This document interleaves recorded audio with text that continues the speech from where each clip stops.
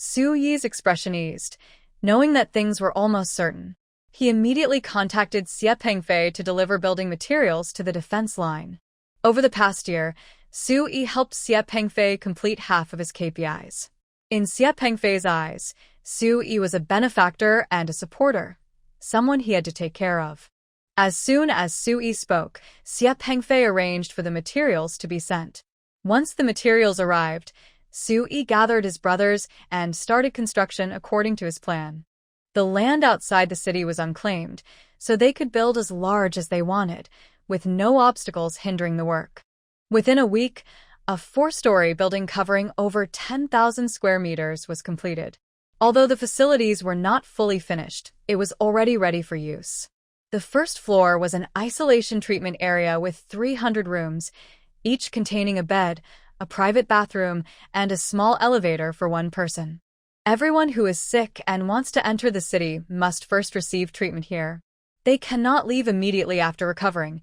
Instead, they take an elevator to the second floor for a week of observation. Once confirmed healthy, they take the elevator to the third floor, then enter the city through the corridor on that floor. The third and fourth floors are single-room observation areas. Even healthy people must stay here for a week to ensure they are well before entering the city. This shelter was just built. Su Yi immediately gathered the sick patients from this area, including the mother and her child, and sent them inside. Other survivors heard about it and rushed over, but unfortunately, the shelter can only hold 300 patients and between 300 to 600 healthy survivors at once. There will always be some who cannot get in. When the first shelter started operating, the government came to see the good results and ordered the construction of more shelters in other areas. This greatly eased the pressure on Team 857. At this moment, the mother and her child, now healthy, are staying in a single room on the 4th floor of the shelter. They are waiting for the week of observation to pass, so they can enter the city. After the woman recovered, she ate and drank normally. Several days, without stress, helped her regain her normal self.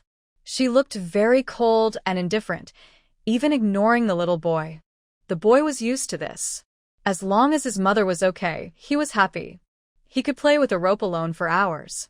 When the observation period ended, fully armed mercenaries came to open the door. Now you can enter the city. These are the rules. Once you get the stamp and sign your handprint, you must follow the city's rules. If you break them, you'll be punished. They played the rules aloud and asked seriously, "Do you understand?" The woman nodded slowly and mechanically. The boy nodded like a chick pecking at grains, holding his mother's hand tightly, muttering, "Mom, once we get into the city, they will assign us a house. Then we won't be afraid of not making it through the winter. I will take good care of you." The woman's face, usually cold, showed a slight change of emotion but remained as unmoving as a statue. Mother and son followed the mercenaries out of the room into the unknown territory. Just past the defenses, a vehicle was already parked nearby. Su Yi got out of the car and walked straight over. "Hand over this mother and child to me. The others, you can take away." The little boy nervously looked at Su Yi, whose face was unclear. Su Yi also looked at them. Until the group was far away, he squatted down and patted the boy's head. "Do you remember my voice?" The boy uncertainly replied, "Are you the uncle who brought us things?" Su Yi nodded and stood up. "Let's go. I'll take you to a place to wash up first. We can have a good talk later." The little boy didn't understand what they had to talk about, but since Su Yi had saved them before, he trusted that Su Yi wouldn't harm them. He obediently pulled the woman into the car. On the way, Su Yi occasionally looked at the woman and noticed her expression was numb, like a walking corpse. The little boy, curious, looked at everything in the city, filled with hope for a new life. This mother and son pair seemed very strange. He couldn't help asking, "Pai Dan, I need to investigate your family background. What's your mother's name?" Pai Dan turned to look at the woman and shook his head honestly. "I don't know. When Mom is awake, she doesn't talk. When she's confused, she just calls me Xiao Yi." "Guye." As soon as Su Yi said this, the woman immediately reacted. She ignored everything and rushed towards Su Yi. "Do you know my son? Have you seen him?" I've been looking for him for a long time, but I couldn't find him. Boo-hoo. Mom, stay calm. Pai Dan quickly hugged the woman. Sue-yi only took a moment to break free from her grip and said in a deep voice, "Sit properly and clean yourself up. I'll have Guyi come to see you." Really? The woman's dull eyes suddenly lit up with a frightening brightness. She obediently sat back down, her anxious, happy, and nervous expressions very obvious. The little boy had never seen such a mother before and felt helpless. Soon, they arrived at the maternity hospital. Sue-yi led them to a small room in the corner of the first floor and said slowly, "There is running water you can use freely here. It also has a heating system, so it's ready to use. I'll call someone to help you wash your hair and clean up after you're ready." The woman looked anxious, afraid Sue-yi might change his mind and not let her see Guyi. Even though she was worried, she didn't dare to cause trouble. Sue-yi turned around and called Dae and Ae, who lived upstairs. One helped the little boy wash his hair and bath, and the other helped the woman. The mother and son hadn't properly bathed in years.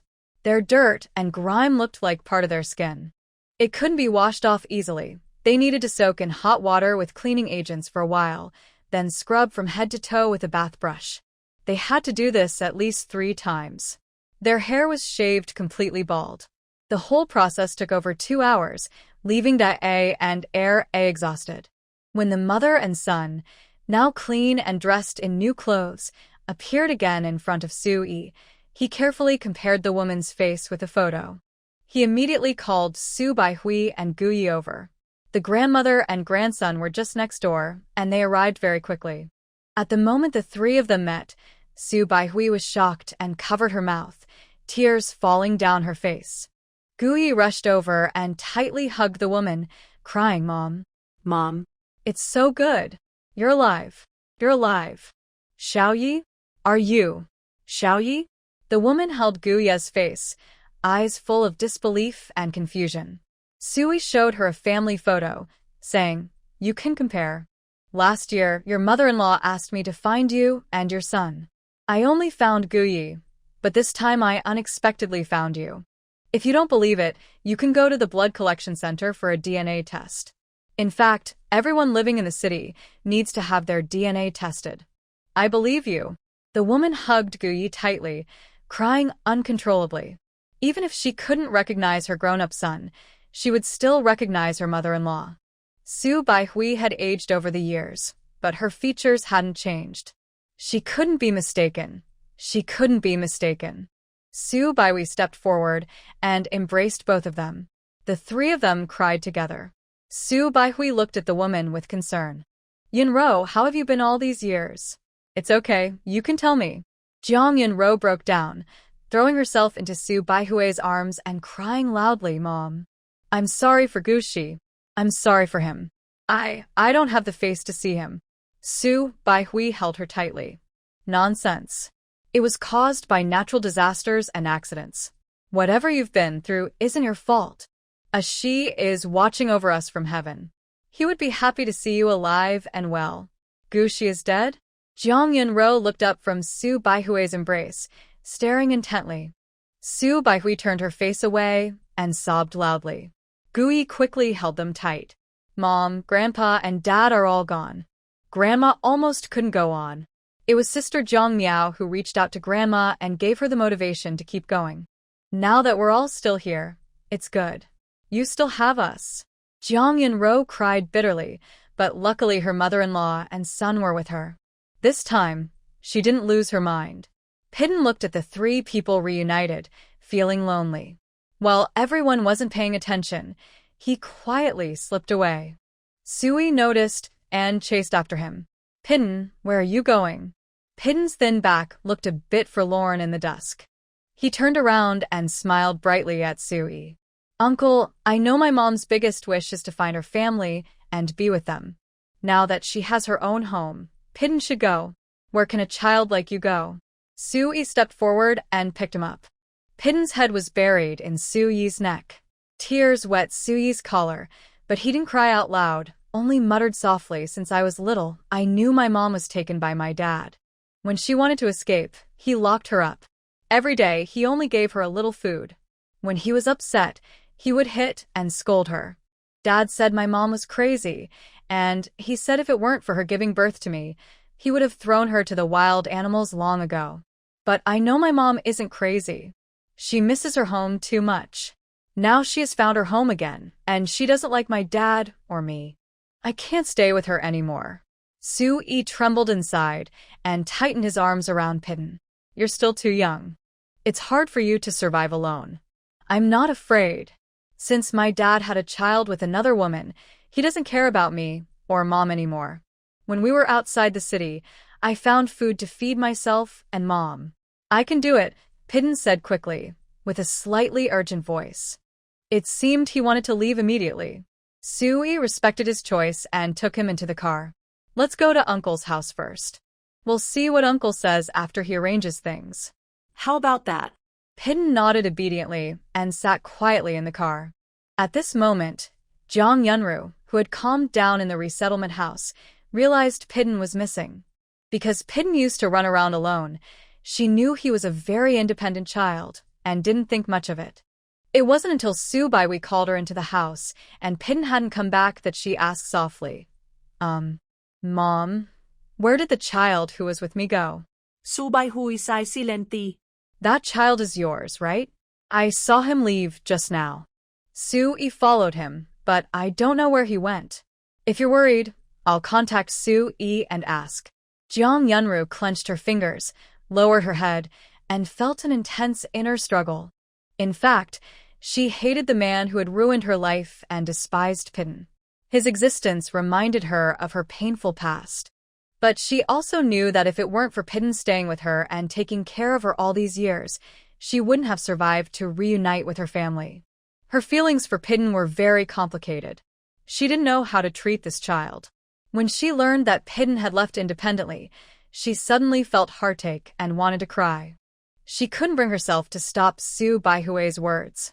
Soo-ee quickly answered Soo-baihui's call. Grandma, is something wrong? Soo-ee, I haven't had a chance to thank you for today yet.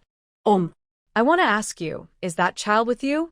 Soo-ee glanced at the preserved egg beside him and softly nodded. Yes. Soo-baihui sighed in relief and quickly said, Can you help bring him over?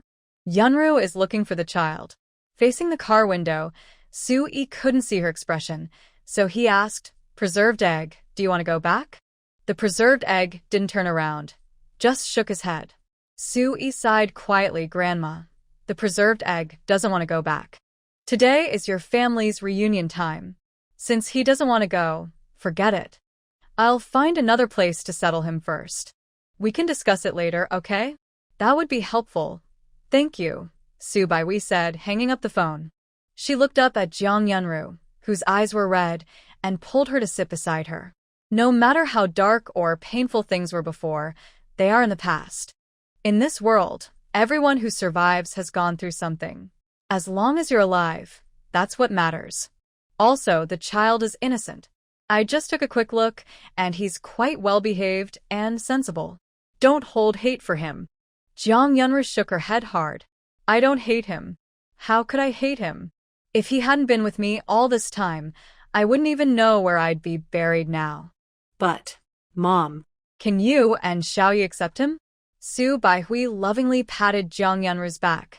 Of course. Why not? I've said it before, the child is innocent. Adults shouldn't involve him. Plus, you don't know some things about the city. According to the rules, survivors taken over by the government can't choose their own shelters freely. The size of each household is fixed. Only some mercenaries have ways to apply for extensions, but that's only if they contribute to the population for the government. Right now, it's just me and Xiaoyi. Xiaoyi is a medic in the mercenary group under their management. He hasn't been assigned a partner yet, so he has no home in the shanty town. I, an old woman, could only live in the worst shack in Zone F because the maternity hospital was built nearby, and since I studied that, I was given this place. Living alone is enough for me, but if Xiaoyi comes, it's different. He travels daily between the mercenary dorm and the maternity hospital, sometimes even has to go on missions. It's very tiring. If we could officially recognize each other and include that child, I could reapply for a proper home and also include Xiaoyi, making us a family of 4. We could move to a bigger, better place. I think Xiaoyi would be happy if he knew. Don't you want to ask him? As soon as the words fell, Guyi brought in food, looking suspiciously at both of them. Mom, Grandma, what are you talking about? Come over. Tonight, the cafeteria cooked radish and egg porridge. It smells so good. When facing the return of her eldest son, Jiang Yunru's attention was entirely on Guyi whenever he appeared. She quickly went to help him and didn't immediately mention the matter of the preserved egg. Su Baihui knew she was scared and avoiding the issue. She sighed helplessly and took the initiative to talk about the preserved egg. Xiaoyi, that child with the preserved egg is your mother's later child, also your younger brother. Have you thought about what to do with him? Jiang Yunru's hand, holding her bowl, tightened instinctively, her lips pressing tightly. Guyi didn't hesitate and said, "Of course he'll live with us. What else could we do?" Seeing his reaction, Jiang Yunru suddenly looked up, full of surprise. "You don't mind?" Guyi shook his head vigorously. "Mom, many people died in the 10-year natural disaster. If I hadn't gotten separated back then, you wouldn't have been so distressed and run out of the house. Dad wouldn't have. Strictly speaking, I am the one who caused trouble for you, Dad and Grandpa. You, a woman. How could you survive without support in such circumstances? I only heard from Su-yi briefly about you and the preserved egg. The biological father of the preserved egg is indeed a bad person. I hate everything he did to Mom, but besides that, I also have to thank him. In that environment, if you were weaker, you wouldn't have survived, let alone protected you. At least he allowed Mom to live until we found out the truth. And the preserved egg. Mom, Brother Su-yi said the preserved egg is very sensible and has been taking care of you. You often treated him like my substitute, which isn't fair to him. But I don't have the right to say anything. We'll bring the preserved egg back and live a good life. Forget the past. Let's look forward together, okay?" Tears streamed down Jiang Yunru's face. Su Baihui smiled with relief. Xiaoyi is right.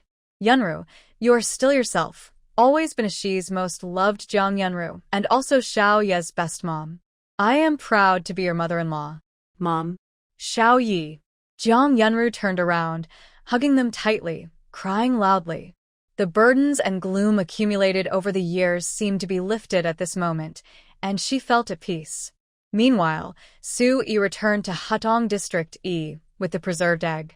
He led the preserved egg straight into the house. The scene inside shocked the little preserved egg. He nervously and timidly took a step back, pulling his foot back as well. Su-yi turned his head. "Come in quickly. What are you standing there for?" The preserved egg shook his head, his bright eyes full of clarity. Su-yi quickly guessed his idea and gently comforted him. "Later, Uncle will bring you a set of clean clothes, and you can take a good bath. Our family doesn't have many rules." While speaking, Su-yi called out loudly to Jiang Miao. Jiang Miao, who was holding his daughter and watching chickens and ducks in the breeding area, appeared. Seeing Pai Dan, he couldn't help but feel curious. Whose child is this? Jiang Jiang Miao's eyes softened with affection and pity when looking at Pai Dan. He quickly placed his daughter on the mat in the living room, look after Nian Nian for a moment. "I'm going to get some clothes for this child. I'll do it. I also need to wash up. I've been busy these days and haven't taken a shower in almost a month." Su-yi, smelling the sour odor on himself, felt a bit disgusted and decided not to touch his daughter for now. The two, one big and one small, went to the bathroom together.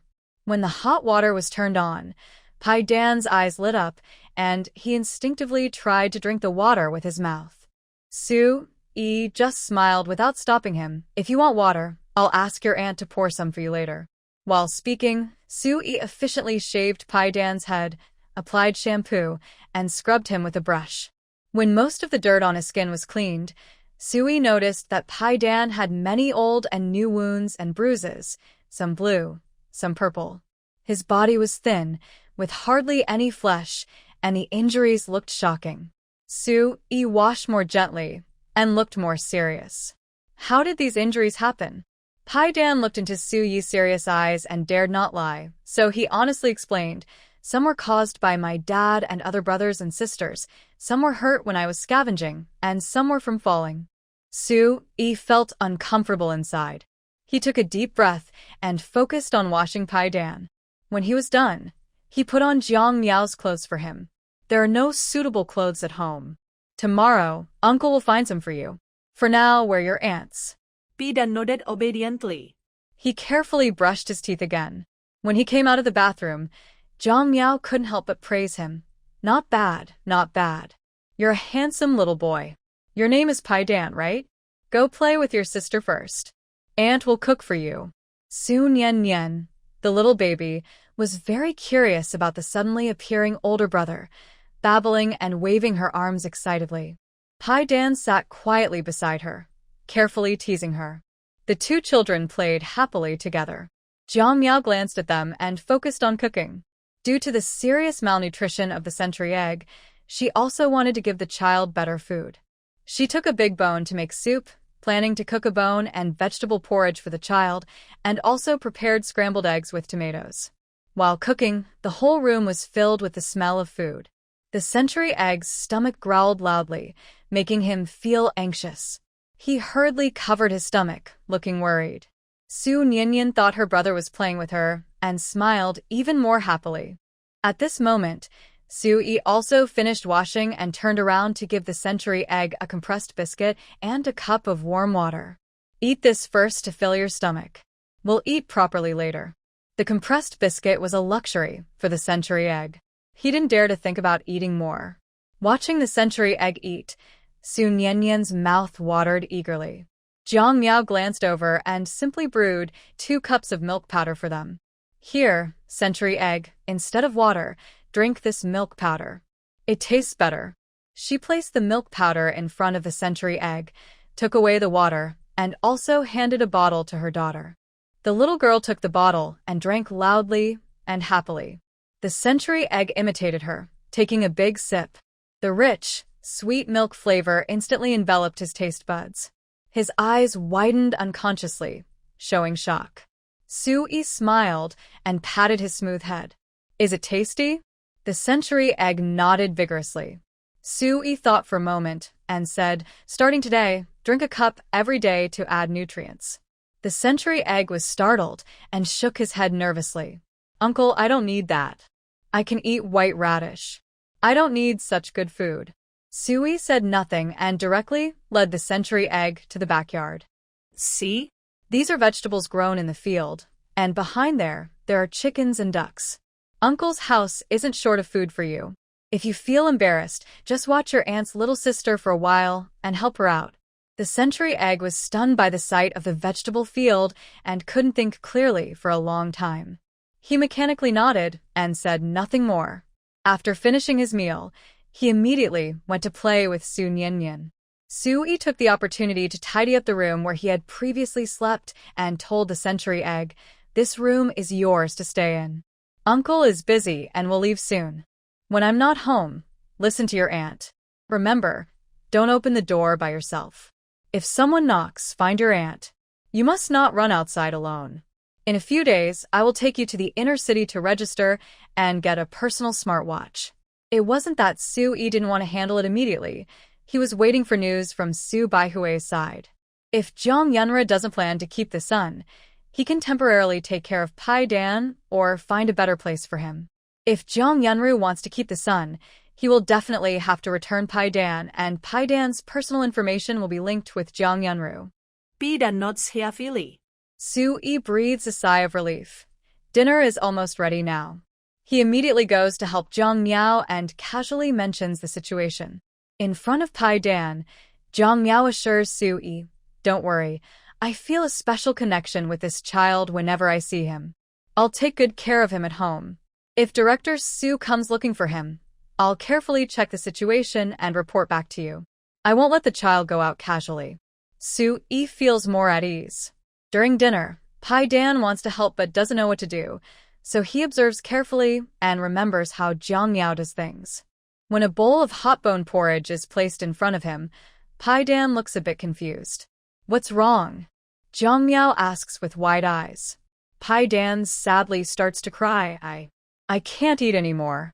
The couple is momentarily stunned, then they laugh loudly. You gave me a scare. If you can't eat, just don't eat for now. When you're hungry again, I'll reheat it for you, Jiang Miao says casually. Pai Dan gradually relaxes in their kind smiles. Su Yi finishes eating and leaves. Pai Dan is really eager to play with Nian Nian. With an extra person at home, Nian Nian won't cling to Jiang Miao as much as before. Jiang Miao still finds time to clean the room, the breeding area, and tend to the vegetable garden. All the busy work lasts until around 10 p.m. She quickly reheats the porridge, feeds Pai Dan a bowl, and then feeds her daughter milk to lull her to sleep. That night, Pai Dan sleeps in a warm room, feeling the soft, comfortable bed. His tense nerves relax, and he quickly becomes so tired he can't keep his eyes open, falling asleep peacefully. In contrast, Zhang Yunru is also very tired, but after many years of relying on Pai Dan, she is already used to his presence. Without Pai Dan by her side, she can't sleep peacefully, tossing and turning. Su Baihui senses her emotional changes and sits up. Are you worried about Pai Dan? Yes, Zhang Yunru responds with a nasal tone, clearly having cried secretly. Su Baihui immediately contacts Su Yi and learns that Pai Dan is with Jiang Miao, then calls Jiang Miao right away. Miao Miao, are you asleep? Jiang Miao glances at her daughter and steps outside to talk. Andy, I was just about to sleep. What's the matter? Sorry to bother you so late. Mainly, my daughter-in-law misses the child. Where is Pai Dan? Is he asleep? Su Baihui's face reddened slightly. She usually didn't like to trouble others, but today she made an exception. Jiang Miao quickly said, It's okay, I understand. Pai Dan should be asleep now. I can hear his snoring. Hearing this, Su Baihui was even happier. That's good. Let the child sleep. Don't disturb him anymore. Jiang Miao hesitated for a moment and asked, Grandma, are you planning to pick Pai Dan up? Yes, we discussed it today. We'll bring him back tomorrow. Su Baihui chuckled. Jiang Miao frowned. Grandma, if I remember correctly, your assisted housing is a single room, small in size. It's just right for one person. It might be a bit crowded for two. If you bring Pai Dan home, there might not be enough space. Why don't you register for a new house first? Once the new place is sorted out, you can bring Pai Dan back. During this time, he can stay here, eat some good food, and rest well. You don't know, just now Su Yi bathed Pai Dan. He has so many injuries, either from being hit or falling. There's hardly any good flesh left on him. The child is so obedient and sensible. Even with all those injuries, he didn't say a word, acting like nothing happened. Tonight, Su Yi applied medicine to him. It will probably take about 10 days for all those wounds and bruises to heal completely. Hearing this, Su Baihui's eyes turned red. Miao Miao, thank you. Grandma really doesn't know how to thank you and your husband. I understand everything you said. Tomorrow, I'll contact Xiao Yi to get the housing situation sorted out quickly. Also, Pai Dan has been staying with you, so he should earn some points. We'll contribute. We can't just take advantage of you for free. Knowing Su Baihui's personality, Zhang Miao politely declined but agreed to help. After hanging up the phone, Su Baihui turned her head and saw Zhang Yunru crying uncontrollably. She comforted her. You might not know, but Su Yi's family conditions are among the best in the shanty town. Pai Dan has better food, shelter, and supplies there than here. Later, we'll convert that into points for them. First, we'll apply for the house tomorrow. And Pai Dan has endured so much for you. You should also pull yourself together. The maternity hospital needs doctors. If possible, you can help me there. Of course, there's no rush. Wait until you're ready. Sleep now. The mother-in-law and daughter-in-law lay down again. The next morning, Guyi came to deliver food to Jiang Yunru. Jiang Yunru also mentioned the housing situation. Guyi quickly said, Mom, I already asked the leaders last night after returning to the team. They said we can choose a place to build our house as long as it doesn't affect others' interests. I thought about it. Shantytown East Zone is spacious. If we apply for land there, it should be easy. But it's too far from the maternity hospital, which is inconvenient. So, I want to talk to the people in Shantytown F Zone, like the resettlement houses. For example, the house my grandma used to live in plus the 2 neighboring households we can build together. I will pay for the points, and then each of them can have a single room. I'm sure they won't refuse. Apart from the maternity hospital and the resettlement houses, the other houses in Shantytown F Zone are old and dilapidated. Everyone has seen the arrangements in the resettlement houses and longs for such a life. If they have a chance to live in a single room like that, no one would refuse. Jang Yunru nodded repeatedly. Okay, we'll do that. But it's starting to snow soon. Can we still work? Gui pondered. Starting construction today should be possible. We need to hurry, but leave it to me.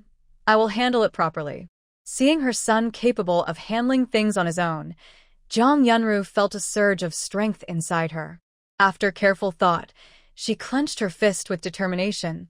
Son, I've made up my mind. After the house is built and everyone is settled, I will go to the maternity hospital to help your grandma. Before the disaster, she had also studied midwifery. If she hadn't gone through these experiences, she might have shined in her professional field like Su Baihui. It just shows that fate and circumstances matter. Gui was happy to see his mother regain her spirit. Good. I'll contact the people now and sort out the house issues first. Later, we'll pick up Paidan and go to the Shantytown Management Office to gather information and collect personal belongings. Jang Yunru agreed. Gui made a phone call, and within half an hour, everything was settled. He spoke with neighbors from his previous house, and they agreed after just a few words. Several nearby residents heard about it and came to ask Gui, Dr. Gu, we also want to give you our house. Just give us a single room. An elderly woman with a worried face nodded hard. Winter is coming again. We don't know if we can make it through this year. Last year, because I just moved to the city, I relied on some food provided by the government and things I found scavenging. I managed to get by. But this year, more people have come to the city, and scavenging has become harder. Everyone has found fewer good things, and with limited points, we haven't saved enough food for winter, let alone warm clothing. Also, after a year, the already broken shanty houses have become worse. Now they leak wind everywhere. When it snows, they will be unlivable, and those living there will have no way out. Others share this worry and sigh heavily. Gui feels uneasy watching all this and quietly clenches his fists. He wants to help but has limited ability and can't save everyone. After thinking for a moment, he grits his teeth and says, "Don't worry. I will report this to the authorities and see what they say. If winter becomes too harsh, we can go to the maternity clinic. With a small number of points, we can exchange for some food, but only for the lonely elderly and children in the F District Shanty area. Why should they get special treatment? Life is hard for us too." A middle-aged woman protests unwillingly. Gui looks at her and quickly notices she is not from the F District. He frowns in displeasure. I help them by giving points and subsidies, and they're willing to give me their houses. Which district are you from? The woman's eyes flicker, and she says nothing. She came to buy water at the maternity clinic and was just there to join in the fun, not to cause trouble for her family. Feeling guilty, she quickly carries her water bucket and slips away from the crowd. Gui snorts softly, withdraws his gaze, chats with everyone for a while longer, then reports the situation in the F District Shanty area to the mercenary leader. The leader finds Deng Jianhong and immediately speaks with a sarcastic tone. You guys are really something. Now managing the shanty areas has become our mercenary group's responsibility. If someone doesn't know better, they'd think the planning department is no longer around. Deng Jianhong is busy and overwhelmed. When he sees the person is Captain Li Jianfeng of the mercenary team, he immediately puts down his work to greet him. Captain Li, what wind blew you here? Is there some misunderstanding between us? Deng wipes the non-existent sweat from his forehead and smiles in a very flattering way. Li Jianfeng snorts impatiently. Director Deng, we've worked together for so long. I won't beat around the bush. Our little Gu from the mercenary team just reported that the houses in the east zone of the shanty area are almost unsafe. What will happen to the lonely elderly and children during winter this year? Hearing this, Director Deng begins to act pitiful. Captain Li, You know the situation in the city right now. Outside the city, infectious diseases are spreading rapidly. There are still 2 shelters not yet completed, and the expansion of the East District slum is ongoing. Snow is falling soon, so I need to finish these tasks quickly, right? Building shelters was not originally in the plan. Our planning team was already dispatched, and now even I have to go on missions. I really don't have extra energy to handle other things. Also, the government can't support survivors forever. Once they settle in the city, they become proper residents and have a duty to survive on their own. According to our plan, they should be self-sufficient, growing crops and raising animals at the same time. We don't expect them to be perfect, but they should at least do one of these activities. But the reality is different. People prefer to escape hardship rather than focus on farming or raising animals. Last year, there was a drought. This year, the maternity hospital is delivering water, and the water supply problem has been solved. They should first find ways to farm the land, but instead they rely on the government. The government can't support so many mouths. Plus, if we set a bad example, everyone will start complaining later. Please understand our difficulties. Deng Jianhong spoke more and more sadly. At first, he was only a little upset, but now he seemed more serious, even with red eyes. Li Jianfeng knew Deng Jianhong was telling the truth. His dissatisfaction eased a bit. Director Deng, don't get too upset. I came to see you not to make things difficult. You're right, those who have the ability and large families should be farming and raising animals. It's indeed unreasonable if they refuse. We definitely can't relax policies for them. But what about the residents of the F district slums? The elderly, the weak, the sick, and the disabled. To be blunt, they really can't contribute to the government. But if the government treats them well, it will increase trust and unity. Don't you think? I have an idea now. Listen and tell me if it's possible. The government provides some points, and mercenaries help without pay. We rebuild the F district houses, planning according to current population numbers. We wait until after this winter. Next spring, the government supervises their farming and raising animals. What do you think of this plan? A glint appeared in Deng Jianhong's eyes, and he quickly smiled in a flattering way. Team Li, is that serious? Li Jianfeng nodded firmly. Deng Jianhong immediately agreed. Good. Since you say so, I'd be ungrateful to oppose. Wait for me. I'll contact the higher-ups and send the materials to you right away. Still straightforward, Director Deng. I'll take my leave now. Li Jianfeng left in a good mood. Deng Jianhong's office assistant was very anxious. Director, why did you agree so easily? What if higher-ups disagree? Deng Jianhong smiled calmly. Why are you so worried? Who is Li Jianfeng? Important people in the city center all treat him with respect. As long as the report states that it was Li Jianfeng's suggestion, who would oppose it? Plus, mercenaries are very good at infrastructure projects and ask for high pay. It's rare that they support unconditionally this time. We can't miss this opportunity. The assistant suddenly understood and quickly started writing the application report. The report was approved just an hour after submission. By then, the construction materials had already been delivered to the F District shantytown, and all the staff arranged by Li Jianfeng had arrived. They counted the number of people willing to contribute their houses for relocation, made plans on the spot, and started construction in less than half a day. Gu Yi and Jiang Yunru watched the scene outside the maternity clinic, feeling happy. They worked until sunset before going to pick up Pai Dan. On the way, Jiang Yunru was worried about how Pai Dan would react upon seeing her. Because she was too nervous, her palms were sweaty. Unfortunately, the distance from the maternity clinic to Shantytown was very short. In the blink of an eye, they arrived at Jiang Miao's door. Gu Yi saw Jiang Yunru looking nervous, so he stepped forward to knock. Inside, Pai Dan's voice was heard. Annie, someone is knocking. Coming. As soon as she spoke, the door opened. Jiang Miao saw Gu Yi and couldn't help but smile. Why are you here? Gu Yi forced a bright smile. Sister-in-law, this is my mom. We're here to pick up Pai Dan. Jiang Miao politely nodded at Jiang Yunru. Come in. They followed Jiang Miao inside, feeling a bit awkward. As soon as they entered, they were stunned by the decoration of the house. Gu Yi blurted out nervously, sister-in-law. Your home is really beautiful. Jiang Yunru instinctively nodded in agreement, her eyes falling on Pai Dan, who was holding Su Nian Nian on the carpet. Her rational mind immediately returned. Be done. Pai Dan lowered his head, holding Su Nian Nian tightly without saying a word.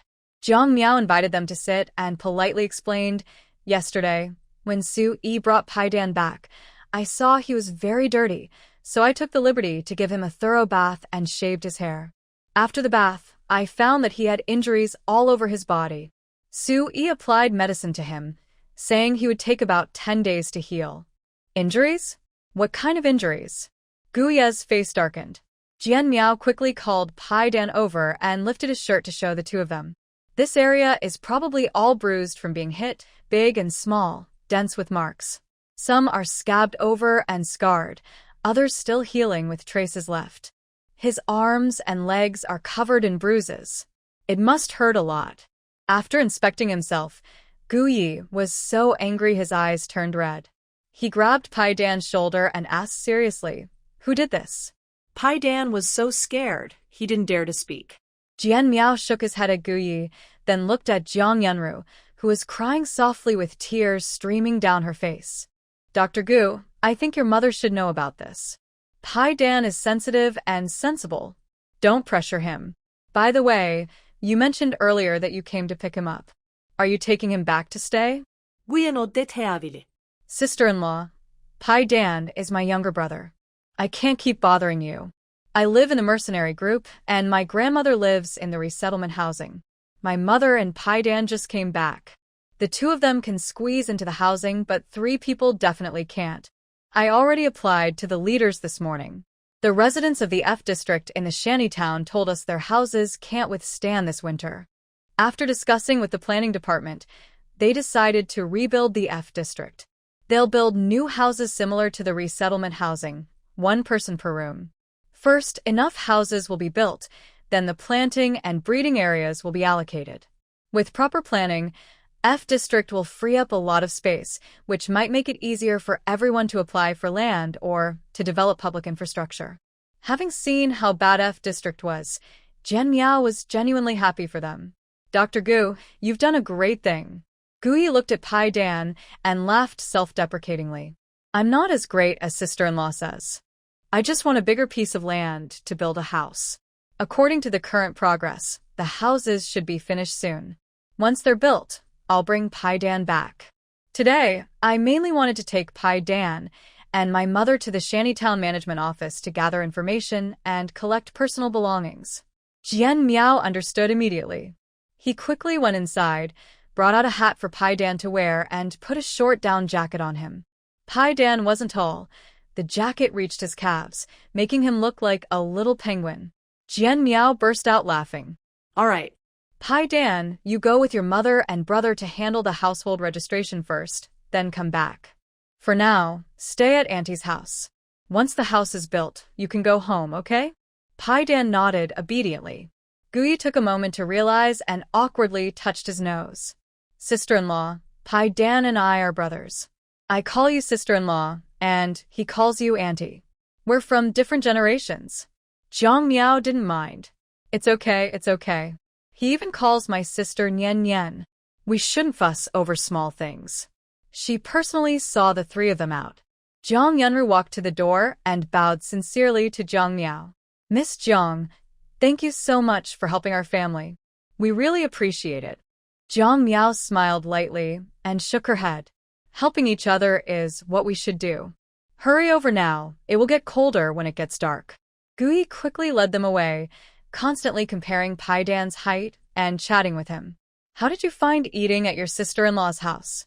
Pai Dan obediently replied, Annie made me some milk powder. I ate porridge, meat, eggs, and vegetables. I'm full. How many meals a day? Jiang Yunru asked. Pai Dan hesitated, then slowly said 3 times. Jiang Yunru let out a breath of relief. 3 meals a day means you won't go hungry. There's meat, vegetables, and milk powder. Better than what we eat. Xiao Yi, what can I do to thank them? Gu Yi, rubbing his head, looked troubled. Mom, I really don't know. Brother Soo-yi is one of the best in the mercenary group, and he's really good at earning points. Their family is wealthy, and they have food that can't be bought outside. I don't even know how to value the points they give. Forget it. I'll thank Brother Soo-yi and his wife properly later. You don't need to worry about this. Anyway, the more they have, the less they fear trouble. Their family still owes the couple a lot, and they can only keep it in their hearts, planning to repay them when they get the chance. Pai Dan, listening to his mother and brother talk, felt a rare warmth of being loved by his family. His chest felt tight, warm, and he blushed with tears that unexpectedly fell. He was afraid someone would notice, so he held back the tears with all his might. The three arrived at the Shantytown management office. Dai Deshan immediately recognized Gu Yi and hurried over to greet him. Gu Yi pointed to Jiang Yunru and Pai Dan and introduced, Director Dai, this is my mother and younger brother. We just found them. Please help us register their household. Of course, of course. Everyone's talking about Dr. Gu's family. Congratulations. Dai Deshan said, calling staff over to help. They had to record fingerprints, take blood samples, and handle personal belongings. All the busy work took until almost 8 p.m. The three left the management office and headed straight to the maternity hospital. Gu Yi drove them to the inner-city trading center and bought each of them 4 sets of winter clothes and shoes. He also bought some toys for children, planning to give them to Jiang Miao's daughter. Although the preserved egg was mature and steady, it still behaved like a child. Who wouldn't be happy to get new clothes? Especially since it was his first time buying new clothes in his life. From the moment he received his own clothes, he hugged them tightly and refused to let go. He was showing a rare, innocent childlike joy. Jiang Yunru looked at him with happiness, her eyes softening. She hesitated and said, Preserved egg, I was wrong before. I shouldn't have taken my anger out on you. Can you forgive me? The preserved egg buried his head in his new clothes and nodded repeatedly. Jiang Yunru gently picked him up and held him in her arms, choking up as she said, Mommy wasn't good before. Once our house is finished, I'll bring you back. You used to take care of me, and now I'll take care of you. Okay? The preserved egg sniffled and kept nodding. Jiang Yunru tightened her embrace around him. The car stopped at Jiang Miao's house. Gu Yi knocked on the door, and Jiang Miao quickly opened it. Gu Yi hurriedly handed over some items, saying, Sister-in-law, this is a little gift from me. Also, thank you for your help these days. You're welcome, you're welcome. Preserved egg, come in quickly. It's really cold outside. I'll make some milk powder for you. Her words stopped abruptly as the door closed. Gu Yi turned around, helped Jiang Yunru into the car, and said, Mom, today preserved egg looked pretty happy. With sister-in-law taking care of him, you can rest assured. I know. I just feel a bit reluctant. Let's go home and rest. Tomorrow morning, I need to go to the maternity clinic to help. Jiang Yunru wiped her tears and quickly regained her composure. Since the maternity clinic was built, more pregnant women had been coming. After this winter, it would probably be even busier next year. Jiang Yunru was eager to become more independent, so her mother-in-law and son wouldn't have to work so hard. Inside the house, Jiang Miao was smiling happily, showing off preserved egg's new clothes and smartwatch. Auntie, can I add you on contact? Preserved egg blushed and nervously asked. Jiang Miao looked into his shining eyes and immediately took out her smartwatch to exchange contact information with him. That's perfect. Now go take a shower. Auntie will apply some medicine for you. That night, preserved egg fell asleep holding his new clothes, feeling happier than ever before. In the following days, the weather grew colder. With preserved egg at home, Jiang Miao found it inconvenient to go out for errands, so she kept running to the basement next door. She also checked on milk powder and diapers, trying to prepare everything needed for the child's winter. With enough milk powder, Pitten's nutrition gradually improved. After a week, her face looked fuller, and her complexion became rosy, no longer dry, sunken, or yellowish like before. The most joyful thing for Jiang Miao was that Pitten's injuries had almost healed, and most of the bruises had faded. At the same time, the basic construction of the resettlement housing in Area F was completed. The entire housing complex is arranged in a long, with each floor having 100 single rooms. A long corridor runs through the middle, with stairs spaced at intervals. Including the basement, there are 4 floors. The basement is very large and is currently unused. The top 3 floors have 300 single rooms, enough to house all residents of Area F. Behind the housing are planting and breeding zones. Both zones are surrounded by high walls and covered with roofs, so residents won't be exposed to sunlight when passing through. Each breeding and planting zone is numbered to match the housing unit numbers. This coordinated planning greatly improves space use and enhances residents' living conditions. Once the houses were built, everyone eagerly moved in. Coincidentally, Soo-yi returned from a mission with his mercenary team, bringing several trucks of daily supplies. He announced over the loudspeaker downstairs, "Winter quilts and coats are on sale at low prices. Anyone in need, come take a look." Before anyone came downstairs, Gu-yi rushed out of his new house. "Brother Soo-yi, what are you doing?"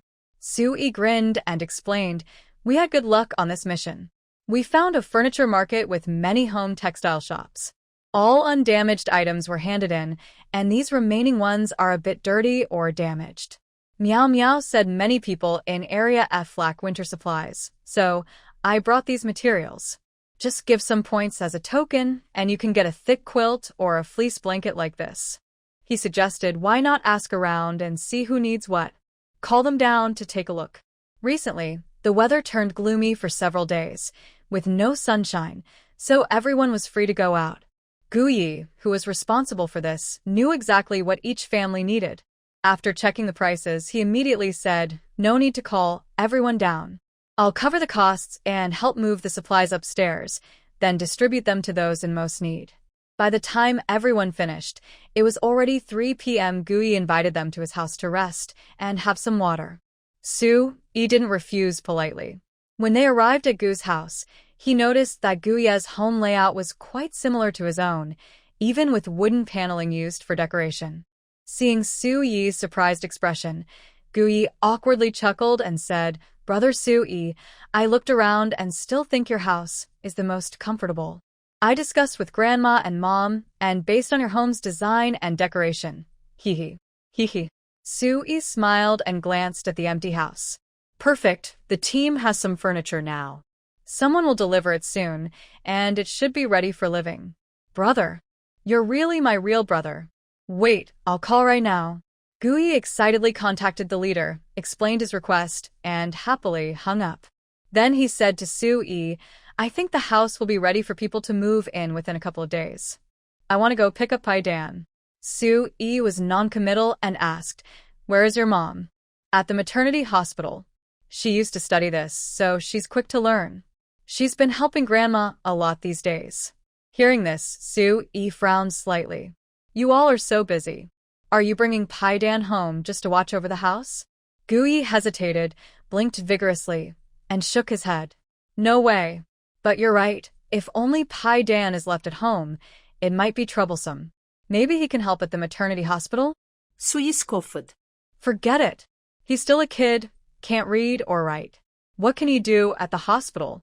I think it's better for him to stay at my place. With Pai-dan helping Meow Meow watch the kids, he'll have something to do. Meow Meow can also teach Pai-dan to read and write in her free time. The kids improve every day, better than just staring blankly at home.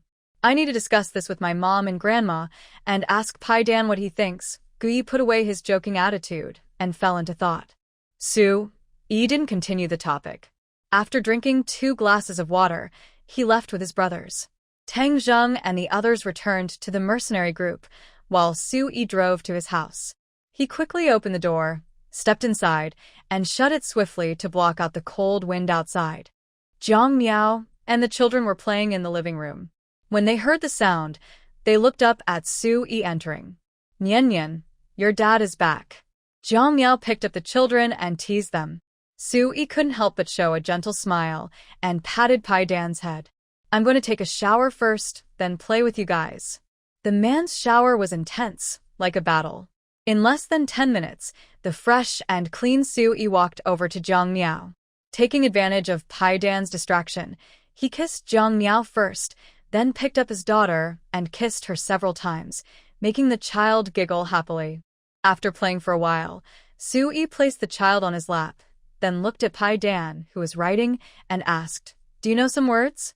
Pai Dan excitedly turned the pages, saying, "Annie teaches me 4 words every day. I've learned about 30 words now." Wow. "You can do math, too. Not bad, not bad." Sui Pires Generosi. Pai Dan became even more excited, counting what Jiang Miao had taught him. After Pai Dan finished speaking, Jiang Miao looked at Soo-yi and said, "This child is very smart and learns quickly, but he has no foundation. We only have notebooks and pens at home. I teach him wherever I can." "You're very capable. See if you can bring back some books or teaching materials so I can teach him systematically." She was not only helping Pai Dan, but also gaining experience to eventually teach her daughter. Soo-yi valued education for children and immediately agreed. "We have a 2-day break during this vacation. Tomorrow I'll go to the inner-city trading center to look for teaching materials. It shouldn't be hard to find some." But He looked down at Pai Dan and asked, "I just came from the resettlement housing. Your house is finished, just like ours, with everything you need. Your brother said he'll come pick you up once he's done with his work. Do you want to go back or stay at Uncle's house?"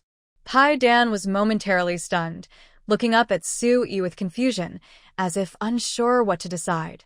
Jiang Miao quickly said, "It's just the 3 of us here. Whatever you want to do, just say it. It's okay." Encouraged by Jiang Miao, Pai Dan hesitated for a moment before bravely asking, "Uncle, I miss Mom. What is she doing?" Soo-yi thought for a moment and replied, "Your mom is helping at the maternity hospital. She used to be a great doctor. Now, since the hospital needs more staff, she went there to do her best and realize her potential. When people have work to do, they feel more energetic. Your brother told me she's been recovering well lately." Pai Dan sighed in relief and smiled. "Then I want to stay at Uncle's house. I can learn from Annie and help take care of my sister. I'll have things to do. When the weather gets warmer, I'll go treasure hunting." Jiang Miao immediately understood that Pai Dan didn't want to trouble others and comforted him, "Helping Annie take care of your sister. She teaches you and gives you food. We're equals. You don't need to feel burdened. Life is better now than before. You still have your mother, brother, and grandmother. No matter what, you don't have to go through hardships alone. Study hard and learn knowledge so that in the future, you'll have the ability to live a good life." Even though Pai Dan is sensible, she is still a child and hasn't been fully taught. When Jiang Miao said this, she remembered it in her heart and nodded honestly. Soo-yi saw that she listened carefully and couldn't help but smile. He was about to ask what Jiang Miao would eat tonight when suddenly there was a knock at the door. He put his daughter down and went to open the door. The visitor was Dai Deshan. As soon as he entered, he looked at Jiang Miao. Just as he was about to speak, his gaze fell on Pai Dan, who was seriously writing. His eyes widened, and he raised his voice. "Oh, this child is here too. Looks like you already knew. That's perfect. I need to make a record. Ms. Jiang Miao, may I ask, who is this child's mother to you?" Jiang Miao was confused. no. "Director Dai, what are you talking about?" "This child's mother is the wife of Director Su from the maternity hospital. It has nothing to do with me. At most, we just share the same surname. Pure coincidence." Hearing this, Dai Deshan frowned deeply, his expression becoming more serious. "No, that's not right. The DNA report of Jiang Yunru and her son has come out. Previously, Director Su submitted a genetic comparison request to the management office while searching for relatives. That request has not been withdrawn. After the report was ready, we followed the process to compare it with the genetic database. Besides confirming that Jiang Yunru and Dr. Gu are mother and child, we also unexpectedly found that Ms. Jiang Miao and Ms. Jiang Yunru are related. Because they are relatives, not parent and child, I came here to understand the situation and to update the household registration information." Everyone was stunned. Pai Dan excitedly ran to Jiang Miao, looking up at her. "Auntie, what is your relationship with my mom?" "I don't know." Jiang Miao spread her hands, just as confused as anyone. Soo-yi immediately took her to sit on the sofa and asked Dai Deshan to sit down as well, then contacted Guyi in front of them. Bring your mom to my house now. Guyi was waiting for furniture and couldn't leave easily. What's the matter? If it's not urgent, can it wait a bit? 수위 fronet. Director Dai from the Housing Management Office came to my house. He said your mom and my wife are related. Do you think this is urgent or not? Guyi was stunned. What's going on? Wait for me. I'll be there right away. As soon as he finished speaking, Guyi rushed into the maternity clinic and found Jiang Yunru, who was assisting Su Baihui with a consultation. He gasped and shouted, Mom, Director Dai says you and Jiang Miao's wife are related. She's waiting for you at her home. Jiang Yunru froze in surprise. Su Baihui reacted quickly after a few seconds, pushing Jiang Yunru gently. Go and see what's going on. If it's true, that would be wonderful. Before Jiang Yunru could respond, Guyi pulled her away and ran. Su Baihui watched their backs. A look of happiness appeared on her face, but then she looked confused. When Gu Shi married Jiang Yunru, both families had met. It seemed Jiang Yunru had no other siblings. Could it be other close relatives from the Jiang family? Could DNA testing reveal this? Su Baihui, who had been practicing medicine for decades, was confused. Even more confused were Jiang Yunru and Guyi. After arriving at Su Yi's house, the four of them stared at each other, eager to find out the relationship between Jiang Miao and Jiang Yunru. Nearby, Dai Deshan was also watching, curious. The scene became awkward. Guyi broke the silence first. Sister-in-law, may I ask about your family? Like, what are your parents' names? Jiang Miao hesitated. My father's name is Jiang Yunxian. My mother's is Yu Xiehua. I have two brothers. The eldest is Jiang Yan and the second is Jiang Jun. Dai Deshan patted his thigh heavily. Listen to this. Jiang Yunxian, Jiang Yunru. They sound like siblings or close relatives. Sister-in-law Jiang Yunru, am I right? Jiang Yunru shook her head blankly. I don't know. In my memory, I am an only child, the only daughter of my parents. I was raised as an only child, and my parents worked hard to raise me. I haven't heard of having any brothers. So this is? Dai Deshan was stunned, and then looked at Jiang Miao. Jiang Miao shook her head innocently. I have no idea either. How should I fill this in? Dai Deshan frowned, thinking he could enjoy the scene of relatives discovering their relationship, but it turned out to be a mistake. No, the DNA test results wouldn't be wrong. Where was the problem? Dai Deshan couldn't figure it out, and everyone else was even more confused. He thought for a moment, then gritted his teeth. Forget it. I'll just write aunt and nephew in the relationship column. You two should try to remember more later. Maybe you'll recall something. It's getting late, I'll leave first. Su Yi and Gu Yi hurriedly stood up to see him off. After Dai Deshan left, Jiang Miao immediately took a mirror and compared her face to Jiang Yunru's. She looked at herself for a long time but couldn't see any clear resemblance. Gu Yi chuckled softly and said, Mom, my sister-in-law should be your cousin. Never mind, from now on my sister-in-law is my cousin. Pai Dan, come here and call her cousin. Pai Dan, confused, called out to Jiang Yunru, making her feel a bit shy. At this moment, she noticed Pai Dan's handwriting practice book and was surprised. Pai Dan, are you studying? Pai Dan nodded excitedly and proudly showed Jiang Yunru his homework book. My older sister-in-law taught me. Mom, I want to stay at my sister-in-law's house to take care of my little sister and learn to read and write. Is that okay? Of course. Jiang Yunru was very happy. She was glad her son was eager to learn. She quickly looked at Jiang Miao and Su Yi. Will Pai Dan staying here bother you too much? Jiang Miao came back to her senses and shook her head quickly.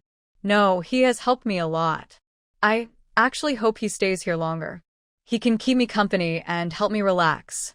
Thinking for a moment, she said, Since Director Dai said we are related and you share the same surname as me, I will call you Auntie. She heard that Annie stays at the maternity hospital most of the time, except when resting.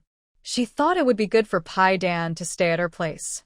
If Auntie is worried, she can pick him up and drop him off. When Auntie finishes work at the hospital, she can send him over again. That's a good idea. Mom, why don't we listen to what the older sister says? Gui spoke first before Jiang Yunru could reply. Jiang Yunru was also worried that Pai Dan might run around when she was not home. This plan seemed good for everyone. Once everything was settled, Jiang Miao smiled and said, "Today I've made a new auntie and 2 cousins. I should cook a meal to properly welcome you all." Jiang Yunru wanted to refuse, but Guyi was the first to agree and even said he wanted to help Jiang Miao. Jiang Miao simply told him to go help pick vegetables in the field. When they arrived at the backyard, Guyi was amazed by the vegetable garden in front of him. His voice trembled as he asked, Cousin, did you plant all these?" "Oh my, you actually grew a whole vegetable garden. What about radiation levels? Are there any mutations?" Jiang Yunru asked one question after another. Jiang Miao looked at Su Yi. Su Yi naturally continued the conversation. "There's no radiation.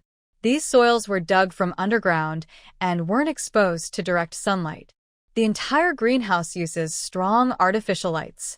From the seeds, everything was carefully optimized. I can guarantee that the vegetables grown here are valuable even in the city center. Jiang Miao is just more low-key and doesn't like to show off. If you want to start farming too, I can help you prepare in advance." Jiang Yunru nodded hard, her eyes never leaving the vegetables. "We definitely want to start farming."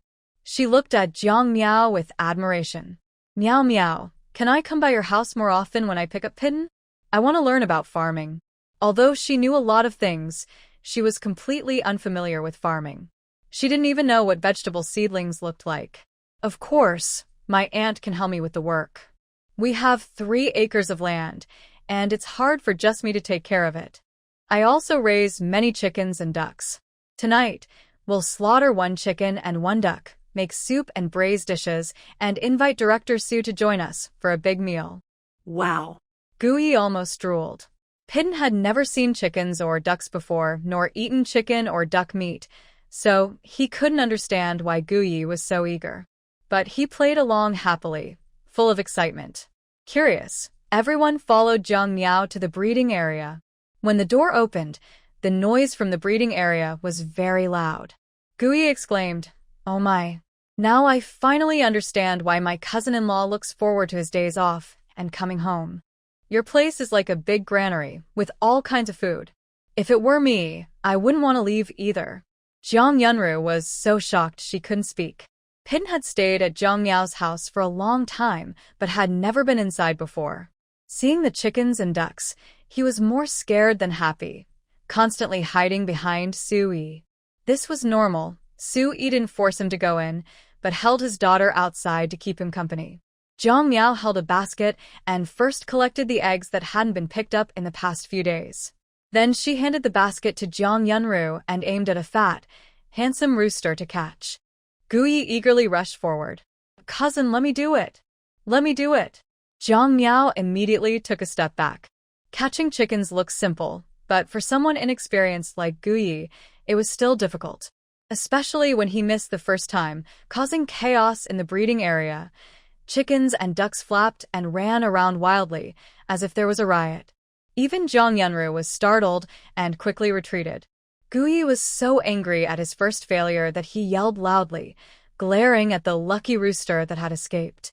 After a struggle, the rooster even flew into the air, shocking everyone outside with wide eyes. Pidden was so frightened he backed away more than 10 meters. Jiang Miao couldn't stand it anymore. She casually grabbed a cage, waited until the rooster was cornered, then quickly threw the cage to trap it. She then asked Guyi to reach in and catch the rooster. When they left the breeding area, both of them still had chicken feathers on their heads, looking dirty but funny. Jiang Miao, holding a rope, angrily told Guyi to tie up the rooster, then went inside and quickly caught a 6 or 7 Jean duck. A group of people gathered around to watch her bleed the chickens and ducks. At this point, no one was afraid anymore. After the chickens and ducks finished bleeding, Su Yi boiled a pot of water. Next, they had to scald and pluck the feathers.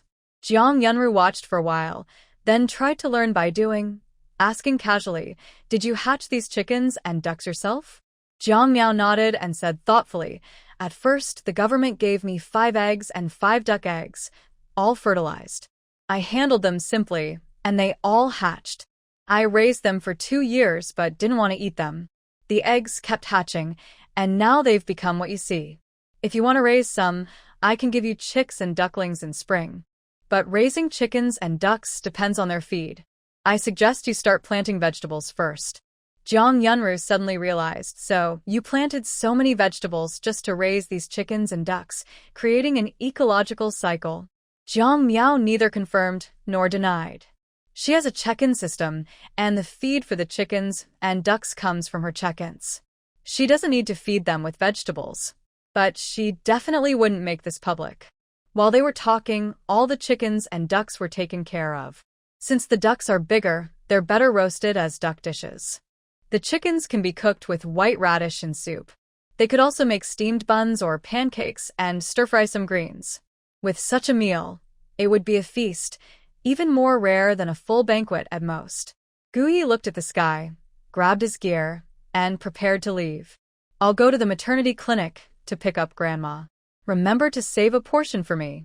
Pai Dan was giggling happily and Su Nian was laughing along. The lively noise from here reached the neighbor's house. Yeju, holding her son, looked suspicious. What's going on next door? Are there visitors? Zhou Lantian also found it strange, so he listened carefully. When he heard Gu Yi and Su Baihui talking outside, he opened the door and greeted them. Just then, Zhang Miao also opened her door and immediately invited Zhou Lantian to join the meal. Now that the two families were close, Zhou Lantian didn't refuse and called Yi Shui to come along. A group of people sat in the living room, chatting and playing with the children. Su Baihui also mentioned Jiang Yunru and Zhang Miao.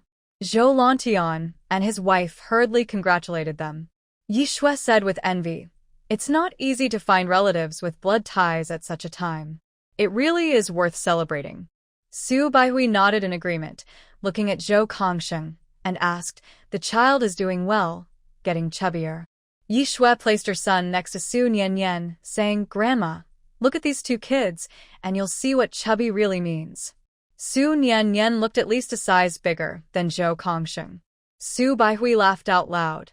"You can't compare like that. Go see the babies in the maternity ward. Every one of them is small and thin, which makes us worry a lot. Most importantly, the babies are weak, and the adults are also malnourished, just like when you were young, with insufficient milk and all sorts of troubles. As doctors, we definitely can't let anything happen to the newborns in the maternity ward. We've tried all kinds of ways to report to the authorities, but milk powder is really expensive and hard to get." Yi Shui looked up in surprise. "Grandma, don't the research institutes in the inner city have dairy cows or goats?" Su Baihui frowned. Xiaoye reported this to the leaders, and they looked into it. There are some, but very few, probably fewer than 100 cows and goats combined in all the research institutes in the city. The milk produced by these animals can't meet the needs of the inner city center, so residents there can't buy it. Since we're in the outer city, it's even more difficult. Fortunately, we can still manage some rice soup, but rice soup isn't nutritious. If this continues, it won't be sustainable.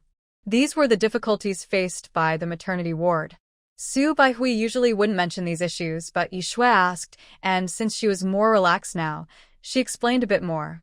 Jiang Miao nearby wanted to help, but she could only get a limited amount of formula at a time, so she couldn't meet such a large demand. The best solution was to supply milk from cows and goats. She looked at Su Yi and asked, "Can you bring back 2 sheep? We could try raising them. If it works out, it might help." Su Yi nodded. "Okay. I'll ask around tomorrow." Su Baihui was very happy and showed gratitude.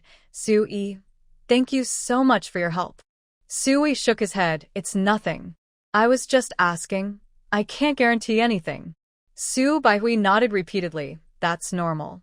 Your mercenary group's leader has already looked into it. Buying young calves or lambs isn't a big problem, but the real difficulty is raising them.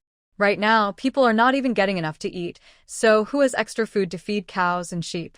Yi Shui smiled and said, "Grandma, maybe others can't do it, but Miao Miao definitely can. She's a big farmer.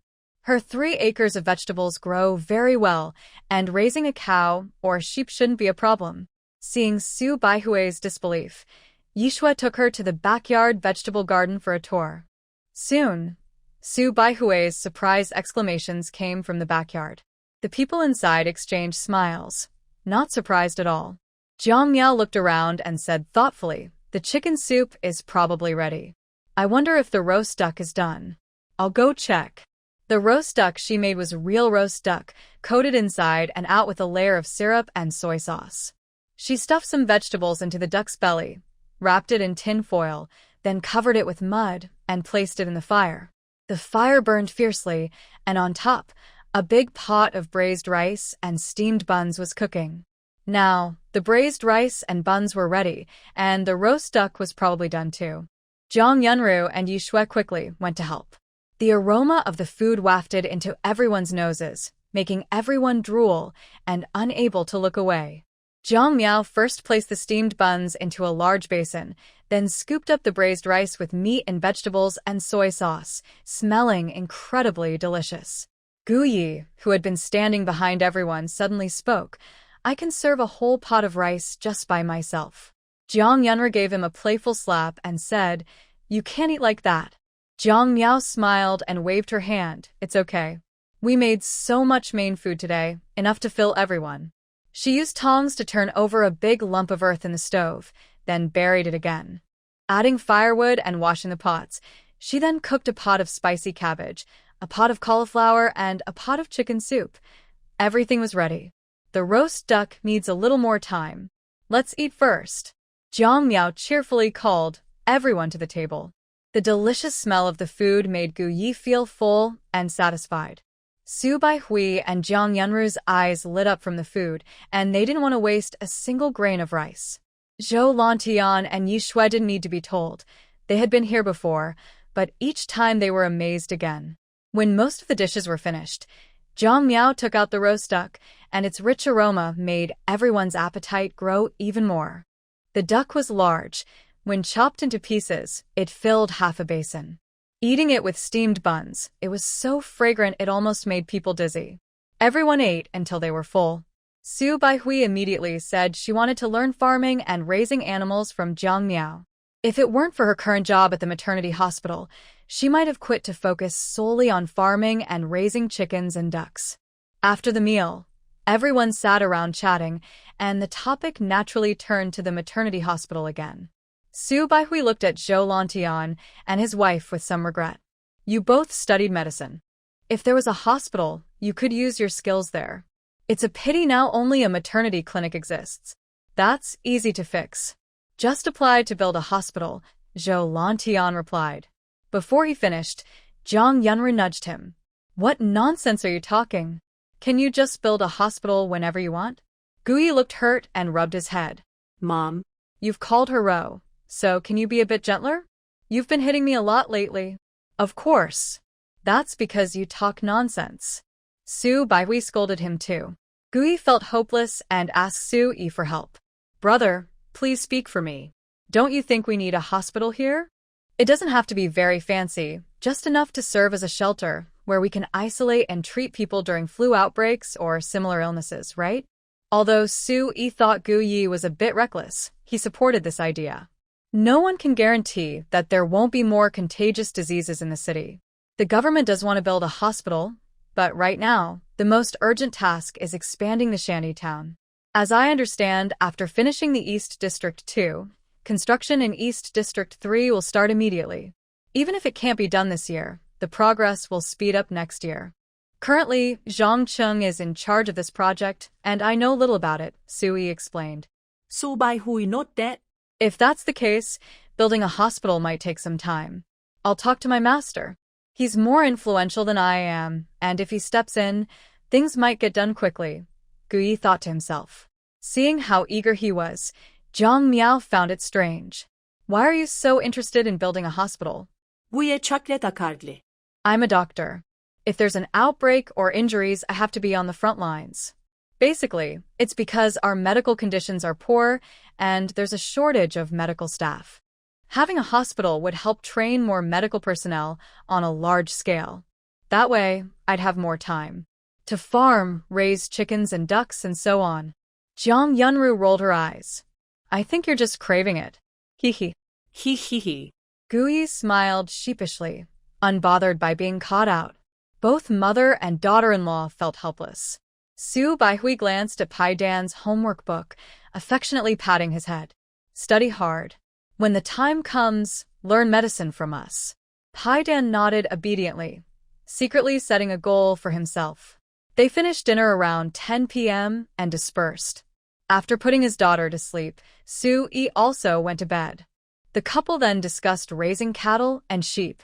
This matter can be handled, but I think it's best not to let you come alone. You can't help so many people by yourself. I mean, find a piece of land from the government, start with planting, then move on to raising animals. You can be in charge and recruit helpers.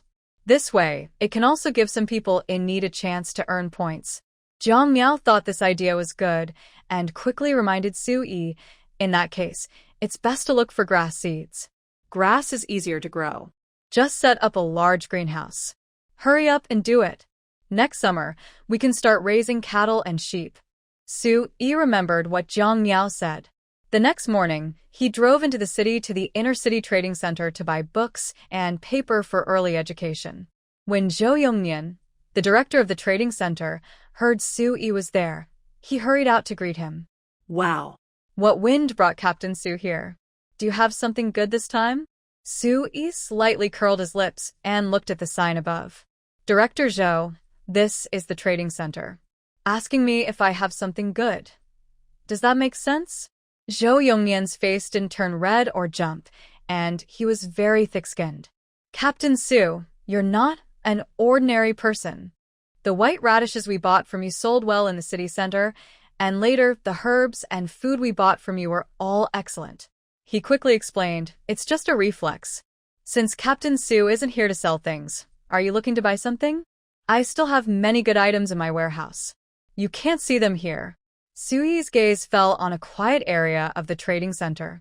He hesitated and said, I need books. For a moment, Zhou Yongnian was stunned. Then he nodded and praised, as expected of Captain Su. Now, most people use their points to buy food or warm clothes and blankets.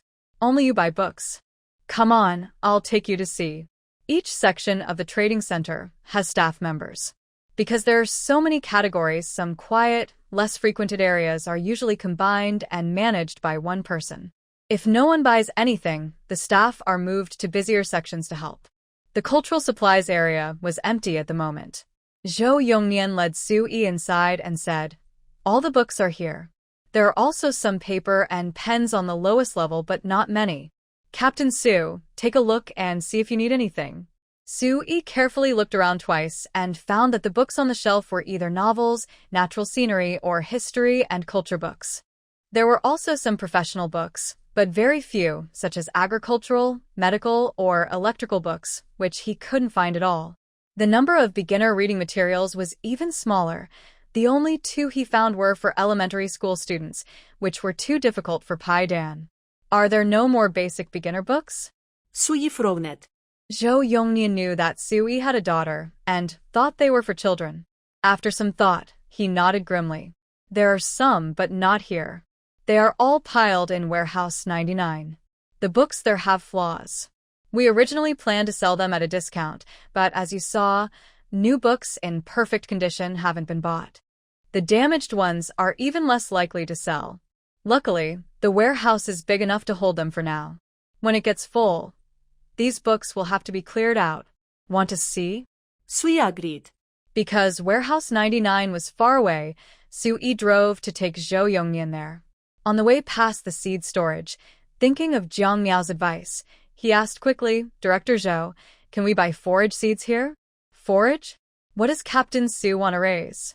Zhou Yongnian's eyes lit up. Su-yi didn't hide anything and explained the current situation at the maternity hospital. Without milk powder, we use goat or cow milk as substitutes. There's a large empty area in Zone F of District 1, East, that can be planned for this. Zhou Yongnian shook his head repeatedly. Captain Su, if you have the interest and ability, you'd be better off applying for a piece of Wasteland. It's easier to operate. The government now encourages planting and raising animals. As long as it's for farming or livestock, you'll get approval, and they will also provide technical support. If you need to buy forage seeds or poultry and livestock, you can get a discount and buy at the lowest points. Of course, this depends on whether you really have the ability. Suyi's mind moved subtly, and he asked casually, "How can we prove that?" Zhou Yongnian smiled. "It's simple. The government previously distributed seeds, eggs, and duck eggs. As long as you can submit the results of your planting and raising to our trading center for evaluation and certification, we will issue a certificate. Just take the certificate to the planning department and ask Director Deng for land." Sui raised an eyebrow and glanced at Zhou Yongnian. "Director Zhou, didn't I sell you a batch of goods before? Doesn't that count?" Zhou Yongnian quickly explained, "Captain Su, I didn't trick you. It's just that you sold those goods to the central city distribution area. Although I am responsible for both sides, I have less influence in the city center. If you hand the items over to me, I will make sure to give you a certificate once I understand your needs. Last time, you sold white radishes here, so I could only give you a planting certificate. For breeding certificates, I need to see the items first." Got it. Su-yi quickened his pace. After they got off the vehicle, Zhou Yongnian called the warehouse manager to open the door. When the warehouse opened, Su-yi's face darkened. The warehouse, which was over 10 meters high, was filled with shelves stacked that high, all loaded with goods. To find specific items, you would need a professional lift, and all the boxes were sealed, so finding books meant opening each one. He silently complained in his mind but kept quiet and started working. Luckily, staff helped, and Zhou Yongnian also actively participated. After 2 hours, they finally retrieved 2 large boxes of beginner books. With this experience, Su-yi decided to look through more and bring all the books back. After all, Jiang Miao, who didn't need the books, could still read them.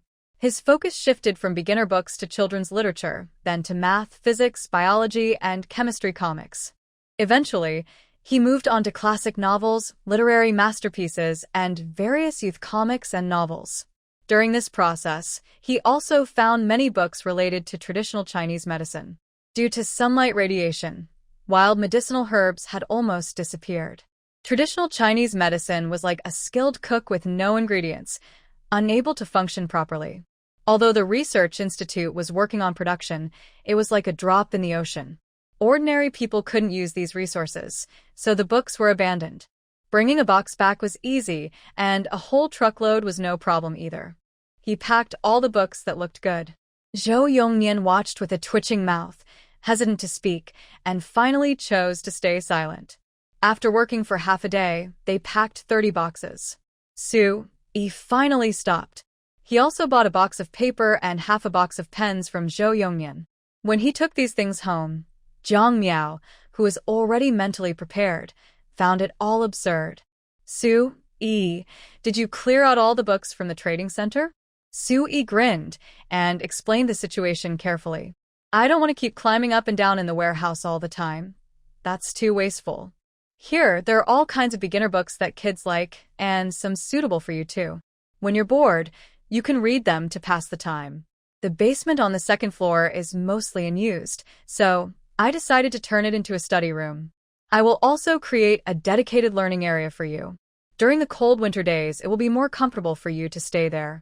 In winter, the underground is definitely warmer than the surface, and with books to keep us company, plus a pot of hot tea, it's truly a wonderful thing." Jiang Miao couldn't help but feel excited. After handing her daughter to Pidden, she immediately went to help. The 30 boxes of books are quite heavy. Su-yi could carry 4 boxes at once, walking quickly. After a few trips, it was all done. Jiang Miao secretly glanced at the children playing in the room and thought, luckily, Pidden didn't see, or it would be hard to explain. Feeling a bit guilty, she prepared milk powder for the 2 kids, then ran to the second floor of the basement. By then, Su-yi had already started organizing the shelves. The shelves were wide, with space for 2 rows of books on each level. The books had already been sorted, so he just needed to place them on the shelves. Once all the books were arranged, Su-yi began thinking about how to set up the study area. Jiang Miao quickly stopped him. "Leave this to me. You rest for a while. When you go to the inner city, do you want to ask about the grass seed business?" 수인 어때tor? Actually, I've gained some information. Director Zhou from the trading center said we can sell the vegetables we grow and the chickens and ducks we raise to him. He will issue us certificates for farming and breeding. With these certificates, we can go to the planning department to buy land for planting and raising animals. As long as it's for farming or breeding, any size is fine. Considering the high demand from the maternity hospital, he thought this was a good idea. First, the land is available for us to choose freely. Second, these lands belong to us, so even if we achieve good results later, the government can't take them away. We can sell the land cheaply to the maternity hospital and sell any excess produce to the trading center. Whatever happens, you will ultimately benefit. Jiang Miao rested her chin on her hand, deep in thought. But that means my time will be limited, especially after the sun comes out. It's simple. Do you know how to drive? If not, you can learn this winter. Once you get your license, we can buy a pickup truck. It's convenient for going out and can carry goods. I'll also arrange radiation protection gear for you, so you can travel freely. On the way back, Su Yi thought everything through. Jiang Miao's eyes lit up as she excitedly grabbed Su Yi's hand. Really? I can get radiation protection gear too? Sui similet affectionately, nothing seriously. With the license, the government is quite accommodating, including for buying car. The car is still reserved for government officials, mercenaries, and research staff. Ordinary people are not allowed to drive, which is a safety measure for both sides. Since there was such an opportunity, Jiang Miao definitely couldn't miss it. She immediately agreed. Luckily, you still have a day off. Tomorrow, help me sell the vegetables, chicken, and ducks. Sui saw her eager expression and immediately stood up, patting his backside. Better to seize the day than wait for it. I'll handle this now so you can do other things tomorrow. Jiang Miao quickly, happily followed Su Yi upstairs. There were carrots, cabbages, cauliflower, snow vegetables, spinach, and other vegetables in the field, though in small amounts and scattered. Holding a shovel, Jiang Miao turned to Su Yi and asked, "What should we dig?" Su Yi stroked his chin and pointed to the carrots, cabbages, and snow vegetables. "Dig a little of each, not too much." Then he turned to the livestock area. "Meow meow, which chicken or duck should we catch?" Jiang Miao hurried over and pointed to the 3 biggest roosters. "These 3 start crowing before dawn, which is really annoying. We should sell them. Also, the 3 big ducks have been raised too long. Their meat is tough, and cleaning them is a hassle. The hens are the same, but they can be used to make duck, which is good for the new year, so I won't sell them. We can also sell some eggs and duck eggs." The livestock area now has a temperature control system, so chickens and ducks will lay eggs in winter too, so no worries about running out. Sui listened carefully as she explained everything in detail, arranging everything neatly. A faint smile of happiness appeared on his face. He stepped into the duck pen with long strides and quickly caught the 3 big ducks Jiang Miao mentioned, placing them into a cage. Then he turned his attention to the 3 proud roosters.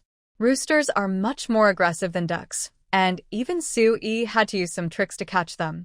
Once he finished, Jiang Miao had already dug up half of the vegetables. Su Yi immediately went over to help, and they finished quickly. Finally, they added 10 eggs and 10 duck eggs. Done. After sending Su Yi away, Jiang Miao only then noticed that the preserved eggs and Su Nian had fallen asleep while playing on the bed, with 2 empty milk bottles beside them. She silently chuckled and quietly went inside to cover the 2 children with blankets, then headed down to the basement's 2nd floor. Ding!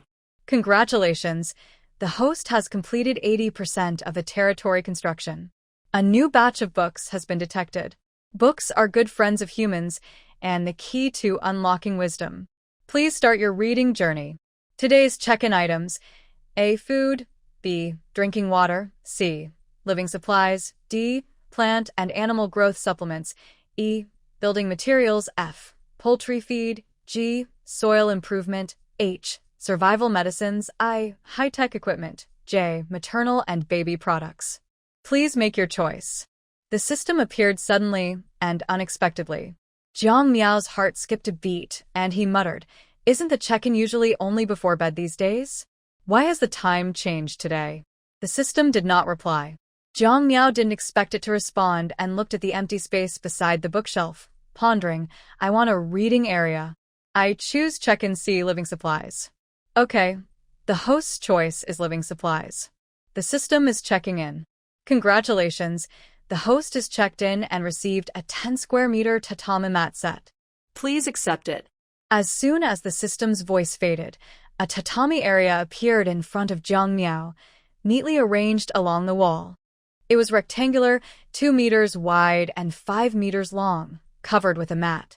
The cushions and small tea table were ready-made, surrounded by an about 80-centimeter high barrier, with a small entrance of around 60 centimeters in the corner. You could add blankets and other items on top to make it a bed. Zhang Miao liked it more and more, smiling slightly. After enjoying it for a while, he went to check on his child. Meanwhile, Su Yi had already taken the farm produce to the trading center. Zhou Yongnian saw him return and thought there might be a problem with the books, so he hurried over to ask.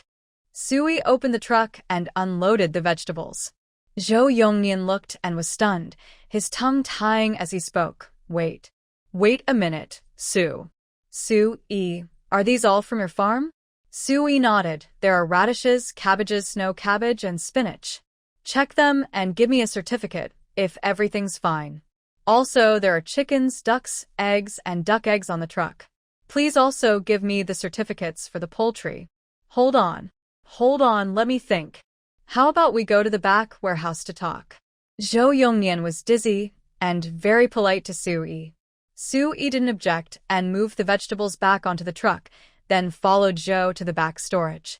As soon as the truck entered the warehouse, Zhou Yongnian couldn't wait to see the goods. When Su Yi casually threw down the chicken and duck cages, everyone was stunned.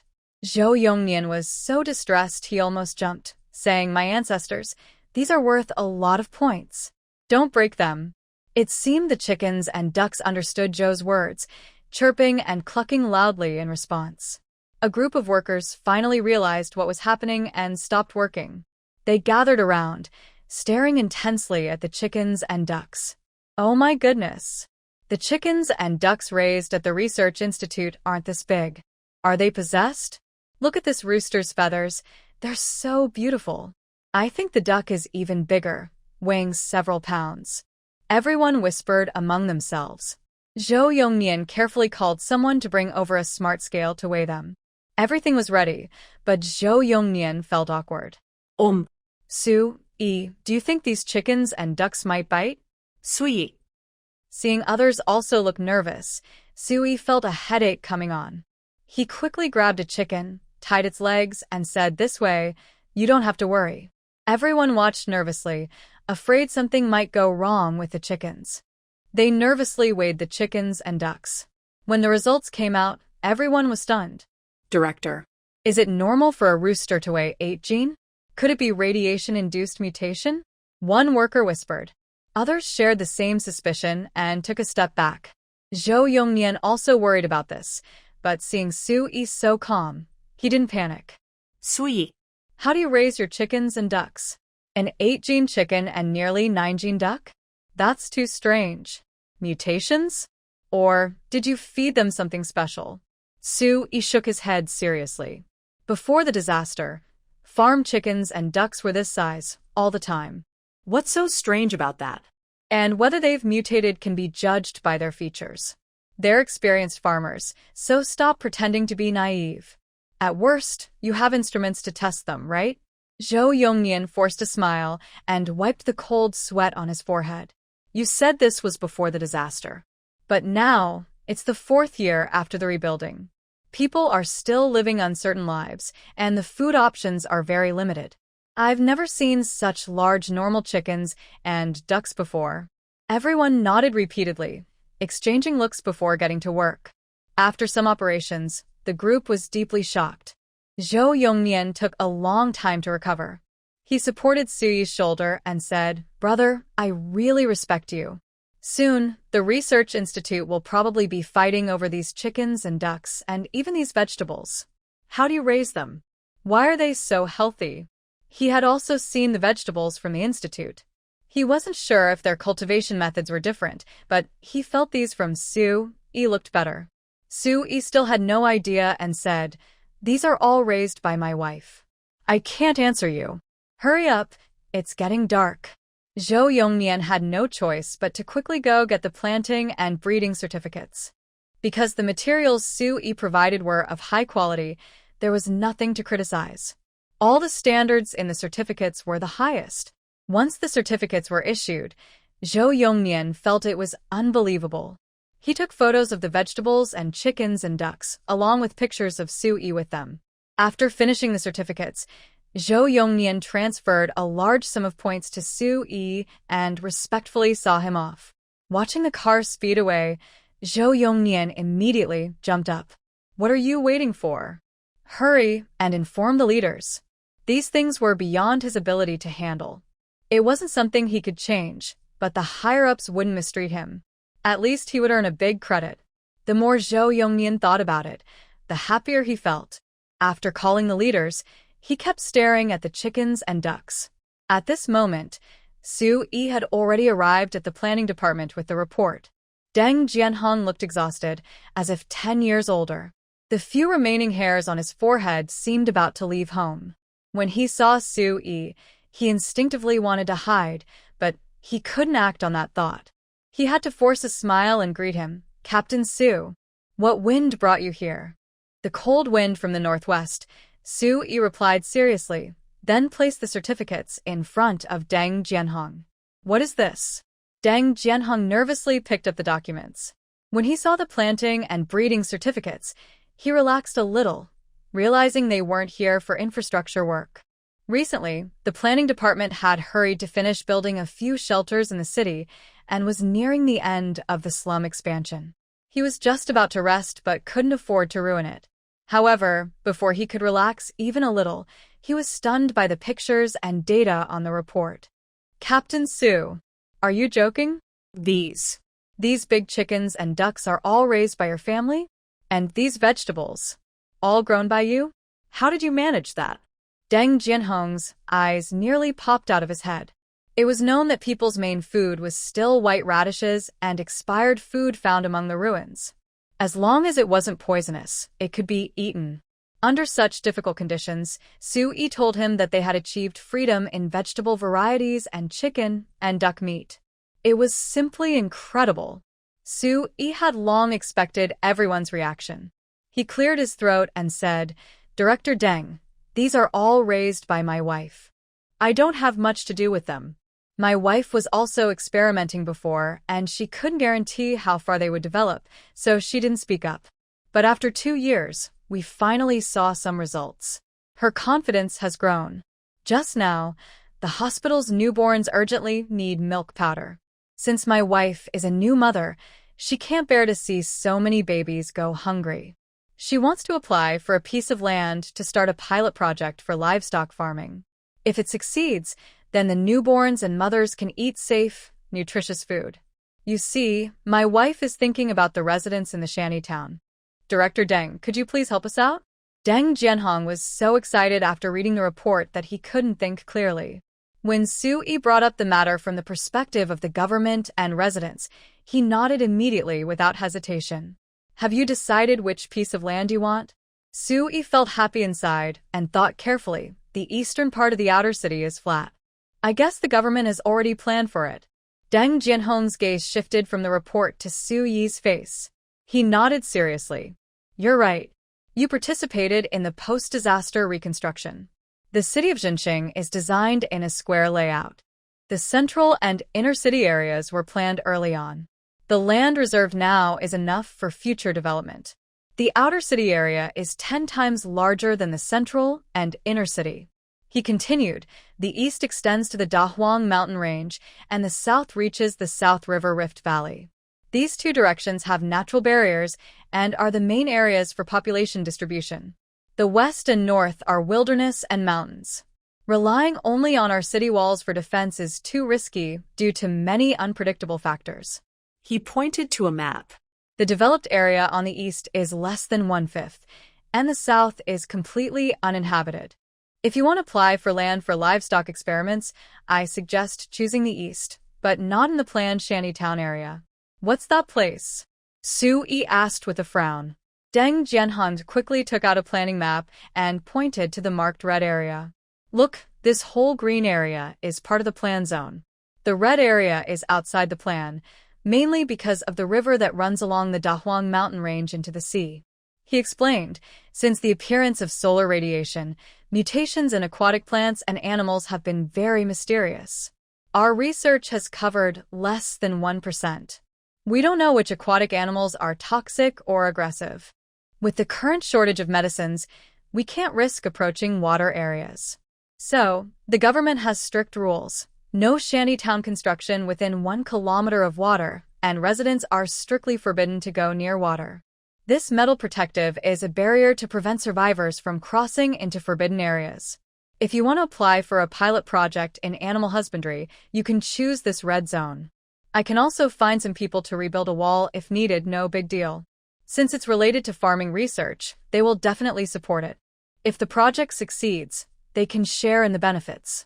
If not, it's okay, because that area isn't part of the official plan, so it doesn't affect him.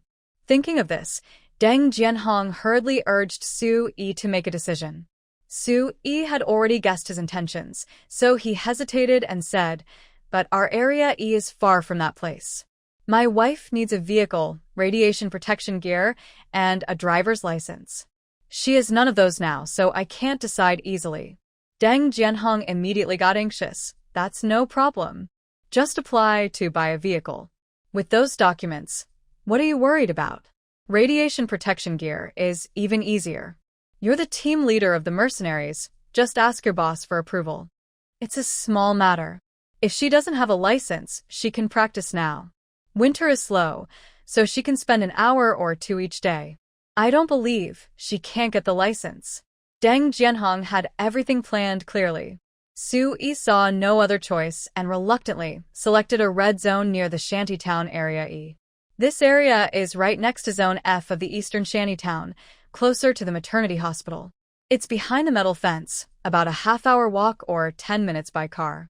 Deng Jianhong quickly helped Su-yi fill out the application form, stamped it himself, and provided a one-stop, thoughtful service.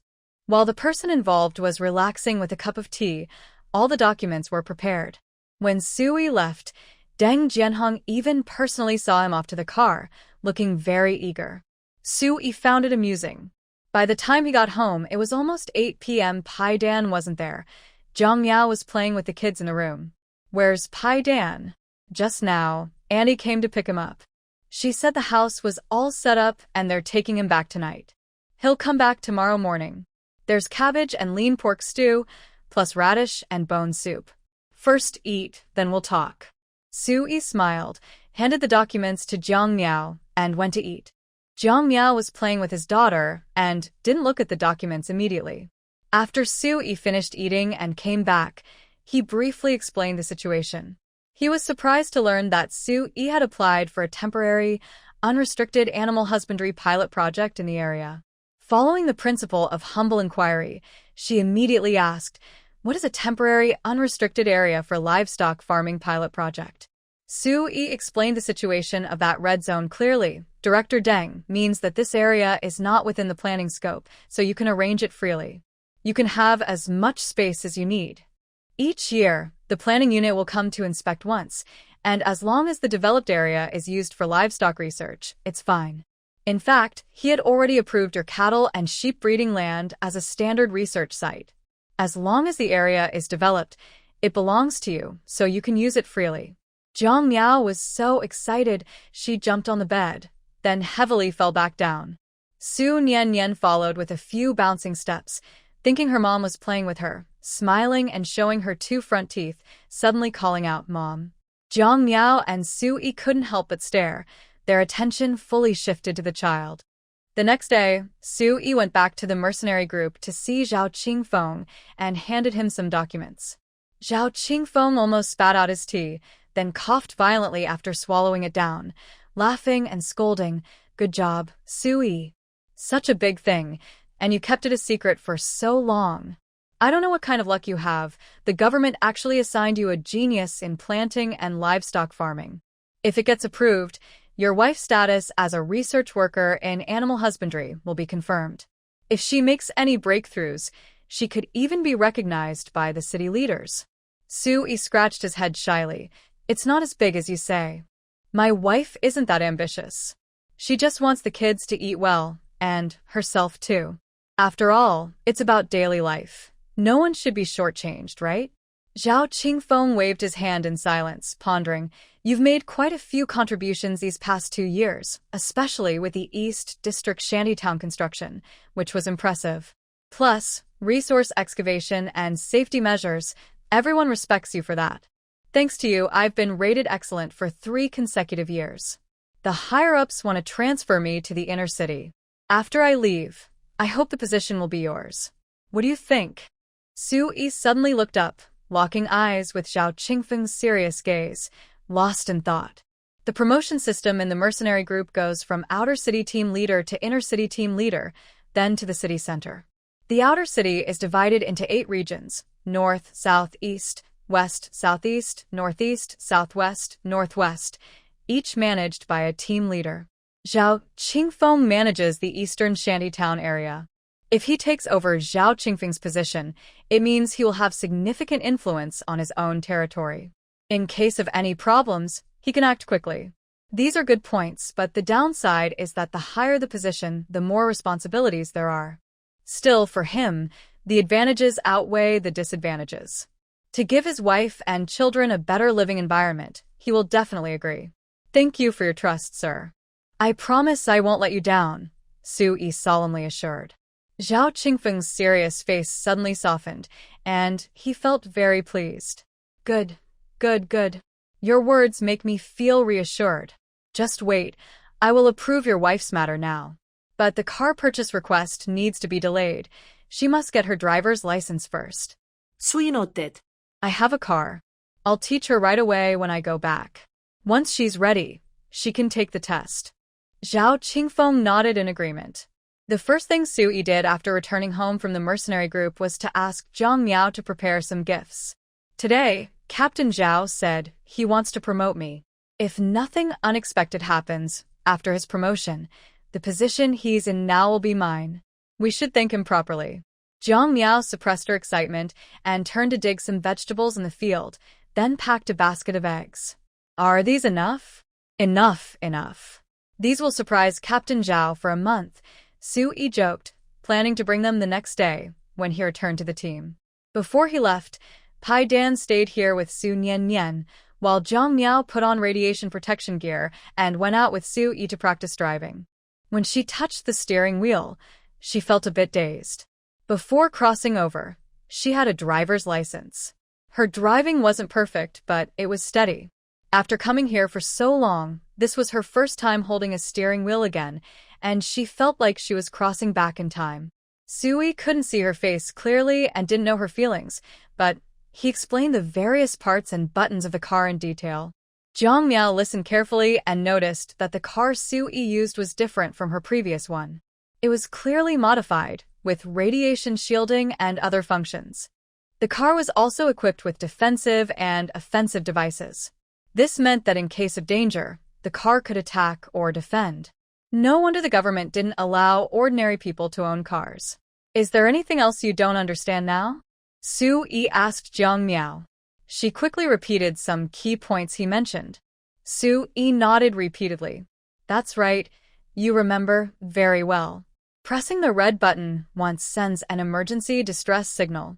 Pressing it twice in a row puts the system into attack and defense mode. The screen will guide you on how to operate. Usually, this feature is rarely used in the city, but you still need to understand it, like during the last attack by the vicious dog. If you encounter such a situation, you can activate this mode. These are the main functions we use. First, get familiar with them. Once you remember, try to activate it. To be safe, let's practice in an open area. Zhang Miao obediently agreed. In just half a day, she went from a complete beginner to an experienced driver. Her calmness while driving even impressed Sui. He immediately gave a thumbs up, amazed. Miao, you're a genius. Is there anything in this world you can't do? Zhang Miao smugly curled her lips, shamelessly showing her confidence. Probably not. They looked at each other and smiled, continuing their practice. Then Jiang Miao drove the car directly to the mercenary group. Su Yi called Zhao Qingfeng to come out and take a look. Zhao Qingfeng just stepped out of his office, cursing under his breath. When he saw Su Yi greeting him from the car, he realized the driver wasn't him. "Boss, my wife learned to drive. How's her driving test?" Zhao Qingfeng. He had seen people in a hurry before, but never someone so anxious. Did they think driving was a game? How could she learn it in half a day? Soon, Zhao Qingfeng was proven wrong by Jiang Miao. The few mercenaries responsible for testing watched with interest as they offered their opinions. "Not bad, not bad. Her skills are good. Captain Zhao, is this your new recruit?" All the newcomers in the mercenary group had to get their driving licenses. The veterans had already finished. Zhao Qingfeng's face twitched fiercely, unsure how to respond. After Jiang Miao finished her exam and got out of the car, everyone realized the person taking the test was a woman, and she was Su Yi's wife. Jiang Miao entered the written exam room, took off her mask, and greeted everyone. Her charming and beautiful face immediately caught the eyes of the older men. They teased Su Yi. Good job, kid. "So you've been hiding a treasure in your house. No wonder you come home so often after marriage. TSK, TSK, TSK. How does the government spouse system match people? Why does she marry a fairy, and I have to marry a face full of pimples? Pimples are already good. Give me someone 15 years older, and she could be my mother." 15 years older? Big age difference means big gains. I am now 48 years old. Marrying a woman who is 63 feels like I am honoring my ancestors. Still holding gold bars. It would be more appropriate to hold my elderly mother. If I had known the system was so unreliable, I wouldn't have joined in this excitement in the first place. Everyone kept talking more and more absurdly. Zhao Qingfeng quickly drove them out and kindly looked at Jiang Miao. "According to our testing process, you should first take a written exam and then practical tests. We saw your practical skills just now when Su Yi encouraged you. Now, let's complete the written part. If you pass, I will immediately have someone issue your certificate." Jiang Miao nodded obediently. Her obedient look made everyone happy. Zhao Qingfeng suddenly thought of his lost child. While Jiang Miao was taking the exam, he chatted casually with Su Yi. "I've been hearing you talk about the maternity clinic. What's the situation there now?" Su Yi explained the current situation carefully. "My wife is doing research on livestock also for the maternity clinic. If she really develops something, people's lives will improve a lot. At least, we won't have to worry about newborns not growing up. Don't you think so?" Zhao Qingfeng understood Su Yi's hidden meaning and nodded slightly without saying anything. Jiang Miao, who was working on her questions, had no idea that the two men were talking about her. She knew nothing about the theories. She was just guessing based on the key points Su Yi had just taught her. When she finished the exam, she felt like she had shed a layer of skin. Luckily, she passed the minimum score. After learning her results, Zhao Qingfeng laughed out loud and joked, "Looks like we'll have another female driver in the outer city area. The certificate is ready now. You can go choose the vehicle you need. I'll help you contact them, and you can save some points." Normally, Zhao Qingfeng wouldn't need to get involved in these matters, but because he liked Jiang Miao, he still made things easier for them. The couple quickly thanked him. While looking at the cars, Su Yi pointed to a pickup truck. "Look at this kind of pickup. The sizes vary, and it looks a lot like my vehicle. You can drive this." Jiang Miao didn't immediately respond. She flipped through several pages and then focused on a refrigerated truck. "What about this one?" Zhao Qingfeng came over to take a look and was a bit surprised. This kind of truck is much bigger than a pickup. It's heavier and harder to drive. "Why do you want to choose this?" Jiang Miao pondered and said, "Since it's for livestock research, this kind of truck has a built-in cooling system, which makes transportation easier and can block sunlight radiation." Zhao Qingfeng understood and nodded. Great. "There is a similar truck in the team. You should try it out, and if you feel comfortable, buy that one." Jiang Miao nodded firmly. Zhao Qingfeng asked someone to bring the truck over and sat in the passenger seat to guide Jiang Miao on how to operate it. After more than 3 hours, Jiang Miao was able to drive the truck out. When she took a short trip outside and returned, the car purchase was finalized. This refrigerated truck costs 3 times more than a pickup. It requires 2 million points for one truck, and the staff from the city center will deliver it, which takes about half a month. In the cold winter, there's not much she can do, but half a month is not a big deal for Jiang Miao. Next, she plans to stockpile radiation purification liquid, collecting it as much as possible without affecting her daily life. Once she made up her mind, Jiang Miao relaxed and, without realizing it, fell asleep in the car. When she got home, she and her husband found that the little girl and her pet were both asleep, with 2 empty milk bottles nearby. Jiang Miao quickly took the bottles to wash them. They ate a little and then went to bed. Early the next morning, Jiang Miao woke up early to cook a pot of pork and rib porridge, steam some buns, and also made some pancakes. The rich smell woke Su Yi and the pet. The pet chirped happily, bragging to Su Yi, "Yesterday afternoon, after my cousin and her husband went out, it was just me and my sister at home.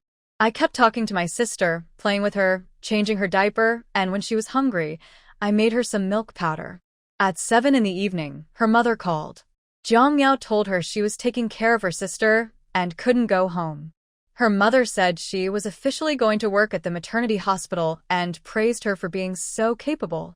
Su Yi nodded seriously, patted the pet's very short haircut, and started chatting casually. "So, your mom will also work night shifts like your grandma?" The maternity hospital gets busier after sunset, and staff cannot rest until the sun rises again. Su Baihui, being older, couldn't handle such long hours. She still sleeps 2 or 3 hours at night and takes naps during the day. Jiang Yunru was still adjusting and recovering her health during this time. Su Baihui allowed her to go to the maternity hospital during the day so she could learn things, and she let Jiang Yunru go back to sleep at night to maintain a normal schedule. Su Yi didn't expect Jiang Yunru to finish her training so quickly. Thinking about Jiang Miao's fast learning yesterday, he became even more convinced that these two might be related. Otherwise, how could they both be so impressive? Pidden nodded hard, feeling a bit regretful. "If that's the case, Mom has to work at night and sleep during the day. I want to be like Mom, but she doesn't agree. She says kids should sleep at night to grow taller and shouldn't stay awake all the time." Sui similet. "In that case, you might as well stay at your cousin's house. If you miss your mom, you can go to the maternity hospital early in the morning to see her, bring her some food, and stay with her after her shift." Suddenly, Pidden looked up excitedly. "Brother-in-law is so clever. Why didn't I think of that? From now on, I'll do that. I can be with Mom every day without bothering her." Their chat and laughter woke Su Nian. Seeing her open her eyes, Su Yi silently stared at them. With strong fatherly love, he picked her up and gently rubbed her armpit. The little one giggled happily from the tickling, looking even more adorable. Jiang Miao heard the noise and came to look. "Since you're all awake, get dressed quickly, brush your teeth, and wash your face. The food is ready." Su Yi later, besides the things you're bringing back to the group, take some ready-made snacks for Captain Zhao and the mercenary who helped me learn to drive yesterday. There weren't many things, just a small token of her appreciation. Su Yi hurriedly got out of bed. After tidying himself and his daughter, he carried her to the kitchen to check. On the table, there were 2 large iron basins, one with steamed buns and the other with pancakes, enough for about 10 people. Jiang Miao pointed to the pressure cooker. "The porridge is inside. We'll eat that. You can choose what to add." Little Nian watched eagerly as her dad and brother each took a bun and started eating, drooling a little. Su Yi took a small piece of bun skin and fed it to the little girl while Jiang Miao wasn't paying attention. It was only half the size of a pinky nail, thin and melting in her mouth. The little one eagerly chewed and enjoyed her food. This made Su Yi and Pidden laugh happily. Jiang Miao saw everything but pretended not to notice. She turned around to feed the baby and started tidying up the kitchen, also feeding the chickens and ducks. Then she took Pidden and Su Nian to the basement's 2nd floor. It was Pidden's first time here, and she was amazed by the large area in front of her. "Cousin, your house is so impressive." Jiang Miao smiled humorously, saying, "This is called a hidden treasure. The basement stays warm in winter and cool in summer. From now on, we will study in this area, and Nian Nian can freely move around above. Pidden eagerly took off his shoes and sat up straight. Su Nian Nian kept rushing toward Pidden. Jiang Miao almost dropped her and angrily patted her little bottom, saying, "Be good." The little girl was hit but didn't cry. She kept crawling toward Pidden. Pidden played with her for a while, then started studying seriously. The little girl lay there chewing on her toy, lost in thought, and fell asleep unknowingly. They provided 2 hours of teaching time for Jiang Miao and Pidden. By 3 p.m., they went upstairs, ate lunch, and continued their work.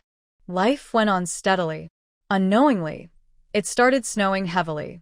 As the snow piled up, the management of the shanty town cleared the snow for the 4th time when Su-yi returned. He also brought good news.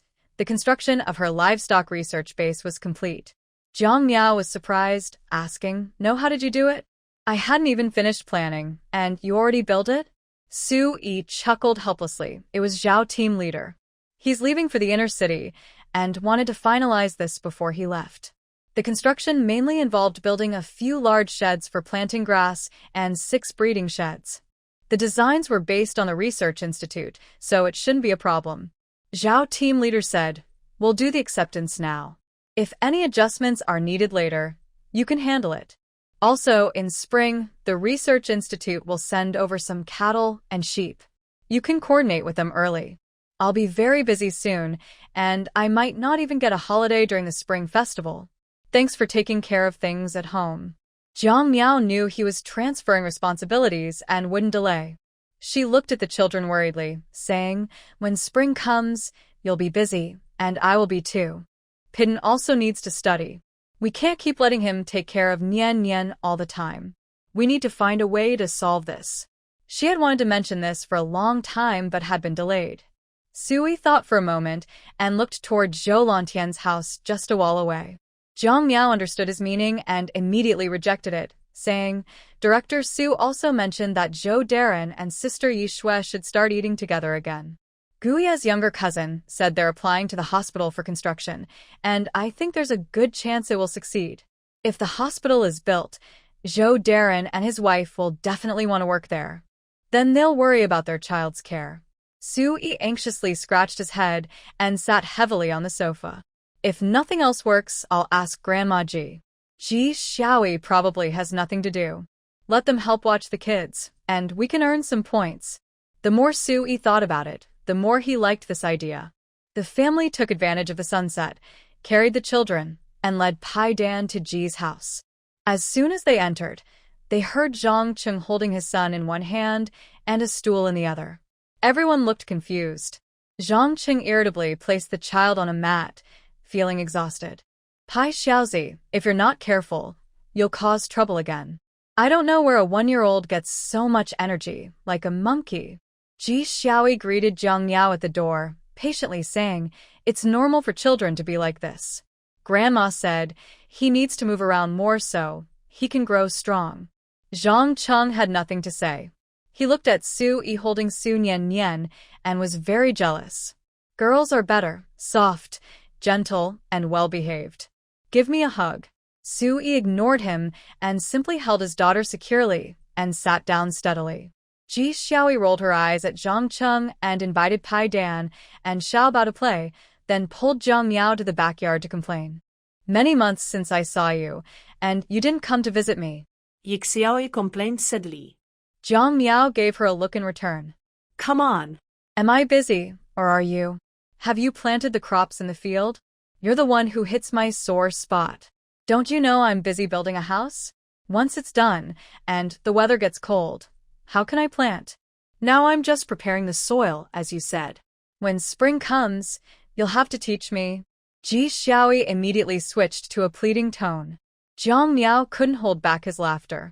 "Look at you guys, so busy, and you still ask why I don't come to see you. I'll tell you, next year I'll be busy too. Nian Nian has no one to take care of her. After thinking it over, I can only come to you for help."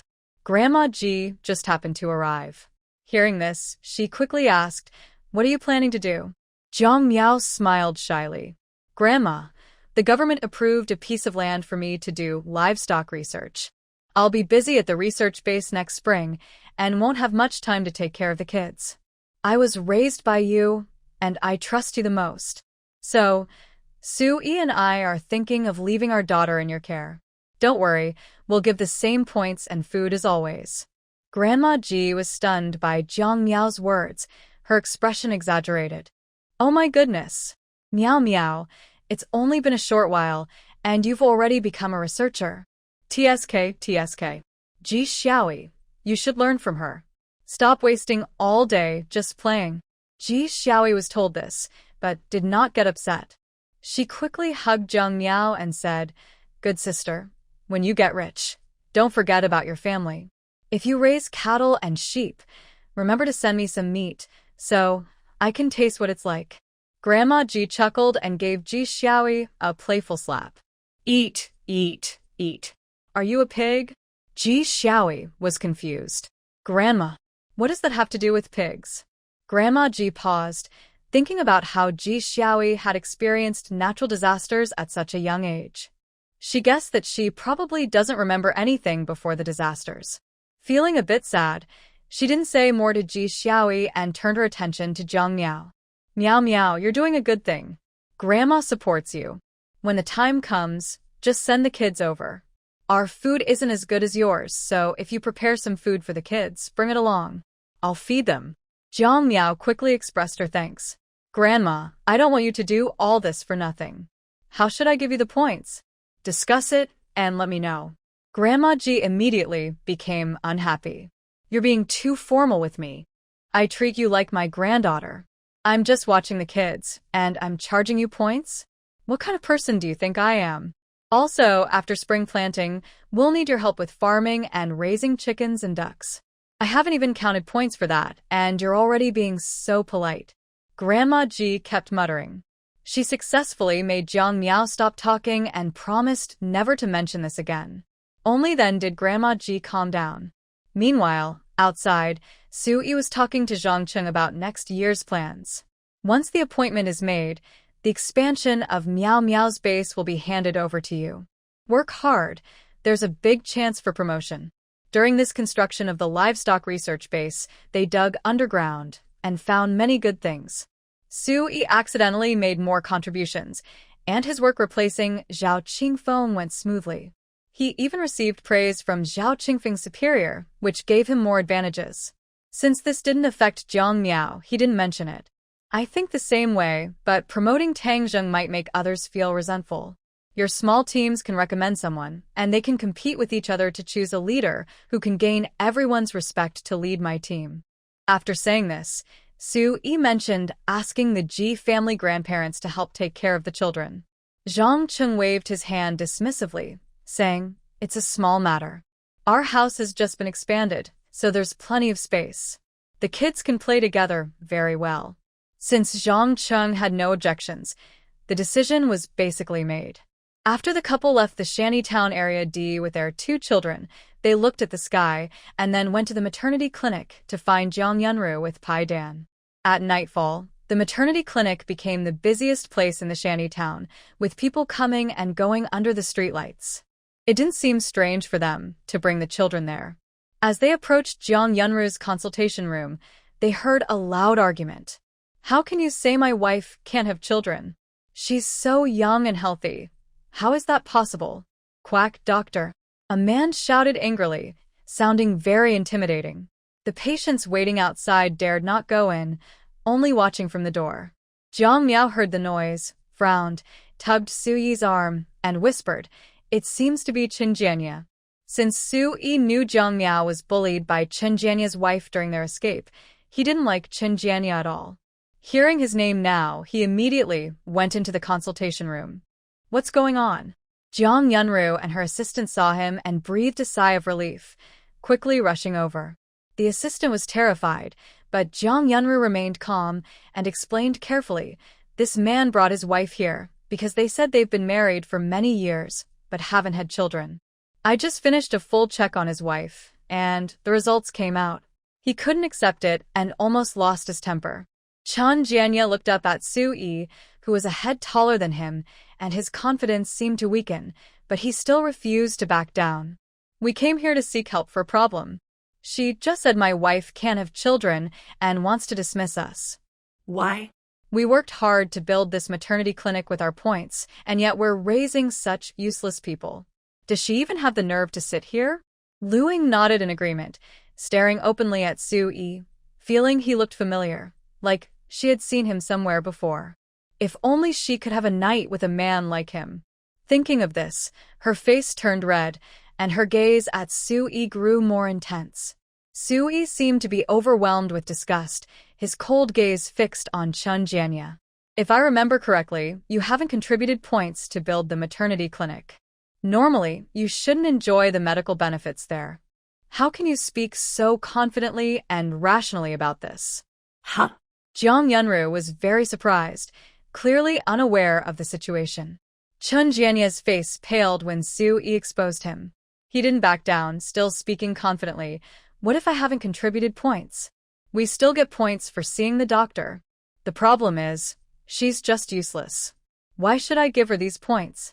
Outside the door, Pai Dan was so angry his eyes turned red. He wanted to rush in to protect his mother, but Jiang Miao held him back. "Don't be impulsive. With Sue here, nothing will happen."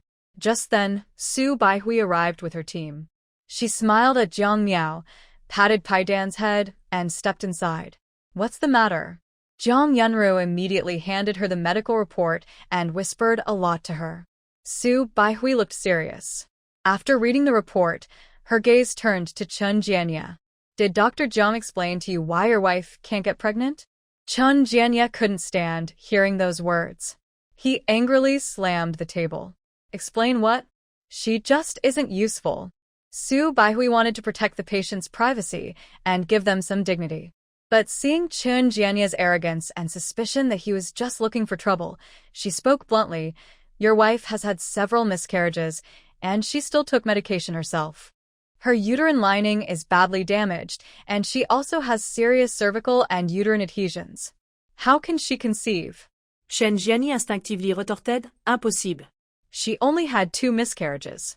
One was because she fell during a fight, and the other was an accident. Exactly. Don't try to smear us," Luing, feeling guilty, tried to pull Chun Jianya away. "Let's go back and think of other ways." Chun Jianya was annoyed and broke free. "No. Today, they must tell the truth. How can my wife have 2 miscarriages and still not be able to have children?" Su Baihui calmly watched the two of them. Finally, her gaze turned to Luing.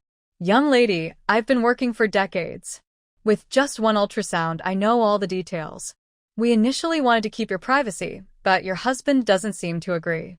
Also, we don't accept malicious defamation, so I have to tell you the truth about your situation." "Stop it." Luing instinctively tried to stop her. The panicked look successfully made Chun Jianya suspicious. He harshly warned Luing, and then looked at Su Baihui with a stern gaze. "What's going on? The patient has had at least 5 abortions. At first, it wasn't a big problem, but each time it got worse. The last 2 times there was a lot of bleeding. This has made her body weaker. She probably realized how serious the issue was and stopped doing anything reckless. She must have taken a long time to recover afterward. Just think carefully, you'll know. Abortion isn't a small matter. For example, suddenly having more menstrual flow or being unable to get out of bed for several days." Lu Ying's face turned even paler after hearing Su Baihui's words. Chun Jianya suddenly understood and slapped Lu Ying hard. "You wicked woman! Who are you sleeping with behind my back?" "Ah!"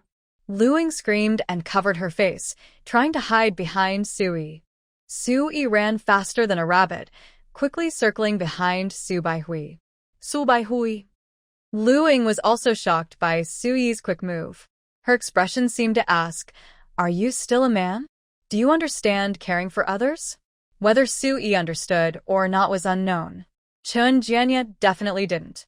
The punch he threw at Lu Ying was fierce, almost hitting her to the point of injury. Lu Ying curled up on the ground, crying loudly. "I didn't do it, I didn't." Sui, seeing enough, called the patrol soldiers inside. Take these troublemakers out and put them on the blacklist of the maternity hospital. They are not allowed to come here for treatment again. Chun Jianya was immediately anxious. Who do you think you are to stop us? I won't leave. Let's see who dares to chase me away. He clung tightly to the doorframe, cursing loudly. The soldiers were so angry their fists clenched. Are you asking why in front of our boss? Listen, the entire East District of the outer city is under our control. He makes the decisions.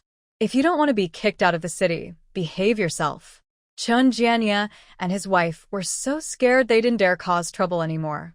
Pidin quickly ran inside. Jiang Miao also carried her daughter in and handed the child to Su Yi. Chun Jianya and Luing looked at Jiang Miao for a long time before recognizing her as Shui Lingling. Their faces showed shock, as if they had seen a ghost. How? How is this possible? Luing couldn't accept what she saw and started causing a scene. Jiang Miao, it's you. Are you deliberately watching me get beaten? The man was Jiang Miao's husband, but he showed no concern when she was beaten. It was clear Jiang Miao was behind it. Jiang Miao rolled her eyes in disgust. Who are you? Thinking you're so important? Having paranoid delusions? You should go to the city center for treatment and medication. Chun Jianya snapped out of his trance and immediately changed to a more appeasing tone. If it weren't for me accepting you during the escape, you wouldn't be where you are today. You have to be honest. You can't repay kindness with betrayal. I'm very honest. Jiang Miao suddenly raised her voice. If it weren't for Aunt Yu Hong insisting on taking in us old, weak, sick, and disabled people, we probably wouldn't have survived. I truly appreciate Aunt Yu Hong. Did I not help when she needed it? So many people in the group, you can't just twist the facts. Chun Jianya, you also said that people should be honest. Just because I don't mention some things doesn't mean they didn't happen. Do you think you became the leader of Group 672 because of your outstanding ability or kindness? Neither. From start to finish, you're just a selfish, weak, and useless coward. The real leader of Group 672 is your wife, Yu Hong. She is capable, brave, and strong-willed, the backbone of the group. But she cares about your face and doesn't want to steal the spotlight, so she lets you take all the credit. How can you, a thief who steals others' achievements, have the nerve to talk about honesty with me? Also, when Aunt Yu Hong was seriously ill, you bedded Luing, that despicable woman. Throughout her final days, we were the ones caring for her. Where were you? Her body was buried by us. Talking about honesty? I spit on that. Chun Jianya, Luing, you two are just a pair of rotten shoes, a perfect match. I can't wait to see your comeuppance. She dared to speak these things because the members of Group 672 didn't know much. Chun Jianya was good at saving face and wouldn't leave any evidence, so he didn't bother to pretend in front of those useless burdens who had no value to him. She hadn't been able to uncover the truth before, but once she was capable, she broke ties with Chun Jianya and his group. They had no contact, and she thought it was better to keep a low profile, so she didn't speak out. But this guy really thought he had her under control. For the first time, everyone saw Jiang Miao get angry and curse. Her commanding presence and sharp words successfully intimidated the men and made the women envy her. Especially Jiang Yunru. Miao Miao, you're amazing. Jiang Miao felt even more confident. Chun Jianya was so angry his face turned red. You, wicked woman, dare to lie. Just wait, I won't let you go. Sui handed his daughter to Su Baihui and stepped forward, grabbing Chun Jianya by the collar. Say that again. You won't let anyone go? Trash like you has no right to threaten my woman. With one hand, Sui yanked Chun Jianya's collar and dragged him out of the maternity clinic. Everyone kept gasping in surprise. Oh my goodness, am I blind? That man is so strong, he can lift a big man with one hand. No wonder he can manage the entire shantytown. Yes, he's so brave. Everyone's praise and admiration for Su Yi turned into envy for Jiang Miao. Although Jiang Miao was happy, she felt uncomfortable. She quickly said, Grandma, Auntie, let's talk privately. Hearing Jiang Miao call Su Baihui and Jiang Yunru by their names, Lu Ying's hatred deepened. Jiang Miao used to be seen as a burdensome orphan girl. Why does she now have a strong man, a child, and family support, while Lu Ying is growing older and stuck with the untidy Qin Jianye? Whenever Qin Jianye is unhappy, he hits her. Her family has no benefits, and they don't care about her. It shouldn't be like this. Her life shouldn't be like this. Lost in her anger, Lu Ying suddenly became violent. She pulled out a small knife hidden on her and threw it at Jiang Miao. Fortunately, 2 mercenaries hadn't left yet. One subdued Lu Ying, and the other kicked away the knife. Jiang Miao was furious. She stepped forward and slapped Lu Ying hard twice. I've tolerated you long enough. I gave you face, and you still dare to attack me. Watch me turn you into a pig's head. Her fierce attitude shocked everyone again. Su Bai Hui not that the pit then. I knew this girl couldn't be truly gentle and soft. If she were, how could she have come this far? Yunru learned from her. When you need to be strong, you must be strong. Jiang Yunru nodded again. Pai Dan was a little worried. If Mom turned into a sister-in-law like that, would she hit him? Jiang Miao hit Lu Ying about 10 times. At first, Lu Ying cursed and yelled, but later, her face swollen. She couldn't speak anymore. Jiang Miao's hand hurt, but she endured it without making a sound. She switched hands and continued hitting. After venting her anger, she looked at the 2 mercenaries. Brothers, please throw her out so she doesn't affect the normal work of the maternity hospital. Everyone who was watching the show quickly made way. Lu Ying was dragged out like a dead dog. Su Baihui knocked loudly and shouted, "Line up, who's next?" The patients quickly looked away. With Su Baihui here, Jiang Yunru hurriedly took Jiang Miao outside to talk. Why did you come so suddenly? Jiang Miao patted Pai Dan's head and chuckled softly. Mainly to bring Pai Dan to see you and discuss the spring plans. I'll be busy then. Su Yi is also unavailable, and our chubby girl will be taken care of by Grandma Ji. Grandma Ji only knows a few characters, and Xiao Yi is the same. They can't help tutor Pai Dan's homework. I want to ask Andy if there is a better plan. Jiang Yunru immediately understood and hesitated. Actually, I have thought about this too, including Xiao Ye's side. He also wants to solve this problem. There are quite a few school-age children in the shantytown areas. They are the hope for the future, so we must nurture them well. But we can't do everything at once. Things should be done step by step. Xiao Yi said Su Yi is taking over the eastern part of the outer city. Maybe we can build a school for the children and recruit some knowledgeable people. In the end, it's all about money. If there are enough points, none of this would be a problem. Jiang Miao agreed sincerely. I understand. When I go back, I will talk to Su Yi and see how to arrange things reasonably. If Annie doesn't have a better plan after spring, I will still let him take Nian Nian to Grandma Ji's house. Jiang Yunru nodded and said shyly, I will pay the points. Jiang Miao didn't mind. She was now wealthy and didn't care much about the few points needed to raise her child. After they agreed, Jiang Miao hugged her daughter and took Pai Dan to leave.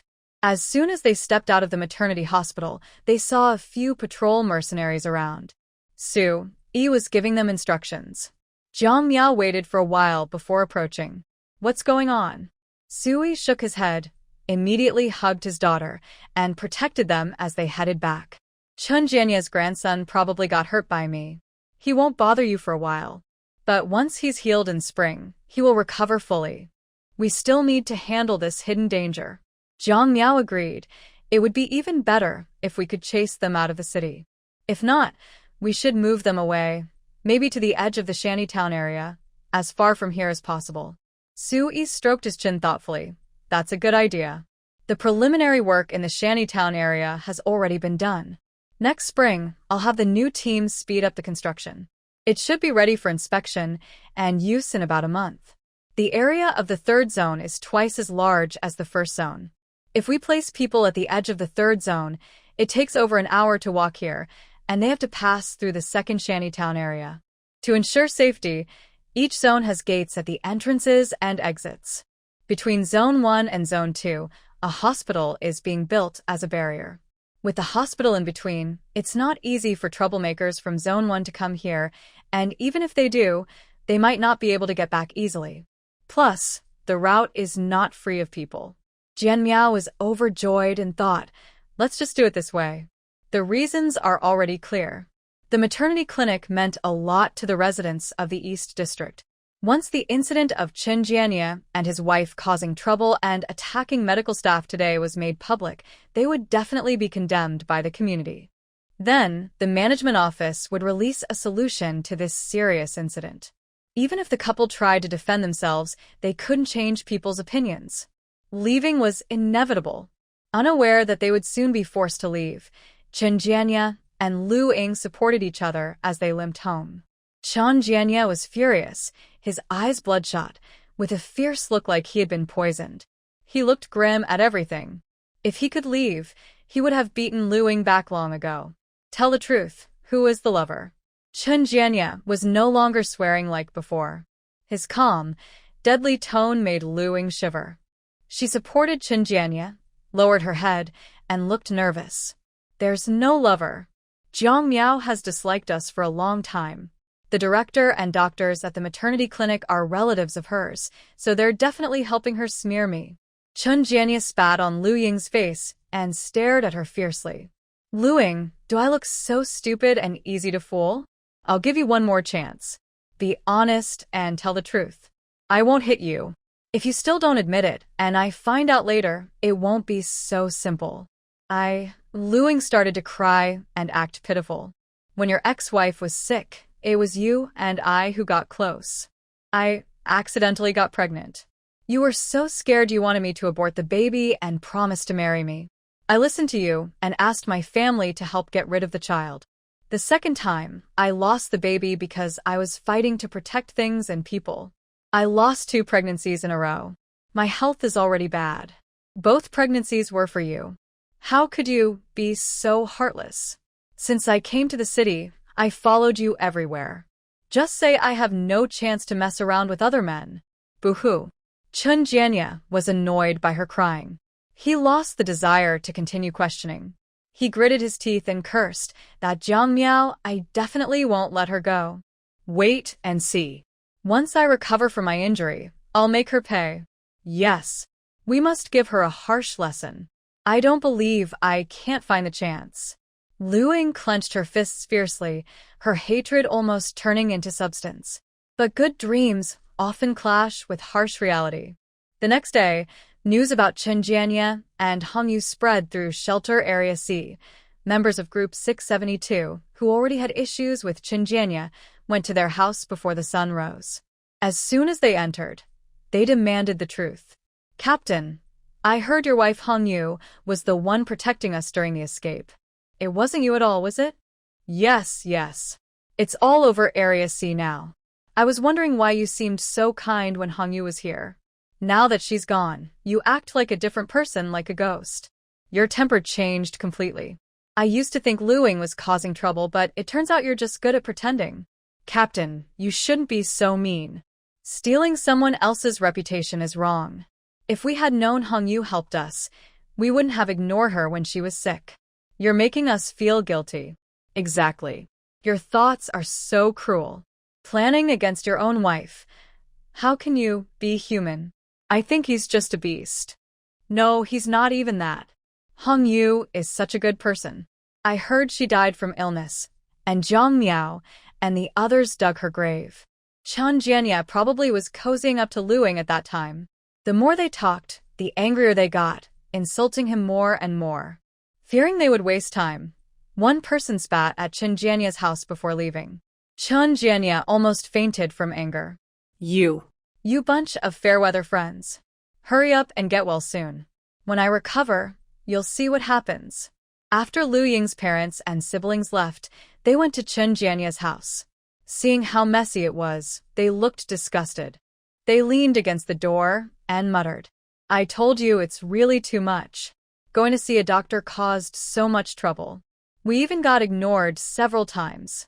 Jianye, my daughter Ying was a pure girl who followed you, and now she's called accused of seducing a married man. And you're still trying to defend Hongyu. Hongyu's matter has nothing to do with Ying. It's nonsense. I don't care. You need to find a way to fix this.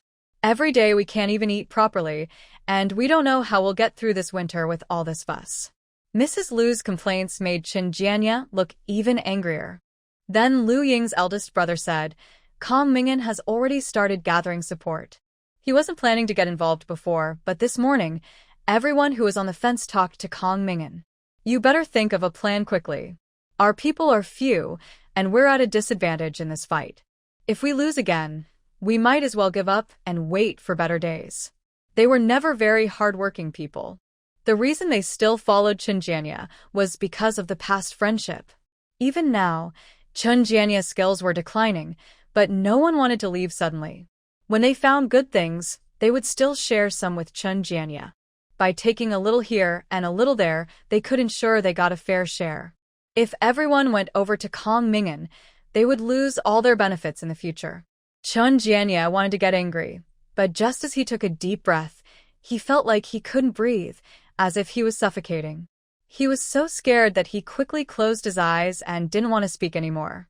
The Lu family quickly withdrew their words, acting as if staying any longer might cost them their lives. No one came forward to check on Chen Jianya or Lu Ying's injuries. At that moment, both of them felt a deep sense of sadness and despair, and no one spoke up. Soon it was almost New Year again. Heavy snow was falling, and the residents struggling to survive had no festive spirit.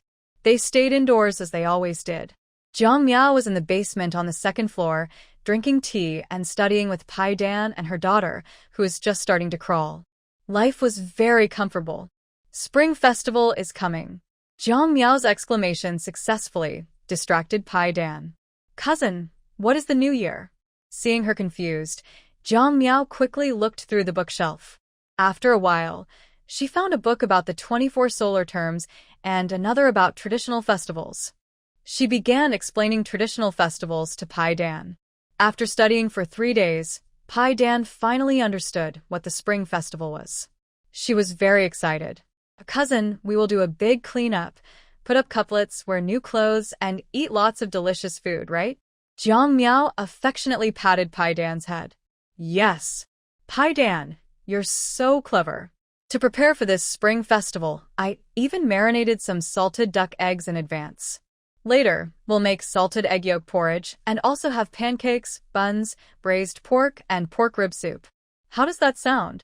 Pai Dan's mouth was watering as she started counting the time on her fingers. Because Su Yi had just been promoted, he needed to get familiar with his new responsibilities and couldn't come back. On New Year's Eve, Jiang Miao got up early to prepare. She didn't forget any of the dishes she had planned, and she also made a pot of pork lard and steamed a batch of sweet rice with brown sugar. This time, she made a huge amount, so much that Pai Dan was a bit scared. She played with her sister while occasionally glancing at the kitchen. In the afternoon, Jiang Miao called Su Baihui and Jiang Yunru to tell them to come over for dinner in the evening. Then she packed the prepared food into the cooler truck and headed to the mercenary group with her daughter and Century Egg. It was the first time the Century Egg rode in such a vehicle, and she looked very nervous and excited, clutching Su Nian tightly to prevent her from moving. At first, the little girl struggled, but after Jiang Miao started driving, she was distracted by the passing scenery outside the window. Jiang Miao occasionally glanced at her and said with a smile, "It's gloomy and snowing everywhere." What's so interesting about that? The Century Egg immediately defended her sister. Cousin, it's very beautiful. My sister hardly goes out during the day, so she can enjoy this view all day. Jiang Miao was momentarily stunned, feeling a bit uneasy inside. She secretly thought it would be great if there were transparent, radiation-proof glass, so children could enjoy sunlight and play under it. This thought flashed through her mind briefly. Soon, her attention was caught by a small black dot ahead. Look, everyone, that's the mercenary group base. The Century Egg and Su Nian immediately looked over. Jiang Miao teased, Nian, do you miss Dad? We'll see him very soon. The little girl had forgotten her father at first, but now she remembered better, especially since Su Yi called her from time to time. She clapped happily and cheered. As they spoke, the vehicle arrived outside the base. Every vehicle in the city had detailed information registered. Before Jiang Miao even entered the base, her entire information had already been scanned, and she was allowed to pass. She was feeling grateful that the mercenary group was so considerate when Sui hurried over. Jiang Miao quickly parked the car. Sui opened the other side of the door, carried down the century egg and her daughter, and asked, "Why are you here?" Jiang Miao turned around and ran to the back of the car. Sui took the children over and saw that the trunk was full of food. So much. Jiang Miao nodded hard. "It's New Year's Eve today. You can't go home, so I brought some food. It's also for some of the brothers in the group to enjoy. There isn't much, but it should be enough for everyone to share." Sui felt warm inside and hugged Jiang Miao, kissing her on the forehead. "Miao Miao. Thank you."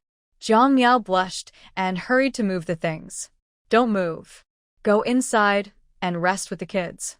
"I'll handle it," Sui said, handing the chubby little one in his arms to Jiang Miao and calling a few brothers over to help. Soon everything was placed in the office.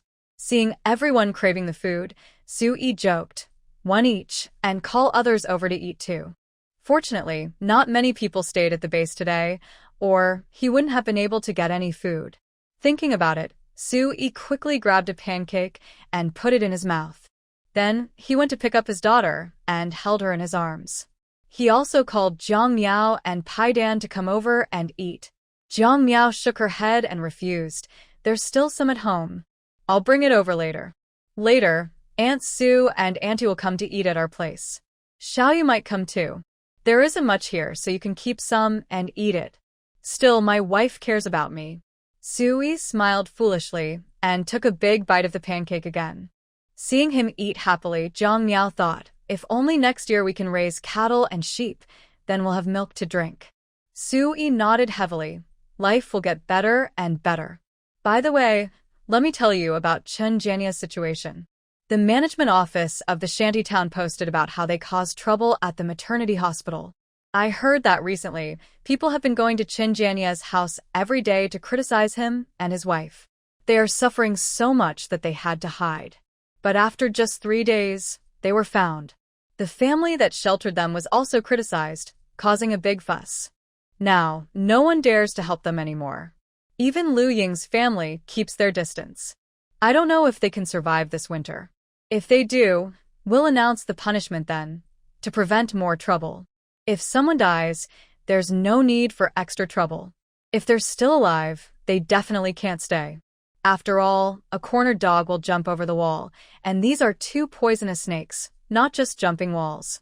Jiang Miao sighed in relief. I support you. Sui was even happier. He held his daughter, who weighed over 20 pounds, high up in the air, acting as a human swing, making her giggle happily. Jiang Miao watched, her forehead pounding. She wondered what she would do if her daughter asked her to swing again after they went back. The scary thought just appeared, and she quickly shook her head, not daring to think about it. The 3 of them stayed in Sui's office for about an hour before leaving. By the time they got home, it was already 5 in the evening. It was winter, and it was getting dark quickly. Jiang Miao hurried to inform Su Baihui's family to come over. She thought for a moment and then contacted Ji Xiaoyi. She learned that Zhang Cheng was not at home and invited them to join. With delicious food ready, Ji Xiaoyi hesitated for a moment, but then agreed. When Ji's grandparents and children appeared bundled up like penguins, Jiang Miao couldn't help but laugh loudly. Ji's grandma gently patted her twice. I said she wouldn't come, but Xiaoyi insisted that you needed help.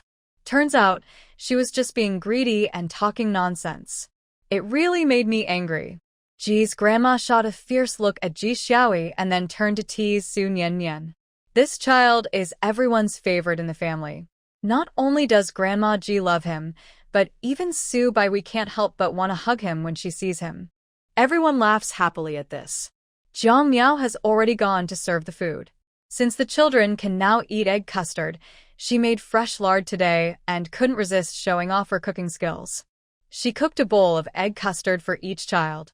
Little Bao and Su Nian, who haven't tasted this delicacy before, eagerly wanted to eat and kept asking for more after finishing their portions. Jiang Miao didn't dare to give them more egg custard, so she prepared some salty egg yolk porridge instead. The The children enjoyed it very much. Yixiaoi watched happily. Meow Meow's cooking is the best. Grandma and I fussed for a long time, but he didn't pay attention. When he comes here, he acts totally different. Now I finally understand why Nian Nian is so chubby. I really admire him. Truly impressive. Grandma Ji couldn't help but gently tap Ji Xiaoyi's head. What's the use of being impressed? Think practically about how to take care of the kids after spring.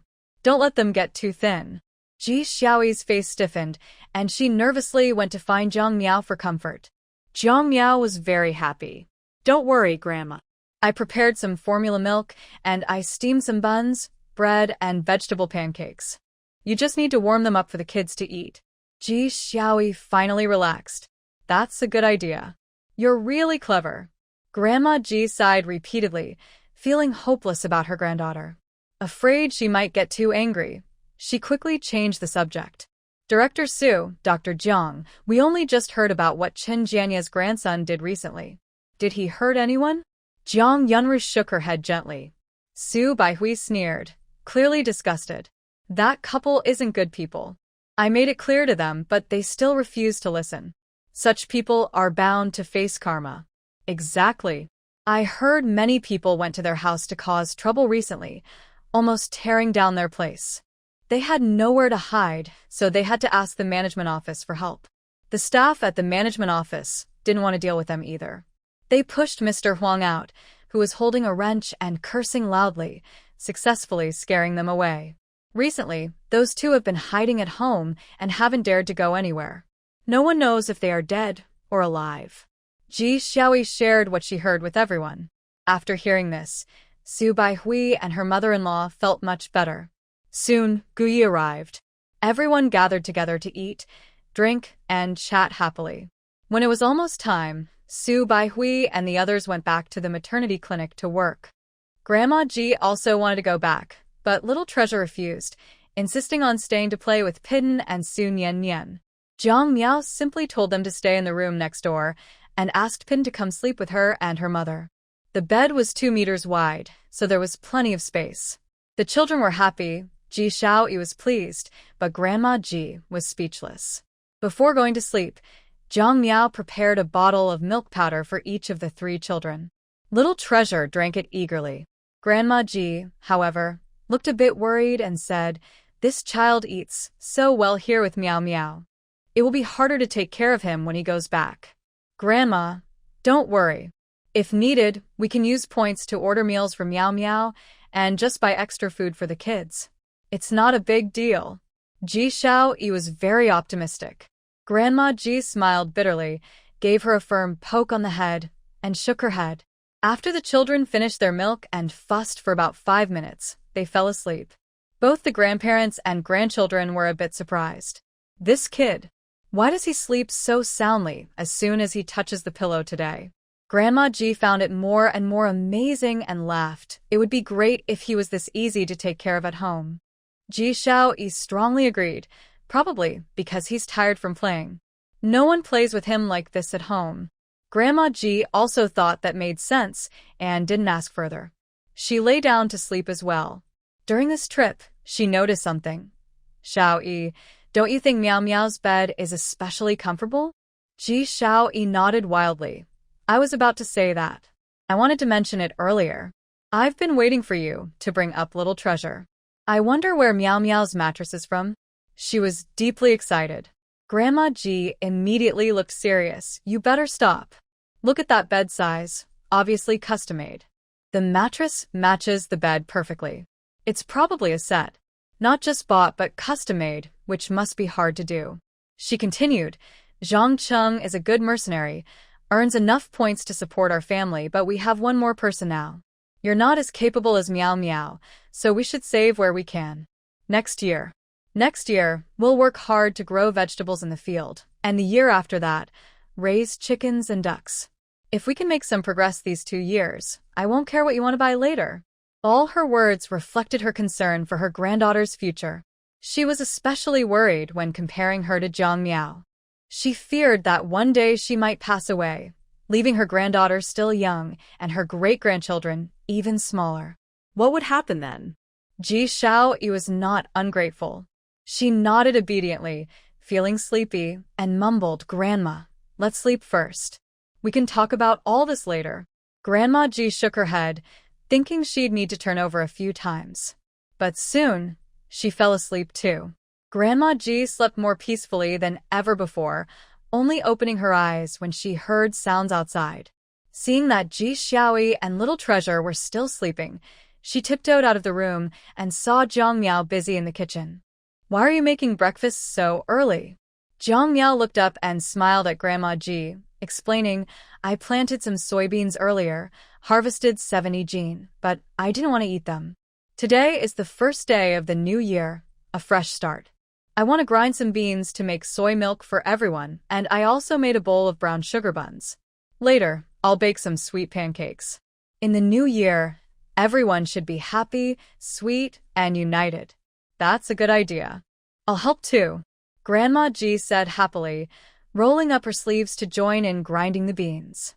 The small stone grinder was something Su Yi brought back. It hadn't been used much before, just placed in the backyard as a stepping stone. Jiang Miao washed it for a long time yesterday and boiled it in water for over 10 minutes before using it.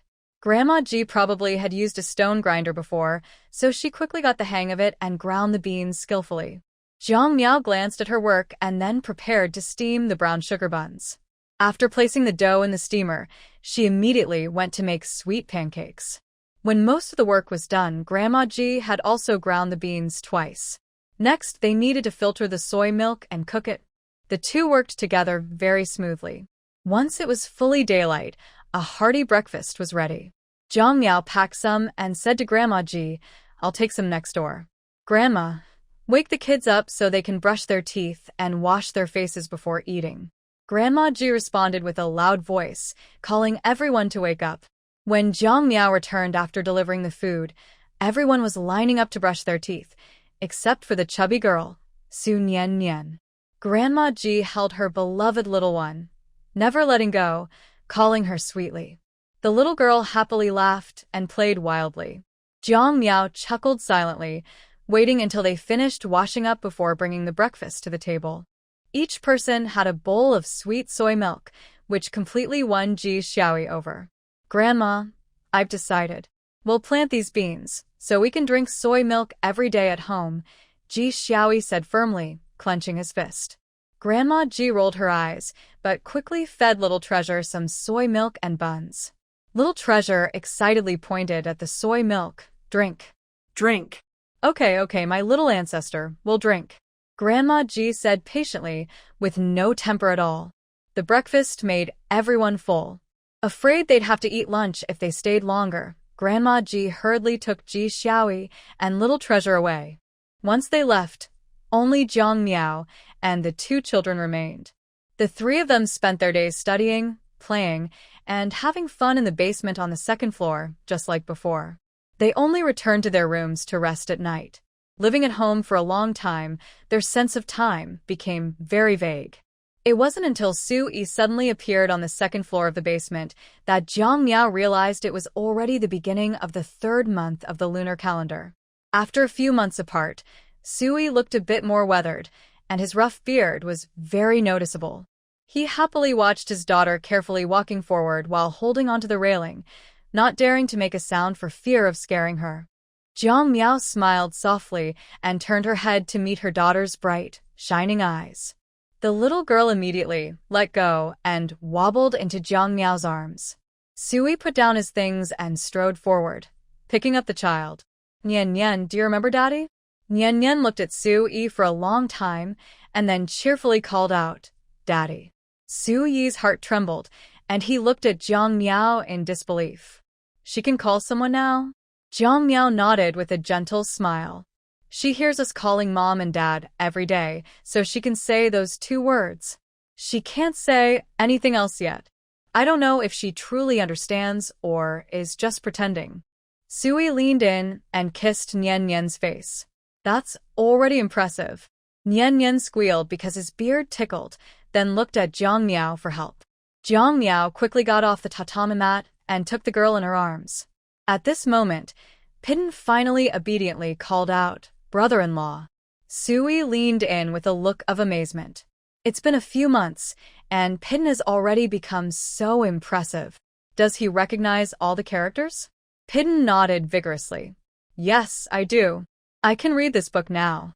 Seeing his proud and slightly arrogant expression, Sui couldn't help but ruffle his hair roughly. You've grown up. It's time for a haircut. Pidden quickly protected his thick, newly grown hair. Sui laughed loudly and said to Jiang Miao, I'm going to take a shower. I'll play with them after I shave. Jiang Miao nodded. What do you want to eat? Anything is fine, Sui replied as he carried his things upstairs. Jiang Miao tidied up a bit and then followed with the two children. Before Sui returned, Jiang Miao ate quite casually. Sometimes, she would impulsively make over 100 buns or dumplings, then freeze them in separate bags. When they wanted to eat, she would boil a few, which was convenient and simple. There were still many buns left and even more dumplings. While Sui was taking a shower, Jiang Miao cooked a pot of dumplings, steamed 6 buns, and made a vegetable and egg flour soup. When Sui came out of the bathroom and saw the table full of steaming food, all his fatigue instantly disappeared. I will bring you some dumplings. Eat quickly before they get cold, Jiang Miao said as she headed to the kitchen. Sui followed her from behind, holding her from behind and touching her. Jiang Miao blushed and glared at him, but it was harmless and only made him more eager. Worried she might get angry, Sui stopped and took the dumplings back. While eating, he fed a dumpling to Su Nian Nian, who was initially upset about the stubble, but she was quickly won over and became friendly with Sui again. Jiang Miao found it amusing and served a bowl of century eggs, speaking softly, finish eating, rest for a while, then do some practice. Soon it will be time to sleep. Century Egg nodded obediently and looked at Sui. Brother-in-law, are you really going to build a school? He had learned what a school was from Jiang Miao and was eager to go and learn with friends. Sui smiled and asked, if I let you go there to study and even stay at the school, would you like that? Century Egg was confused. Jiang Miao was surprised. What? Stay overnight? Sui shook helplessly. It's unavoidable. Kids can't stay awake all day and night like adults.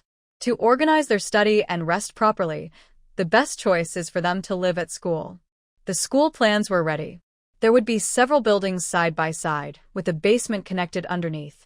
It would be 3 stories tall, with the basement used for storing supplies on the first level and the second and third basement levels as play areas and activity zones for the children. Above ground, there would be classrooms and dormitories. During the day, children could walk through the underground passages when the sun was out, and at night, they could go directly outside. In the early morning and at sunset, outdoor activities would be scheduled. This was the most reasonable plan. However, this meant children would need to pay some points. Since they would live and eat at school, food alone couldn't be free. Jiang Miao frowned. Not all children can earn enough points, and not all families can afford to pay. Sui sighed deeply.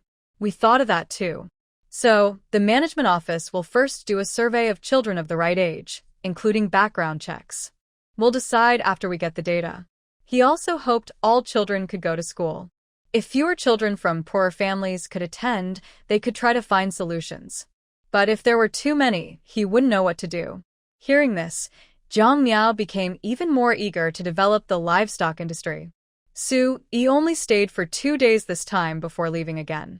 As the weather was warming up, the food at home was piling up. She decided to pack some into a few bags to keep, while letting Sui take the rest to share with his friends. After Sui left, Jiang Miao began cleaning the house, washing and hanging out some blankets, and loosening the soil in the garden. The soil in the greenhouse was different from outside. It had already thawed by now. While working, Jiang Miao guessed it was about time to send the children to Grandma Ji's place. Sure enough, in a couple of days, Sui notified her that work could begin. Jiang Miao didn't dare delay.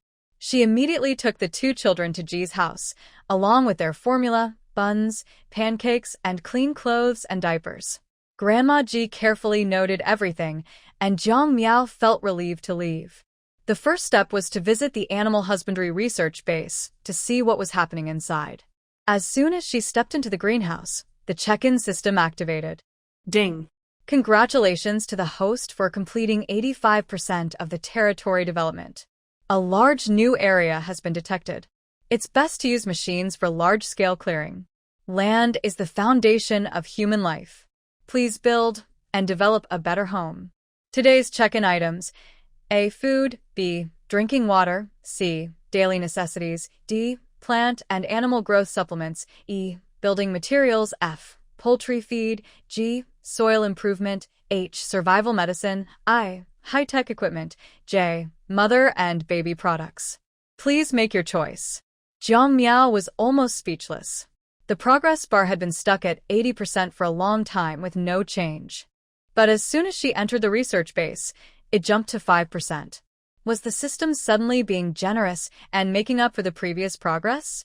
It couldn't be just because of this area, could it? That seemed too unreasonable. While complaining and pondering her options, Jiang Miao decided that planting forage was the most important. Grass didn't require high soil quality, but she couldn't ignore it entirely. At least, the radiation in the soil had to be completely eliminated to grow radiation-free grass. Thinking of the system's reminder, Jiang Miao gritted her teeth and said, "I choose I." High-tech equipment. Okay, the host's choice is high-tech equipment. The system is checking in. Congratulations, the host has received a high-performance energy radiation sprayer.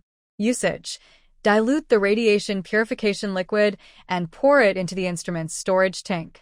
Turn on the power, press the radiation purification button, and the machine will spray out the purification liquid after 5 minutes. It can cover a maximum radius of 100 meters and can automatically check the environment. It controls the spray range in all directions for efficient, thorough purification without any blind spots.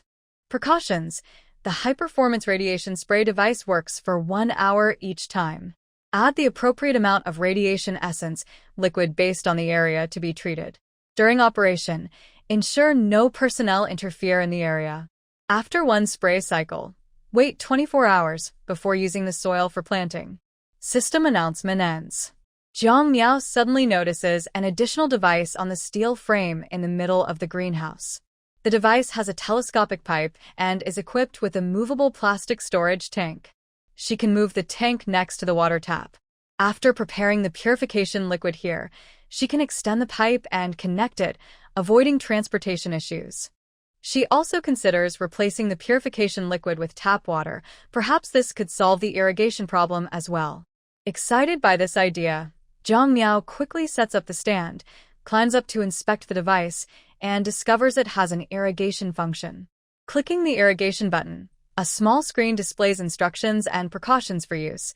Very user-friendly. Jiang Miao is very happy and plans to bring over the purification liquids and tools later. Before leaving, she remembers she hasn't thoroughly explored the area. The research base isn't much to see. Last year, Sui hurriedly built a few connected planting and breeding greenhouses with energy converters, electrical equipment, and tap water radiation purifiers installed on the roof. Other than these, the base is empty, nothing else. Fortunately, the greenhouses are connected by a wide corridor, making it easy to go anywhere. The greenhouses are 5 meters high, with steel frames made of special materials that support heavy equipment. This allows installation of various instruments without worrying about suspicion. The only entrance is the main gate, which uses full automatic scanning for entry and exit. Only she and Sui have access now. Unless she grants permission or personally brings others in, security is very high. Jiang Miao feels increasingly pleased. She immediately drives back home, empties half of the stored purification liquid, and takes some tools for work. On the first day, she fully purifies the first greenhouse. After starting the machine, she leaves without further concern. To help her daughter adapt to life in Ji's family, she didn't bring her back immediately. Instead, she went home first to tend the vegetable garden and the breeding area. After finishing, she went to the neighboring house to teach Zhou Lantian and Yishui about planting and breeding. Finally, she went to Ji's house to help Grandma Ji and Little E with farming. When she left Ji's house with her child, it was almost dark. On the way, the little girl tightly hugged Jiang Miao's neck, looking less lively than before. Pai Dan was nearby, carefully talking about what happened that day. Earlier this morning, my sister stayed with me and little Bao to play. Grandma was working in the field, and Aunt Ji was helping out there too. Sometimes she looked at us, played with my sister, and scolded the naughty little Bao. At noon, we drank milk and went to sleep. In the afternoon, when my sister woke up, she kept calling for Mom. Grandma held her and comforted her. We stopped farming and played with her, but she wasn't very happy. Hearing this, Jiang Miao felt very sad. She quickly kissed, hugged, and comforted her. As she stepped out of Area D, she saw some management staff from the shanty town and mercenaries forcefully pushing two unkempt people onto a vehicle. Around them, residents peeked and watched but dared not approach. Confused, Jiang Miao watched. The woman being taken away noticed her and struggled hard, shouting in a rough voice, "Jiang Miao, save me. Help me." I was wrong. I don't want to go. I don't want to go. It was Lu Ying. If she hadn't seen it with her own eyes, Jiang Miao wouldn't have believed that this woman, who looked to be in her 40s, was Lu Ying. What exactly happened in these months? The two mercenaries responsible for escorting them seemed to have heard of Jiang Miao's name. One of them approached to explain, sister-in-law, these two caused trouble at the maternity clinic last year and almost hurt medical staff. It caused a bad impact. Not only was it reported to the mercenary group, but also to the city center. The higher-ups decided to expel them from Shantytown Area 1 and reassign them to the newly built Area 3. It's already good that they weren't kicked out of the city. They dared to resist, which might anger the authorities. They could be thrown out of the city altogether. I heard many survivors outside the city died from infectious diseases last year. He deliberately said this loud enough for the nearby onlookers to hear, trying to intimidate. Jiang Miao understood and nodded with a smile. Thank you for your hard work. If you have free time, come visit my home someday. Of course, sister-in-law. We're leaving now, the mercenaries said. They turned and strode back to their companions, quickly loading Chen Jianye and Lu Ying into the vehicle. The staff from the management office sighed in relief, exchanged a few quiet words, and recorded the incident. Some residents watching the scene recognized Jiang Miao, while others had never seen her before. Seeing a woman with two children being so respected by mercenaries and shelter management staff, they knew her identity was not simple. They quickly gathered together to whisper secretly. Lu Ying's parents and siblings were also present, filled with anger. Jiang Miao is really useless. If she hadn't lied, A Ying and her husband wouldn't be targeted. Mother Lu clenched her fists tightly. No one knew how they survived this winter. In the past, Chen Jianye and Lu Ying helped, occasionally giving food and drinks. Even if supplies were short, they didn't worry about making it through. But last year, their daughter and son-in-law were beaten like stray dogs, and they almost couldn't go on. They couldn't support them anymore. Without their daughter and son-in-law's help, the Lu family nearly starved and froze to death. If they hadn't borrowed some help from familiar families, they wouldn't have survived. Only after experiencing this did they realize how important their daughter and son-in-law were to them. But it was too late now. They had all been moved to the Shantytown area. The two places were probably far apart. How could they find them for help in the future? Lu Ying's older brother spat fiercely. I'll go kill her. The Lu family was terrified and quickly stopped him. Are you crazy? There are so many people watching. Do you really dare to do that? Do you believe her man will immediately kick us out of the city? Are you trying to get us all killed? What do you suggest we do? Just swallow this unfair loss. Listen, don't expect me to support such a big family. I don't have that ability. Lu Ying's brother sat down on the ground heavily, indifferent. Father Lu knew his son was unreliable. Chen Jianye, his son-in-law, was older but still capable of supporting the family. They had to rely on him. After thinking for a moment, he gritted his teeth and stomped his foot. Let's ask the people from the Shantytown Management Office if we can move there with Jianye and A Ying. Being together would be better for everyone. Mother Lu was shocked and immediately opposed without thinking. I disagree. The first zone has a maternity hospital, and I heard they're building a hospital there. The water is radiation-free and safe to drink. If we go there, how will we survive? Father Lu rolled his eyes in anger. Are you stupid? Although there is no maternity hospital over there, there will be one in the future. Besides, right now, no one in our family needs to go to a maternity hospital to give birth.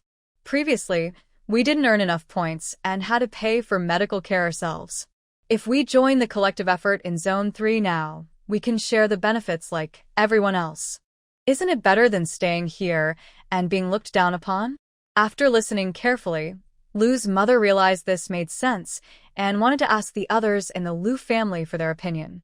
But everyone was indifferent and only cared about eating. No one made any decisions. This made her very angry and frustrated.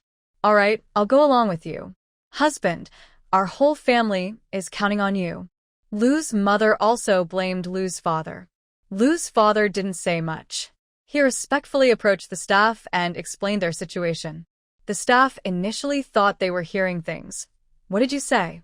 You want to move to the shanty town in Zone 3? Are you serious? Lu's father nodded vigorously, hesitating. We only have Luing, our daughter. Wherever she goes, we go. Can you please be flexible? The two staff members exchanged glances and immediately called the supervisor to report the situation. Dai Deshan was amused. Wow. Is this really happening? Tell them yes. Later, when the mercenaries come back, let them know. It's a hassle for them to make another trip and ask if anyone else wants to move too. Take everyone who wants to go. Once the houses are cleared, we can plan the next steps. The staff received the instructions and became much more friendly toward Lu's father. Of course. Go home now, pack your things and wait. When the mercenaries' vehicle returns, they'll take you there. He looked around and loudly shouted, anyone else who wants to move to Zone 3, come now and register with us. After today, we won't accept any more requests. As soon as he said that, everyone's attention shifted. Most found it absurd, but a few people were tempted. These people were close to Qin Jianya and had a similar background. Before, they had worked with Qin Jianya against Kong Ming'an, and their relationship had already soured. There was no way to mend it. When Qin Jianya fell, their lives also became difficult. More importantly, they hadn't earned enough points to help build the maternity hospital. Living in Zone 1 made them feel out of place, and many looked down on them. When Qin Jianya was around, it was like this. Without him, life would be even harder. Instead of staying and being looked down upon, they decided to take a chance and start fresh in Zone 3. Gradually, some people stepped forward to sign up. Starting from just 1 or 2 families, it has grown to 4 or 5, and there may be more. Jiang Miao shook her head silently, turned around with the children, and left. Su Nian Nian, the little girl, didn't play at home. She kept clinging to Jiang Miao. Jiang Miao felt helpless and had to wash her hands and face, dry her, and carry her on her back with a cloth. She then cooked food for the children. After a busy day, she was tired and didn't feel like making fancy dishes. She simmered a big bone porridge and made steamed eggs for the 2 kids. While the porridge was cooking, the 2 bowls of steamed eggs were ready first. Jiang Miao let the children eat the eggs first, then played with them before serving the porridge. After all the work, Su Niannian's mood improved a lot. Jiang Miao hugged her, coaxed and persuaded her, promising to make a cake for her. Only then did the little girl agree to go to the Ji family again tomorrow. After the children fell asleep, Jiang Miao quickly called Su Yi, asking him to buy baking tools in the city. Su Yi was impressive. He called Zhou Yongnian, who immediately delivered a full set of baking tools to Jiang Miao, along with other small kitchen appliances like a blender, steamer, induction cooker, dish sterilizer, multifunction meat grinder, and more various gadgets. The delivery was so fast and attentive that Jiang Miao wondered if Su Yi had special privileges. Once the delivery people left, she quickly put all the small appliances away. Since she didn't need them immediately, she stored them in the next room and planned to study the oven and other tools later. She also kneaded dough and prepared all the preliminary steps before going to sleep. The next morning, Jiang Miao got up early to bake a cake for the children. Due to limited conditions, she could only make a simple egg cake. While baking, she used the blender to make a large jar of soy milk. She also cooked a dish of braised pork ribs, stir-fried vegetables, fried eggs, and served rice as the main food. After everything was cooked, she divided the food into 4 portions using the insulated food containers she had saved. 1 portion she took to the research base, and the remaining 3 were sent to the Ji family as lunch for the 3 children. When she was almost done, Paidan got up to brush his teeth and wash his face, able to take care of himself well. Jiang Miao hurried to wake her daughter.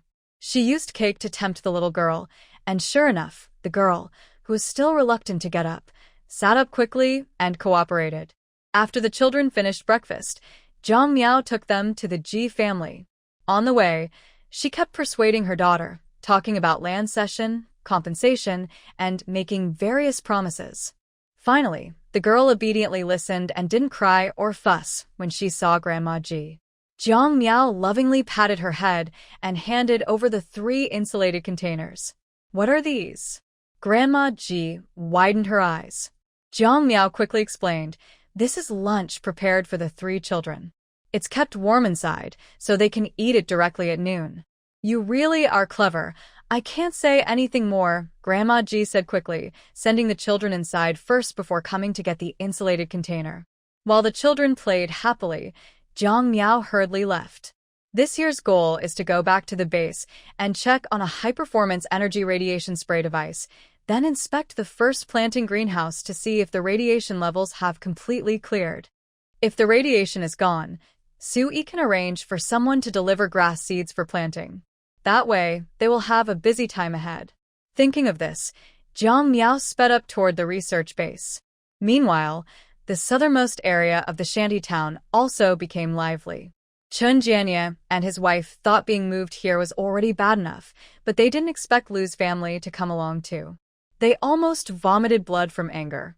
Especially Chun Jianye, who lost his temper and roared at Lu's family. "Are you all out of your minds? Leaving a good area to come here and just waste time?" He had hoped that since his friends and relatives were in Area 1, if life here is tough, they could help him find a way out. But these useless people dashed his hopes, forcing him to live a life of running away again. If he had the ability, would he have ended up like this? Lu's mother felt ashamed and angrily retorted, "We only came because we were worried about you two. We meant well, but it backfired." Chun Jianye sneered coldly, "So you say. I want to see how worried you are about us. Are you planning to support us, or what?" Lu's mother suddenly snapped, "You have legs and arms, and you want us to support you? It's good enough that we didn't ask you to support us." Chun Jianye leaned back lazily, as if he already knew this, and shrugged. "Since you came here on your own, you have to take responsibility for your decision. I have no choice. If it's too much, just take Luing back. I don't want her anymore." The Lu family's faces changed dramatically, and Lu Ying was even more panicked. "Jianye, we're married. You can't just ignore me." Chun Jianye smirked mockingly and looked at her sideways. "Then be sensible and don't cause trouble for me." He had seen through the Lu family's true nature after being hurt this time. These leeches won't get any more benefits from him. Lu Ying's older brother understood Chun Jianye's meaning and started acting shamelessly, lying down in Chun Jianye's house and refusing to move. As long as Chun Jianye had food, he would take a share. Others followed suit. Lu Ying was at a loss, not knowing what to do. Chun Jianye chuckled angrily, but didn't stop them. He turned and left the house to visit his brother's home. The other side was run by 3 brothers, all strong men. Only Lu Ying's older and second brothers were relatively young. Lu's father and mother weren't very capable, and the other women couldn't do much either. They clearly had no chance against them. Lu Ying's older brother was furious and cursed loudly, but didn't dare to go after them. He yelled at Lu Ying, "Useless. Why don't you go with them?" Under his threat, Lu Ying cried and walked to the other side, but she was immediately stopped at the door. They wouldn't let her in. Soon, Chun Jianye and his group went out to look for things. Lu's mother asked hurriedly, "Dad, should we go too?" Lu's father nodded, but Lu Ying's older and second brothers didn't move. "You've been messing around all night. Aren't you tired?" "We're not going." Since they wouldn't go, their women also stayed put. Lu's parents had no choice but to take Lu Ying with them and follow Chun Jianye. This time, Chun Jianye only helped out. He gave everything he found to his brothers. Lu's parents saw clearly and feeling angry, tried to argue but were pushed to the ground by Chun Jianya's brothers. Chun Jianya watched coldly, but didn't intervene. Lu Ying cried and wailed in despair, but he paid no attention. After Chun Jianya and his group left, Lu Ying first took Lu's parents back home, only to be beaten and kicked by her brothers again. Now Lu Ying truly hated them all. She pulled out a small knife she carried and stabbed Lu's oldest brother. Lu's father and mother screamed in fear, "Help! She's gone crazy. She's stabbing him. She's killing him." Patrolling soldiers arrived immediately and restrained Lu Ying. Lu's oldest brother, clutching his wound, was so frightened he wet himself. He cried and begged, "Help me. I'm going to die. Save me." Lu Ying hysterically shouted, "It's him. He took over my family and beat me. They forced me to do it." The soldiers quickly contacted the local management officials. After checking, they confirmed that Lu Ying's home was indeed here. She had multiple bruises and soft tissue injuries, proving she was beaten badly by Lu's oldest brother. The soldiers released her and arrested Lu's oldest brother for causing trouble, regardless of whether he was seriously injured or dying. This sudden turn of events shocked Lu's family. Lu's parents, furious about their son's injury and arrest, hated Lu Ying even more. They outright severed ties with her, refusing to have any contact. Chun Jianya returned from looking for supplies and learned that so much had happened in just an hour. He casually went back to get his own things and threw an expired bread to Lu Ying. "Eat it. If you had done this earlier, you wouldn't be in this situation today." Lu Ying stared blankly at the bread in her hand, lost in thought. Su Yi received the news, calmly instructed his subordinates to handle official matters, then contacted Zhang Miao to inform her. At this moment, Zhang Miao was busy clearing land. Hearing about Lu Ying's family issues, she remained calm and lazy to complain, focusing entirely on how to develop her work. "Su Yi, can you help me buy some farming vehicles? Like seeders and harvesters. I need a lot of tools to assist me." "No problem, just wait." Su Yi agreed immediately. By sunset that evening, Zhang Miao received various improved energy-efficient farming machines that only needed charging, no diesel or gasoline, clean and eco-friendly. Zhang Miao was thrilled to get the equipment. She specially chose a large shed facing the main gate to store these machines. After organizing everything, she drove to the Ji family to pick up her children. In the following days, besides working at the animal husbandry research base, she also had to take care of her family's fields, chickens, ducks, and children. She was so busy she felt like a spinning top, with no time even to think about men. Suddenly, the weather warmed up. After more than a month of absence, Su Yi finally returned home. He also brought good news. The hospital between the shantytown and the district is almost finished. It will be ready for use in about a month. The school in Zone F will also be completed and inspected in half a month. If everything goes smoothly, it will officially open for enrollment in a month. "Really?" Zhang Miao's eyes lit up with excitement. She clenched her fists and her eyes kept darting around. "Do we need to do something? Or prepare something for Pai Dan?" Seeing her enthusiasm, Su Yi couldn't help but smile. "There's still a month." No rush. "Besides, Andy will probably arrange something for Pai Dan too, so we don't need to worry." "That's true." Zhang Miao sighed in relief and lazily sat on the sofa. Su Yi then noticed she looked much thinner. He immediately felt distressed. "Do you need some help? Should I arrange some people for you?" He had asked twice before, but Zhang Miao refused each time. Thinking about Zhang Miao's unique situation, Su Yi didn't insist. He was surprised to see that in just over a month, his lively wife had become as wilted as a half-dried white radish.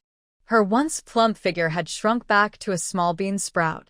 Zhang Miao snuggled in his arms, feeling so comfortable that she started to feel sleepy. She half closed her eyes and shook her head, saying, "I built 10 big greenhouses.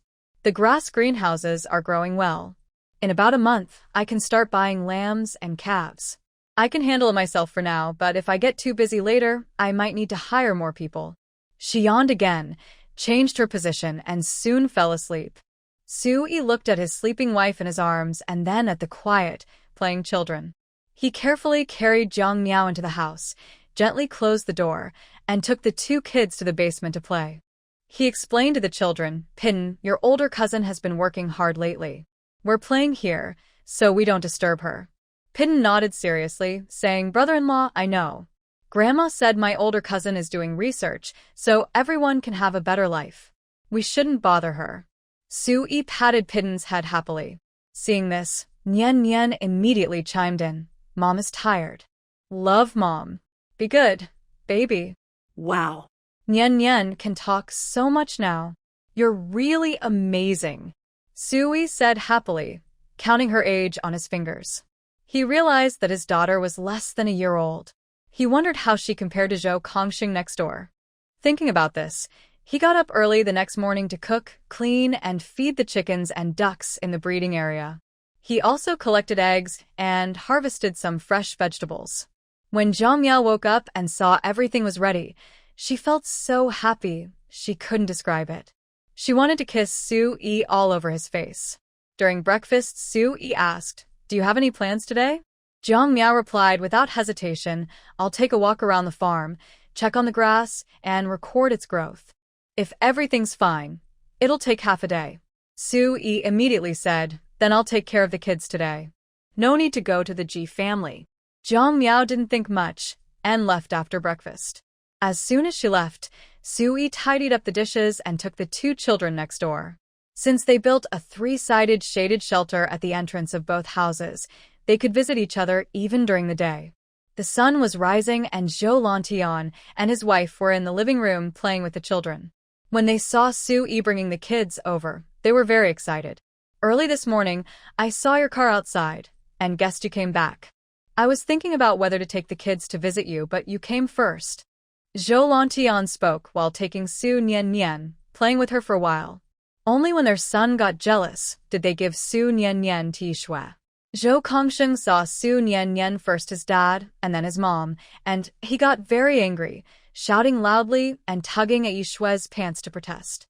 Su Nian Nian was frightened and reached out to Sui, saying, "Daddy, hug." Sui immediately went over and held her protectively.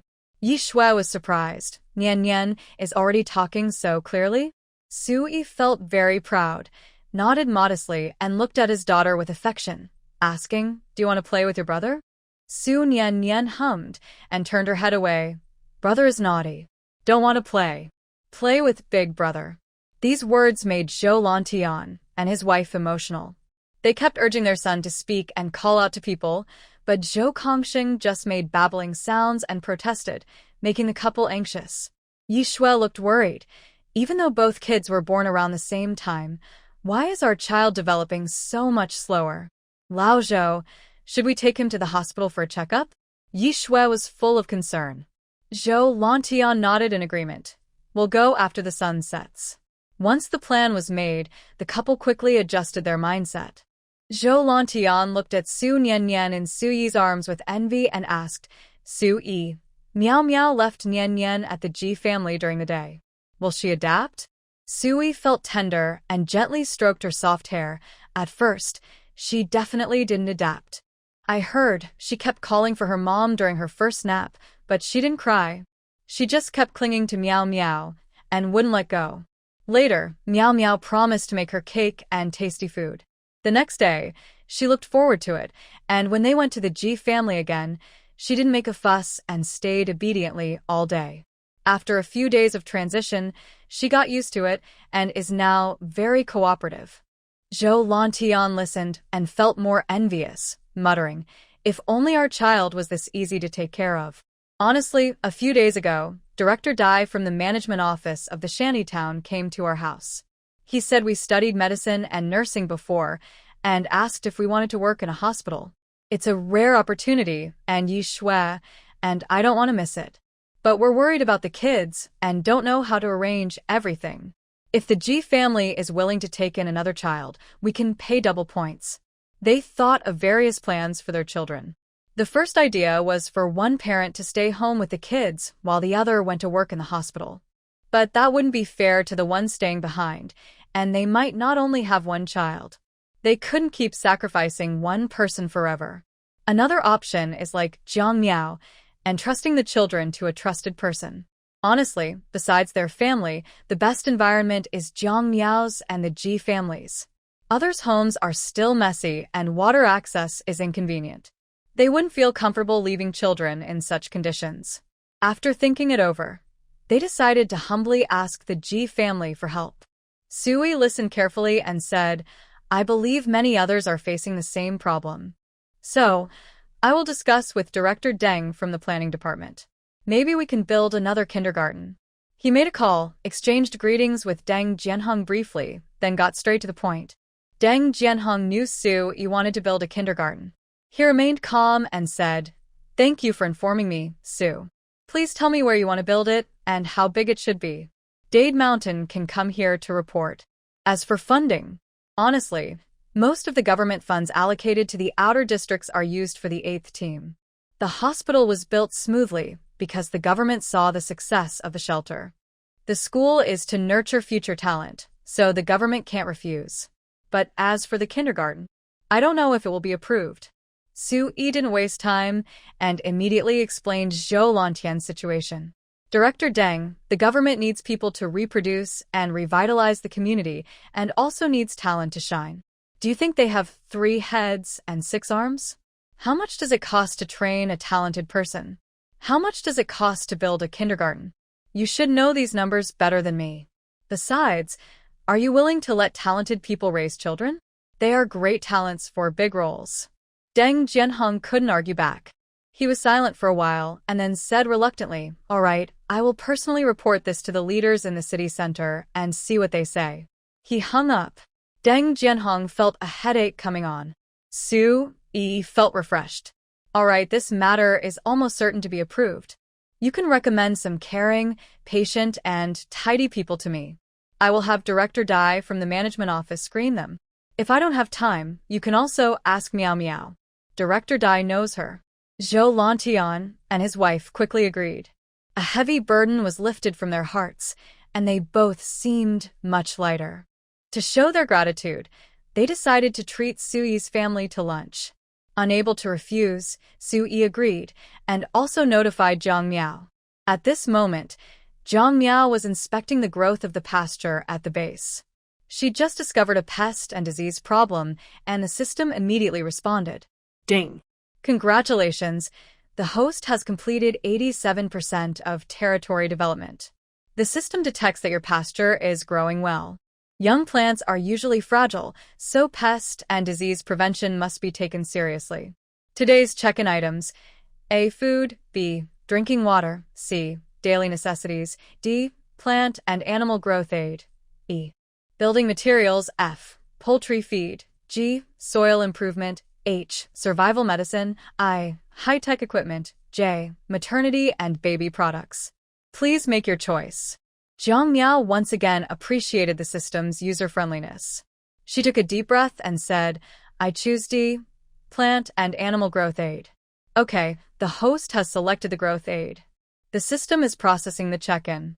Congratulations, the host is checked in and received an efficient plant insecticide.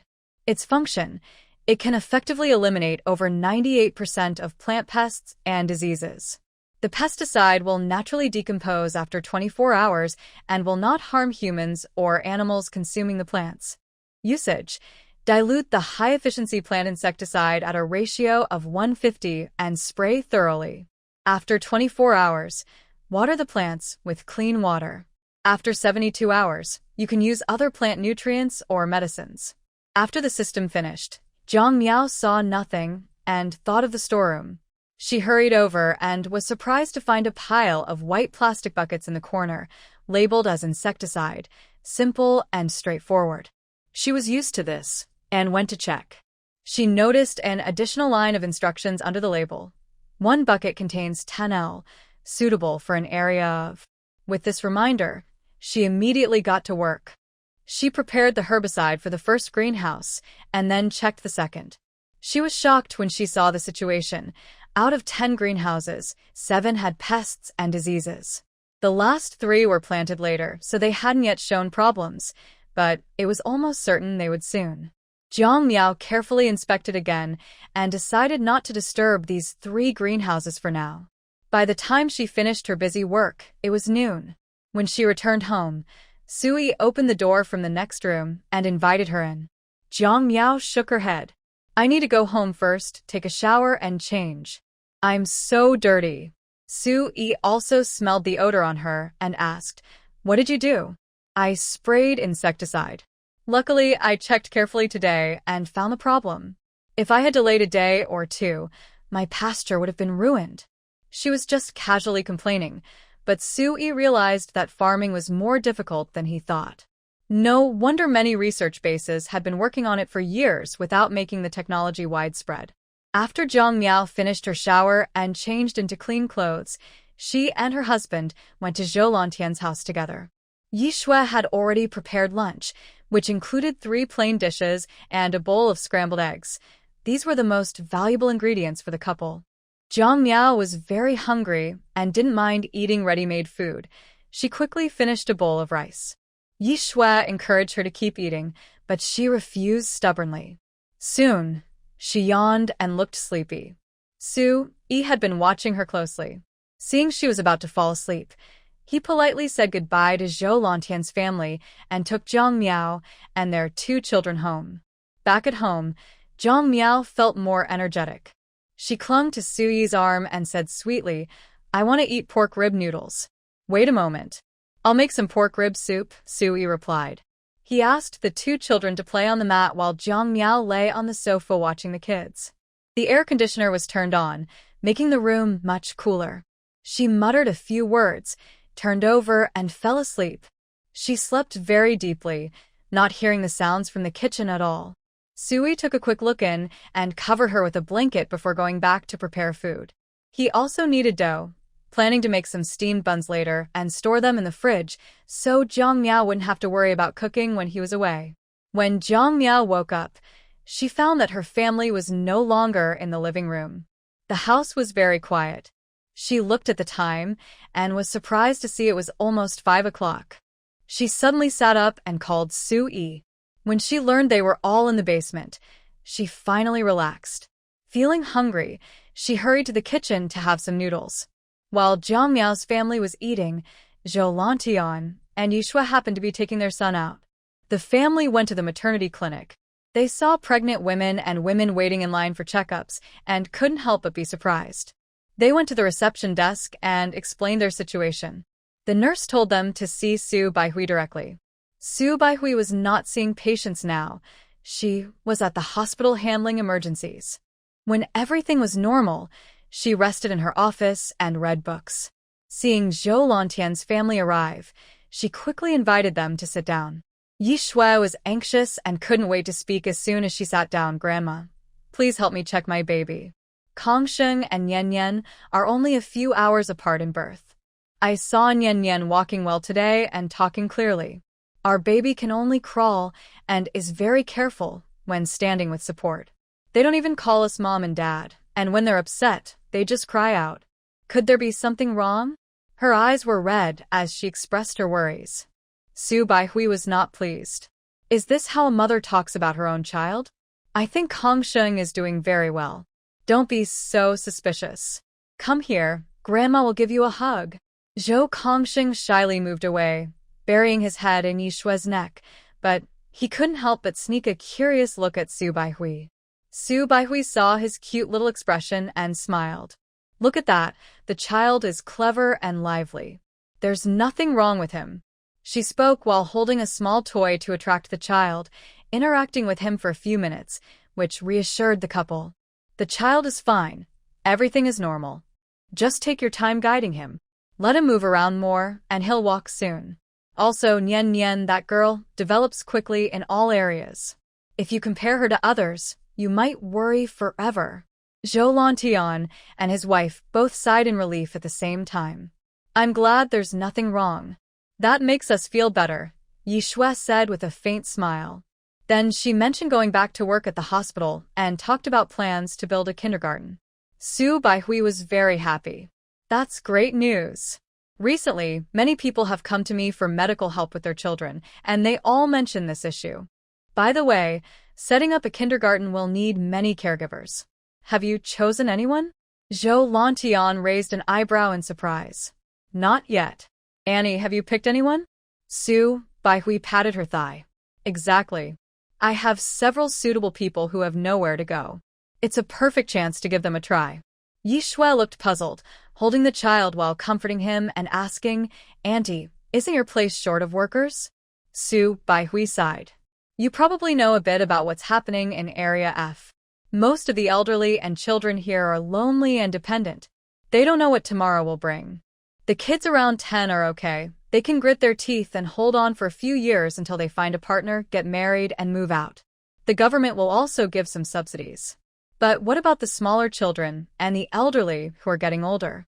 Once the maternity hospital is running, I thought about finding some people from among them to help, like those working in the big kitchen, cooking and washing vegetables or selling water, or even training as caregivers from a young age.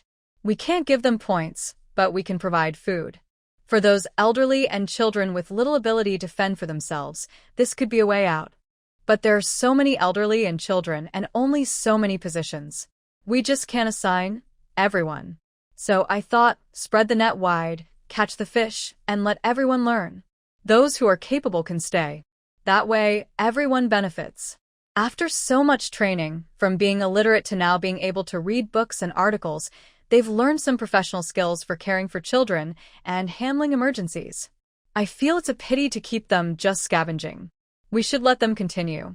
If only they could go to kindergarten, they could also develop their talents. Mr. and Mrs. Zhou Lantian nodded repeatedly in agreement. If such talented people really exist, Su Yi wouldn't refuse them. But he said the first requirement for candidates is to have love and patience. Other qualities are secondary, since most people can't handle children crying and making noise. Yi Shui reminded him. Su Baihui immediately called Gu Yi. Besides being a doctor, Gu Yi is also part of a security team responsible for hospital safety. He has his own methods for assessing people, so leaving this task to him is reliable. Then Su Baihui personally called Su Yi. The matter was almost settled. The kindergarten was built quickly, right next to the school.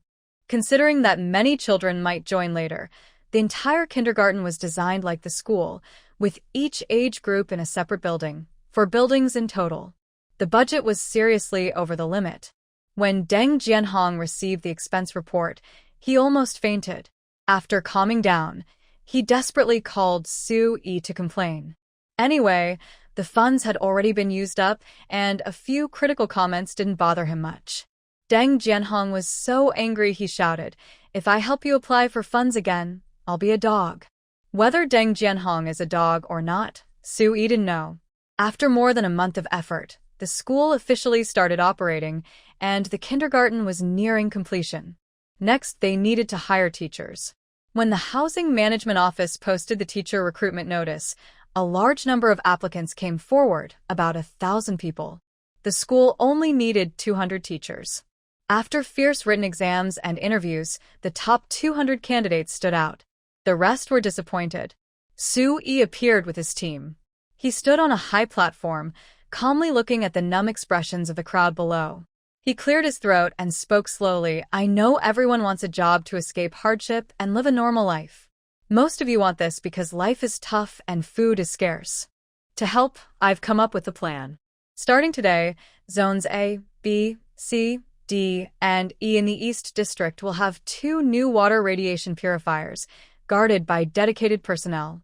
The cost of a bucket of water will be 1/4 of what it was before, enough for daily needs. Everyone should try to clear space in the planting areas, build greenhouses, and we, the security team, will help eliminate radiation from the land. We will distribute new non-radiated seeds, including some corn, white radishes, and cabbage. I hope everyone can plant these seeds and work hard. We want every household to have enough food to get through the winter. Additionally, our mercenary group will keep track of your farming progress in real time. As long as you manage to grow good crops this year, next year we can provide you with chicks and ducklings so everyone can enjoy meat." The disappointed villagers looked up at Su Yi in disbelief. "Captain Su, is what you said true? Can we really grow things? And raise chickens and ducks?" asked a thin man with pale skin, trembling as he voiced everyone's thoughts. Sui nodded firmly, and someone turned on a projector to show images of their lush vegetable fields. See for yourselves. This isn't before the disaster. The greenhouse and strong lights are clearly modern equipment. This is my home. My wife cultivated this green farm. If you work hard, you can have a vegetable patch like this too. The crowd was captivated by the images and stayed silent for a long time. Someone pointed at the tomatoes and other vegetables, asking, "Captain Sue, can we grow other vegetables too?" Sui shook his head regretfully. "You're just starting out, and the land isn't very fertile yet. You can only grow easy-to-maintain vegetables that don't require specific soil. We can supply radish and cabbage seeds. As for corn, my wife wanted to keep some for herself, but since everyone is having a hard time, she decided to share her carefully saved seeds. Later, if you want to farm, go see Director Dai to sign up and learn planting techniques. Those who pass the exam can start building greenhouses, apply for strong lights, and get seeds." As soon as he finished, a group rushed toward Dai Deshan, pushing him so hard they almost took his shoes off. Dai Deshan shouted desperately, finally attracting others to come and rescue him. After escaping, Dai Deshan, covered in dirt and tears, ran to Sui and started arguing. "Captain Sue, are you trying to say I've lived too long? Is it okay to bully me like this? Look at my clothes, almost torn apart by them." He looked back nervously, embarrassed by his disheveled state, and quickly pulled Sui aside under the street lamp to talk. "Captain Sue, I know you want to help everyone, and I understand your good intentions. But have you thought about it? This is Zone 1, and there's Zone 2, Zone 3, and maybe later Zones 4, 5, and 6. Where do you get so many seeds and supplies to help so many people?" Sui adjusted his collar calmly and smiled. "That's nothing. Once Zone 1 develops, they can help Zone 2. When Zone 2 grows, it can support Zone 3. We'll do what we can, step by step. Don't tell me that people from Districts 2 and 3 have complaints. District 1 was established first, and both the maternity hospital and resettlement housing started as experiments from District 1. These were all built with public funds. Currently, District 1's development far exceeds other areas. It makes no sense that the facilities are in place, yet residents still live in constant fear. That's just not right. Director Dai, you don't want to be stuck managing the shantytown forever, do you? Work hard to develop District 1. Maybe you'll get promoted like Team Zhao someday." Dai Deshan. I've hit a sore spot. Now I really have to serve Sui loyally. Thinking this, Dai gritted his teeth and turned back to maintain order. After Sui spread the word, he immediately took people to patrol District 2. The residents here are still haunted by the shadow of death, just like those in District 1 a few years ago. They are content with their current situation, desperately scavenging for scraps, with no other ideas. As for District 3, it's even less settled. The area is not fully occupied yet, and everyone is very competitive with the most patrol mercenaries. Sui looked down the rows and saw Luing arguing with a District 3 management staff. "Why can't I be reassigned a partner? I'm still young, much better than those women in their 30s. The staff looked at Luing with disgust, keeping some distance, and spoke harshly. "You don't understand what we're saying, and you only seem satisfied when we talk about your little issues." Luing was anxious and angry, shouting loudly, "What did I do? I'm innocent, just because my man died. Why do you look down on me?" "Did Chun Jianya die?" Sui stepped forward and asked, "What's going on?" Luing saw Sui and instinctively shrank back, but quickly regained her composure, glaring defiantly at them. The staff recognized Sui and hurriedly nodded, respectfully saying, "This woman's man died. She's demanding that we reassign her a partner, preferably a young man from District 1, and insists he must be a mercenary. She's applied 3 times, and we refused each time. Now she's here herself, demanding an explanation." Sui narrowed his eyes at Luing. Lu Ying's heart pounded, and suddenly she started crying, throwing a tantrum. "Everyone, come and judge. They're bullying a widow." "Wah." "Stop talking nonsense." The staff shouted angrily, face turning red. Luing held her head high and yelled, "I'm not lying. He is Jiang Miao's man. Because I had a conflict with Jiang Miao, he deliberately tried to cause trouble for me. If he hadn't said something, how could you not have arranged a match for me? Many people around were watching. The staff couldn't take it anymore and immediately pulled out the documents. Stop slandering the team leader. Clearly, it's because you couldn't have children that you went to the maternity clinic for a checkup and they found a problem. Do you know you have a sexually transmitted disease? All your medical records are now in the system. Don't think about being assigned a partner, and we can't allow you to sleep with any man you choose. We wanted to respect your privacy and didn't want to embarrass you. Just refused your request. But you keep pushing and acting out. It's really disgusting. What? A sexually transmitted disease?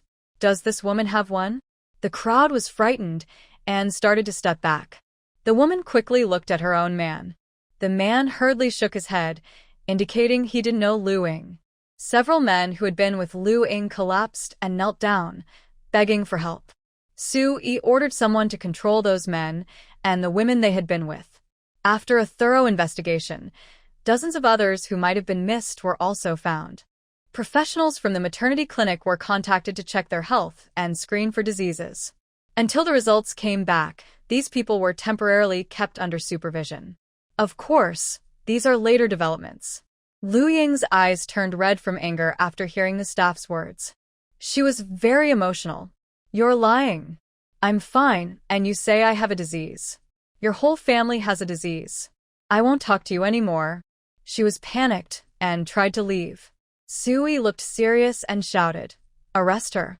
You can't arrest me. I haven't done anything wrong. Why are you treating me like this?" Lu Ying cried and shouted, tears and mucus covering her face. News about her having a disease quickly spread in the 3rd district. The first to be worried was Lu's family, especially Lu Ying's older brother. He had a violent streak and often beat Lu Ying badly. If he accidentally got hurt or blood got on Lu Ying, it would be a big problem. At that moment, inside the Shantytown management office, Su Yi listened coldly as Director Lu Dapeng reported the results and the cause of Chun Jianya's death. He said he slipped into a hole during the clearing and was stabbed by a steel bar, dying instantly. Lu Dapeng wiped the sweat from his forehead, looking very nervous. Su Yi sneered coldly. Chun Jianya wasn't very capable, but he was at least the leader of the refugee group. Isn't it too pathetic to die like this? Lu Dapeng strongly agrees, saying, "We think the same way." At that time, someone saw Chun Jianya fallen. He was alone then, so it was treated as an accident. He also mentions that Chun Jianya's woman was very unhelpful. When he fell, she was so scared she turned and ran, not daring to look or call for help. She didn't try to get the body out either. It was the patrol mercenaries who dragged the body out.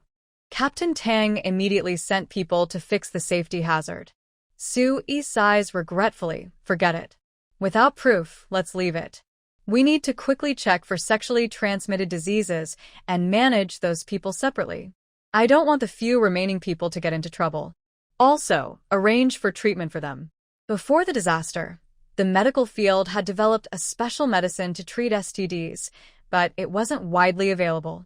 It should be in the city center. However, Lu Dapeng needs to apply to the Inner City Medical Management Bureau, which reports to the higher authorities. 수위 jantin tarfere. Lu Dapeng nods repeatedly in agreement.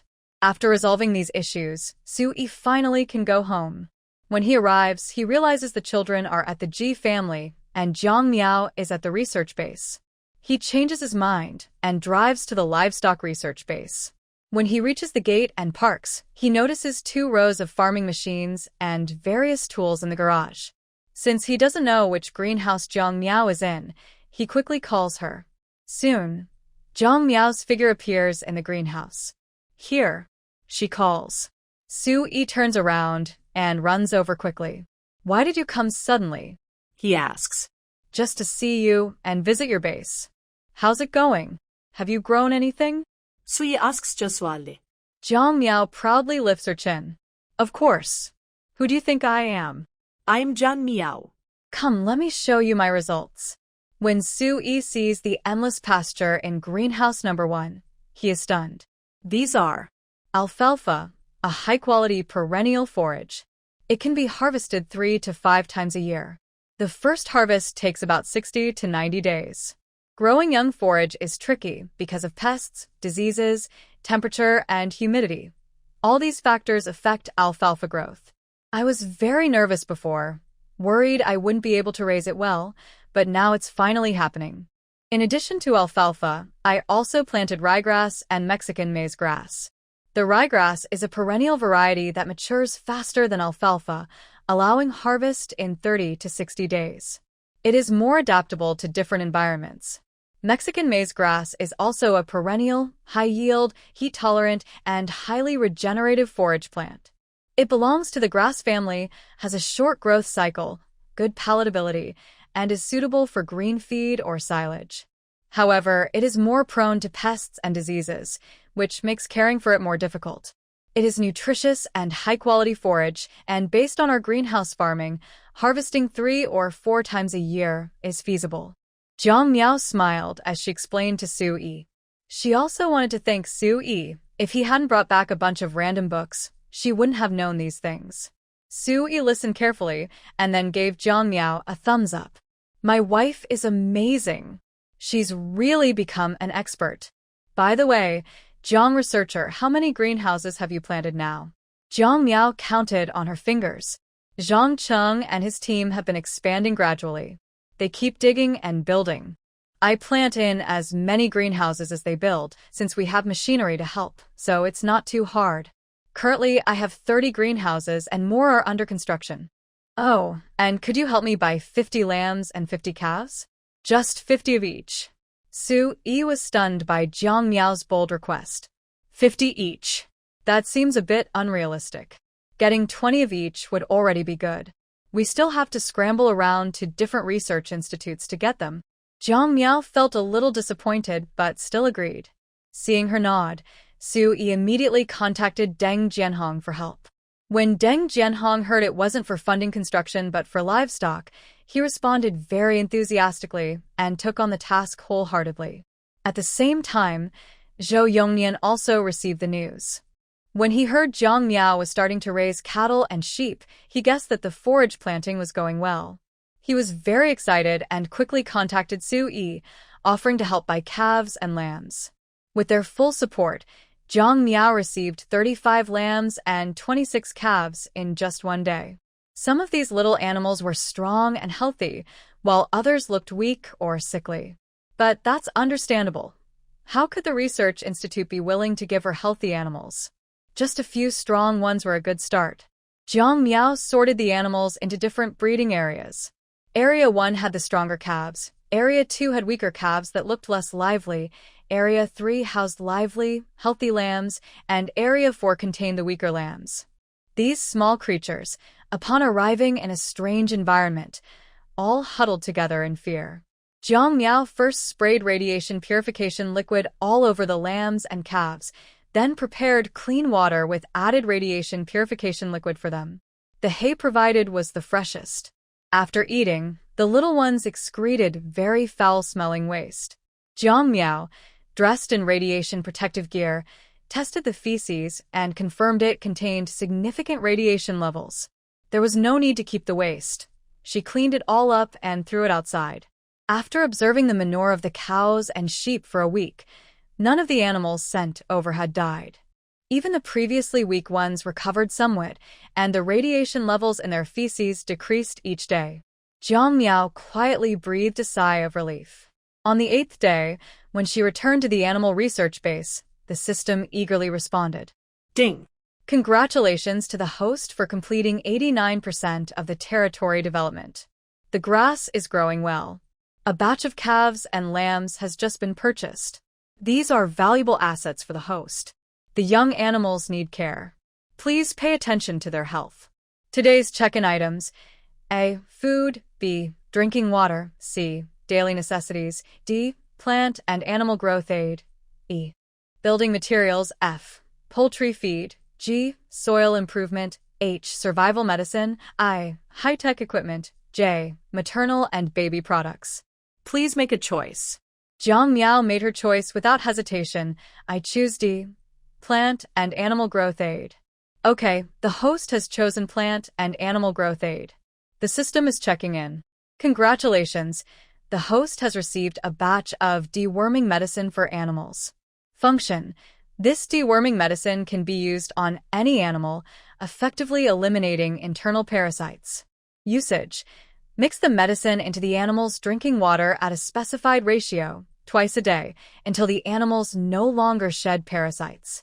Jiang Miao received the deworming medicine and immediately studied the proper mixing ratio, planning to add it to all the cows' and sheep's drinking water. That noon, while cleaning the manure, she noticed some white stuff inside, clearly different from before. Luckily, the deworming medicine also killed the parasites. Otherwise, she might have screamed. She burned the manure outside. On the 9th day, she checked in again, this time choosing plant and animal growth aid. This time, the system provided her with animal disinfectant.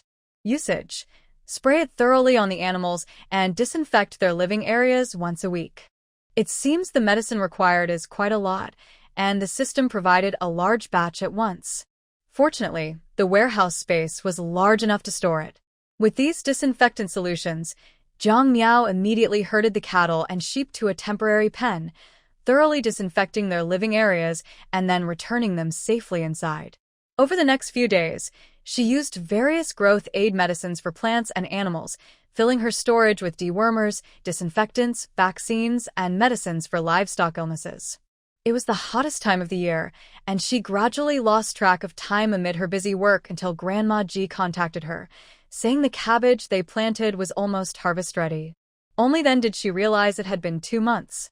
She felt like she had forgotten something but couldn't remember what it was. Jiang Miao rubbed her forehead in frustration. Forget it. If I can't remember, I won't worry about it. Maybe I'll remember later. I'm not the type to dwell on things. Deciding to move on, she turned back to her work.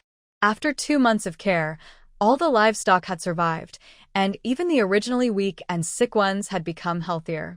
If this progress continued, she believed that next year, the newborns at the maternity clinic could drink sheep's milk, and the year after, they could supply it regularly.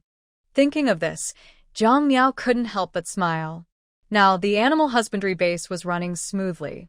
She could hire 2 trustworthy people to handle watering and feeding, freeing up more time for her own projects. However, choosing the right people was still a challenge. Her mind was preoccupied, and she seemed a bit distracted. Looking at the calendar, she realized that since the last time she asked Su Yi to buy sheep and cattle, he hadn't come back. It was time to talk to him.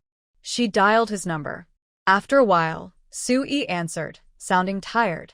Jiang Miao's heart skipped a beat. What's wrong? Did something happen? Su Yi frowned, thinking about Jiang Miao's frequent outings, which made it hard to hide anything from her. He decided to be straightforward. There's trouble in Zone 3. Chen Jianye and Lu Ying went to the maternity clinic for infertility checks, and it turned out both have sexually transmitted infections. Chen Jianye died unexpectedly, and Lu Ying was taken into custody. Everyone who had contact with Lu Ying was tested for STDs, and over 90% tested positive. The city center leaders are taking this very seriously. They want us to conduct large-scale screenings for STDs, find and treat cases quickly. Zhou Lantian and Yi Shui are helping on the front lines. I need to keep control of the situation and handle any emergencies. I can't come back right now. Nothing else is urgent. How are things on your side? Jiang Miao hesitated and said, Everything is fine here. Things are back on track. I wanted to ask you to help me choose 2 assistants. Since you're busy, I'll find them myself. Sui thought for a moment and replied, You can ask Grandma Ji and Director Su to help. Zhang Cheng can also help oversee. If they all agree, this person should be reliable. Jiang Miao agreed. After hanging up, she immediately went to the maternity hospital. At this time, the sun had not set. Besides patients staying for childbirth, the outpatient clinic was very quiet. Jiang Yunru was probably back home resting. Only the innermost consultation room was open, where Su Baihui was drinking tea and reading. Seeing Jiang Miao fully dressed in protective gear, Su Baihui looked up in surprise. When Jiang Miao took off her mask, Su Baihui smiled and said, It's you. I was wondering because you don't look like my little Yi in your figure. Isn't it hot to wear so much clothing in this weather?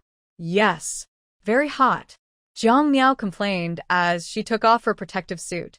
Su Baihui examined her carefully, her expression suddenly changing. She grabbed Jiang Miao's arm and said, "Wait a minute. How come your belly looks different? It seems like you're pregnant again." Jiang Miao was shocked and took a step back. "Grandma, don't scare me. My belly is flat." To prove she wasn't pregnant, Jiang Miao pulled her clothes down hard. Su Baihui rolled her eyes repeatedly and said, "Just get tested to see if you're pregnant. The most reliable way is blood test and ultrasound. A simple way is test, you can choose." Jiang Miao sat down uncertainly, staring blankly. Su Baihui found it amusing. "It's not the first time you're pregnant. Look at you.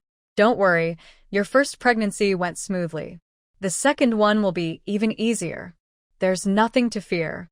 Finally, Jiang Miao realized what was happening and almost cried. "Grandma, I'm not worried about that. I'm busy now. I don't have time to have a baby." Su Baihui đi xa cơ. "Your family has enough work. Just find a few helpers. It's not a big deal. Plus, the government encourages childbirth. The more children you have, the more contributions you make to the government. In the future, you'll get priority for good policies. It's also because you and your husband are capable. Those who can't afford it are supported by the government for free. Just look at the kindergartens. Some children are sent to the new kindergarten building just a month after birth. The babies from 0 to 6 months are in one area, those from 6 months to 1 year are in the second building, and babies who can walk independently are in the third building, where most are under 2 years old, along with some babies who develop more slowly.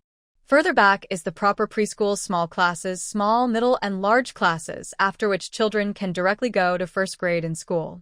If the family's financial situation is good, they can pay some points. If they cannot, the government will support them. The food isn't luxurious, but it's better than what they'd get with their parents. Jiang Miao has been busy with the research at the base and rarely pays attention to these details. She only knows that Ji Xiaoyi also works at the kindergarten and her daughter is in Ji Xiaoyi's class. Because they are acquaintances, she feels at ease and doesn't ask much. She didn't expect the kindergarten system to be so well developed, even accepting newborns. No, that's not possible. Where does the government get so much money to support the kindergarten? Jiang Miao couldn't understand.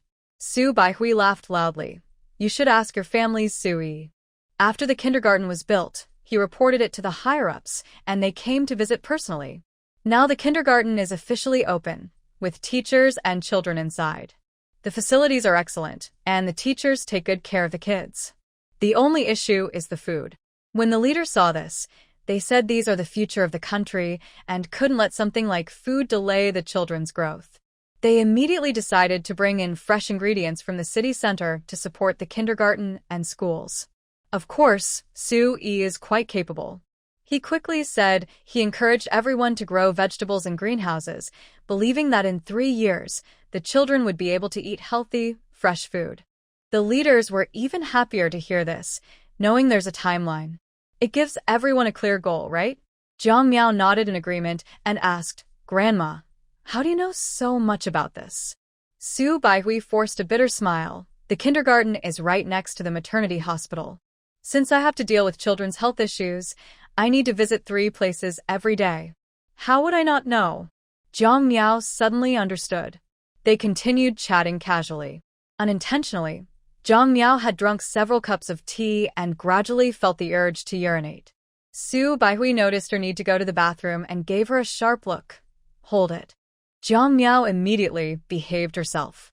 When she calmed down, she suddenly remembered something she had been neglecting: her period. She had been so busy lately that she hadn't even noticed whether her period had come or not. She blamed herself for trusting the system too much. In the past, whether it was her or the people around her, the system would always give a warning during check-in if there was a problem. This time, there was no sign at all, and she didn't suspect anything. Just as she was lost in thought, she realized she needed to soon. In Su Baihui's clinic, there was a machine that could quickly check her condition. Jiang Miao lay down, secretly hoping it was just a false alarm. But after a quick glance, Su Baihui's face darkened. Oh my goodness. Is this child very brave, or just careless? The baby looks to be over 10 weeks old, and you haven't felt anything. This is not okay. We need to start a campaign to teach about pregnancy as soon as possible. Actually, many people like Jiang Miao are in similar situations. After experiencing 10 years of life and death struggles, women sold their bodies to survive. Many unexpectedly became pregnant. If they could have the baby, they did. If not, they would have a miscarriage. If they could survive, they kept going. If not, they died. Over time, people became numb to it. Su Baihui kept promoting pregnancy knowledge, but most people were still struggling to meet basic needs and didn't pay much attention. This year, she heard that every household was planting vegetables and living conditions had improved. Maybe people would start to care more. While thinking this, she carefully examined Jiang Miao. After about 10 minutes, she told Jiang Miao to get up. Fortunately, there's no problem. We'll do a blood test to confirm the exact pregnancy stage. Also, Su Yi probably doesn't know yet. Jiang Miao looked into Su Baihui's wise eyes and felt guilty. She shrank back a little and awkwardly smiled. Grandma, he's currently dealing with some health issues in the Shantytown district and can't come right now. If there's no big problem, can we wait a bit? When he comes back, I'll tell him myself. What do you think? Su Baihui immediately thought of Chen Jianya and Luing, her face showing some worry. Is it related to that couple who caused trouble earlier? Jiang Miao nodded and explained the situation briefly. Su Baihui sighed deeply. We also noticed something was wrong at the time. We asked them to do a full check and they agreed. But we didn't expect it to turn out like this. Now that we have the test results, we will report everything honestly. It's surprising how serious it is. Jiang Miao looked more serious. Grandma, I think everyone should get checked. There are medicines now that can target treatment. The earlier it's found, the better it can be cured. It's better than hiding it, right? Su Baihui nodded and suddenly felt the weight of her responsibility. Jiang Miao finished speaking and then remembered her purpose. Grandma, could you help me find 2 assistants? My research base needs 2 helpers. They should be responsible, honest, obedient, and straightforward, without any tricky ideas. They must follow my orders perfectly and not have too many personal opinions. What kind of requirements are those? Are you not looking for clever assistants? Su Baihui was quite surprised. Jiang Miao sighed helplessly. It's not that I don't want clever ones, but I think smart people would be a waste for my place. The assistants I need are just to water the plants regularly, feed the cattle and sheep, and clean the barns. Do these jobs require clever people? That makes sense. Su Baihui thought for a moment and then recommended a few candidates. If you're okay with their age, there's a brother and sister who are pretty good. You helped them before, so you should remember. The brother is Sun Yufan and the sister is Sun Yuning. They once asked you for medicine. Jiang Miao didn't remember them at first, but after Su Baihui's reminder, she suddenly realized. I know them. Are they doing nothing now? Su Baihui shook her head regretfully. The siblings had bad luck. When the disasters happened, he was 2 or 3 years old, and she was less than a year old. They were just little kids. Over 10 years, they've experienced losing family members and wandering around.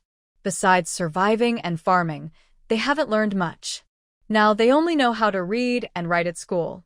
Because of their age, it would take more time for them to learn skills if they wanted to become talented. They still need to live their lives, so they don't have much time to study constantly. If they could work for you, they might learn something and have a clearer purpose, rather than wandering aimlessly without knowing the way forward. Talking about dreams and the future is a joke when life isn't secure. These 2 children are great, but reality is too harsh.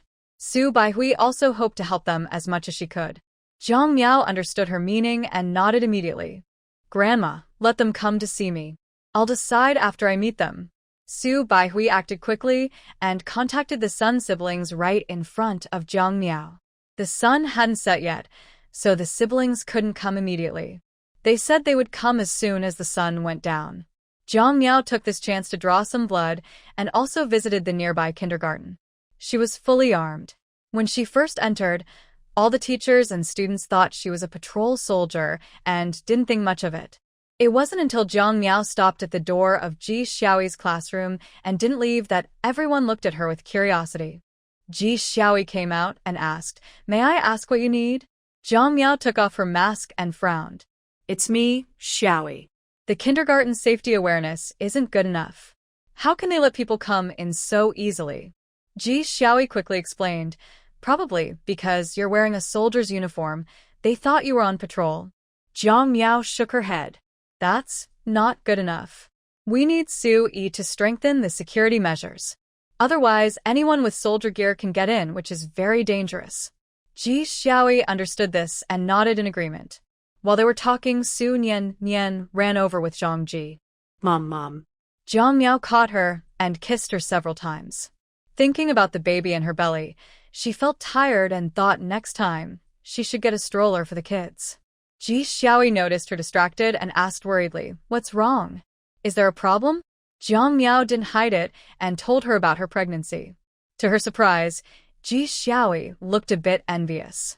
"Little Bao is already a year and a half old. I want to have another baby too, but Zhang Qing doesn't agree. He said having a child the first time was too risky. We should wait until little Bao is a bit more grown up. Plus, he's very busy now and doesn't have the energy. But I still want to have a few more kids. It would be lively at home, and if anything happens in the future, we can discuss it together." She was truly afraid of being alone. When her parents passed away one after another, only she and her grandmother depended on each other. She was afraid to sleep, worried that her grandmother might be gone when she woke up. That fear only eased when she met Jiang Miao. To her, Jiang Miao was like a sister without blood ties, the closest person besides her grandmother. Jiang Miao gently patted her head with a smile. "Nothing is more important than your own body. Zhang Qing is right, listen to him."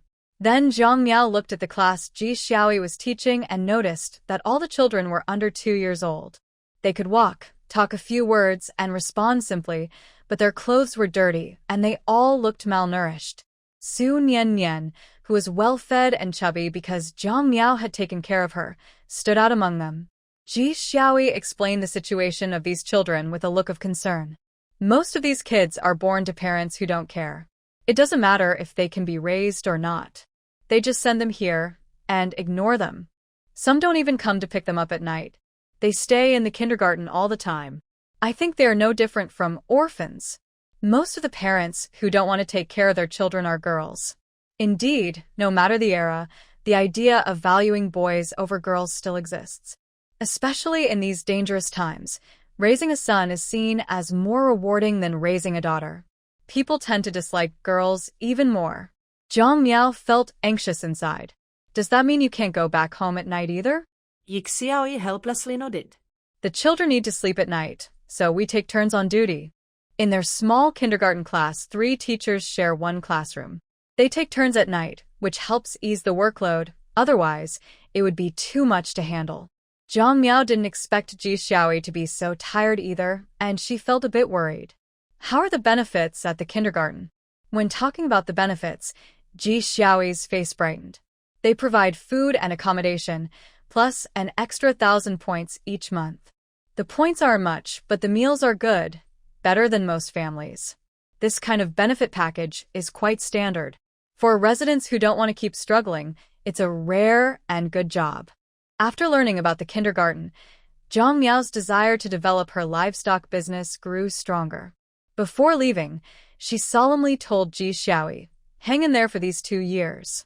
Starting next year, my sheep farm should be able to produce milk, which can help improve the children's lives. Also, I will ask Su Yi to keep an eye on the children's clothes. If there are any damaged blankets or such at the trading center, have them send them here. Thank you so much, Sister Meow Meow, for helping the children." Ji Xiaoyi was so touched she was tearful. Jiang Miao waved her hand, then kissed the children again, and told Ji Xiaoyi to close the door and continue the class. When she returned to the maternity clinic, she immediately contacted Su Yi, not about the pregnancy, but about security issues at the kindergarten and missing supplies. Soo-yi took this very seriously and ordered another team to install identification and defense systems at the maternity clinic, kindergarten, school, and hospital. Currently, all these systems use infrared sensors. Even if someone is dressed very warmly, as long as they enter the detection range, they can't hide. Since these systems are installed in public places, Soo-yi also had Jiang Miao's research base equipped with identification and attack defense systems, just in case. Considering the many cattle and sheep inside, there are definitely people watching, so precautions are necessary. Of course, these are future plans. After finishing the call, Jiang Miao stayed in Su Baihui's consultation room, feeling bored. The blood test results came back quickly, showing she was 18 weeks pregnant. Su Baihui looked at the report. All the indicators were good. Unusually, she didn't scold Jiang Miao but simply told her to rest on the sofa. As she lay down, she fell asleep immediately. When she woke up again, Sun Jia and her brother and sister were in Su Baihui's office. Seeing her wake, they straightened their backs and held their breath, too nervous to even breathe loudly. Su Baihui helplessly helped her up. Wake up, it's already 7 o'clock.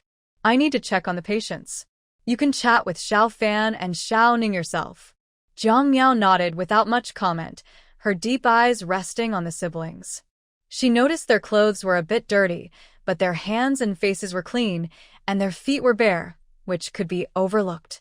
Seeing their nervousness, she smiled and asked, "Grandma said you are studying at school?" The siblings nodded honestly. Sun Yufan blushed and explained, "We go scavenging early in the morning before the sun rises, then go to school. In the evening, we go scavenging again. Now, everyone is planting vegetables, so we join in.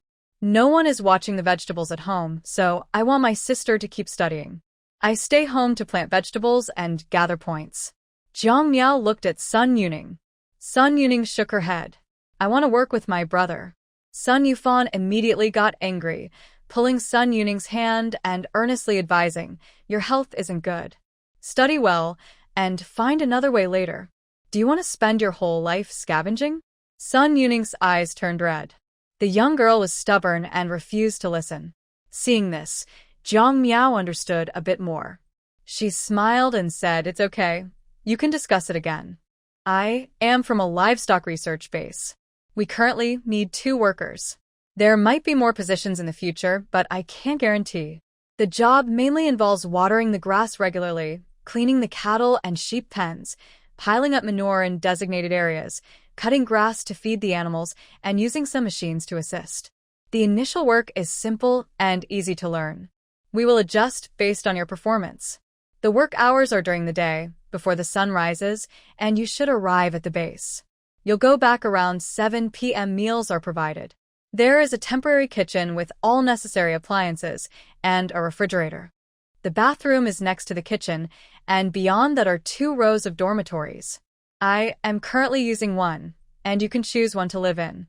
Every day, before work, you must shower and change into work clothes before entering the planting and breeding areas. This is very important. When leaving the planting and breeding areas, you must take off your work clothes and disinfect them in a special disinfection room. Regarding benefits, my research base does not observe holidays. If you have something to discuss, just let me know. Besides meals and accommodation, the monthly points are 3,000. Think it over carefully at home, and contact me once you've made a decision." The brother and sister were very grateful. They stood up and bowed to Jiang Miao, solemnly promising, "We will think carefully about it. How can we contact you?" Jiang Miao exchanged contact numbers with them.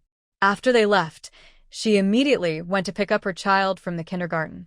Su Nianyan protested about her being late and kept reminding Jiang Miao not to forget the time. Jiang Miao apologized repeatedly and made various promises to calm the little girl down.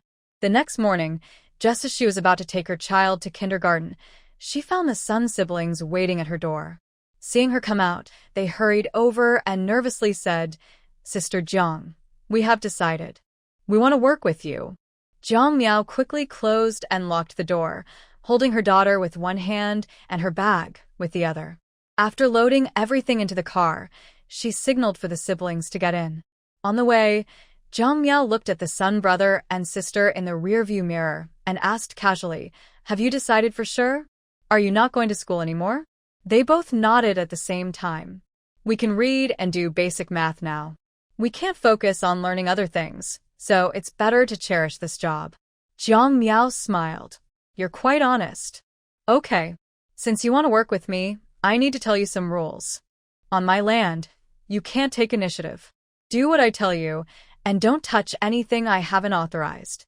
If you're unsure about something, call me and ask for my opinion."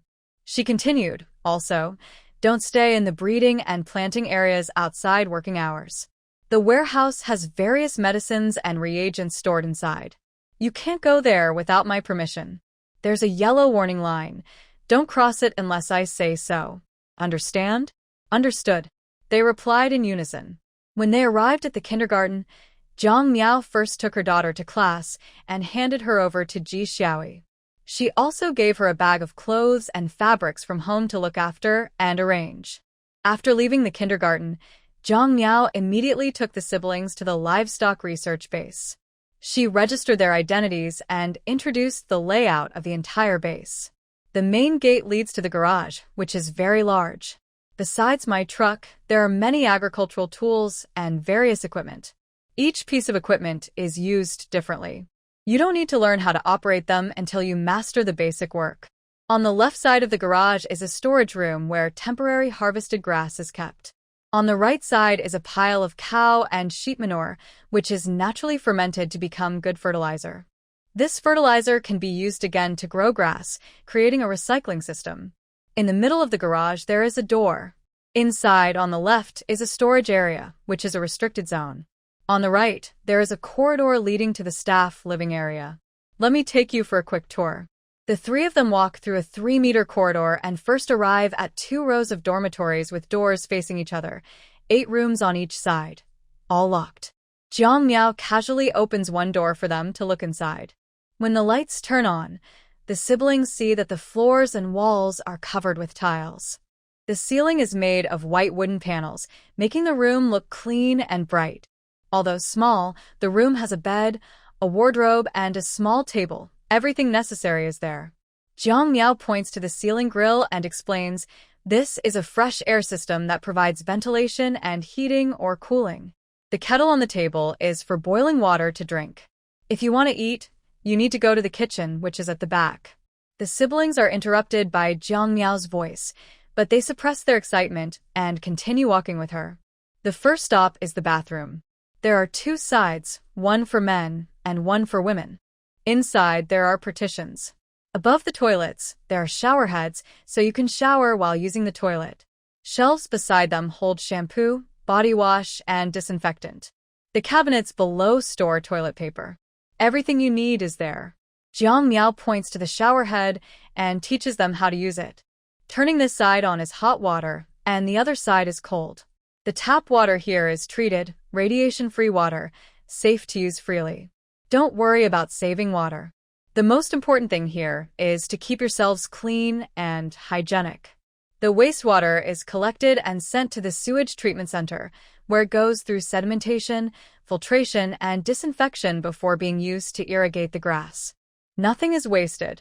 Besides, the amount of water you use here is so small that it's hardly worth mentioning for irrigation. The siblings don't have this concept, but listen carefully to every word Jiang Miao says. Beyond the bathroom is the kitchen. The kitchen is large, with a stove on one side and a big work table. In the middle, there is a dining table, and on the other side, there are appliances like a refrigerator. The decor is similar to the dormitories, practical and easy to keep clean. After touring the living area, the siblings feel like they've opened the door to a new world, an overwhelming experience. Jiang Miao gives them time to take a shower and change into clean work clothes. The work uniforms had been prepared earlier and stored in the employees' dormitory cabinets. They were not all the same size, but they were good enough to wear. The brother and sister took their first bath together. They were careful and didn't rush, cutting their dirty hair first, then washing thoroughly for an hour before coming out. After the bath, they looked much fresher. Jiang Miao smiled and led them out of the living area, passing through the disinfection zone, into the planting and breeding areas. From here on, this is the research zone. On the left is the planting area, and on the right is the breeding area. There are 30 large greenhouses here, all growing grass. The breeding area has 35 sheep and 26 cows. I've asked Sui to keep an eye on them. If any other weak or sick animals are found later, they will be brought in. The breeding zone also has a disinfection area and temporary pens for cattle and sheep. To take care of these animals, the first thing you must do is not be afraid. Cows and sheep are gentle animals. As long as you don't provoke them, they won't react aggressively. Of course, if something unexpected happens, don't be scared. Climb onto the shelves to avoid attacks and contact me. Our shelves are made of special materials that are strong against attacks, and you can climb out to find help. Hearing this, the brother and sister felt nervous. But all their nervousness disappeared when they saw the calves and lambs. Jiang Miao saw they liked the animals, so she let them stay here to watch her clean the pens and feed the animals water. The work wasn't complicated, just heavy. They also had to transport and dispose of the manure. When Jiang Miao finished her work, the animals were already hungry and starting to protest. She quickly drove the car to the planting area to harvest grass. Then she delivered the fresh grass to the breeding zone. Once the animals calmed down, Jiang Miao finally relaxed and took them back to the planting area. She checked the soil moisture and grass growth in each greenhouse, recording the data and watering as needed. These tasks were quite technical, so the brother and sister could only watch and gradually learn. After finishing their work, they returned to the living area around noon, feeling very hungry. Jiang Miao took out some meat, fresh vegetables, and a few eggs from the fridge, cooking a pot of noodles for the three of them. This lunch was very simple for Jiang Miao, but for the brother and sister, it was a rare and delicious treat. They each ate one bowl and didn't dare to have more. Jiang Miao kindly served them more, dividing the noodles from the pot. In the afternoon, you'll repeat the morning's work. Eat well so you can work hard. In the future, I will bring food from home. If I don't bring enough, you can cook for yourselves. If supplies run out, just tell me and I will restock. Also, it's best to cook some meat and eggs every day. There's no need to save these foods. The siblings have never experienced this kind of care, and Jiang Miao's words made them tear up. Jiang Miao didn't pay much attention. After eating, Sun Yuning eagerly washed the dishes, and Sun Yufan quickly tidied up the area. Jiang Miao didn't stop them. She casually said, "You can also read books during your free time. Learning more is good. If you want to read any books, just tell me. I have plenty of books at home." The siblings nodded together. After 2 days of adjustment, they could help Jiang Miao clean the manure in the breeding area and assist with cleaning the sheep pens and cattle sheds, greatly reducing Jiang Miao's workload. Jiang Miao only needed to check the health of the cattle and sheep once a week, disinfect the sheds, and handle some emergencies. 1 week later, the brother and sister became more skilled. Jiang Miao started teaching them how to record data from the greenhouse and how to observe the growth of the forage. In half a month, besides helping Jiang Miao with watering, feeding the cattle and sheep, and maintaining hygiene, they also managed to irrigate each greenhouse's forage. All 30 greenhouses were never missed. They are careful and meticulous in their work. Since arriving at the farm, they haven't made any mistakes. They followed Jiang Miao's instructions strictly. When not working, they stay quietly in the living area to rest. Even if they are bored and scratch their feet, they don't wander around in a bad mood. These points made Jiang Miao very happy. Her family has a lot of books, so she packed 2 big bags of books for them to read. They started with basic children's books, which have bright colors and pictures that easily attract children's attention and stimulate their curiosity. When the siblings come back from work, they can read and discuss together. Learning more is always good. If they encounter unfamiliar words, they can write them down and ask Jiang Miao later. When Jiang Miao has free time, she carefully explains things to them and shares some knowledge, which benefits them greatly.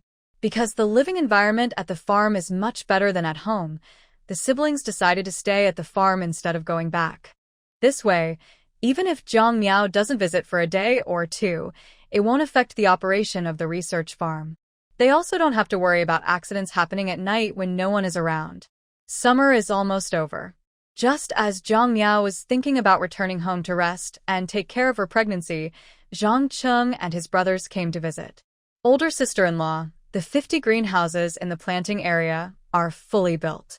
The energy converter and water purification system are installed and working well. Do you want to expand the planting area or focus on the breeding zone? Hearing this, Zhang Miao quickly drove her vehicle to the 20 new greenhouses at the back.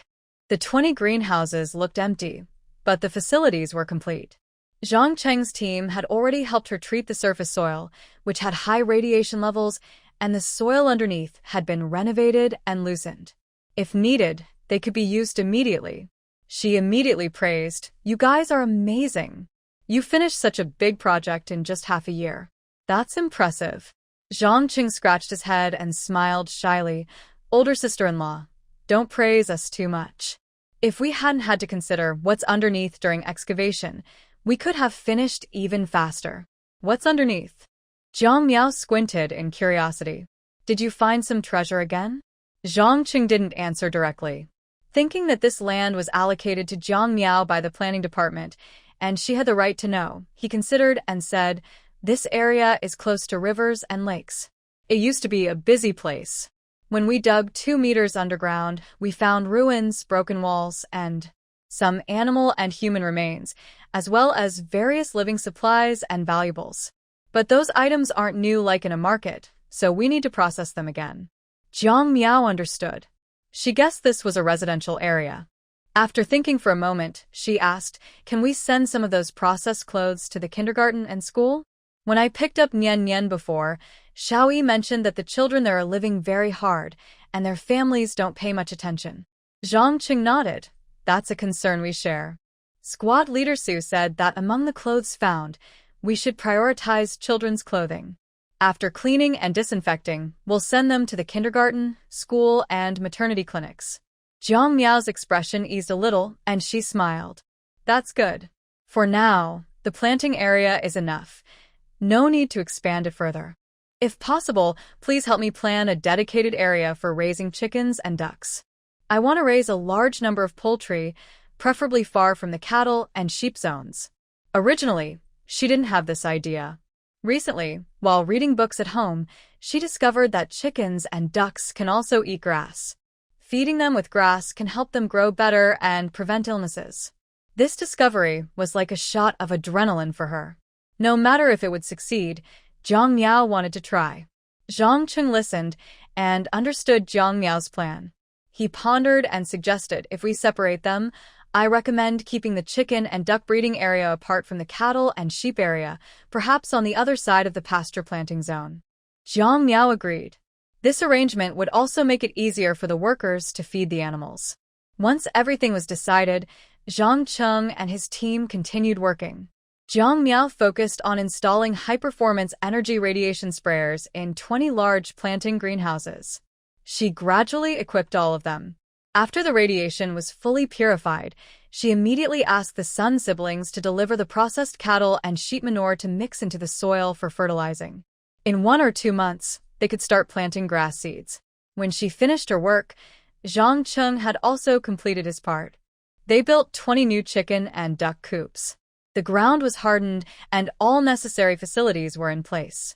With these 20 new coops, Zhang Miao estimated she would need at least another month of work. Fortunately, she had some experience with hatching chickens and ducks. She gathered all the eggs she had saved at home and contacted Zhou Yongnian at the inner-city trading center to order a batch of fertilized eggs. Although eggs and duck eggs were valuable in the city, they were not yet scarce. Soon, Zhang Miao had everything she needed. She set one of the greenhouses as a hatchery for seedlings, with strict control of temperature, humidity, and radiation purification. After placing all the eggs into the hatchery, she went to the maternity hospital. Her belly was now visibly pregnant, and she could no longer wear radiation protection gear. She had to wait for sunset to go out. Su Baihui had just finished examining a patient. Seeing Zhang Miao come in, she quickly asked her assistant to move the other patients to different doctors. "I've been wondering why you haven't come for prenatal checkups lately. Are you too busy?" Faced with Su Baihui's concern, Zhang Miao felt a moment of guilt. Could she honestly say she was so busy she forgot? She forced a smile and quickly changed the subject. Grandma, I'm here for a checkup today.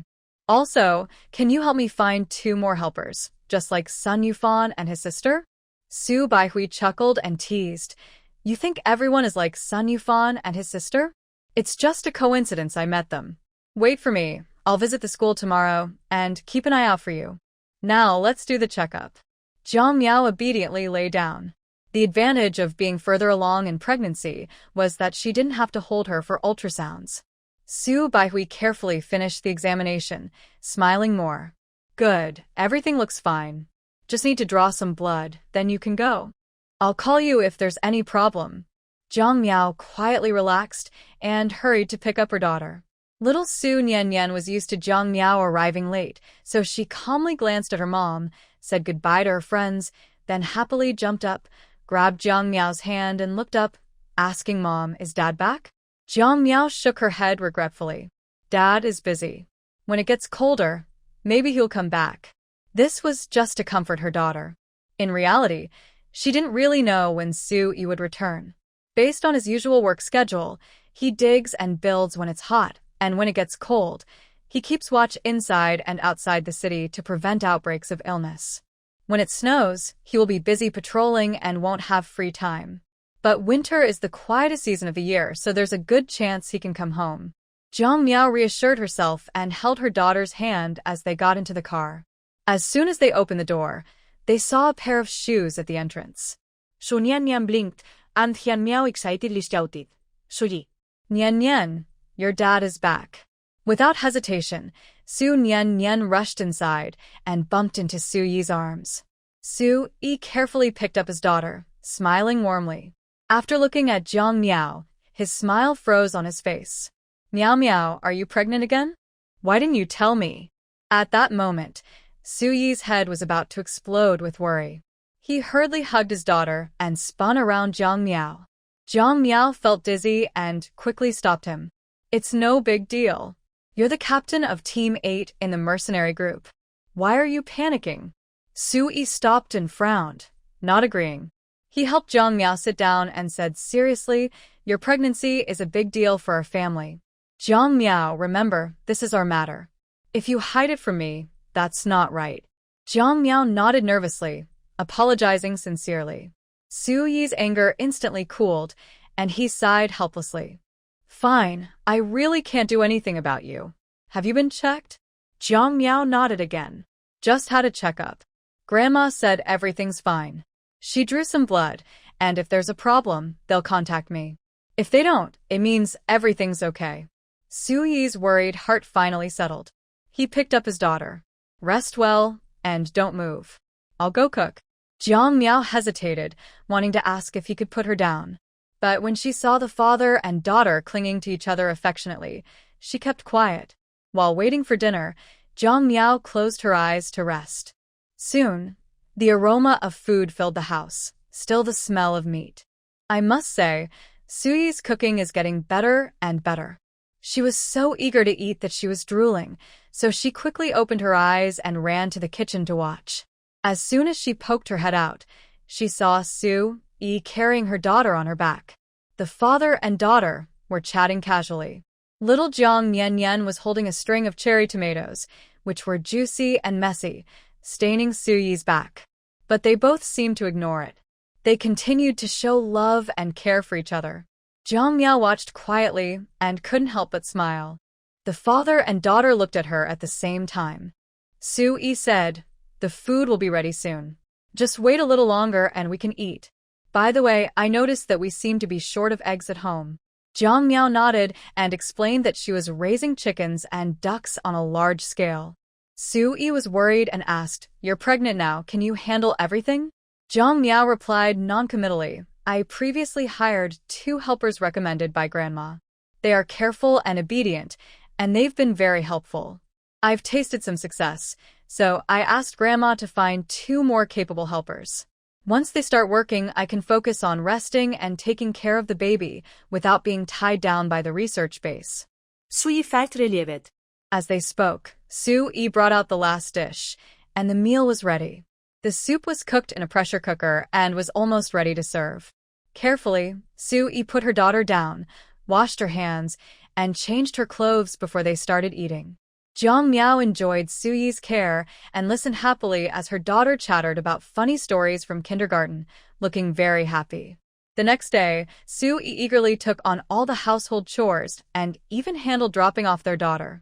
After Jiang Miao went to the research base, Sue also took her daughter to the classroom. After carefully talking with Ji Xiao about kindergarten, she turned around and went to find Sue Baihui. When Sue Baihui saw her, she immediately pulled Sue aside to complain, talking nonstop for an hour. Sue finally realized how carefree Jiang Miao was. She thanked Sue Baihui and thought about how to properly teach her little wife when she got home. After Sue Baihui finished her story, she brought up the main issue. Miao Miao asked me to find out some news. Do you remember the children who moved into the first batch of resettlement houses? Sue nodded. Those children were independent, loyal, and kind-hearted. Anyone who had contact with them found it hard to forget them. Seeing that Sue remembered, Sue Baihui smiled knowingly and said, "Those children are in school now. Because they are different ages, their learning progress varies. After 3 months of early education and a new class placement, they are no longer together. Everyone is busy farming, and the 2 oldest children are focused on planting crops and earning food and points. They aren't paying attention to studying, which makes the younger ones anxious too. The little ones want to help but can't, and when their older siblings scold them, they feel upset. Although I don't live there now, we used to share the same roof, and I care about them. I think I can talk to the 2 older kids and see if they're willing to go help Miao Miao. They'd have food and a place to stay, and they could earn points. The younger ones could focus on school without worries. Currently, the school doesn't have proper winter or summer breaks. Students stay in dorms and eat at the school so they won't go hungry. But they don't earn points and the food isn't as good as home. This isn't a long-term plan. People will grow up and leave school eventually. If they have no savings, how will they survive outside? They can't just rely on government aid forever. The future is uncertain, and it's understandable that they feel nervous."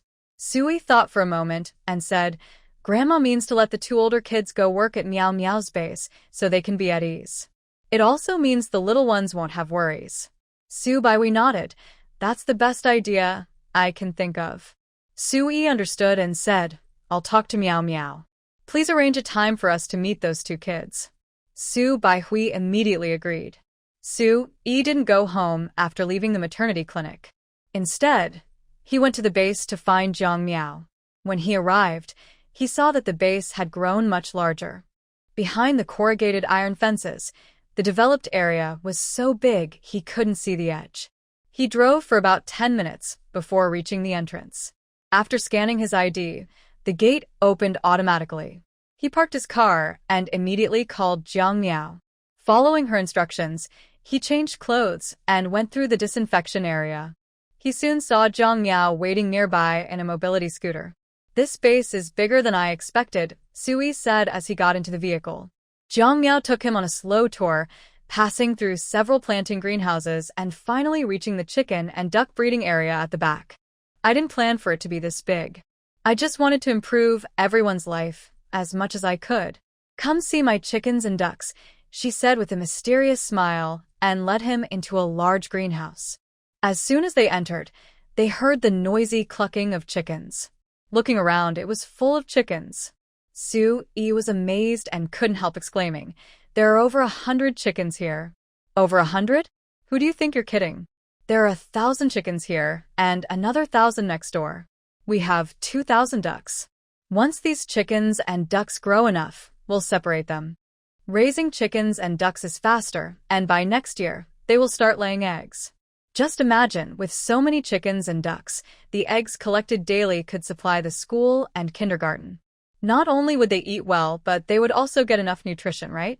Jiang Miao excitedly shared her plans. Sue listened with a deep feeling, looked at his wife, and gently hugged her. "Miao Miao, I must have saved the galaxy in my past life to marry such a good wife like you." Jiang Miao blushed at his sudden compliment and playfully glared at him. "Stop being so cheesy. Come on, I'll show you the cattle and sheep area over there." They arrived at the cattle and sheep area and saw Sun Yufan and Sun Yuning cleaning manure. The siblings were responsible for herding the sheep to specific areas, disinfecting and spraying them in a small space, while the other was busy loading manure onto a truck and washing the sheep pens with a high-pressure water gun for disinfection. Zhang Miao explained, "Recently, we've taken in 25 sick sheep.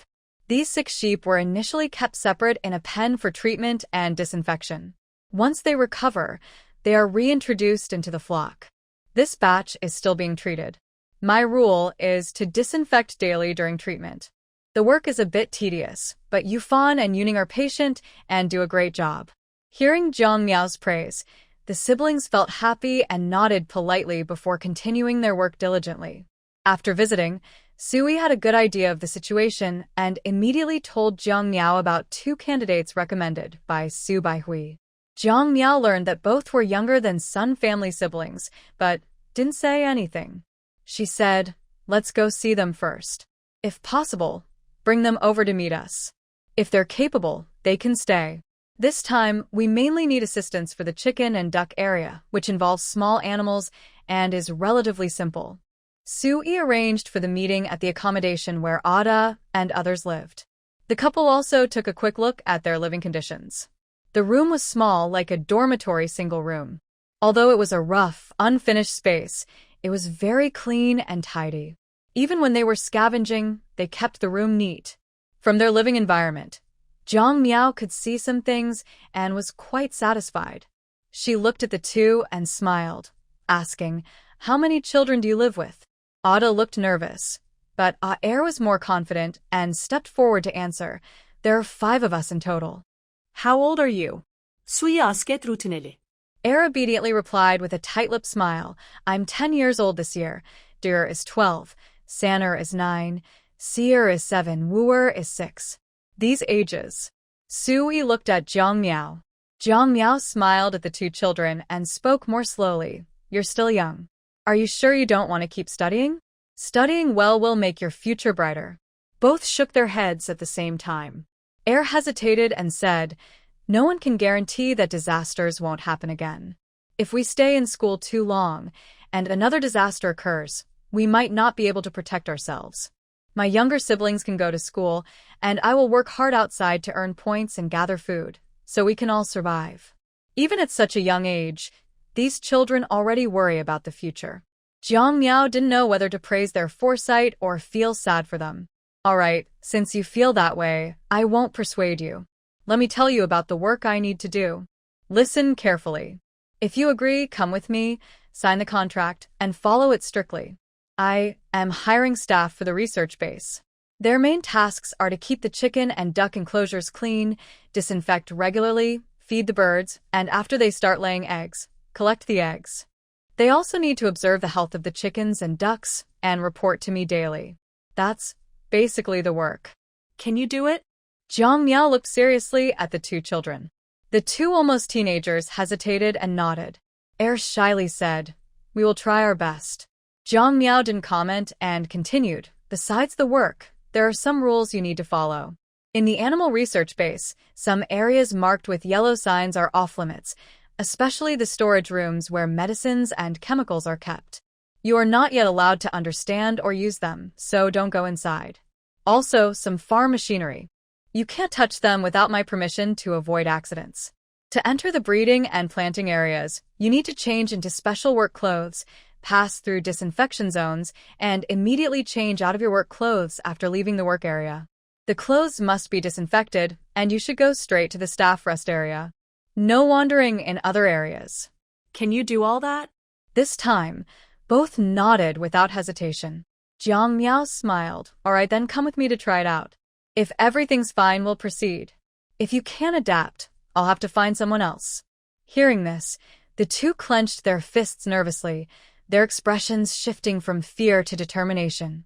Because they promised Zhang Miao to go to the base for work, the two of them immediately went to the school to see Little Third, Little Fourth, and Little Fifth, explaining the situation to them. The 3 children were very reluctant to part with their older siblings, holding onto their clothes and secretly crying. Aer comforted them, saying, "Don't cry. The base isn't far from here. We can go home every day." At first, we didn't know what to expect, so we can't promise anything. But we have smartwatches and can call if there's a problem. If needed, you can also go to the maternity clinic to find Grandma. We're going to earn points, so you need to study harder. Once we earn enough points, we'll pay for your living expenses, so you can eat better. Big sister, I can't bear to leave you, little fourth cried loudly. Little third and little fifth also started crying loudly. The two older children's eyes turned red as they tried to hold back tears, turning away and walking out without looking back. Sui's car was waiting outside the school. After they got in the car, Jiang Miao noticed their red eyes and handed them some tissues, asking, "What are your names?" Both shook their heads at the same time. Air's voice was a little hoarse as he said, "Everyone calls me Air." "She's Air. We don't have names." Jiang Miao frowned. "When you moved to the city and registered your household, didn't you think about giving yourselves names?" The two children looked confused and shook their heads, clearly not interested in that. Jiang Miao felt a bit headache and suggested, "Come up with a big name for yourselves and go to the household registration office to change it. It will look better if you need to sign contracts or do other things later." The two children obediently nodded. At the household registration office, Dyson Sean learned their situation and took the initiative to understand more about the children. When he found out they didn't even know who their biological parents were, he hesitated and said, "There are quite a few cases like this. Usually, we suggest choosing a surname from the 100 family surnames or letting the system assign one freely." The two children had no objections. So, the system decided their names. Air was changed to Zhongjun, and Air became Qiaoqing. Dyson Sean also updated all their related information, then recorded their fingerprints, recognition, and drew blood. After finishing these tasks, Su Yi took the children back to the livestock breeding base. The two children, new to this place, were stunned and couldn't keep their mouths closed. From the moment they entered, they looked around in amazement, still dazed even when they reached the staff dormitory. Jiang Miao pointed to the two rooms nearby. "These two are occupied. One is my restroom, and you can choose any of the other rooms. Beyond that are the bathrooms, one for boys and one for girls. You have an hour to shower and get cleaned up. After that, I will take you to see the planting and breeding areas." Because Jiang Miao emphasized cleanliness, they didn't dare be careless. They scrubbed so hard they almost peeled off a layer of skin before leaving the bathroom. Jiang Miao nodded in satisfaction and took them to the disinfection area. After changing into work clothes, they entered the work zone. She drove them around her research base in a small vehicle. The large, seemingly endless grass shelters amazed them, leaving them dazzled. When they reached the cattle and sheep area, the sight of the animals made the two turn pale and fall silent. Jiang Miao introduced them to Sun Jia's siblings, who were working there, and then led them to the chicken and duck breeding area. After the overwhelming sight of cattle and sheep, the sight of chicks and ducklings made their faces turn rosy. They no longer found the tiny creatures noisy. Jiang Miao carefully explained the main facilities in the chicken and duck coops and shared some tips on feeding them. These little chicks and ducklings just hatched recently. They can't eat fresh grass right away. It needs to be crushed first. There's a special shed here for processing grass. The machine you need to learn to use now is this grass crusher. Her detailed explanation lasted until about 7 p.m. "It's getting late. Tomorrow morning, you can practice more. For now, go to the rest area to eat. You can stay here tonight or go home. It's up to you." After some discussion, Zhang Jun and Xiao Qing decided to stay. They wanted to save time and preferred the better living environment here so they wouldn't need to wash frequently.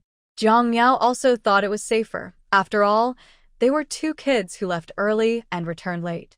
If anything happened, it would be hard to handle. She first took them out of the work zone and handed them over to Sun Jia's siblings before leaving. The Sun siblings were experienced at the base and kindly took them to the kitchen. Sun Yufan was still cooking. Sun Yoning told the two to sit down and explained the kitchen facilities. "That's the cooking area.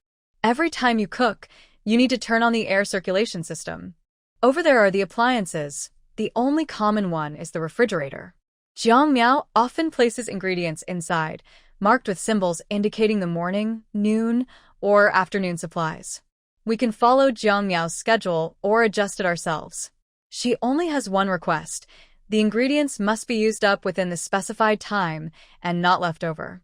The ingredients Jiang Miao provides are especially good, including eggs, vegetables, and staple foods like rice or flour, or sometimes other types of bread. Occasionally, Jiang Miao's family makes delicious food and shares some with us. Zhang Jun and Xiao Qing listen very carefully. When the meal is served, they finally see what a rich dinner looks like. Sun Yufan smiles at them and says, Jiang Miao told me in advance that there's extra food tonight. Try it and see if you like it. The two children nervously pick at their rice and don't serve themselves. Sun Yufan helps them serve some dishes, and then they start eating. This scene reminds me of when they first arrived at the base, making people feel a bit sympathetic.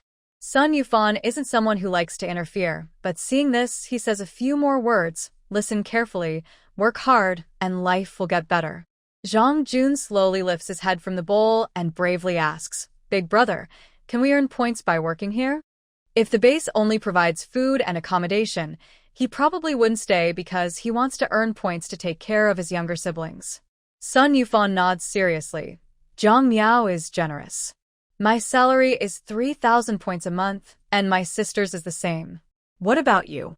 The children's eyes light up, and they honestly say, Jiang Miao only said we could try working here for a while. She hasn't officially hired us or mentioned wages. You need to work hard then. Honestly, adults out searching for supplies can't guarantee earning 3,000 points every month, let alone worry about food and drink. Working at the base, everything you need is ready-made, and you can save all the points you earn, Sun Yufan says earnestly. The two children nod firmly. At that moment, they are more determined than ever to stay. The next day, when Zhang Miao comes to work with them, she finds that the two kids are starting to get the hang of things and are more serious than yesterday. She watches coldly, but feels satisfied inside. Over the next half-month, Zhang Jun and Xiao Qing can now do all the tasks Jiang Miao asks for independently and have adapted to life at the base. Jiang Miao then signs a work contract with them, offering the same treatment as the Sun siblings. At the moment they received the contract, both of them finally relaxed and shared the good news with their younger siblings. It was also a way to reassure them to focus on studying. Soon, the weather gradually turned colder. The research base was equipped with a constant temperature system, so it wouldn't be affected by the outside environment. Jiang Miao finished handling family matters and came to the base. He could stay for most of the day and teach Sun Yufan and the others a few things during his free time. This year, the residents of Block 1 worked hard and harvested a good amount of cabbage, white radishes, and some corn. Although the corn wasn't much, compared to previous years, this winter was simply wonderful. Because life improved, the residents were very grateful to the government. Inspired by this, Jiang Miao decided to ask Zhang Qing to build a few more planting greenhouses.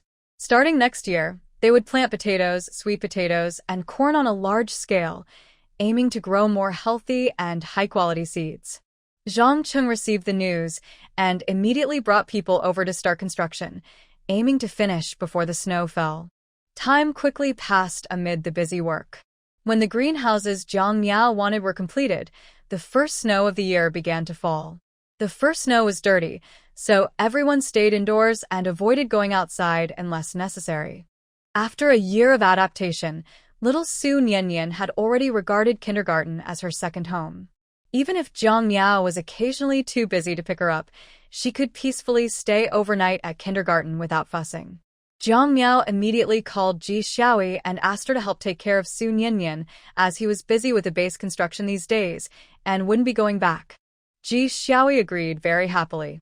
After hanging up, Jiang Miao contacted Su Yi, asking him to come home and take care of the chickens and ducks. He didn't need to worry about the rest, focusing all his efforts on eliminating radiation from the greenhouses and cultivating the land. Within 2 days, more than half of the work was done. By then, 2 snowfalls had already occurred, and outside the temperature was 10 degrees colder than at the base, with cold winds howling. Jiang Miao first drove home, changed into a thick coat, and brought along a coat for the child before heading to kindergarten to pick her up. Ji Xiaoyi was overjoyed to see Jiang Miao and shouted in the classroom, "Nian Nian, your mom is here to pick you up."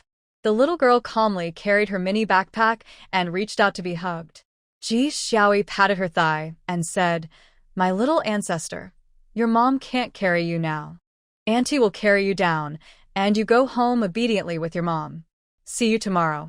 Nian Nian was quite cooperative, letting Ji Xiaoyi carry her into the car. Once Ji Xiaoyi left, she started bargaining with Jiang Miao. "Mom, I want to eat cake." "Okay. I want to hear you tell a story, a very long one." "Okay. I also want." Over the next 2 days, Jiang Miao took a few days off to stay home and keep company with Su Nian Nian. I thought the little girl would be very happy, but after just one day, she started talking about her friends at kindergarten and insisted that Jiang Miao take her to school. Jiang Miao. Because of Su Nian Nian's eagerness to learn, Jiang Miao was forced to end her leave and return to the base to work hard. She was so busy that she forgot about her pregnancy until one day, when she was about to drive to pick up the kids and experience stomach pain. That's when she realized she was about to give birth. She quickly changed her plans and drove straight to the maternity hospital. Getting out of the car, she calmly approached the nurse and said, "Please prepare a bed for me. I am about to give birth." The nurse was stunned for a moment, then hurriedly shouted, "There's a woman about to deliver in the maternity ward. Come quickly to assist her." As soon as she finished speaking, a doctor and 2 nurses pushed a stretcher over, helped Jiang Miao onto it, and rushed toward the emergency room. Jiang Miao remained silent the whole time, focusing all her attention on her belly. As the pain intensified, she finally called Su Yi and told him she was about to give birth. Su Yi was in a meeting. Hearing this, his face changed, and he asked urgently, "Why is it early?" "Grandma told me the due date was still 2 weeks away." He had already made arrangements at work, waiting to take leave in 2 weeks to be with her. But the baby was impatient and arrived half a month early. Jiang Miao was a bit speechless. "How should I know? If you're busy, don't come back." "I can." "Wait for me. I'll be there right away." Su Yi interrupted her hurriedly, gave a few instructions, and then drove off. Tang Zheng and the others looked at each other in surprise. When he arrived at the maternity hospital, Jiang Miao had already given birth and was in the delivery room under observation. Su Baihui saw him coming and, instead of complaining, happily said, "Su Yi, congratulations. Mother and baby are safe, and you have both a son and a daughter." Soyez loquet confuset. Miao Miao just called me, and she's already given birth? Otherwise? Su Baihui rolled her eyes and sighed. I've never seen anyone more calm than her. Her stomach was hurting, and she drove herself here. When she got to the maternity ward, she just said, "I'm about to give birth," as calmly as the medical staff. But I truly admire her patience. Her baby was almost out, and she didn't even shout once. She only called out twice, then wanted to get up and go home right after giving birth. She even said she could drive herself home with the baby, which shocked all the little nurses. There are still people watching over her, afraid that this restless person might really run away with the child alone. Su Yi felt speechless listening to this and kept apologizing as he went to see his wife and child. After Jiang Miao and the baby were taken into the hospital room, Su Yi hurried to bring his daughter over. The family of 4 rented a room in the hospital. Nian Nian looked at her newborn brother with great curiosity, reaching out occasionally, but Su Yi stopped her. "Nian Nian, this is your little brother. He's too young to play with you now. When he gets older, you can play with him, okay?" Nian Nian nodded seriously, staring at the baby without blinking. "Dad, he's so ugly." "He's not as pretty as me." The couple looked at their wrinkly son at the same time, recalling how chubby and white their daughter was when she was born. They agreed inwardly, but couldn't say it aloud. They took turns comforting Nian Nian while also caring for their son, busy and exhausted. Because of the busy hospital staff and visitors, Jiang Miao couldn't stay long and asked Su Yi to help her with discharge procedures after only 2 days. Su Yi checked with Su Baihui's opinion and then followed Jiang Miao's wishes to take them home. Once back home, everyone, adults and children, relaxed a lot. While Su Yi was in the kitchen cooking, the system appeared. It had not checked in for 2 days. so it seemed quite impatient. Ding. Congratulations to the host for completing 93% of the territory development. The system detects that the host has given birth to a second child. Newborns always bring joy. Hope he grows healthy and strong. Today's check-in items: A. Food. B. Drinking water. C. Daily necessities. D. Plant and animal growth enhancers. E. Building materials. F. Poultry feed. G. Soil improvement. H. Survival medicine. I. High-tech equipment. J. Maternity and baby products. Please make your choice. Since the system mentioned it, Zhang Miao definitely chose maternity and baby products. Okay, the host's choice is maternity and baby products. The system is checking in. Congratulations, the host receives a batch of baby diapers. Please check. A batch? Zhang Miao suddenly sat up, sneaking to the storage room across the hall, while Su Yi didn't notice. She looked around but didn't find any baby diapers. They could only be in the basement. Thinking of this, Zhang Miao went into the kitchen and asked Su Yi, "Can you help me get some baby diapers from the basement?" Little Nian Nian had stopped using diapers at kindergarten and could go to the bathroom independently. She rarely wet the bed, so Su Yi almost forgot about them. Hearing Zhang Miao's request, he immediately turned off the stove and went to the basement. After searching around, he finally found a pile of boxes in the corner, about 60 boxes, all filled with diapers. The quantity was shocking. Fortunately, Su Yi was not experiencing this kind of scene for the first time, so he reacted calmly. He directly carried 2 boxes of diapers upstairs. With these, Zhang Miao could sleep peacefully, without worries. Over the next month, Su Yi strictly asked her to rest at home, focus on postpartum recovery, and he would help with the base's affairs. Currently, Sun Yufan and the other 3 could handle their work well, except for mixing disinfectant, which they couldn't do. Su Yi could take care of that. This way, Zhang Miao could stay at home for a month without any problem. So, she happily enjoyed her rare rest time, feeding and changing her baby's diapers, telling stories to her older child, and sleeping and eating well. After a month of nurturing, Zhang Miao, stepping out again, found she had gained at least 20 pounds, which she found hard to look at. She felt quite upset. The door to the neighbor's room opened. Zhou Lantian and Yi Shui were about to take their son to kindergarten. Seeing Zhang Miao, who looked quite round, they were very shocked. "Miao Miao, what happened to you? How did you gain so much weight in less than a year?" Yi Shui blurted out.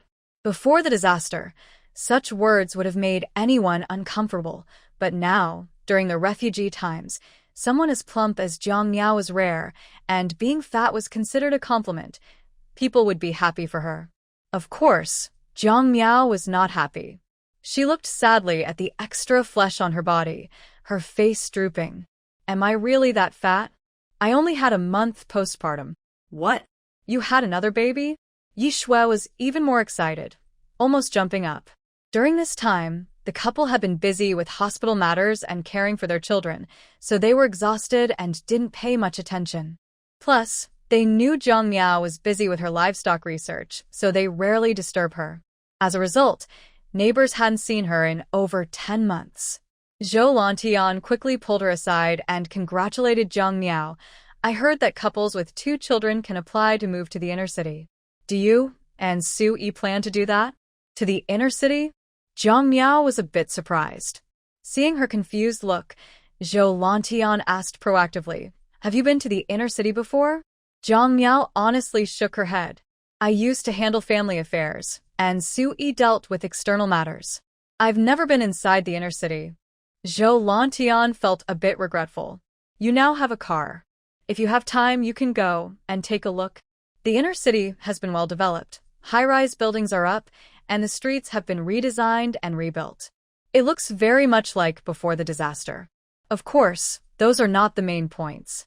The most important thing is that the safety level in the inner city is much higher than in the outer city. There are also mercenaries patrolling there, with even more than outside, and no threat from mutated animals. The facilities are complete, and the streets are lined with energy lamps. When it gets dark, the lights are bright everywhere. People living there are used to working at night. The inner city is lively at night. There are public facilities like hospitals and schools, and for shopping, you can go to the trading center. You might not know, but the trading center is like a small town where you can buy and sell anything of value. The more research institutes develop new products, the better the living conditions for the residents of the inner city. I heard that this year, people in the inner city can finally eat pork. It's very expensive, but some can afford it. Before, Zhang Miao paid close attention to where the pork came from.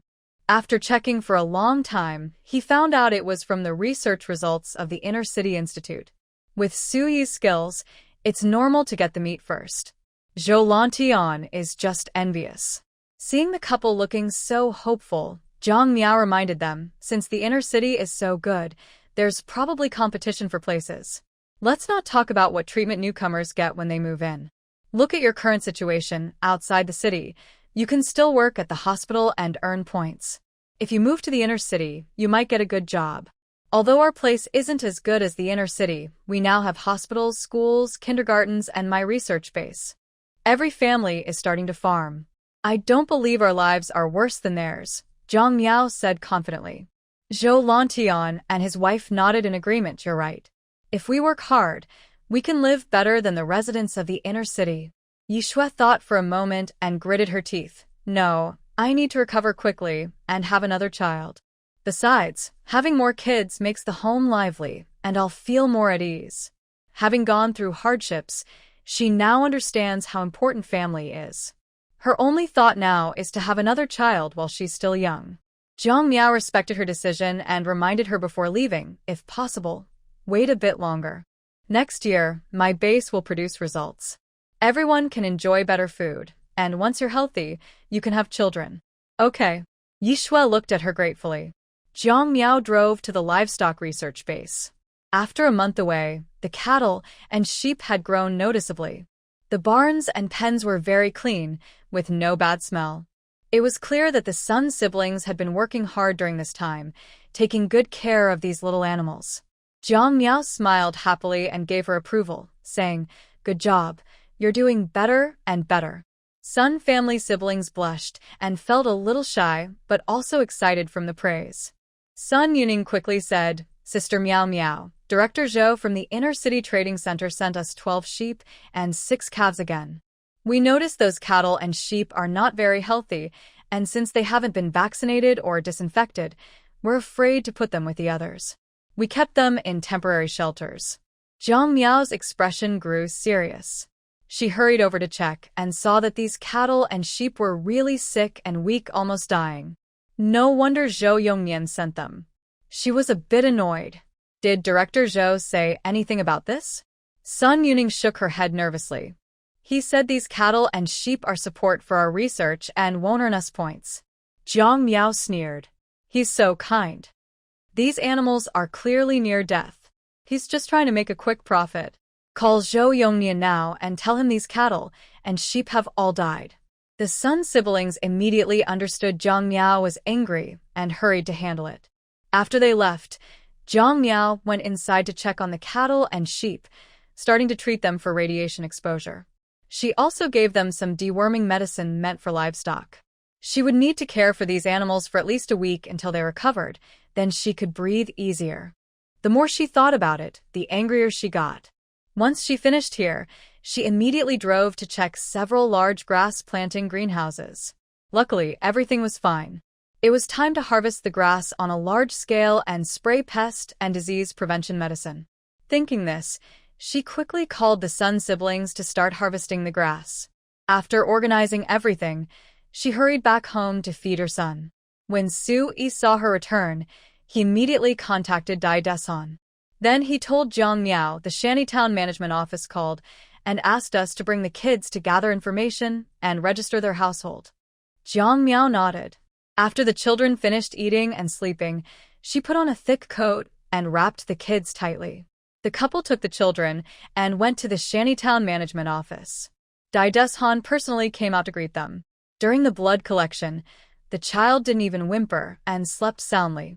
Dai Deson was pleased, praised a few words, and asked, "Captain Su, have you decided on the child's name?" The couple looked at each other. Sui smiled helplessly and thought for a moment, then said, "Let's call him Su Haoran." Dai Des Han confirmed once more, recorded the child's personal information, and handed over the smartwatch and other supplies for the child to Sui. After returning home, Sui looked at Jiang Miao with a guilty expression. "I need to go back to the mercenary base. I probably won't be able to return for the next month. Can you handle everything alone?" Jiang Miao nodded. "It's okay. I plan to pack up and move with the child to the livestock research base. It has a temperature control system, so I feel more at ease having the child stay inside. When I work, I'll keep the child nearby, feed him if he's hungry, and it will be simpler." "You really want me to arrange a portable baby bed?" "I'm not worried about the little one, but I do worry about Nian Nian." Sui pondered and said, "If you really can't manage, just move the chickens and ducks to the base. Nian Nian can go with them. When I return, I'll come to pick you up. There are others at the base, so someone can help watch over you when you're busy." Jiang Miao also thought this was a good idea. Most importantly, vegetables in the winterland no longer grow, so she doesn't need to water or fertilize regularly. The chickens and ducks in the temperature-controlled farm area can still lay eggs regularly. Moving from home to the base is the same, and they can be fed with pasture grass here, making the eggs more nutritious. With her plans in mind, Jiang Miao immediately asked Sui to help move the chickens and ducks. Meanwhile, Jiang Miao took the child to the maternity hospital and asked Guyi to help pick up Su Nian Nian. Guyi almost came to the maternity hospital every day to help. Either at the hospital or nearby the kindergarten, it was safe for him to help pick up and drop off the children. Guyi agreed very readily. Jiang Miao nodded, then went to the kindergarten to inform the teachers about the children, and only after that did she return to the base. Once everything outside was arranged, Jiang Miao never left the research base again. Under her careful care, the weak and sickly cattle and sheep gradually became more energetic until they could eat and move normally, like other animals. Only then did Jiang Miao feel at ease. Work was also easier with Sun Yufan and 3 others helping. Besides taking care of her younger son, Jiang Miao spent her time reading with her daughter and teaching her some things. When Sun Yufan and the others took breaks, they would come over to listen and learn more. Seeing their eagerness to learn made Jiang Miao feel very satisfied. The Lunar New Year was approaching again. She prepared some ingredients in advance, and on New Year's Eve, she made red sugar rice cakes, wrapped hundreds of pork and cabbage dumplings, cooked a pot of pig's trotters, killed a large rooster brought from home, and made chicken soup. For Sun Yufan and the 3 others, this meal was more than they had ever imagined. When Jiang Miao called them to eat, everyone was nervous and hesitant, not daring to pick up their chopsticks. Jiang Miao looked at her daughter and said, "Nian Nian, prepare bowls and chopsticks for your brothers and sisters, and tell them what we're eating today." Little Nian Nian was serious and spoke in a soft voice. "Today is New Year's Eve, the last day of the year. To say goodbye to the old and welcome the new, we are having a family reunion dinner. Mom prepared dumplings." "Mom, what filling are they?" Jiang Miao smiled and replied, "Cabbage and pork." Nian Nian repeated loudly, then asked, "And my favorite, red sugar rice cakes, braised pig's trotters, fragrant chicken soup, and greens." Jiang Miao happily patted her head and looked at everyone. "There's also rice in the pot, and I steamed 100 meat buns and 200 steamed buns. You can take some home to share with your family." Perhaps because she had moved to the base, the system detected a change in the population count. During this time, whenever she signed in for ingredients, the system provided several times the usual amount. For example, when she needed fresh pork before, the system only gave half a pig. Now, it directly provided 2 processed pigs. Luckily, Jiang Miao was the only one managing the kitchen now. Sun Yufan and the others were very considerate. They only entered the kitchen during meals and dishwashing, and otherwise, they wouldn't step inside or open the fridge. Otherwise, they would definitely be startled and more confused. The 4 people were shocked by Jiang Miao's words, then felt grateful and nervous, shaking their heads to refuse. "Miss Miao, you feed us and give us a place to stay, and even give us points. We can't just take everything without giving back," Zhang Jun said first. Sun Yufan also added, "Miss Miao, my siblings and I have no relatives. We don't need anything. Jiang Miao pretended to be angry, frowning, and said, "It's only once a year. Why are you still being so polite to me? I'll be delivering later, and everyone will get the same. If you have nowhere to send the food, just keep it for yourselves." Hearing this, everyone dared not refuse anymore. After a good meal, Jiang Miao packed the prepared chicken soup dumplings and pig's trotters, then loaded 50 buns and 100 steamed buns into the car. She told Sun Yufan, "I'm taking the kids to deliver food to Su Yi now. Please save 20 buns and 50 steamed buns for me. The rest you can share and handle yourselves. When leaving the base, remember to go early and return early. It's cold outside, so don't stay outdoors too long." The four nodded in agreement and watched Jiang Miao drive off with the children. Sun Yufan muttered, "Sister Miao is such a kind person. We must work even harder." The three nodded again. Sun Yufan looked at Sun Yuning and asked, "Who are we delivering to?" He thought for a moment and said, "Some to Grandma Su and others who have helped us before. If we don't have enough buns, we can give steamed buns. They won't mind." "Okay." Sun Yuning nodded. She looked back at Zhang Junxiao and Qing. "What about you two?" The two children looked at each other and said through clenched teeth, "We'll also give some to Grandma. The rest will go to our younger brothers and sisters. They haven't had buns or steamed buns before." After discussing, they hurried to pack their things, put on coats, and left the research base. Xiao Qing and Zhang Jun arrived at school.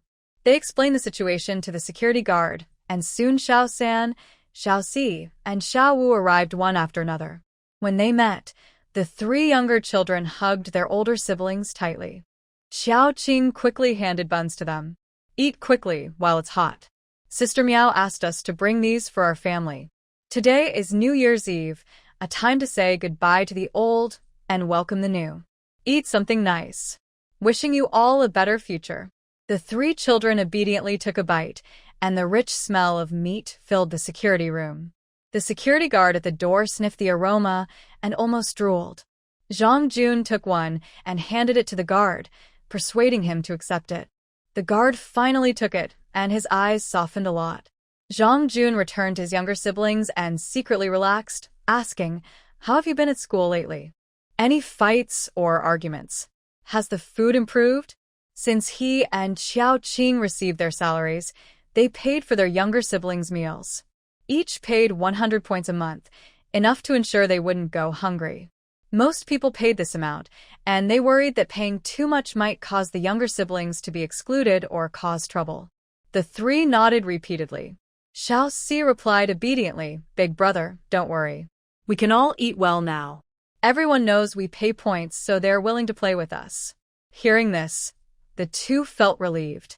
After feeding her three younger siblings and helping them hide their steamed buns in their coats to take home, she finally left.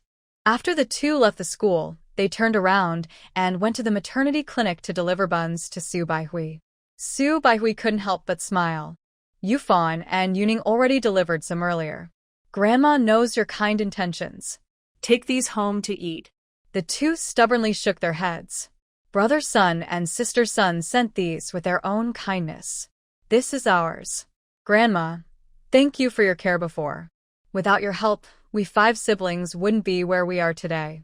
Su Baihui's eyes welled up with tears because of what the children said. She could only accept the gifts, say a few words of encouragement, and see them off. People waiting in line outside to see the consultation praised the two children for being thoughtful and grateful. Not long after returning to the base, Jiang Miao brought the children back. By then, Sun Yufan and the others had already cleaned the kitchen and were quietly reading in their rooms. Inspired by them, Su Nianyan also became very eager to learn and happily looked at a children's picture book. Little friend Su Haoran, after drinking milk, was still sleeping soundly. Jiang Miao told Sun Yufan something and then went to the breeding area behind. Because she took the children to visit Su Yi didn't come back during this break. Over the next 2 months, Jiang Miao noticed that several ewes in the sheep pen were getting increasingly larger, feeling heavy. She immediately used the system to sign in for an animal vital signs detector.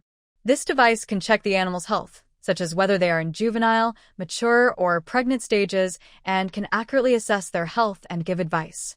Jiang Miao quickly used this device to perform smart health checks on the sheep. She found 20 pregnant ewes and set up a separate sheep pen to care for and observe them. The remaining sheep were sorted by size, kept together for easier care later. After categorizing the sheep, Jiang Miao contacted the Sun siblings and explained everything carefully. Looks like these sheep will give birth in 2 or 3 months. During this time, you need to stay alert.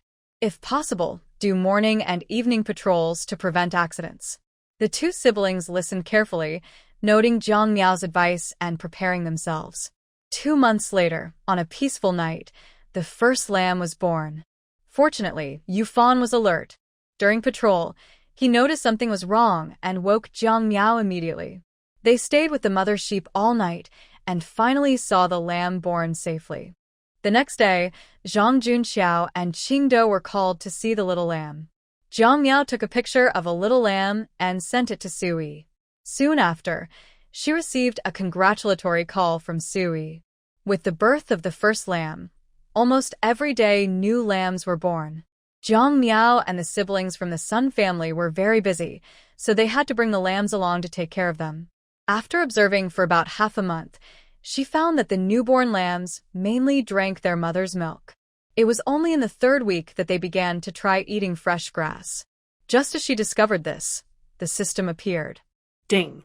Congratulations to the host for completing 94% of the territory development. The system detects that the host has received a batch of new lambs and milk-producing ewes. Sheep's milk is a nutritious natural dairy product, with nutritional differences from cow's milk. It's easier to digest and absorb, suitable for infants, people with lactose intolerance, the elderly, and those recovering from surgery. It has unique health benefits. Today's check-in items: A. Food. B. Drinking water. C. Daily necessities. D. Plant and animal growth aids. E. Building materials. F. Poultry feed. G. Soil improvement. H. Survival medicines. I. High-tech equipment. J. Mother and baby products. Please make your choice. Jiang Miao quickly replied, I choose I. High-tech equipment. Okay. The host has chosen high-tech equipment. The system is checking in. Congratulations. The host has received a fully automatic milk extractor. Machine description. The fully automatic milk extractor consists of a main control unit and 50 connection ports. It can connect to 50 teats at once, accurately detecting milk secretion, selecting the amount to extract, and providing efficient, comfortable, hygienic, and convenient service. After the system finished, Jiang Miao went to the warehouse and found a new, complex device. It was quite large, but it had wheels underneath so she could push it around. She pushed the machine to the sheep pen and decided to test it on the first ewe that had lambed. When connecting the milk extractor, she was worried the ewe might struggle, but it turned out to be very easy to use. As long as she positioned it correctly, it automatically attached, ensuring the safety of the worker to some extent. Once all the connections were made, Jiang Miao operated the main control screen. In less than 5 minutes, it detected the amount of milk the ewe was secreting. A friendly reminder appeared. The more milk you extract, the more the ewe will produce. This meant frequent milking could promote milk production. Hearing this, Jiang Miao happily let the machine extract all the milk from the ewe's udder. Then she moved on to the next one. While she was busy milking, the Sun siblings were feeding the ewes. Jiang Miao milked all the ewes, collecting over 20 pounds of sheep's milk. The goat milk was delivered immediately to the maternity hospital. All the medical staff and patients were excited. Even the new mothers who had just given birth came out to see. Jiang Miao had someone unload all the goat milk and place it in the hospital lobby. Su Baihui and Jiang Yunru watched the items with tears of joy in their eyes. Miao Miao, you really managed to do it? Su Baihui's lips trembled as she spoke. Jiang Miao smiled and nodded. This is just the first batch of milk. It should increase gradually over time. Grandma, Andy, have someone sterilize, dilute, and boil this goat milk. It can be given to newborns who are not getting enough milk to see if they can adapt. Of course, of course. For over a year, babies in the hospital have been drinking rice soup. Not such good stuff. Jiang Yenru was overjoyed and quickly asked the nurses to send the goat milk to the newborn food processing area. Everyone eagerly wanted to follow, but Su Baihui sent them back to their wards. Jiang Miao was very happy, worried that everyone might realize and start asking questions, so she hurriedly withdrew. From then on, the animal husbandry research base delivered a batch of goat milk to the hospital every day, starting from over 20 jin and increasing to more than 30 jin. Although it was still not enough, it at least ensured that each newborn in the hospital could receive a certain amount of goat milk. Children who drank goat milk clearly grew better and were healthier than those who did not.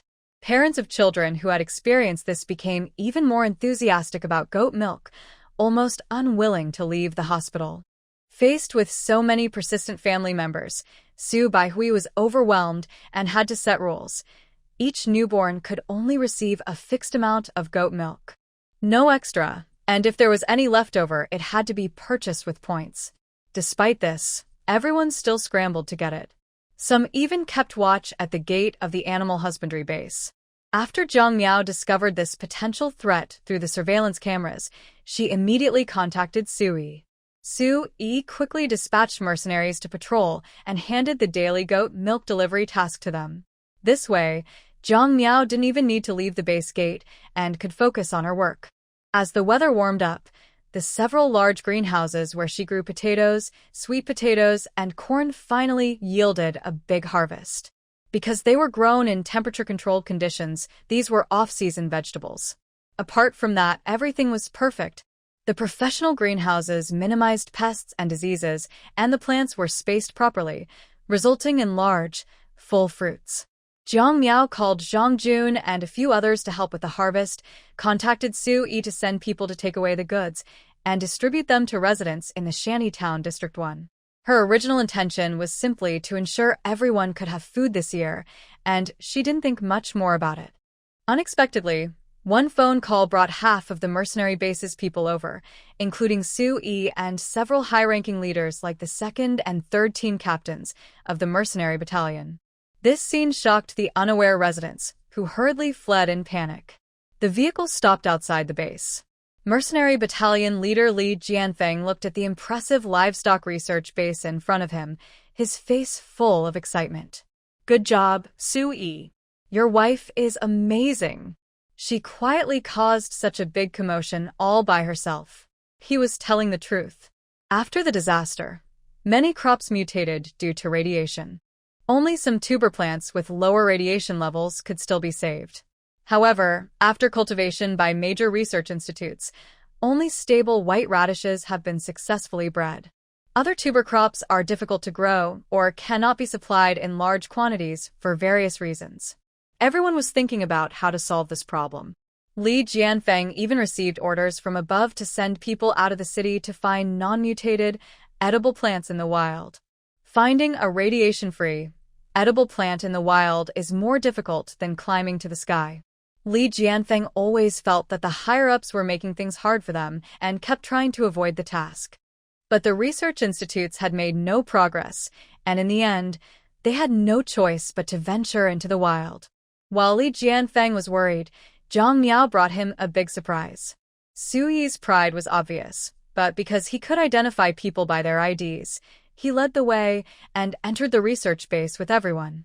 At the disinfection passage, Su Yi stopped everyone and called Jiang Miao. Jiang Miao immediately brought Sun Yufan to arrive, asking him to distribute work uniforms and apologetically explained, everyone needs to wear disinfected work clothes to enter the research area. There are limited clothes, so only 10 people can go in. Who do you want to bring? E. Everyone pushed to be the first, eager to save themselves. Li Jianfeng shouted loudly, "What are you arguing about? Stay outside and support us. A few of us will go in and help."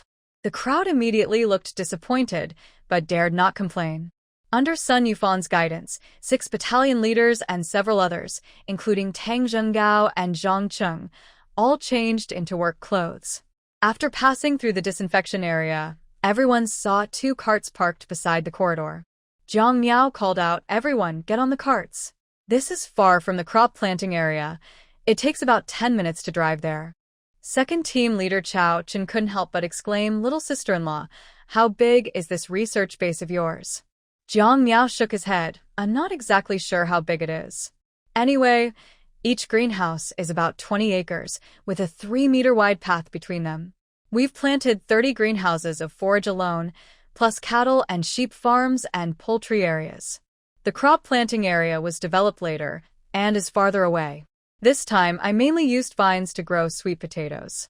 All the vines and sweet potatoes at home have been planted. The basis conditions are better than at home, with enough nutrients, so the sweet potatoes are growing bigger and bigger. I estimate the potato yield per acre is around 6,000 jin, about 3,000 kilograms. Since they are grown in greenhouses, the temperature can be controlled. We can continue to seed and plant now. Sprouted potatoes are toxic, and disinfecting them early on is tricky. My suggestion is to find a few people to help me plant on a large scale at the base. This year, we focus on increasing the quantity, and next spring, there will be enough potatoes for everyone to plant. Maize yield won't match that of potatoes and sweet potatoes, but now plant mutations and pest variations are happening. So far, we haven't found any corn borer or aphids during planting. We have 10 acres of maize in the greenhouse, full and ready to be used as seed. My suggestion is to harvest the maize first, distribute it, and encourage everyone to plant maize. Based on the current weather, we can plant 2 crops a year. All these men were skilled fighters, not farmers, and seeing Jiang Miao speak so confidently, they could only nod in agreement. When they arrived at their destination, everyone saw the baskets of harvested potatoes and sweet potatoes and went completely crazy. They gathered around the baskets, shouting excitedly, and used smart devices to test radiation levels. They tested over 10 times, and the results were all 0 radiation. Even experienced Li Jianfeng was stunned. Suyi, beans me. Sui didn't hold back and pinched him. Li Jianfeng grimaced in pain. "You really pinched me. Oh my god. These are absolutely healthy, radiation-free grains. Ha ha ha. We're saved. This will be a historic moment." Ha ha ha. Jiang Miao saw Li Jianfeng acting a bit crazy and couldn't help but worry. Sui comforted him. "Ignore him. Once he's had enough of his madness, it'll be fine." "So, what do you think we should do now?" Jiang Miao quickly led them to the maize field. Picking maize wasn't easy. They had to watch out for cuts. Luckily, everyone was wearing protective gear. With quick and precise movements, they harvested efficiently. While everyone was busy having fun, Li Jianfeng already reported the base situation to the higher authorities. The leaders thought Li Jianfeng was exaggerating and said earnestly, "Captain Li, you should know that our goal in sending people to the wild to find radiation-free crops is to help the residents in the outer city. After all, more and more people are moving into the outer city, and the food supply we can provide there is decreasing. If you're just fooling yourself, I can't help that. You can choose not to send people out, but don't blame us if food shortages happen later." Li Jianfeng was furious when he saw them shirking responsibility and wanted to curse. He angrily retorted, "If you don't want to find you, then fine." He angrily hung up his smartwatch and stormed into the fields to help with work. Everyone heard what he said and tried to comfort him. "Captain, don't argue with them. Last year, we managed to get through winter safely in the East District. This year, with more corn seeds, we should encourage them to plant more. Things will get better," said the third team leader. Sui nodded in agreement. "Recently, I asked people to notify residents in District 2 and District 3. The management staff will organize and teach everyone how to grow white radishes, cabbages, and corn. We'll give them extra seeds this year, so everyone can have enough food and not go hungry. Next year, we can start raising animals." Chao Chen quickly asked, "Sui, can our family raise animals this year? Last year, my wife planted vegetables and was eager to raise chickens and ducks." Sui couldn't guarantee and looked at Jiang Miao for advice. Jiang Miao smiled and said, "That's no problem. If you have enough points, you can buy eggs at the inner city trading center. I can help hatch them, raise the chicks and ducklings until they are strong, then you can take them home to raise. If you don't have feed, you can buy from me. My base has grown a lot of pasture grass, and I can supply some externally. This was her recent idea. Everyone listened, and their eyes lit up. They all smiled happily and quickly contacted Zhou Yongnian to buy eggs.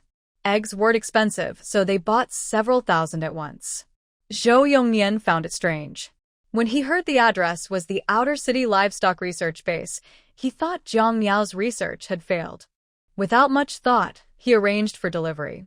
In the following days, Jiang Miao was busy removing radiation and incubating the eggs, while also using a land tiller to turn over the soil in the corn, potato, and sweet potato fields, mixing in fertilizer. After a month of hard work, the busy days continued. Fortunately, Su Yi sent 10 mercenaries to help her farm, which greatly eased her burden. By midsummer, residents in the Shantytown area had all planted crops.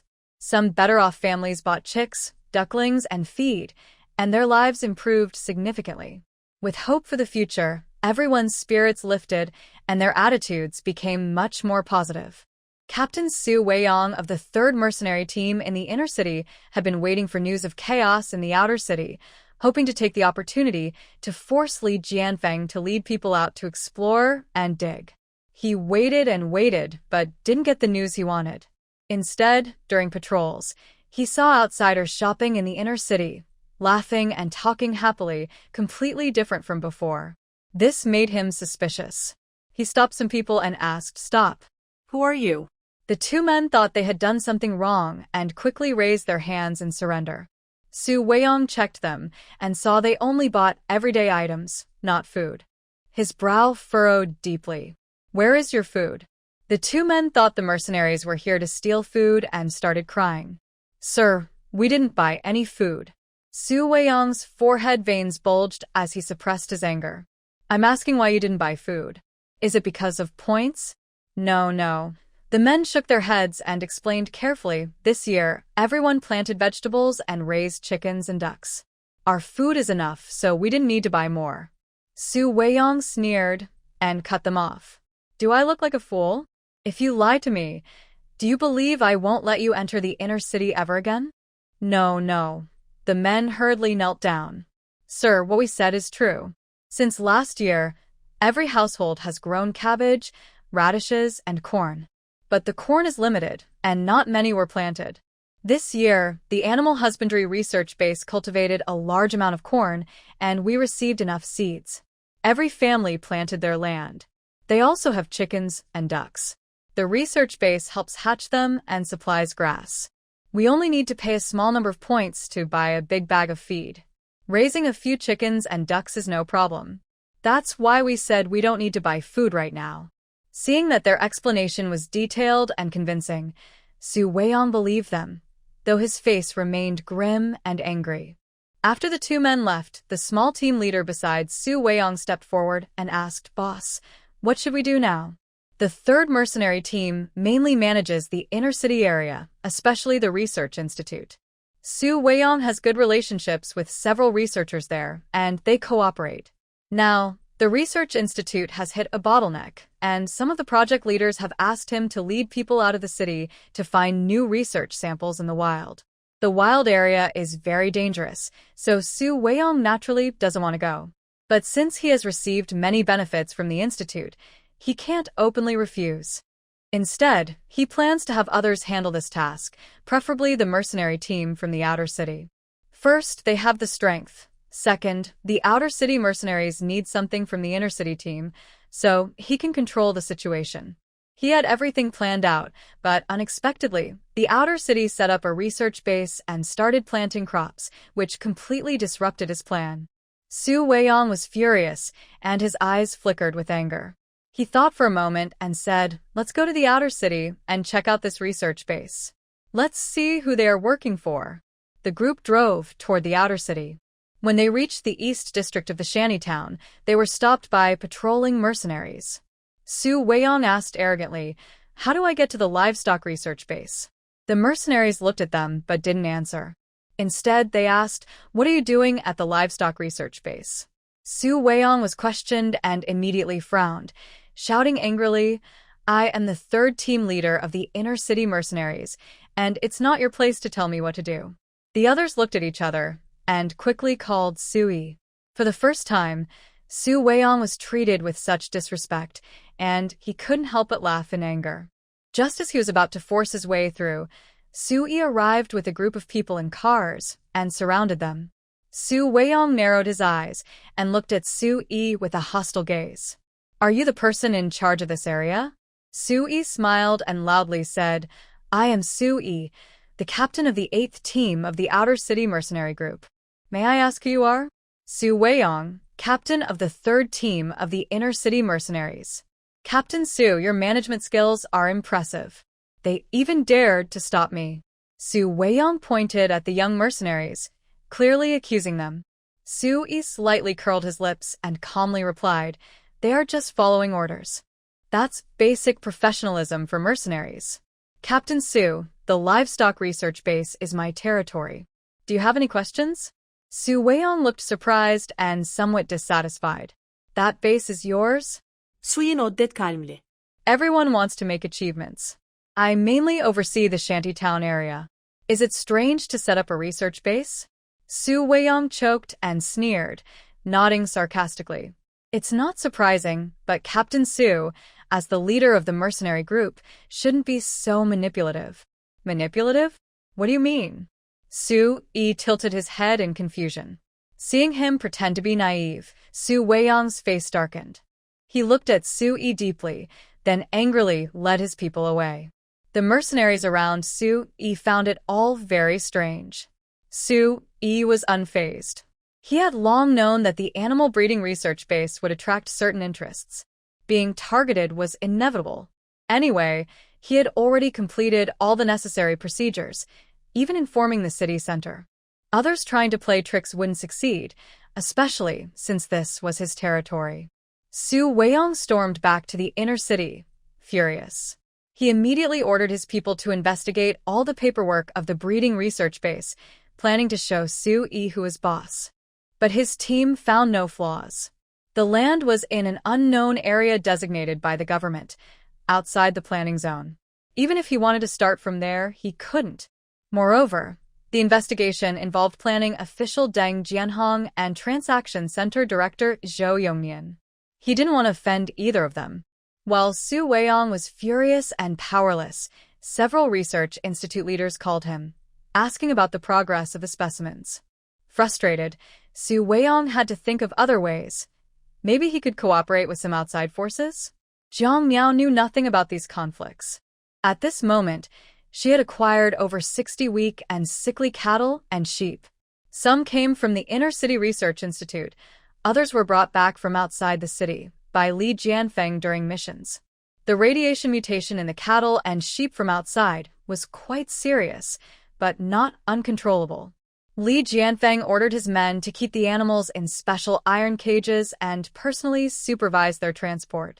Jiang Miao looked at the oddly sized cattle and sheep inside the large iron cage. Puzzled, she asked Li Jianfeng, team leader Li, "What are these animals?" Li Jianfeng sighed. "There's a shelter built outside the city. Now, anyone wanting to settle in the city must undergo treatment, observation, and vaccination at the shelter. The medical facilities there are improving, and security levels are getting higher. We now patrol twice a month, checking for potential dangers within 20 miles of the shelter." These cattle and sheep were found in a valley. Large-scale mutations of pine and cypress trees on the cliffs and valleys blocked the entire valley, providing animals with shelter from sunlight. The main issue was food. Although there was no radiation in the valley, animals there always followed the food source, inevitably eating mutated plants. When we found them, the cattle and sheep were still relatively gentle. Although their eyes were red, they did not attack us. After discussion, we decided to try to capture them alive. If they had no research value, we would handle them differently. Besides these cattle and sheep, there were a few wild rabbits. These rabbits were clever, fast, and could burrow underground, making them hard to catch. If we did catch some, they would likely be sent to your side. It's not that Li Jianfeng blindly trusts Jiang Miao, but the facts are clear. No matter how other research institutes work, their results always have some radiation. Only Jiang Miao has a way to completely eliminate radiation. He would definitely be the first choice for the research base. Jiang Miao felt helpless and smiled wryly. Team Li, thank you for your trust. I'll do my best, but I can't promise success. Also, the potential dangers of these animals are unknown. I suggest Zhang Cheng lead a team to build a separate research area specifically for these unknown plants and animals, making it sturdy to prevent radiation-induced mutations from causing them to attack wildly. Understood. I'll notify everyone immediately and get things done as soon as possible. Li Jianfeng's authority was even greater than Su Yi's. With a command, 4 or 5 teams, all skilled in construction, from laying foundations to building high-rises, came quickly. It took only 10 days to complete the work. In a month, a large research building covering 5,000 square meters was added behind the cattle and sheep breeding area of the animal research base. The design of the research building was inspired by containment facilities, with separate rooms like a prison, each equipped with elevators and a complete sewage system. Mutated plants and animals collected from outside were kept in individual rooms for observation, with samples sent to the inner city for testing. On the first day after the research building was completed, Jiang Miao eagerly ordered mercenaries to put the cattle, sheep, and wild rabbits collected from behind into the designated rooms. Over the past month, due to the presence of these unknown dangers, Jiang Miao had been on edge every day. He didn't even dare to leave his children at the research base, leaving the care entirely to Grandma Ji. Now that they were all safely inside the special rooms, Jiang Miao finally felt relieved. Li Jianfeng assigned 4 mercenaries to patrol and guard every day before attending to other matters. After Jiang Miao took over these mutated animals, he discovered an interesting phenomenon. This month, because mercenaries were present, she didn't dare give the cattle and sheep radiation purification liquid, only feeding them radiation-free grass. The mutations in the cattle and sheep did not deepen and became gentler, seeming to grow closer to Jiang Miao, which shows they still have human-like awareness. With this discovery, she couldn't wait to try giving them radiation purification liquid to see what effects it would have. While administering the liquid to the cattle and sheep, Jiang Miao also remembered the few aggressive rabbits. They were truly unfriendly. Due to radiation mutation, these rabbits became more aggressive, completely different from their gentle nature. However, their aggression seemed to stem from danger awareness and self-protection, not active hostility. Because of this, Jiang Miao could somewhat accept them. All the rabbits were kept in the same small room for radiation purification. If they remained so aggressive, she might have to consider turning them into spicy rabbit dishes. Ding! Congratulations to the host for completing 95% of territory development. A batch of mutated animals has been detected. Protecting animals is everyone's responsibility. Show them love, and they will respond to humans.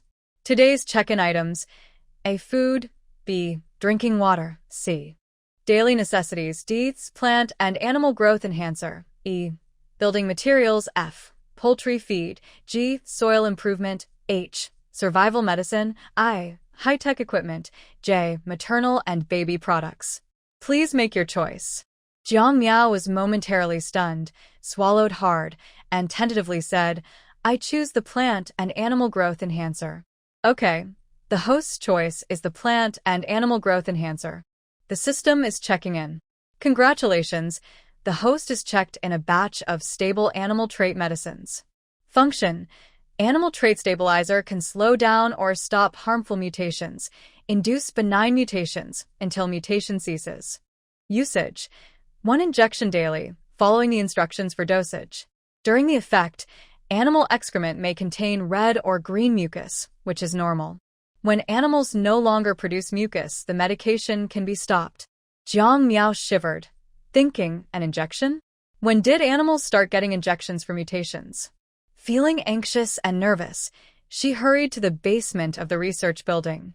The basement has 2 floors, dedicated to storing various medicines and supplies. All the items she checked in were placed in a corner.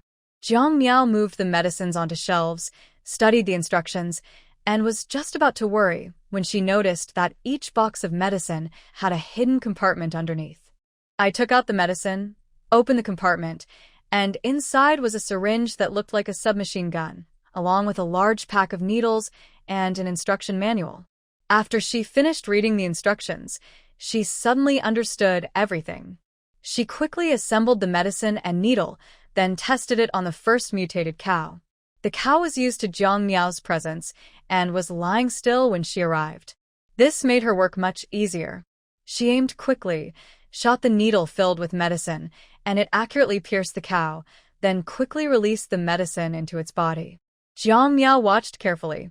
Then she pressed the button to retract the needle. A thin line pulled the needle out of the cow's body and returned it to the syringe. It's easy to use. Jiang Miao was very excited, acting as if she had done something very important, and she was happy all day. Next, she followed the same steps for each mutated animal. The soldiers on patrol watched her use the medicine, feeling both admiration and worry because the research was risky. The animals could mutate in unexpected ways, and if they went crazy, they might be hard to control. The soldiers immediately reported the situation, and Su Yi personally led a team to patrol. Jiang Miao was very happy to see him arrive, unaware of how anxious these men were.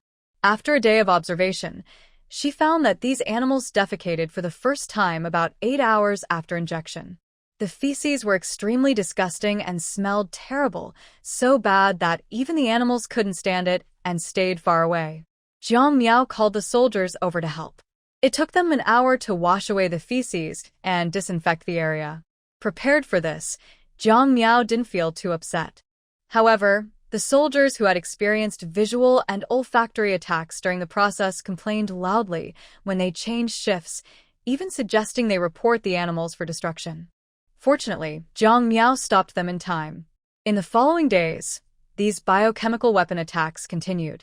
For half a month, no one wanted to patrol or stay at the research building's guard station. Su Yi felt helpless and had to go himself, also helping Jiang Miao. Jiang Miao understood the situation and just sighed silently. She complained to Su Yi, "They're used to the big storms, but they can't handle this little bit of hardship. They're too weak." "Hey, what's that?" Jiang Miao moved closer to the iron bars holding the first cow, calling Su Yi over to look. Su Yi stepped closer and looked carefully for a while, unsure. "It looks like milk." "Maybe it's milk from the cow," he said. They both squatted down and stared at the cow for a long time, but still couldn't be sure. Jiang Miao remembered that yesterday the cow's manure no longer contained mucus. She quickly decided to bring over the automatic milking machine, using hay to attract the cow near the iron fence, and carefully controlled the milking process. Both of them watched the milk collection bucket closely. Soon, milk poured out like water, flowing at 2 or 3 times the normal rate for goat milk. Jiang Miao couldn't help but widen her eyes and kept watching. As the bucket nearly filled, the screen showed only 25% of capacity used. She wondered if the machine was broken. To check, she brought several more buckets and milked all the milk from the cow until she was completely empty. She collected 4 buckets in total. Even Su Yi was stunned. When he realized this, he quickly took a sample and said, "I'll send this milk for testing in the city to see if there's any problem." Jiang Miao agreed. After Su Yi left, she immediately fed the cow fresh hay and went to milk other cows with normal manure to see if their milk production was similar. Of course, she excluded the bulls. She worked tirelessly for a week.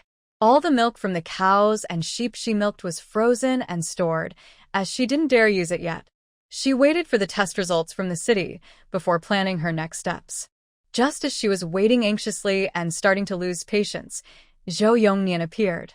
He was so excited when he saw Jiang Miao that he couldn't hold back. "Researcher Jiang, I want to ask if there's still milk from the cows that Captain Su sent for testing?" Jiang Miao raised an eyebrow but didn't answer. Zhou Yongnian smiled awkwardly and tried to flatter her. "Researcher Jiang, it's like this. After careful analysis, we found that this milk has higher nutritional value than regular milk and is effective for patients with radiation-induced mutations." Effective for radiation-mutated patients? Jiang Miao's pupils shrank, feeling a shock in her heart. Zhou Yongnian nodded vigorously. "Yes, you know many people suffer from radiation mutations each year. Their symptoms vary from mild to severe. The government is trying to find ways to treat them, but mutations can worsen and are hard to control. Some patients have mutations so severe that we can't do anything. They become test subjects. After analyzing the components of this milk, they plan to test it on these patients. Our goal was to see if the milk could be safely consumed, but unexpectedly, we found that this batch of milk might actually help control their conditions. We don't know if it's just a coincidence or truly effective, so we want to ask you for more test samples. Zhou Yongnian spoke urgently, with a passionate look in his eyes. Jiang Miao's heart tightened. She quickly contacted Su Yi to have him come and handle the situation. After learning the full story, Su Yi willingly took on the task of transporting the milk. When all the milk in the freezer was moved out, Zhou Yongnian was already happily crazy. After sending them away, Jiang Miao continued to watch over the normal-looking mutated cattle and sheep. After more than a month of treatment, these animals' eyes had returned to normal, but the radiation-induced mutations were irreversible, such as their large size like elephants and their changed fur colors. However, all these animals had no radiation levels left and were gentle and obedient. Jiang Miao contacted Li Jianfeng, asking him to send people to move the cattle and sheep to the breeding area and set up a new greenhouse for raising them. The greenhouse had plenty of space, allowing the animals to move freely inside, which was better than being kept in small rooms. Li Jianfeng came personally to check on the animals after hearing the news. When he learned about Zhou Yongnian's involvement, he admired Jiang Miao even more and also asked about the rabbits. Jiang Miao felt a bit troubled. The rabbits have recovered after treatment and are less hostile to humans, but they're very good at digging holes. Moving them to the breeding area would require building a new rabbit greenhouse and treating the ground specially to prevent them from destroying it. Li Jianfeng arranged everything accordingly. Another month passed. News came from Zhou Yongnian that the milk produced by the mutated cattle and sheep could really help control radiation sickness, giving patients precious time for treatment. Once this news spread, even the leaders of the city center were alarmed. Inside the city center government office building, Jiang Yan sat straight on the sofa, his sharp gaze fixed on Zhou Yongnian, examining him with curiosity. You say that batch of milk was obtained from the livestock research base outside the city. How much do you know about that base? How involved were you? Zhou Yongnian was visibly shocked and hurriedly explained, Chairman, I wasn't involved with that base. When it was first established, Captain Su asked me to buy cattle and sheep. Our trading center didn't sell to the outside, so I was just acting as an intermediary, contacting various research institutes to buy from them. That's all. I really didn't do anything else. And at the start, I helped with this because I had my own reasons. I thought if they really developed something, our trading center could get first-hand supplies. Even if the research didn't progress, the trading center wouldn't lose anything. Chairman, I did all this for the development of the trading center, with no personal motives at all. Jiang Yan was non-committal. He didn't believe that Zhou Yongnian was truly so selfless. However, after thorough investigation, his team found no evidence that Zhou Yongnian had gained any benefits from the situation. The council couldn't do much against him.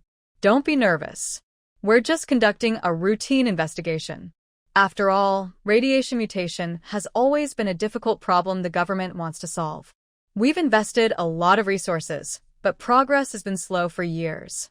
Now, someone claims that a special milk can control mutation deterioration. Naturally, we have to take this seriously. Jiang Yan's explanation reassured Zhou Yongnian. His rational mind returned, and he organized his thoughts, revealing everything he knew.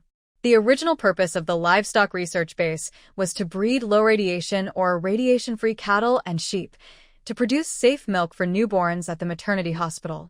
They've been working on this, and I've been watching closely, hoping to get a share. But the growth cycle of cattle and sheep is long, and it takes a lot of time for the mothers to produce milk. During this period, they might encounter pests or diseases. I can't guarantee the base will develop anything useful. Plus, they sometimes buy lambs and calves from me, so I thought their research wasn't making progress. I had almost given up hope, but a few months ago I heard they started supplying milk to the maternity hospital. I immediately went there, hoping to get some for sale. The response was that demand far exceeded supply, and they had to prioritize the needs of the suburban maternity hospital, kindergarten, and school before selling externally. I had no choice but to wait. Then recently, they sent us a batch of milk for testing. I thought there might be hope. We conducted a full set of experiments, analysis, and taste tests according to our food standards. You know what happened next. Jiang Yan's expression remained unchanged. He nodded slightly. That's enough. You performed well this time. The council will commend you. Go back and get busy. Zhou Yongnian felt a hidden sense of satisfaction and quickly left. The office door closed behind him. A figure slipped out from a small, resembling a slime, slowly returning to a human form. Jiang Yan spoke calmly. You heard everything. This was probably just a lucky accident. Most officials working in the city hall had encountered radiation-induced mutations from the sun. However, these mutations granted them various special abilities, making them stronger than ordinary people. But these mutations were unstable. Over the years, some mutants' powers remained unchanged, while others developed side effects due to ongoing mutations. Worse, some lost their lives because their mutations became uncontrollable. Over time, because the mutations could not be controlled, more and more abnormal abilities users caused trouble, and panic spread throughout the building. The person in front, who looked like a slime, was one of the uncontrollably mutated ability users, and the situation was quite serious.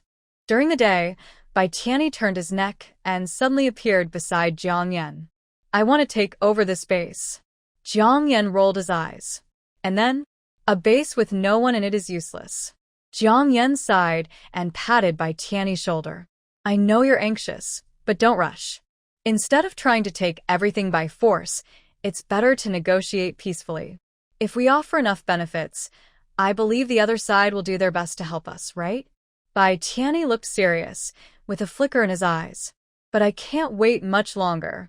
What do you want to do?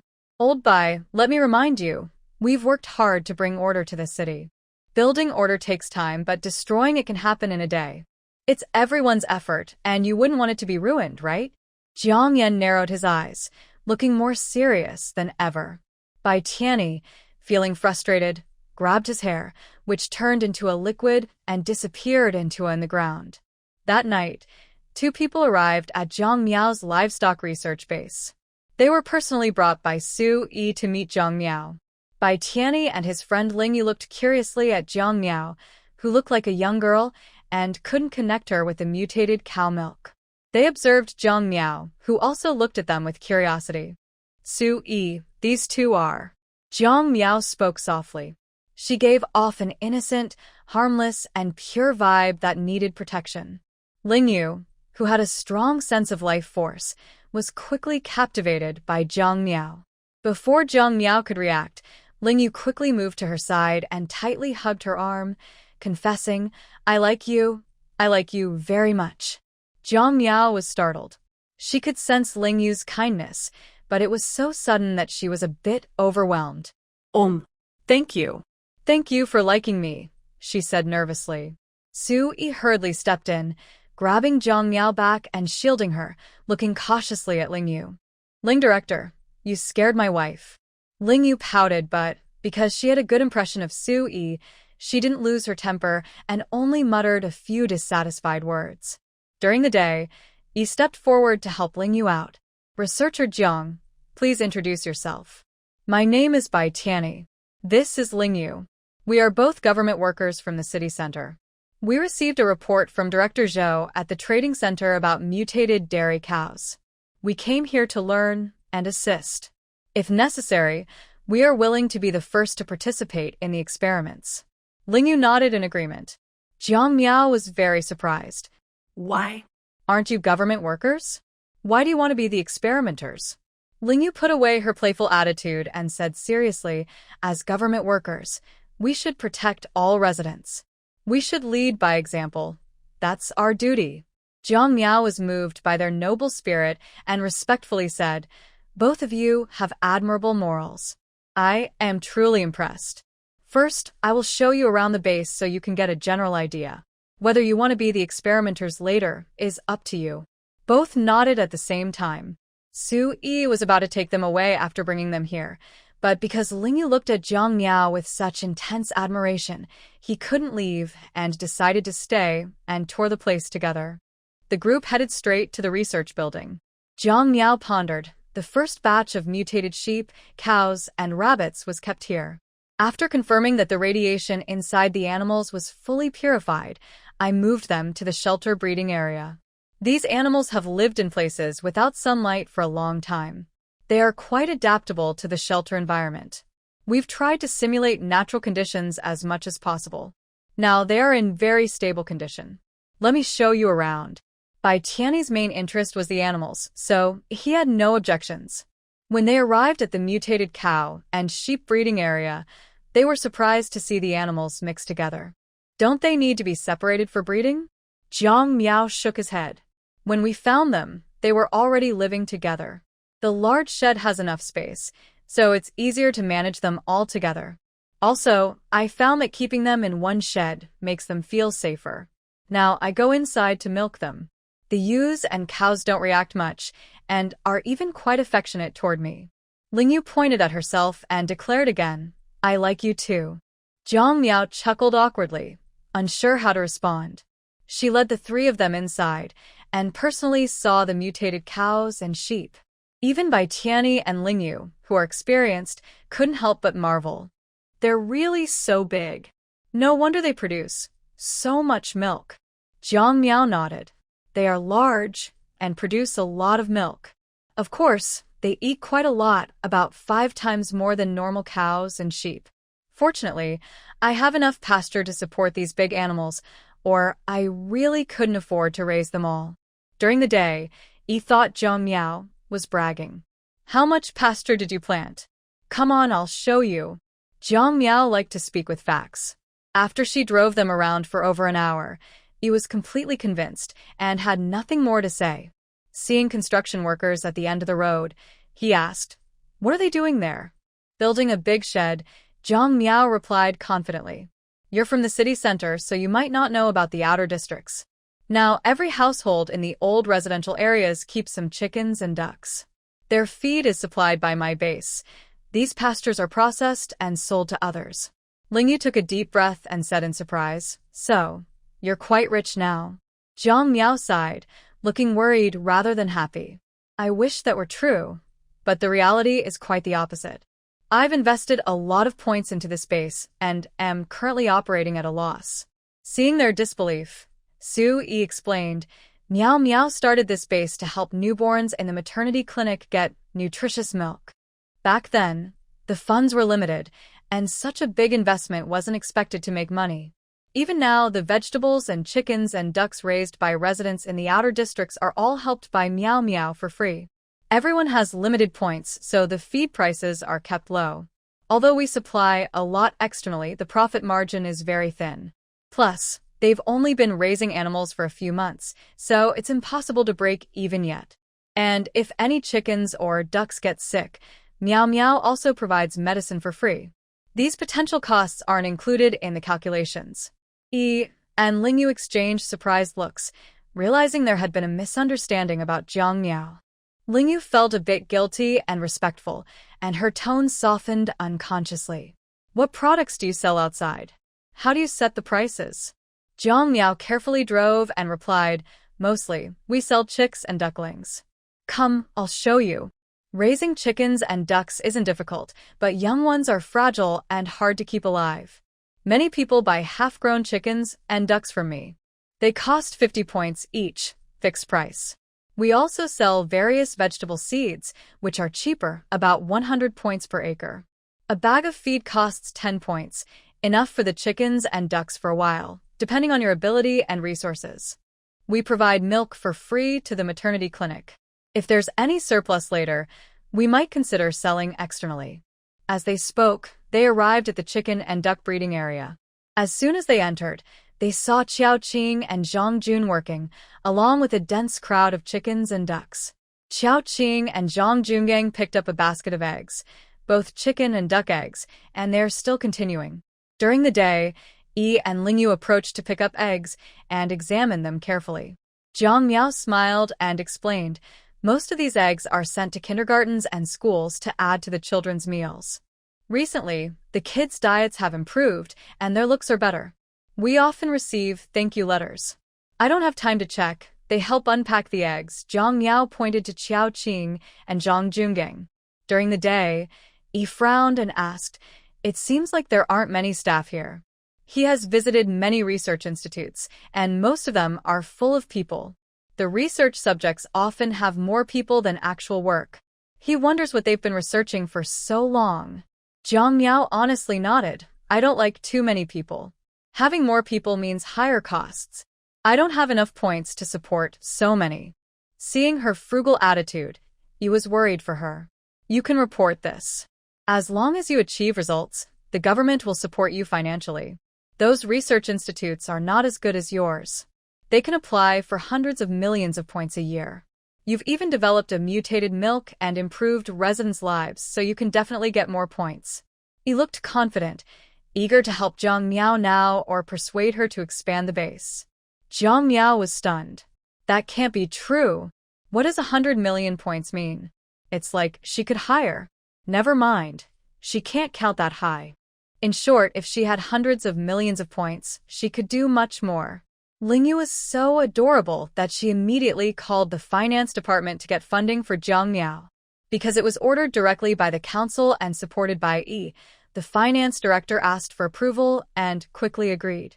In less than an hour, Jiang Miao's personal account received a huge sum of 50 million points. Now her eyes looked even brighter at Yi. She enthusiastically said, to directors, do you have any other instructions? As long as I can do it, just ask. Yi and Lingyu looked at each other and said in unison, we want to stay here for a while. Just like that? Jiang Miao felt this request was almost meaningless. Now that the base is running smoothly, some things that can't be openly discussed can be well hidden. Also, these two haven't been to the warehouse and don't know her background, so she has ways to handle it. Yi awkwardly cleared his throat and hesitated. If possible, we also want to be testers for the mutated milk. This requirement didn't surprise Jiang Miao at all, since they had already mentioned upon arrival that they were after the mutated milk. She nodded and personally took the two to the living area. There are still some large rooms available here, though they are a bit small. Please bear with it. The two didn't expect Jiang Miao to be so easy to talk to, and for a moment, they felt a bit embarrassed. Don't worry, we will cover the costs for food and accommodation, Bai Tianyi quickly added. Jiang Miao was indifferent and opened the door to let them in, then turned and went into the kitchen. Since she was a leader from the inner city district, she was surely experienced and knowledgeable, unlike the Sun siblings who could be easily fooled. Some ingredients that weren't suitable for use, like pork, had to be put away. Although the research institute in the inner city was supplying fresh pork externally, it was in short supply, and only those who could afford it could buy some. A quick check showed she had no purchase records, so keeping it here was unsafe. Thinking this, she quickly packed the pork into foam boxes and sent it home to store for a while. Without the pork, the kitchen fridge suddenly looked much emptier. She hurriedly called Sun Yufan and Zhang Jun to bring over a few roosters and ducks. When Jiang Miao returned after delivering the pork home, she found Sun Yufan and Zhang Jun already working in the kitchen. They had caught 10 chickens and 10 ducks, and were now plucking feathers. Bai Tianyi and Lingyu watched with furrowed brows. Seeing Jiang Miao return, they hurried over to ask, is it okay to kill so many chickens and ducks at once? Jiang Miao, confused, nodded. Is there a problem? To ensure everyone's health, we eat nutritious meals every day, meat, vegetables, and staple foods. All must be included. Lingyu gasped and said, you eat so well? Do you know how many people outside are starving because of food shortages? Jiang Miao still honestly nodded. I know. Isn't what I'm doing now to improve everyone's quality of life?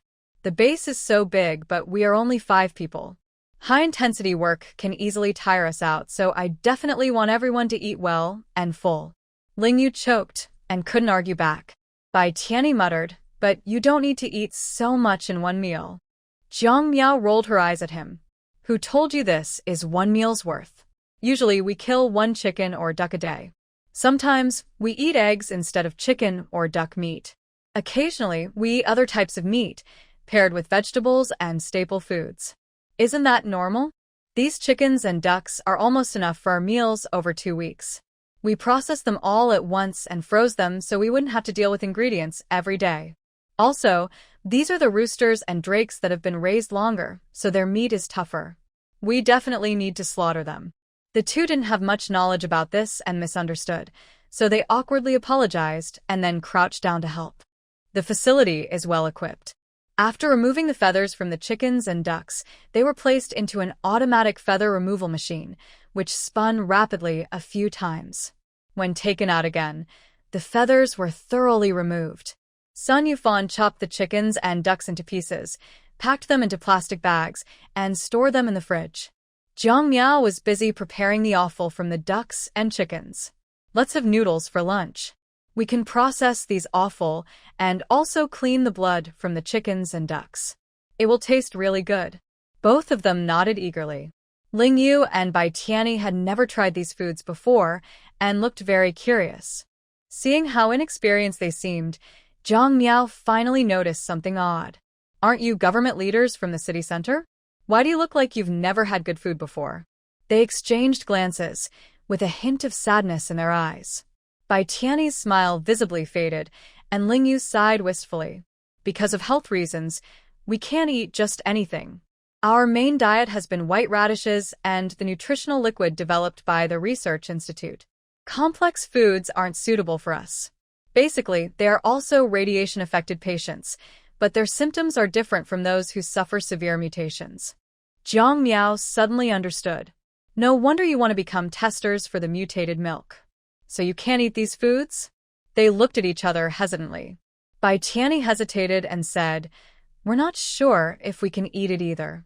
Jiang Miao realized how tricky it was to have them stay with her. If they couldn't eat the food she provided, how could she take care of them? Thinking of this, Jiang Miao quickly went to the cold storage and took out some stock of mutated milk.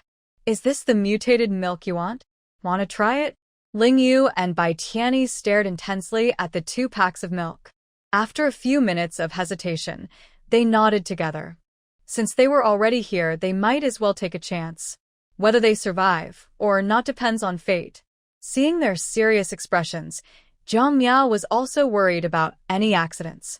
She suggested, "Once I finish boiling the milk, let's go to the research building to drink it." The research building has 2 underground floors, with 7 floors above. 1, 2, 3. The 3rd floor is specially used to treat animals affected by radiation.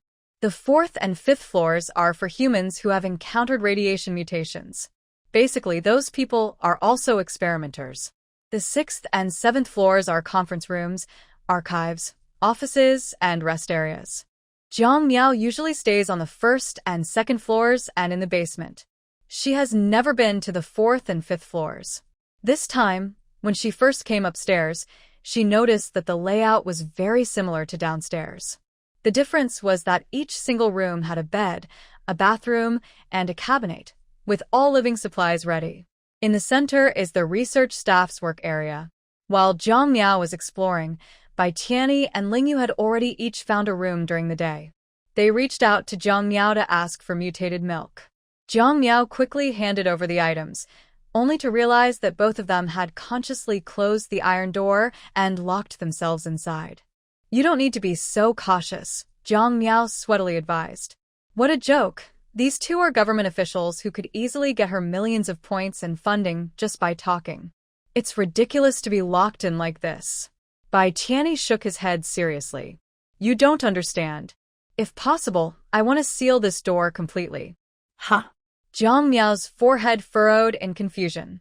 She looked at Ling Yu, who was already ready to drink her milk. Before drinking, Ling Yu looked at Bai Tianyi. "Don't move, I'll go first. If any symptoms appear, at least I'll be controllable." Bai Tianyi obediently put down his bowl. Jiang Miao didn't understand the silent game they were playing. She felt a heavy sense of foreboding. It was as if one person was facing a life-and-death decision, and that bowl of mutated milk was the key to their survival or destruction. Jiang Miao swallowed hard and stared at Ling Yu without blinking. Ling Yu's lips curled into a bitter smile. She closed her eyes and drank the mutated milk in one gulp. It was just a simple act of drinking milk, but in Jiang Miao and Bai Tianyi's eyes, it was as dangerous as launching a missile. They stared at Ling Yu intensely, holding their breath. Only a few minutes felt like an eternity. Even Bai Tianyi was anxious. At this moment, Ling Yu's face suddenly showed a hint of pain. Jiang Miao's heart skipped a beat, and she immediately planned to contact Su Yi to come out. Ling Yu hurriedly stopped her. "Wait, I think I need to go to the bathroom." Jiang Miao. She leaned against the wall, staying still and silent. Ling Yu took more than half an hour to go to the bathroom. It was so long that Jiang Miao was stunned, looking blankly at Bai Tianyi in the cage beside her. She then realized that Bai Tianyi had somehow come out of his room and was standing behind her. Jiang Miao screamed in fear, her face full of horror. How? How did you come out? The single rooms here can only be locked from the outside. Once closed, only the central area can be opened. There are 3 of them here, 2 of whom are locked inside. She didn't move. Who opened the door for Bai Tianyi during the day? Bai Tianyi made a shushing gesture to her. Sure. Don't make a scene. I'll go see Ling Yu. Jiang Miao watched helplessly as Bai Tianyi turned into a fluid and slipped through the iron door opposite, transforming back into a human right in front of her. The visual shock. It was terrifying. Fortunately, she had a strong mental state and had interacted with Bai Tianyi before, so she didn't faint from fear. But her hands and feet were inevitably weak. At this moment, Bai Tianyi had already reached the bathroom and gently knocked on the door. "Ling Yu, how are you?" As soon as Bai Tianyi finished speaking, there was the sound of flushing water from inside the bathroom, stopping and then starting again several times. After 3 or 4 cycles, Ling Yu spoke softly. "I feel like I've expelled a lot of toxins. Besides sweating, I smell really bad. I want to take a shower. You can go back first."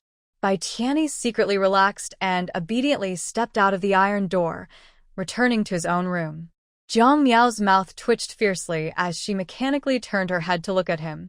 I said, "Maybe you should come out. This door is useless for you." "I think so too," Bai Tianyi replied seriously. Jiang Miao. Ling Yu took a half-hour shower again and came out dressed in the special hospital gown prepared for the experimenters in her room. The 2 of them heard the noise and looked over. They saw Ling Yu's face was a bit paler than before, but the pallor didn't look haggard. Her eyes seemed brighter. Jiang Miao felt like she had changed somehow but couldn't quite put her finger on it. Bai Tianyi asked nervously, "How do you feel?" Ling Yu hesitated and said, "Maybe it's just my imagination. After drinking the milk, I expelled a lot of disgusting stuff. I feel a bit lighter now. I'm a little sleepy and want to rest." Bai Tianyi clenched the iron bars tighter and said, "Rest assured, I'll watch over you. I won't drink the milk for now. If he drank it and also wanted to sleep, it could cause uncontrollable problems." Ling Yu was very tired. She nodded obediently, smiled kindly at Jiang Miao, lay down, and soon began to breathe evenly. Jiang Miao stared in shock and muttered softly, "Even her sleep quality is terrible." If it were her, in a strange environment with strangers around, she definitely couldn't relax like that. During the day, Yi suddenly appeared beside Jiang Miao again and carefully answered her, "It's not because her sleep quality is good. It's probably the effect of the mutated milk. You don't know, but she hasn't had a good rest for a long time. As the mutation deepened, their bodies were on the verge of collapse, and they simply couldn't sleep. Now, he and Ling Yu only sleep about 4 hours a day, and it's light sleep. Any slight movement can wake them up. When they can no longer sleep, it's almost like they're close to death. In the past, if someone had spoken like this while they were resting, they would definitely wake up.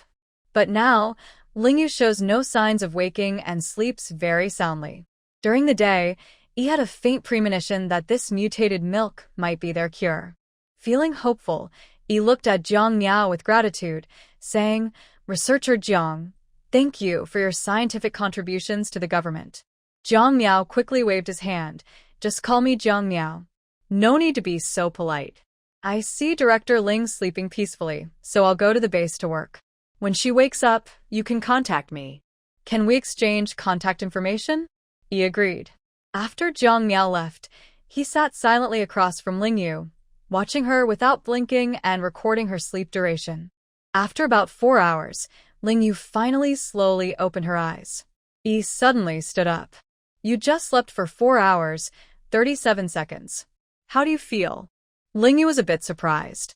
That's 10 minutes more than before. Yi nodded enthusiastically, looking very happy. Not only 10 minutes more, but during these 4 hours, you were almost in deep sleep. It's different from the shallow sleep you had before. During shallow sleep, breathing rates differ from deep sleep, making it easy to tell the difference. Lingyu didn't doubt Yi's words. She carefully felt her body's changes and found that her energy was much better than before. She felt more relaxed, and most importantly, her perception was still intact and hadn't weakened. She described her physical changes one by one, and he helped record them. Then he looked at the bowl of mutated milk that had gone cold and drank it without hesitation. Within half an hour, he reacted strongly, making more noise going to the bathroom than Lingyu. Fortunately, only the two of them were here, so there was no worry about being laughed at. Jiang Miao worked from morning until evening. When she finally had free time, she realized it was already 10 p.m. During this time, he hadn't contacted her, and she didn't know what was happening now. Thinking of this, she hurriedly rushed to the 4th floor of the research building. When she arrived, she found Lingyu and Yi lazily playing games alone in a small room. The two people saw her and looked very excited. They both greeted her at the same time. Jiang Miao widened her eyes and asked, "Are you both okay?" If something happened to them here, her own safety might also be at risk. Both shook their heads. Lingyu sincerely asked, "Jiang Miao, I'm a bit hungry. Could you please give us a little more mutated milk?" Jiang Miao nodded in surprise. "If you want to drink it, I can definitely provide some. But you just had diarrhea, and it hasn't been 24 hours yet. Are you sure you want to eat?" Thinking about the detox process she just went through, Lingyu frowned unconsciously. Seeing her like that, Jiang Miao suggested, "How about I give you 2 bowls of noodles? Try a little first. If you can't eat it, that's fine. What do you think?" After considering, the two agreed. Jiang Miao quickly went to the living area to prepare. The chicken, duck, and other broth were ready, and there were noodles too. She blanched the noodles, boiled them, and poured the broth over. It was a simple meal. When the fragrant noodles were placed in front of them, the two who had never tasted good food before swallowed hard and clumsily picked up a strand of noodles with chopsticks to try. They ate one after another. Unknowingly, the noodles were all gone, leaving only the broth and blood from chicken and duck. Following the principle of not wasting food, they carefully finished everything remaining. They still felt a bit unsatisfied. Next, they just waited to see what changes their bodies would produce. They observed all night long. Nothing happened. Jiang Miao felt relieved. During the day, Yi and Lingyu were very excited. They hugged each other and cried. "That's great. We can eat again. We can eat again." Listening to them, Jiang Miao found it both funny and a little sad. She thought, "Since you can eat normally now, I'll count your portion for today's 3 meals. When should you drink the mutated milk?" Seeing that they couldn't decide, Jiang Miao suggested, "Take it 4 hours after dinner. After you go to the bathroom, you might feel tired so you can sleep well. No need to stay awake all night." Yesterday, they slept during the day and stayed awake at night, which wasn't good. Although they were eager to try again, the thought of the disgusting waste made them worried about their appetite. They nodded in agreement. "Do you want to go back to the living area with me now, or stay here?" Without hesitation, they answered, "Stay here." It was just the two of them here with complete treatment equipment, and they wouldn't disturb the normal operation of the base. It was the best choice. Jiang Miao didn't try to persuade them. She turned around and went to take a shower and sleep. The next morning, she came to deliver breakfast to Bai Tian, Yiling, and Yu. She saw that both of them looked energetic and seemed to be meditating. Hearing the noise, they both opened their eyes at the same time. Jiang Miao opened the iron door and placed breakfast in front of them. Today's breakfast is vegetable buns, brown sugar-steamed buns, and soy milk. When she opened the thermos, the strong smell of food quickly spread. Both of them were so hungry they almost drooled and eagerly started eating the buns. As they ate, they exclaimed, "Wow, this is so delicious. It feels like I'm back in childhood. I need to eat more." After eating too much, they felt full and almost had to lean against the wall. To help digestion, they decided to follow Jiang Miao to the base to work. Jiang Miao straightforwardly assigned them the task of cutting grass. It wasn't dangerous, just a bit tedious, and since the other 5 were busy, it was a good chance for them to help out. They obediently operated the machines to harvest the grass. After harvesting, the grass was sent to the processing area for cutting. Zhang Jun and Qiao Qing came to transport the grass. Seeing they had finished, they politely asked, "Would you like to come feed the rabbits with us?" "Rabbits?" By Tian, Yiming, and Yu looked at each other in surprise, realizing they had forgotten about the rabbits yesterday. They nodded excitedly and helped load the grass. They stacked over 20 bags, almost filling the entire transport truck. Yiming curiously asked, "How many rabbits do you have?" Zhang Jun, familiar with the situation, replied, "Captain Li brought 78 rabbits, big and small." 78 rabbits need so much hay? Bai Tian asked in disbelief. Zhang Jun looked a bit dazed and explained, "It's not just that the rabbits eat a lot. You'll see for yourself in a moment." They didn't understand what Zhang Jun was hinting at, but when they arrived at the rabbit farm, they found it was full of rabbits in cages, nesting in groups. There were definitely more than 78. The number doesn't add up. Bai Tian said seriously. Zhang Jun awkwardly explained, "Maybe these rabbits are mutated. Sister Meow said they are bigger, more aggressive, and reproduce faster than normal rabbits. In just a few months, they've had several litters, each with over 10 rabbits.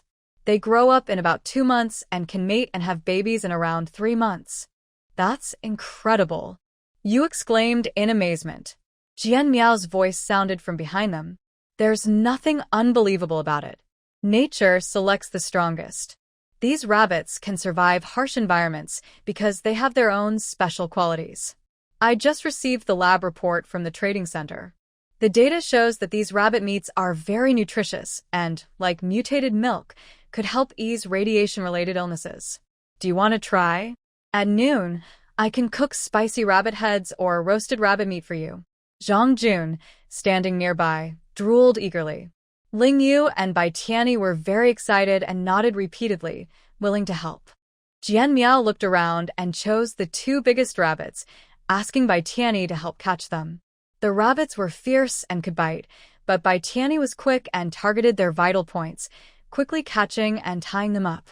While preparing the rabbits, Jian Miao reminded them to be careful when peeling the skins, as the skins could be processed again for cooking. One rabbit weighed 18 jin, about 9 kilograms, and after peeling, it still weighed around 12 or 13 jin. After finishing with both rabbits, they filled a large basin. Jian Miao noticed Zhang Jun was very eager and teased him. "Do you want to eat too?" Zhang Yun nodded enthusiastically. Jian Miao laughed loudly. "Aren't you afraid?" Zhang Jun secretly glanced at Bai Tianyi and Ling Yu, then nodded again, not afraid. Seeing his fearless attitude just for food, Jian Miao couldn't hold back her laughter and nodded. "All right, then you can try too. There are many ways to cook this much rabbit meat, but all require marinating to remove the gamey smell." After finishing, everyone continued working. The rabbit meat was cooked after noon, and they only ate around 5 o'clock in the afternoon. Some was braised, some grilled, and some cooked in a pressure cooker for soup. At mealtime, everyone looked at the table full of rabbit meat, feeling conflicted. Should they eat or not? Before they could decide, Ling Yu and Bai Tianyi had already started eating eagerly. Zhang Jun saw this and quickly grabbed some food. "Forget it, let's eat first. Who knows if we'll get another chance later." Qiao Qing. Since Zhang Jun was already eating, she followed suit. The Sun siblings hesitated, but tentatively took a bite. Jian Miao finished her chores and sat down, seeing everyone enjoying the food, and also started eating. She wasn't worried about the rabbit meat being unsafe, because she had a system. Since the system didn't issue any warnings, it meant the meat was safe to eat. A large table of rabbit meat was quickly finished. After eating, Bai Tianyi and Ling Yu went to the laboratory on their own. Zhang Jun and the others cleaned up the kitchen and wanted to continue working, but before they reached the breeding area, they suddenly felt the urge to have a stomachache. One after another, they kept rushing to the bathroom, and even after finishing, they wanted to go again. The smell was terrible. Zhang Jun listened to the noises next door and felt helpless, almost crying. "Brother Sun, are we going to die?" Sun Yufan was almost too weak to go, but he still comforted him. "It shouldn't be that bad. Those two guests ate too. They're fine, right? Maybe our bodies are too weak and can't recover." Zhang Jun felt truly comforted and continued to sit patiently. After about an hour and a half, he finally finished and stopped. He wanted to go back and rest properly, but when he turned around, he found himself smelling terrible. He couldn't stand it and hurried to take a shower. After cleaning up, it was almost 9 o'clock in the evening. He could finally go to sleep. Sun Yuning was very annoyed. "Are you all the same?" The three of them nodded together. Sun Yuning was surprised, whereas Miao Miao, "Is she okay?" When they mentioned Jiang Miao, they realized they had forgotten about her and quickly called her. At this moment, Jiang Miao was carrying mutated milk to the 4th floor of the lab building.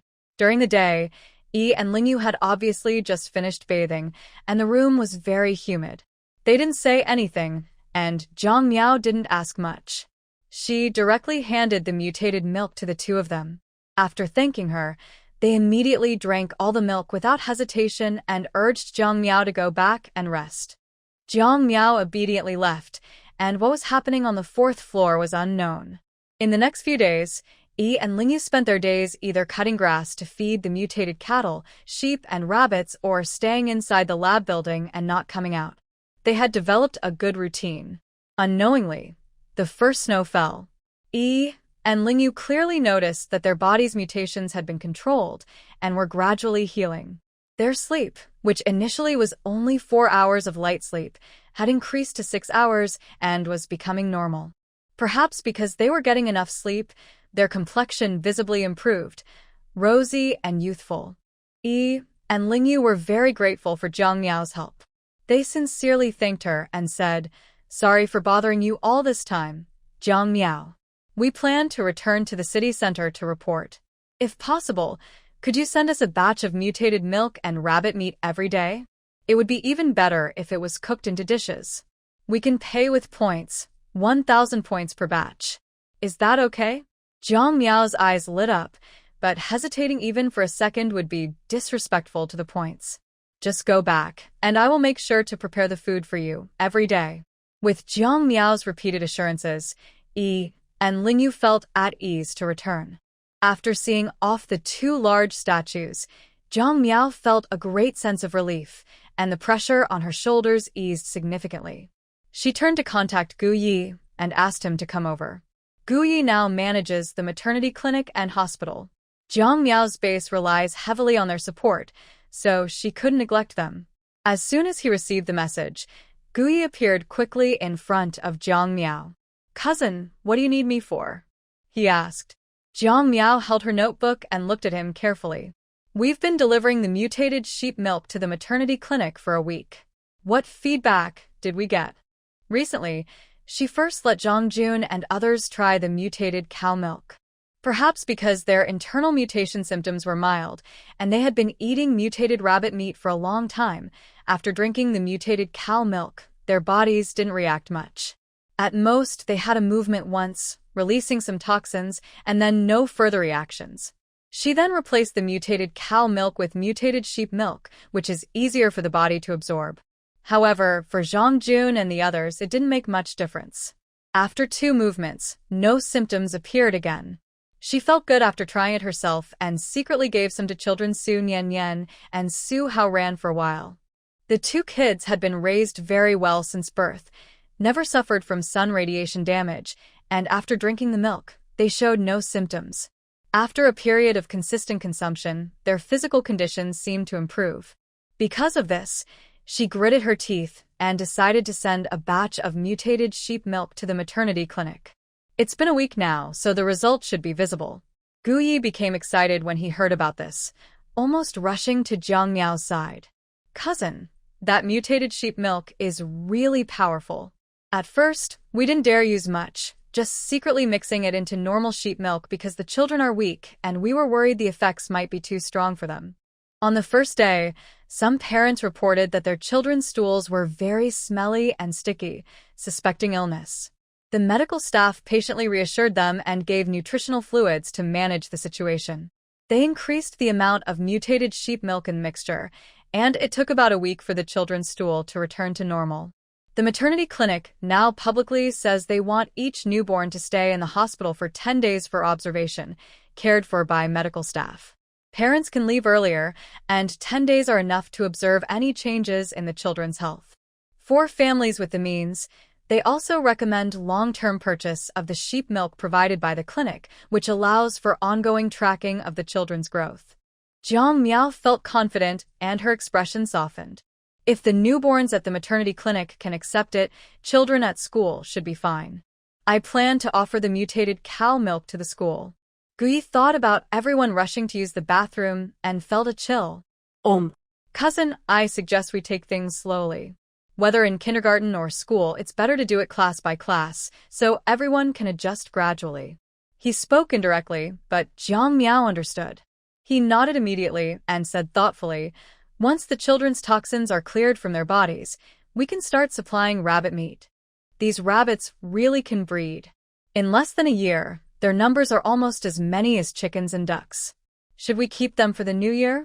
If we keep raising them, no matter how much grass we have, it won't be enough for them to eat. Gui was very happy and praised Jiang Miao for a while before happily leaving. Jiang Miao turned back to pick up the two children, as usual, asking about their school life, playing with them for a while, and then preparing dinner. After dinner, everyone would study together. This has become their daily routine. In this environment, Su Niannian, at such a young age, had already learned hundreds of characters and even basic math. She especially loved drawing, often holding her sketch pad to draw chickens, ducks, and rabbits. Although her drawings were very abstract, everyone still offered kind, encouraging words. The younger ones followed the older ones, copying their actions happily even if they didn't understand everything. Soon, it was the Spring Festival again. Thinking back to last year's Spring Festival, Sun Yufan and the others were thin and timid children. Now, they're all strong and healthy, not only taller but also much heavier. Sun Yufan's weight increased from over 80 jin to about 135 jin. Luckily, he's tall, so his weight is just right. Sun Yuning weighs nearly 100 jin, with a balanced figure, fair skin, and has grown into a healthy, pretty young girl. Zhang Jun and Xiaoqing don't need to be mentioned. They were already growing taller, eating well, and their heights are now over 1.7 meters for Zhang Jun and about 1.6 meters for Xiaoqing, with weights similar to Sun Yuning. Everyone gathered together to make steamed buns, chatting and laughing as if they were a family. After Ling and Yu returned during the day, Jiang Miao brought back the pork. Now, everyone was busy making large meat buns, sweet buns, and steamed bread. Jiang Miao cooked a big pot of pig's trotters, braised rabbit, chicken soup, and duck soup. Some of these were given to relatives and friends, and others were taken by Zhang Jun and the others to share with their families. Everyone worked even harder because of this. At this moment, Su Yi returned, bringing a big surprise for Jiang Miao. Are you coming back for the new year this year? Seeing Jiang Miao's hopeful gaze, Su Yi smiled faintly and nodded firmly. After putting things down, she came over to help. Jiang Miao quickly stopped her. You watch the kids first. Don't let them cause trouble here, or take them home first and tidy up the house. I'll finish my work here and then come back. Su Yi glanced around and saw there was indeed a lot of stuff in the kitchen, including a row of buns and steamed bread. Everyone was working efficiently, so he was curious and asked, who are all these for? Jiang Miao looked around and casually replied, I was planning to send some to the mercenary base so you and your friends can have hot food. I also need to send some to my aunt and others. Grandma Ji has been helping me take care of my son for over a year, so I couldn't do my work peacefully without her. Also, I need to give some to Brother Zhou, Director Deng, and Director Dai. They've all helped us.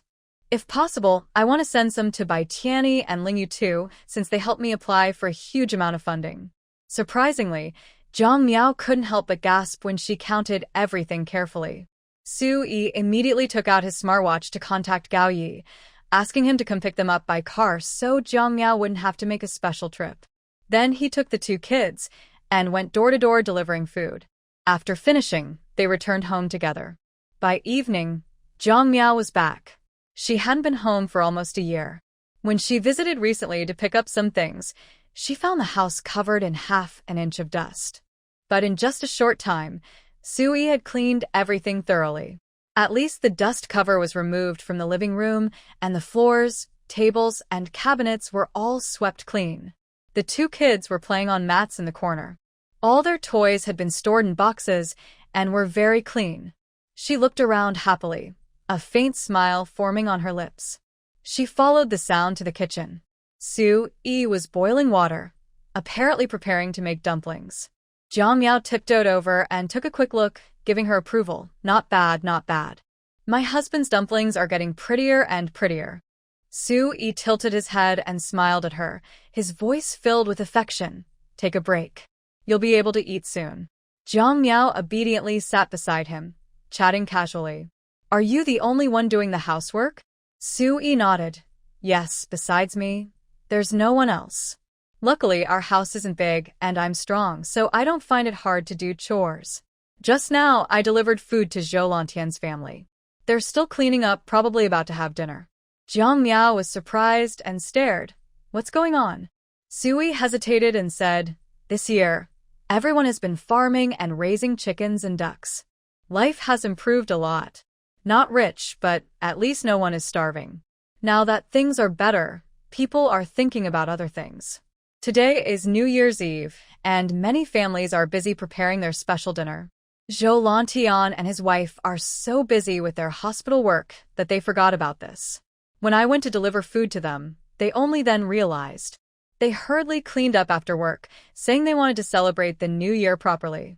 That's so exaggerated. Jiang Miao looked skeptical. Su Yi didn't argue. He cooked dumplings and reheated the food Jiang Miao brought. After everyone enjoyed a good dinner, they went next door to visit. When they entered, they saw Yi Shui comforting her son while he ate. Because of their arrival, the Zhou family became lively. Amidst coaxing and encouragement, Zhou Kongxing finally ate a meat bun and a bowl of egg drop soup. Jiang Miao asked, Does this kid still have a bad appetite? Yi Shui shook her head with a smile. It's not that he has a bad appetite, he's just picky. Thanks to you, the kindergarten food has improved a lot. Now he drinks milk every day, eats eggs, and sometimes has chicken or duck. The variety of vegetables has also increased. Plus, the cook at the kindergarten is very good, much better than me. Since he's used to good food, he doesn't want to eat what I make. It's also my fault. I insisted he drink egg soup first, and he thought buns and egg soup tasted the same, so he was stubborn with me. Jiang Miao suddenly understood and laughed loudly. No wonder. I thought Kongxing looked much healthier. How could his appetite be like this? Yi Shui blushed and scratched her head, sighing, I'm worried about feeding him dinner every day.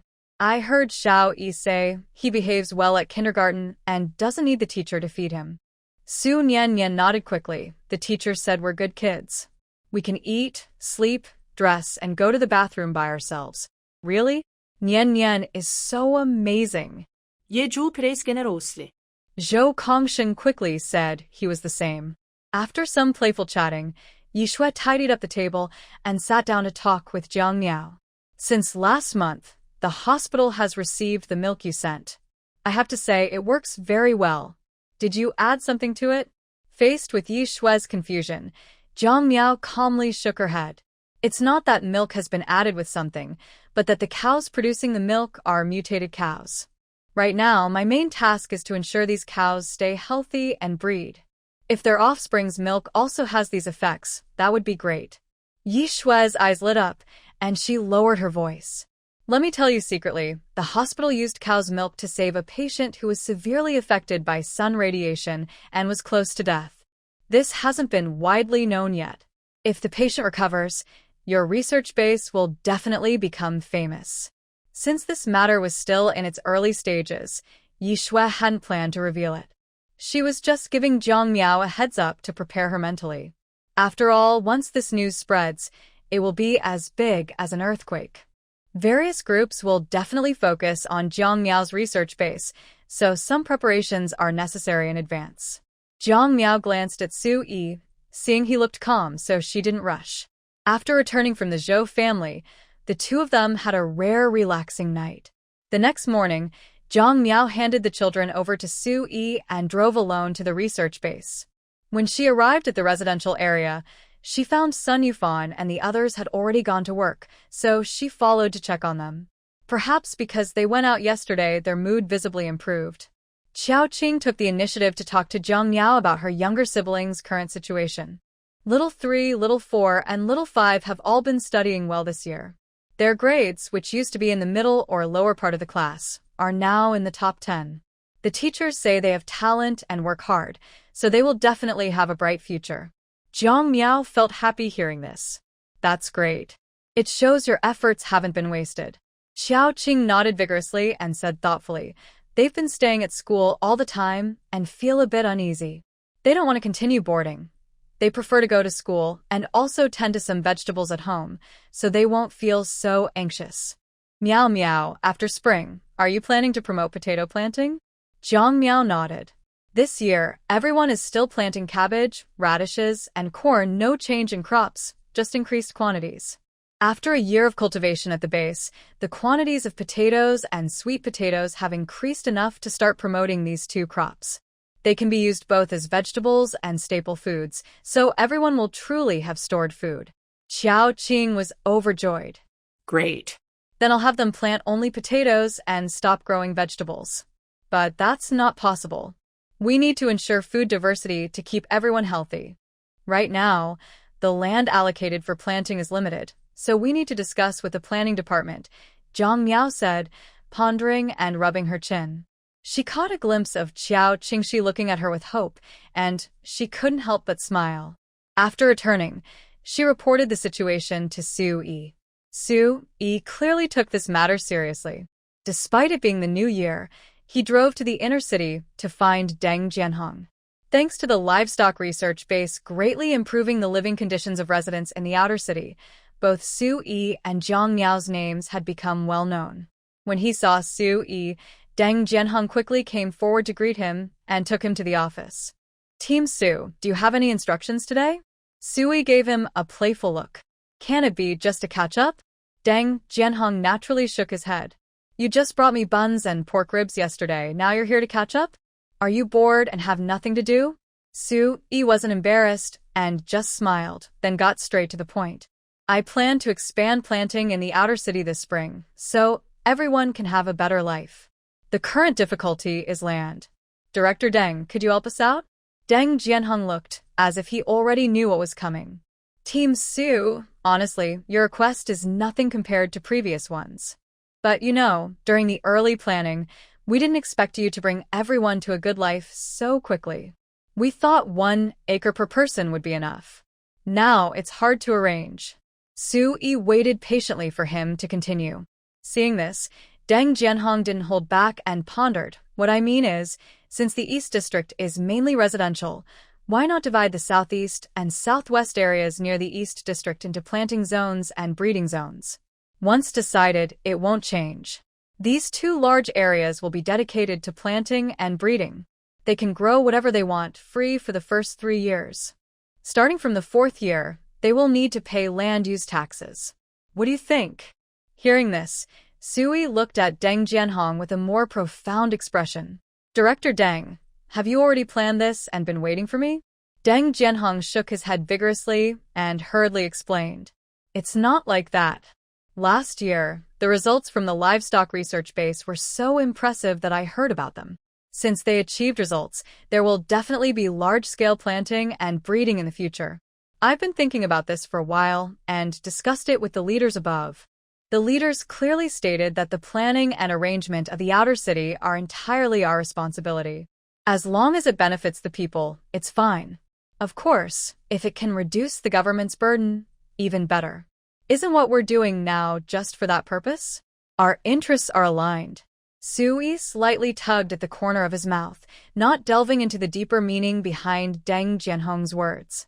All right, Since that's the case, Director Deng, please issue the order early. The southeastern and northeastern areas outside the city are not my responsibility. Everyone will need to cooperate later. No problem, I'll handle this, Deng Jianhong replied. After Su Yi left, Deng Jianhong immediately contacted Wang Jingrui, the second team leader of the mercenary group outside the city, and Mu Qingfeng, the fifth team leader. One was responsible for the northeast area, the other for the southeast. These two areas were planned to be used for settling survivors. However, the eastern area had not been fully developed yet, so these two zones were temporarily vacant. Their main tasks were patrolling and digging in these zones to find anything useful. Since there was less work, they had fewer chances to earn merits and were often assigned to other tasks by the leaders, which made them feel frustrated. When Deng Jianhong approached them, they looked at the sun in the sky. It was good, meaning the sun was rising from the east, not the west, so it wasn't a dream. They hurried to the planning department. Deng Jianhong greeted them warmly, which made them suspect there might be some conspiracy. Director Deng, if you have something to say, just tell us. Don't keep us guessing, Wang Jingrui, who had a quick temper, said. Deng Jianhong's smile grew brighter. Since Wang team asked, I'll be straightforward. Recently, Su Yi came by and said that after spring, residents will be encouraged to expand planting. It seems they want to plant new crops, but I don't have details. Now, there's a problem. The eastern area has already been planned as residential zones, and the land allocated to everyone is limited. Expanding planting isn't realistic. The higher-ups want to turn the southeastern and northeastern areas near the east into planting and breeding zones. People can plant as much as they want, free for the first 3 years, then start paying taxes from the 4th year. That's roughly the policy now. Since these two areas are under your responsibility, I can only ask you to discuss this. Wang Jingrui and Mu Qingfeng exchanged glances, both visibly shocked. Director Deng, is it true that Su Yi wants residents to expand planting? Mu Qingfeng asked. Deng Jianhong nodded firmly. Wang Jingrui cursed with a smile. That stubborn guy. He should have just told us directly instead of doing all this. I thought it was something big. If it's for the better survival of the residents, I have no objection. Mu Qingfeng nodded as well. Me too. Just tell us what we need to do. Deng Jianhong was very happy. He climbed up the pole and said, in that case, could the two team leaders bring their team members to add covers for the planting and breeding sheds in these two areas? The sheds can be 2, 4, 6, 8, or 10 acres. Residents can choose freely and act according to their ability. If they overreach and can't finish planting due to greed, they will have to pay a hefty fine after 3 years. However, if they realize they overestimated their ability and apply for adjustments in time, they won't need to pay the fine. He explained the details clearly. Wang Jingrui and Mu Qingfeng listened carefully and couldn't help but admire how thoughtful the planning department was. They had considered all possible loopholes, preventing anyone from cheating or taking shortcuts. The matter was settled. After leaving the planning department, they made a phone call to Su Yi and turned around to go to number 888, E District, Shantytown area. When Su Yi opened the door, they weren't surprised to see them. They were invited inside, and Wang Jingrui and Mu Qingfeng were immediately amazed by the furnishings in the house. After praising the decor enthusiastically, they got down to business. Su Yi, if you plan to let everyone expand their planting, we will definitely support it. But expanding means using a lot of water and various fertilizers. These potential costs are not small. Where will the points come from? Mu Qingfeng frowned and expressed his worries. Understanding their concerns, Su Yi explained softly, this year, everyone is raising chickens and ducks. We notified everyone in advance to save fertilizers, and some vegetable leaves and corn stalks are fermented and stored. These are all natural fertilizers. If needed, my wife has other methods. Her research base is raising more and more cattle, sheep, chickens, and rabbits, and can provide the necessary fertilizers later. As for water, it's even simpler. We installed radiation purifiers, and this time, 2 directors came to the city center.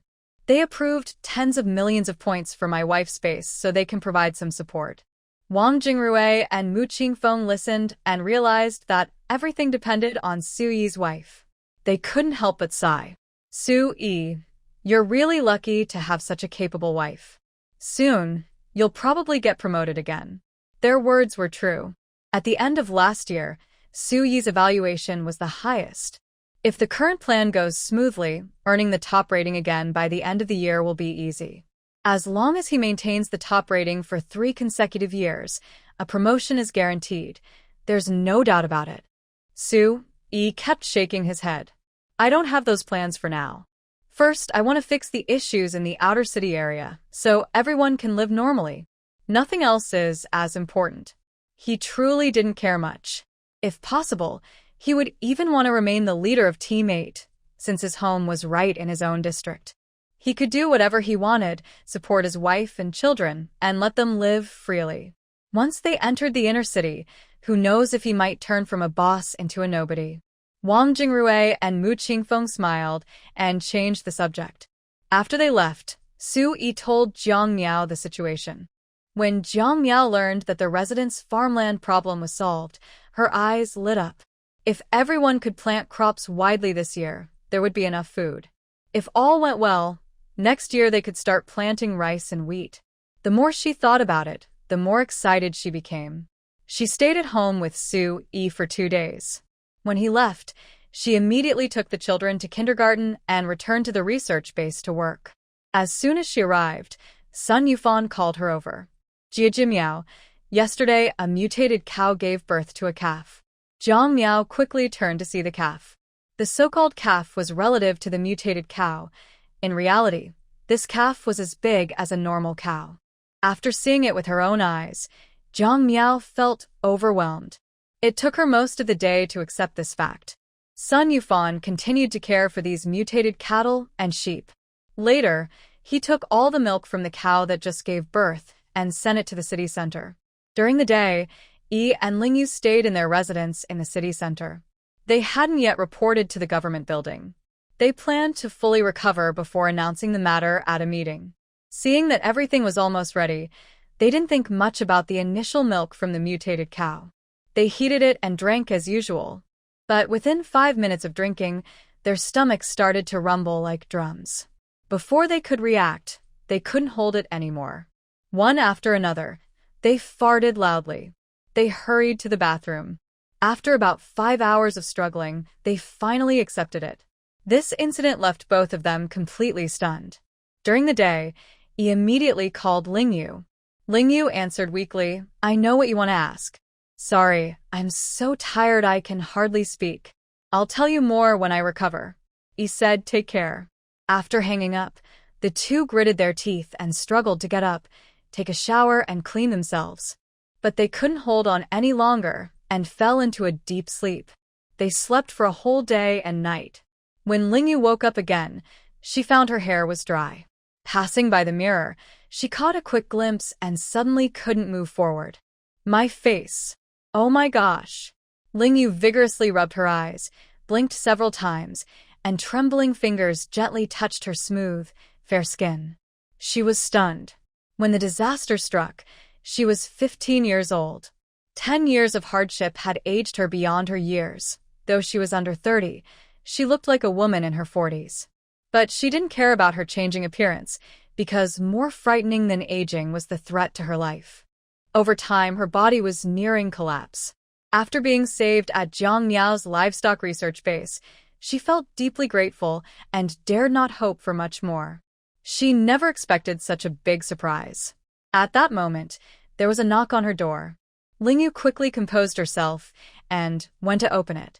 She was shocked to see Bai Tianyi outside, looking completely different. Bai Tianyi hurried inside, quickly closed the door, and stared at Lingyu with wide eyes, unable to recognize her. What happened to you? I should be asking you that.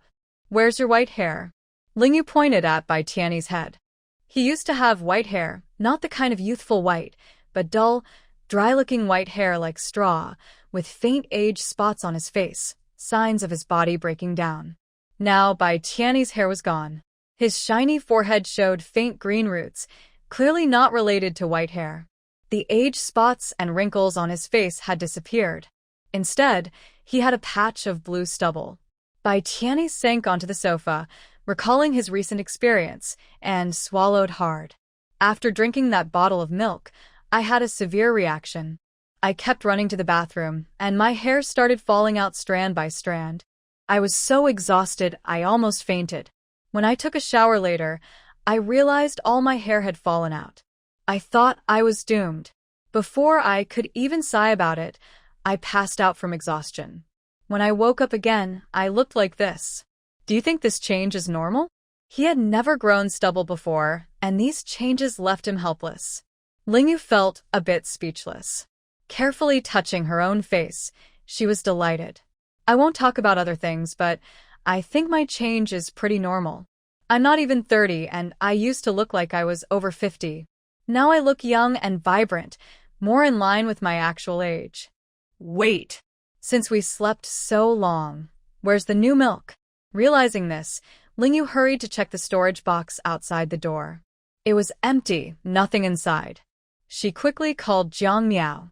After the call connected, she couldn't wait to ask Miao Miao, "Didn't you have someone deliver the milk?" Jiang Miao heard her voice and clearly relaxed a little. "I wanted to ask you, do you know how many calls I made to you?" Neither of you answered, and I thought something had happened. No one had ever drunk the milk from the mutated cow.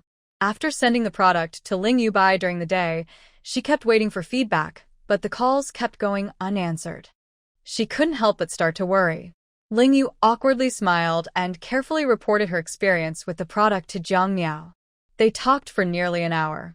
Jiang Miao hung up and immediately contacted the mercenaries to send 2 more bottles of the milk. Both Lingyu and Bai Tianyi felt a bit scared after receiving the product. They wanted to try it but were afraid.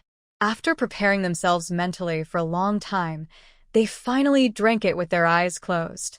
This time, the reaction lasted longer, about half an hour before they felt the urge to go to the bathroom.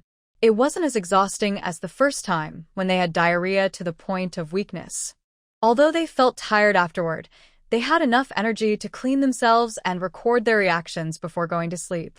With detailed sleep records, Lingyu found she slept for 10 hours, 5 of which were deep sleep and 5 light sleep, allowing her body to adjust itself. When she woke up, her complexion was even rosier than the day before. Bai Tianyi noticed his black hair was more noticeable.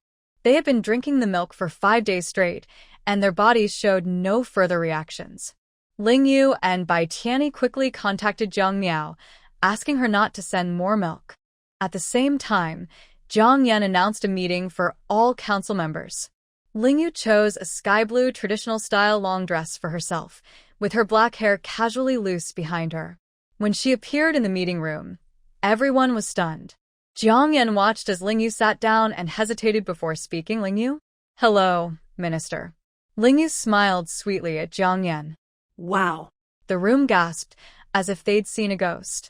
Jean Yuza suddenly jumped onto Jiang Yan and exaggeratedly pointed at Lingyu, shouting loudly, "Boss, she can't be that violent old witch Lingyu. You must have mistaken her, right?" Lingyu's gentle smile instantly disappeared. She stood up angrily, grabbing Jean Yuza's ear. "You little brat, I've tolerated you long enough. Today, I'm going to teach you a lesson so you won't forget. Boss, help me." Help me. Jean Yuza cried in terror, dodging and tears streaming down his face. Jiang Yan cleared his throat and finally spoke to help. "Lingyu, Yuze is still a child. Asked him to apologize to you. Don't take it to heart." Yusha, apologize. Jean Yuze looked down sadly and said, "Sorry." Seeing Lingyu let go, he immediately jumped back and looked at her in shock. "What exactly did you do? Why are you like this? Did the city center open a plastic surgery research institute?" "No, that can't be. We didn't hear anything about it." Lingyu's previously suppressed anger flared up again because of these words. At this moment, Bai Tianyi appeared silently behind Lingyu. "Later, I'll help you deal with him. Don't be angry." His fluid form gradually turned into a human shape, fully revealing himself to everyone. Everyone was stunned when they saw Bai Tianyi's appearance.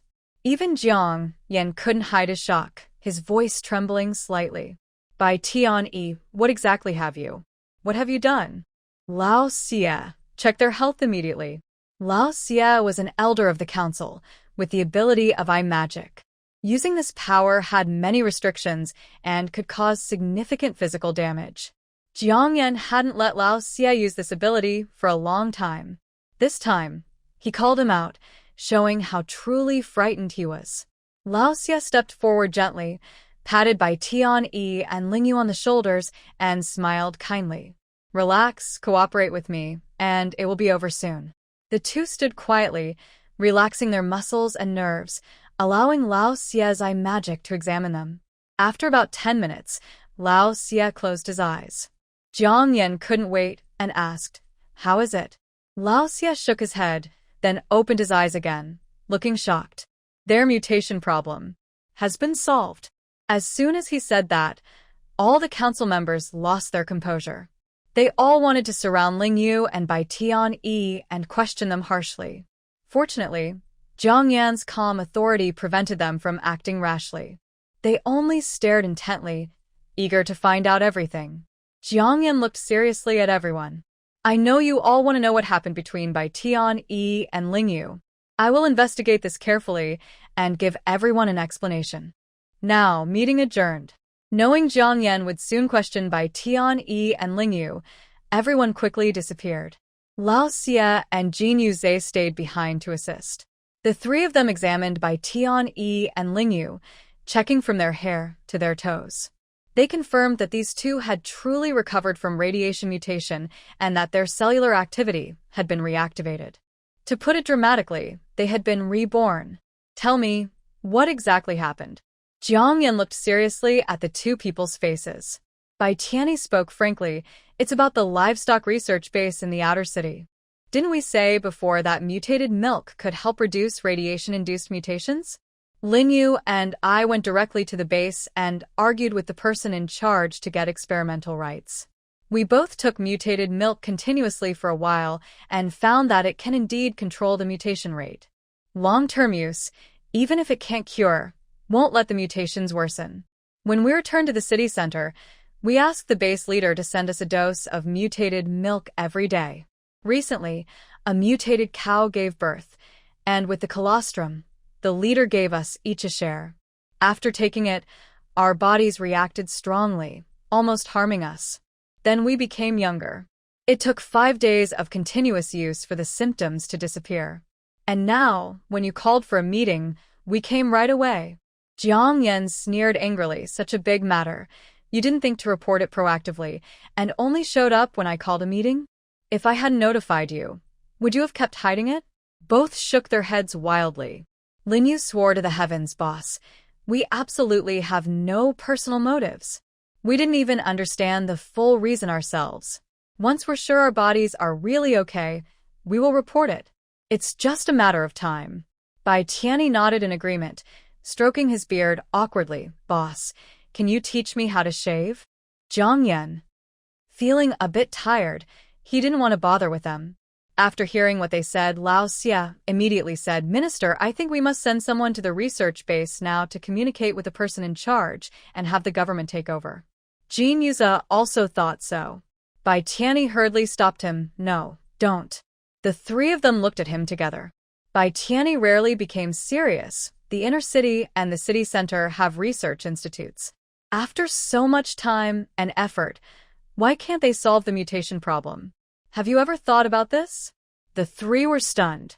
Bai Tianyi sighed helplessly. "It's people. The base isn't the key. The person in charge of the livestock research base in the outer city is Jiang Miao, wife of mercenary Team 8's captain, Sui. Who would think that a seemingly harmless woman could possess such great wisdom and ability? We have interacted with her. She is very knowledgeable and skilled in various farming activities. Her base is different from those research institutes in the inner city and downtown areas. We haven't even seen any experimental equipment there. She is always working on one thing: growing radiation-free vegetables and grains, removing radiation from animals and plants. When the mutated cattle and sheep were sent over, reports showed serious radiation mutations.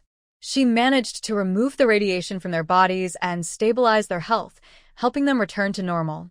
Otherwise, we wouldn't be able to get radiation-free, mutated milk. Tell me, if someone else handled these cattle and sheep, could they achieve the same results? No one is stupid. Before planning to go to the livestock research base, he already wanted to seize it. But when he arrived, he realized the base wasn't the main point. Without Jiang Miao, even if he got the base, he couldn't make it work. Old Evil listened, frowning deeply. If it really can't be done, just control her and make her serve the government. Lingyu pouted in dissatisfaction. Old Evil, why are you always so sneaky in your words and actions? Can't we just communicate and solve problems properly? The government currently needs talent the most. People like Jiang Miao are not only untouchable, but also need to be appeased. We should flatter her, go along with her, reach a consensus, and maintain friendly relations. That's how we keep things smooth. Do you understand? Old Evil's approach was reckless, ignoring the consequences. Jin Yuza looked at Jiang Yan. Boss, what do you think? Jiang Yan sat down slowly, his expression serious. No one knew what he was thinking. After a moment, he looked up at Bai Tianyi and Lingyu. You are the direct experiencers and probably know more about the livestock research base's leader than we do. Proceed with your plan first. I give you the greatest authority in this matter. But there is one condition. They must provide us with enough mutated milk and not charge exorbitant prices. Everyone now knew the importance of mutated milk. It might cause a fierce competition. Bai Tianyi and Lingyu both breathed a sigh of relief. Boss, don't worry. We will handle this and complete the task perfectly. The two left the meeting room full of confidence. Old Evil turned to Jiang Yan. Minister, your methods are too kind. Jiang Yan's lips curled into a cold smile. Kind? Old Evil, do you have some misunderstanding about me? Old Evil's weak body trembled. He almost forgot. This person used to be known as a devil. After living comfortably for so long, how could he forget that? Hee. Minister, I just think this matter is unusual. You are too lenient with Bai Tianyi and Lingyu during the day, Old Xie quickly explained. Jiang Yan saw through him at once. Old Xie, no one is perfect. While being kind, just, and compassionate, it's hard to avoid negative traits like greed, anger, ignorance, hatred, and jealousy. I am the same. But I want to remind you, everyone has their own path. Instead of envying others, it's better to improve yourself. After Old Xie finished checking Bai Tianyi and Lingyu, Jiang Yan keenly noticed his mood change. Old Xie became more respectful. Yes, I understand. Jiang Yan waved his hand, and Old Xie silently turned to leave. As he left, Jin Yuza immediately became cheerful. Boss, every time Old Xie is here, I feel uncomfortable all over. You know, he's been cultivating for so long, but he's still so gloomy, not like a normal person. Jiang Yan took a deep breath and said softly, he's not someone with a broad mind. But luckily, he has strong principles and keeps his promises. I will never go against what I say, and that's enough. Remember, don't say these things in front of him, or Old Xie might resent you. Old Xie, true to his name, is both good and bad, not very loyal, but he values promises very much, sometimes even risking his life for them. Years ago, he saved Old Xie's life, and since then, Old Xie has been his most loyal supporter. In the entire government system, Old Xie only listens to him. Others can't command him. Jin Yuza nodded eagerly, like a chick pecking at grains, and changed the subject to the livestock research base. Boss, since I have nothing to do anyway, can I follow Bai Tianyi and Lingyu to carry out this task? I can also report back to you immediately. His special ability is controlling metal. Usually, unless there's a major discovery by the mercenaries that requires his help, he has nothing to do. At home, he's often bored, wanting to play with someone, but the council members are all older and have strange personalities, so he can't really talk to them. Only Jiang Yan can chat with him, and he's happy to stick close to Jiang Yan, but Jiang Yan has no time to bother with him. Since that's the case, he might as well find something to do. Jiang Yan immediately saw through Jin Yuza's plan and knew he couldn't stop him, so he warned, I won't stop you if you go. But remember, don't cause trouble and don't reveal your identity outside. This guy is different from Bai Tianyi and Lingyu. He's young and impulsive, which could damage the high image of the council. Understood. Jean Yuza saluted and ran off quickly. After Jean Yuza left the government building, he immediately went home to pack his luggage, contacted by Tianyi during the day, and quickly caught up with them. At this moment, Bai Tianyi was driving, and Lingyu was sitting in the passenger seat, holding a mirror and admiring herself. She occasionally looked at her eyes, checked her nose, touched her hair, and pinched her cheeks. Bai Tianyi was speechless. I said, enough already. Can't you see those people today almost want to eat us with their looks? And old Xie, I'm sure that guy is definitely jealous of us. Lingyu rolled her eyes and turned sideways. Even fools can see that. So what? When we were in such bad shape back then, they all just watched from the sidelines. Now that we've saved ourselves, they want to take advantage of us. I spit on them. Shameless. As long as the boss is reasonable and in charge, old Xie shouldn't be able to cause trouble, right? When they see Miao Miao later, they will honestly tell her what happened. Also, they will send another team of mercenaries to guard the base to prevent those crazy people from causing trouble. If something happens to them, it's fine, but if Miao Miao misunderstands them, that wouldn't be good. Bai Tianyi nodded in agreement. While they were talking, a car caught up with them and drove alongside. Jean Yuza rolled down his window and greeted them. Hi. Big brother and sister. We're together now. Lingyu widened her eyes and covered her chest. This kid is following us? Is he here to cause trouble? Bai Tianyi frowned. Drop him. He sped up immediately after speaking. With Bai Tianyi's skills, it was easy to shake off Lingyu. The car sped ahead, leaving Jean Yuza behind, who was covered in dust but saw clearly. Once his vision cleared, only the back of the car was visible, gradually disappearing. That's so unfair. You all wait for me. Jean Yuza cursed as he hurried to catch up. When Bai Tianyi and Lingyu reached the outskirts of the livestock research base, Su Yi was already waiting there with all the squads of the 8th mercenary team. They both got out of the car fully armed. They handed over their ID cards, took off their masks, and had their identities scanned. After confirming their identities, Su Yi stepped forward to salute. He looked at Bai Tianyi and Lingyu with a moment of confusion, but quickly masked it. Director Bai, Director Ling, I hope you're both well. Do you have any instructions this time? He had come with his men after receiving a notice from the two of them, but he didn't know what task they were assigned to. During the day, Yi and Lingyu looked back at their base at the same time and solemnly issued an order. From today on, all members of the 8th mercenary team in the Outer City District are to be stationed at the livestock research base.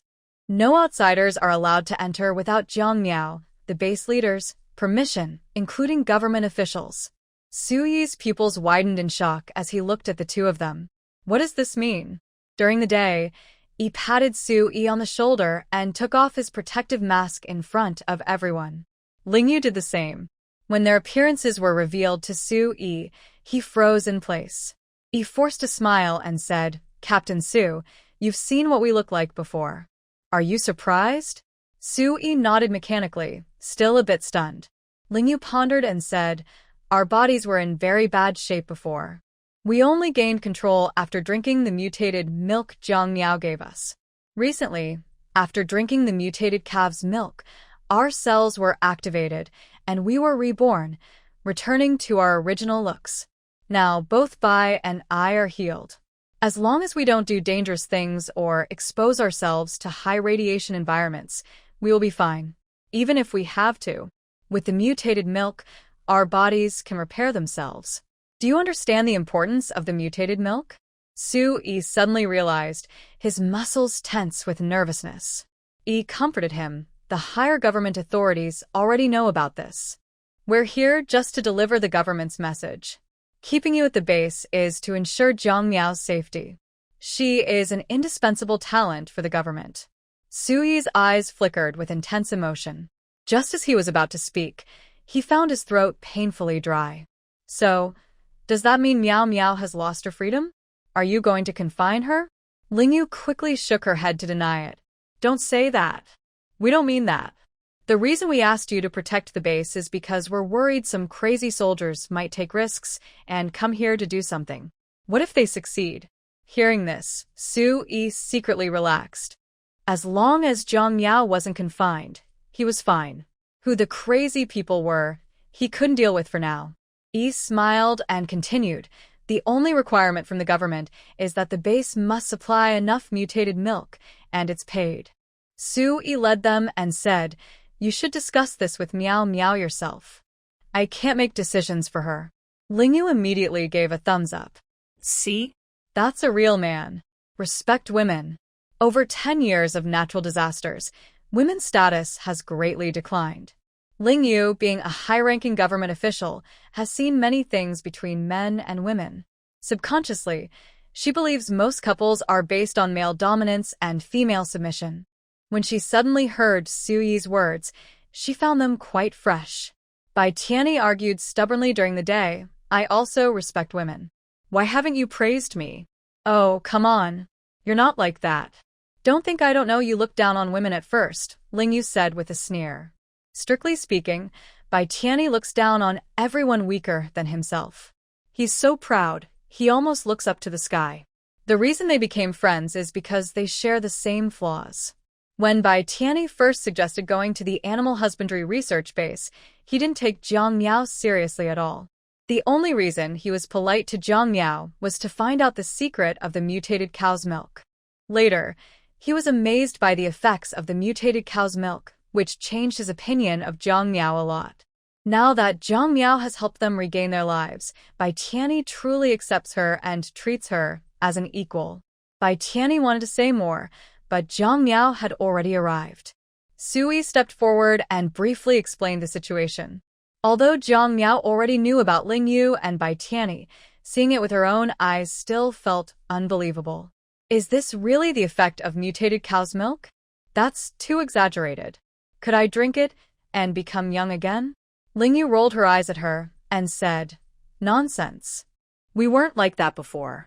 It was the mutation that caused it. The cow's milk activated the cells in our bodies and restored our original appearance. It can't make us young again. Plus, right now, only the two of us are testing it. Who knows if other special cases will appear? Jiang Miao nodded sincerely and praised, you look so beautiful now. I'm a bit surprised. And me? Bai Tianyi pointed to himself, staring intently at Jiang Miao. Jiang Miao quickly nodded, handsome. Very handsome. Bai Tianyi was satisfied. Lingyu stopped joking and seriously conveyed the government's message. Jiang Miao remained calm and said, so, the government wants me to prioritize providing mutated cow's milk and cow's milk extract, and it must be supplied continuously? Lingyu nodded. Jiang Miao pursed her lips, that's no problem. But, hearing this, Bai Tianyi hurriedly said, the government won't take advantage of you for nothing. We give points. If you don't want points, resources can be exchanged. As long as the requests are reasonable, we can meet them. Really? Jiang Miao's eyes lit up. Lingyu nodded heavily. We are all here in front of you, representing the government to negotiate. Is there any reason to doubt that? Just tell us how you want to set the price. Jiang Miao looked at the two with admiration, as if they were gods of wealth. She smiled warmly and said, come on, let's go inside and talk slowly. No rush. As they entered the residential area, Jin Yuza's car arrived. Unsurprisingly, he was stopped outside the base and faced a watchful mercenary. Jin Yuza felt cold sweat coming down his back.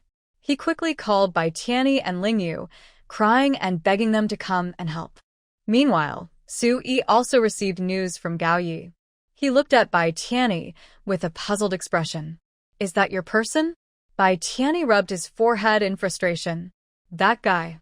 He's persistent. Forget it, let him in. He's just a kid who doesn't understand much.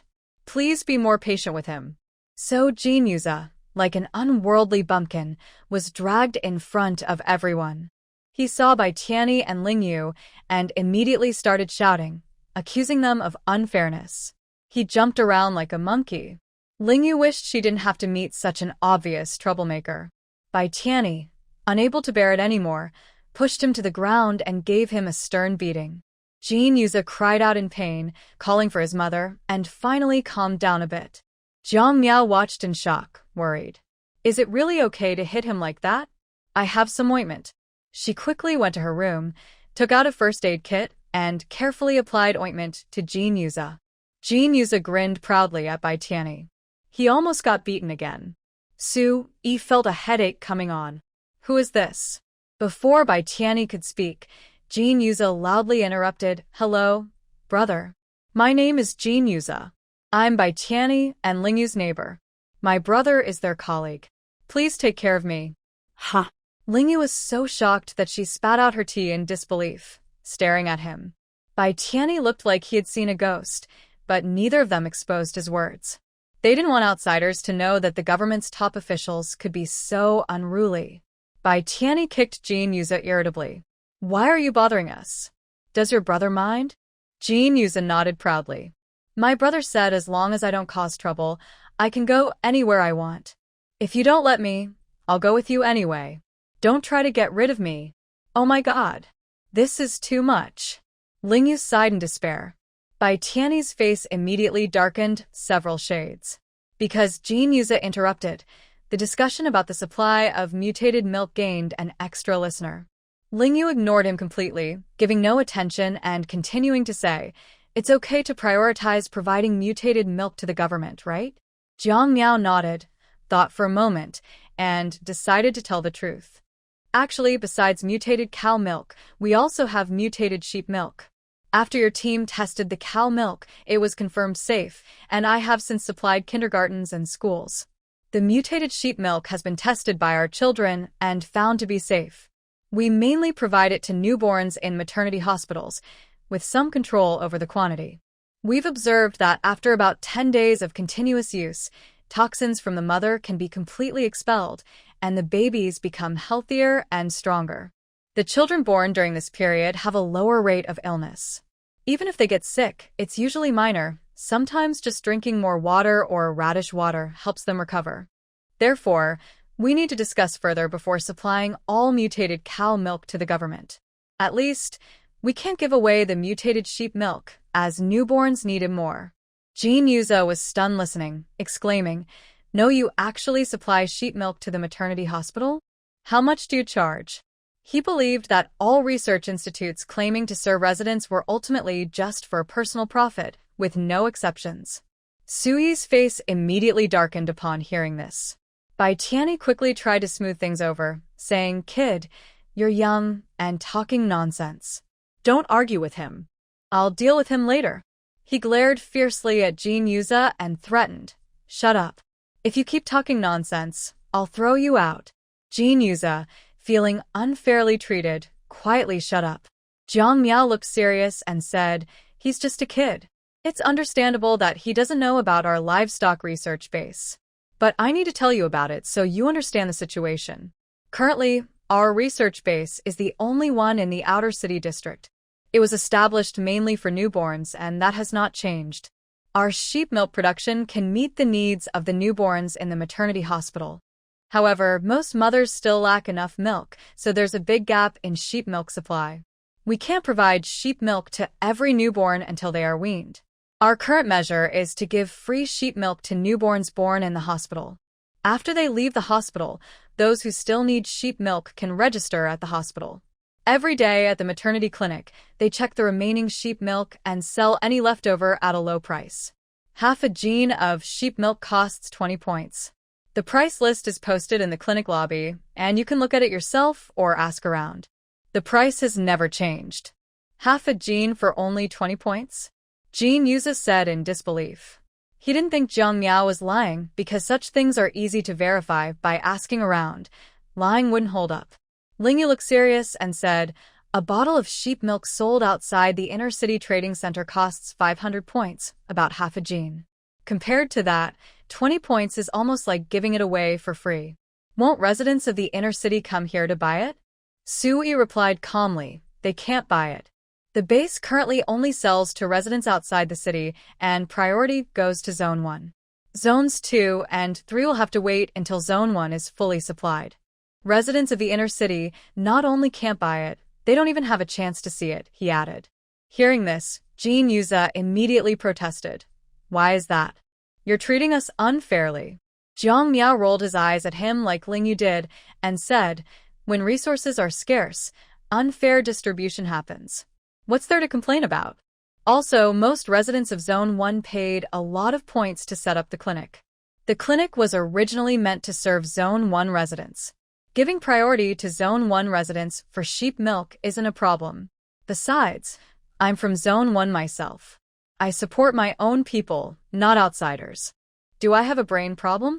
Jin Yuza was surprised that someone could openly defend favoritism so confidently, and he was speechless for a moment. Lingyu waved her hand and said, "Meow meow, don't bother arguing with him. It's a waste of time. What you said is indeed a problem. I will write a report to the leaders. Since mutated sheep milk can't be supplied to the government, what about mutated cow milk?" Jiang Miao smiled and said, "Don't worry. Mutated cow milk is fine. After seeing good results with newborns, we also gave it to children in schools and kindergartens. The toxins in their bodies aren't as serious as in adults. After some time of treatment, everyone's reactions have stopped. If the government wants it, I can provide it. But I don't want to give out mutated cow colostrum for now. I want to test it on children first to see what effects it has." During the day, Yi and Lingyu immediately became anxious. No, the government mainly wants mutated cow colostrum. Honestly, there are many seriously mutated patients in the city center who need it more. Trust me. Lingyu looked heavy-hearted, even a little sad. Meow meow, do you know what it feels like to wait for death slowly? Even though you have everything, power, money, status, you can't change the fate of dying soon. That feeling really makes you want to end it all at any moment, but you're also unwilling. You just endure and struggle every day. Your mutated milk can control the illness but can't cure it. However, the mutated colostrum can. Even if we can't be 100% sure of its effectiveness right now, at least it works for us. We really need it. Jiang Miao looked into Lingyu's sincere, pleading eyes and paused for a few seconds before giving in. All right, since you say it's a life-saving thing, I'll give it to you first. But supplies are limited. Come with me to see. The three quickly followed Jiang Miao to another location. Inside the cold storage, Jiang Miao pointed to a red basket on a shelf. See that? This basket contains colostrum from the last 24 hours. That's what I give you to drink. The colostrum from 24 to 48 hours is in the green baskets, and the 48 to 72-hour colostrum is in the yellow baskets. Anything after 72 hours isn't considered colostrum anymore. Just the colostrum from within 24 hours is these. The amount of colostrum from within 72 hours is quite significant. If you want to take some now, you can decide how to do it. Jin Yuza shivered from the cold and asked with trembling lips, "How do you calculate the price?" Jiang Miao stroked his chin and thought, "We almost give the milk to children for free, but the government will definitely charge some fees. Plus, it's colostrum. So, one pack of colostrum from within 24 hours costs 1,000 points. The 24 to 48-hour pack costs about 500 points. The 48 to 72-hour pack costs around 200 points, and regular mutated milk costs 80 points per pack. Is that acceptable?" Jin Yuza stared blankly at Jiang Miao and immediately raised his smartwatch. "I'll give you 10,000 points. Just sell it to me first." Bai Tianyi kicked him away and said sharply, "Go eat dirt." After dealing with Jin Yuza, Bai Tianyi then looked at Jiang Miao seriously. "First, estimate how many points these items are worth. I'll take everything. Also, prepare some regular mutated milk for me. More is better." The opportunity to make money was right in front of him, so Jiang Miao definitely wouldn't miss it. He quickly organized people to help. After sending Bai Tianyi and the others away, the base instantly became quiet. Seeing Su Yi still hadn't left, Jiang Miao asked curiously. Su Yi found it amusing. "Now I've become your personal bodyguard. Not only can I help you openly, but I might also be rewarded by higher-ups. Isn't that interesting?" Jiang Miao gave him a thumbs up. "Exactly. Take me to the two planting areas in the southeast and northeast. I still need to help them reduce radiation levels. Currently, only she has the radiation purification liquid. To make things easier, she has to go personally. Fortunately, the system is user-friendly. It detects the large area needing radiation removal and unlocks a big batch at once. The radiation purification liquid can cover thousands of acres. She only needs to bring the liquid to the site, talk to the residents to replace their irrigation water with the purification liquid, and follow Jiang Miao's instructions to get the work done. It will take about 10 more days to finish everything, and they can't relax at all.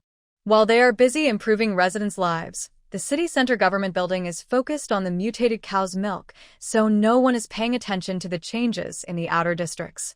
Even if someone notices and asks about it, they don't care. Planting on a large scale is just the first step. Whether they can grow anything is still uncertain. Since everyone is enthusiastic, they don't want to dampen the residents' spirits. They'll just go with it. Under Jiang Miao's guidance, the planting and breeding areas in the 2 large zones are prepared. After laying the base fertilizer, a large number of potato and sweet potato vines are transferred from the base to these zones. Residents who just received the large planting areas look at the seeds with bright eyes. This year, their planting area was unlimited. They are all starving and eager to plant as much as possible. The biggest person reported 50 acres. Whether they can manage to plant it all is another matter, but they won't settle for less. Just thinking about the endless harvest after a year of effort makes everyone motivated. Jiang Miao checks each greenhouse's planting progress, offers guidance on any issues, and helps residents correct their work. After a month of this, fewer residents come to ask Jiang Miao for advice.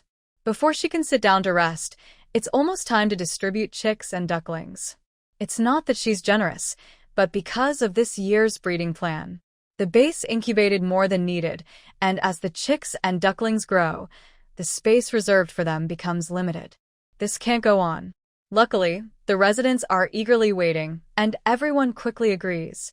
Some take 10 chickens and 10 ducks, others 20, 30, and so on. Soon, all the chicks and ducklings from the base are distributed. Zhang Junxiao finally no longer has to worry and can't sleep at night. At this moment, Jiang Miao is soaking the rice and wheat in radiation purification liquid, preparing for her planting plan. The few rice and wheat greenhouses she cleared out have already been fertilized, just waiting for seedlings. She is so busy, she doesn't have time to sit down. Su-yi automatically takes over the follow-up tasks. Whenever planting or breeding problems occur in the southeast, southwest, or other regions, he leads people to solve them. If they can't fix it, they call Jiang Miao. In the outer city area, everyone has been busy planting and breeding this year. In places where sunlight doesn't reach, everything is thriving. Meanwhile, the city center's government leaders are working radiation mutation treatment. The situation is most serious with Bai Tianyi and Ling Yu, who have both recovered. Everyone is very confident in the mutated cow's milk. However, during the treatment, a few special cases still appeared. Lao Xia examined the bodies of those mutants who had issues, looking very serious. Minister, their bodies are rapidly breaking down and cannot be controlled. I have no way. Jiang Yan's eyes turned red, and he clenched his teeth tightly. Is there really no special medicine? Lao Xia lowered his head even more. The mutants still receiving treatment heard the news and rushed over to check. They all looked pale and dared not breathe loudly. Just a few days ago, everyone was joking about stealing all the mutated cattle and sheep from the livestock research base in the outer city. Now, something has gone wrong. Boss, could it be that the milk is the problem? A man said angrily, clenching his fist. Bai Tianyi immediately shot him a sharp look. The stuff was installed by us, and we transported it back. It was boiled in a big pot, and you all drank it. Now you're questioning if there's a problem with it? What does that mean? The man was furious and pointed at a few people, trembling as he spoke. Then how do you explain? How do you explain this? Explain? Ling Yu sneered coldly. We did those experiments with the determination to succeed or die trying. Now, we're lucky to still be standing here. We said this from the start. Our 2 experiments can't represent everything. But you refuse to listen. If it weren't for these few special cases, you'd probably already be planning how to attack that base, right? Wanting benefits without risking anything, selfish scheming. Haha. How could such a good thing exist in this world? Ling Yu took out the contract she signed with Jiang Miao and showed it to everyone. Our agreement with the head of the animal research base is very clear. The base only provides us with mutated cow milk. Once the transaction is done, it's settled. The The base is not responsible for any future issues. You'll have to figure things out yourselves." The man was overwhelmed and shouted in frustration. Jiang Yan immediately ordered someone to take him away. Then he looked at Ling Yu, who was angry. Number 37 and number 56 are good friends. Since number 56 is in this state now, it's understandable that number 37 can't accept it. Please don't say more. Every member of the council has a number, which is displayed clearly on their left chest. When there are many people, they usually refer to each other by their numbers to avoid mistakes. Ling Yu raised an eyebrow, nodded obediently, and asked, "Boss, what should we do now? Should we keep going?" Actually, they had already warned everyone many times. Despite this, people were so excited by the effects that they couldn't listen. They acted like they had lost their minds.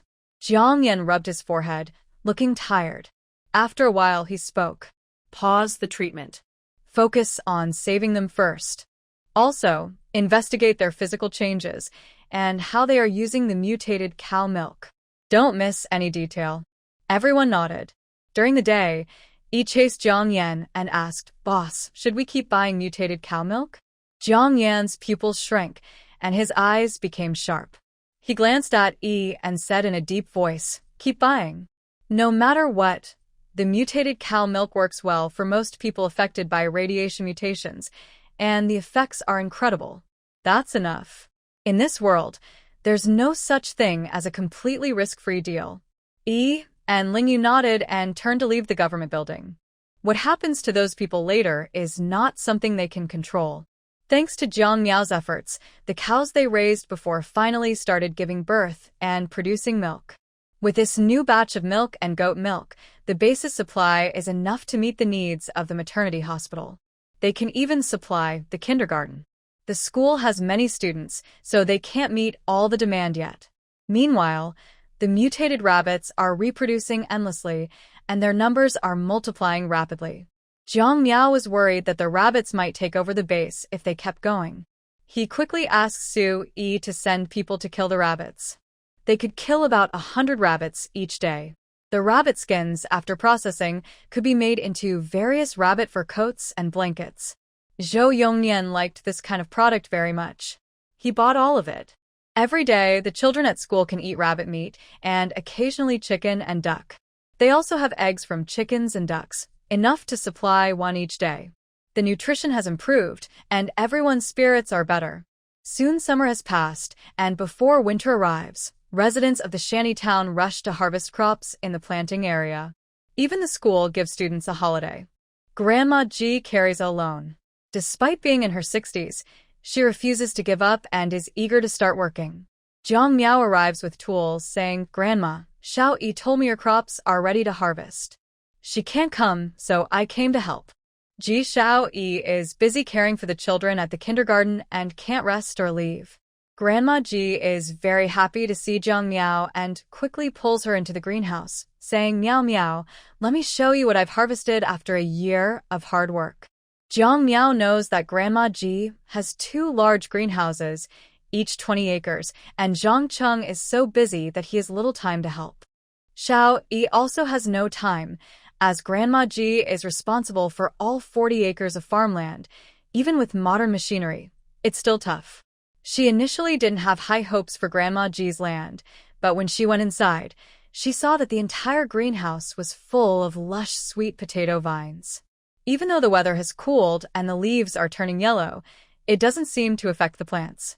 After asking Grandma Ji for her opinion, Zhang Miao took the lead and started digging with A. She dug several shovels of soil before finally seeing the sweet potatoes. When the first sweet potato was pulled out, Zhang Miao was excited. She found that the sweet potatoes grown by Grandma Ji were full and large, with golden flesh and milky white juice, looking very delicious. Both women smiled at the same time.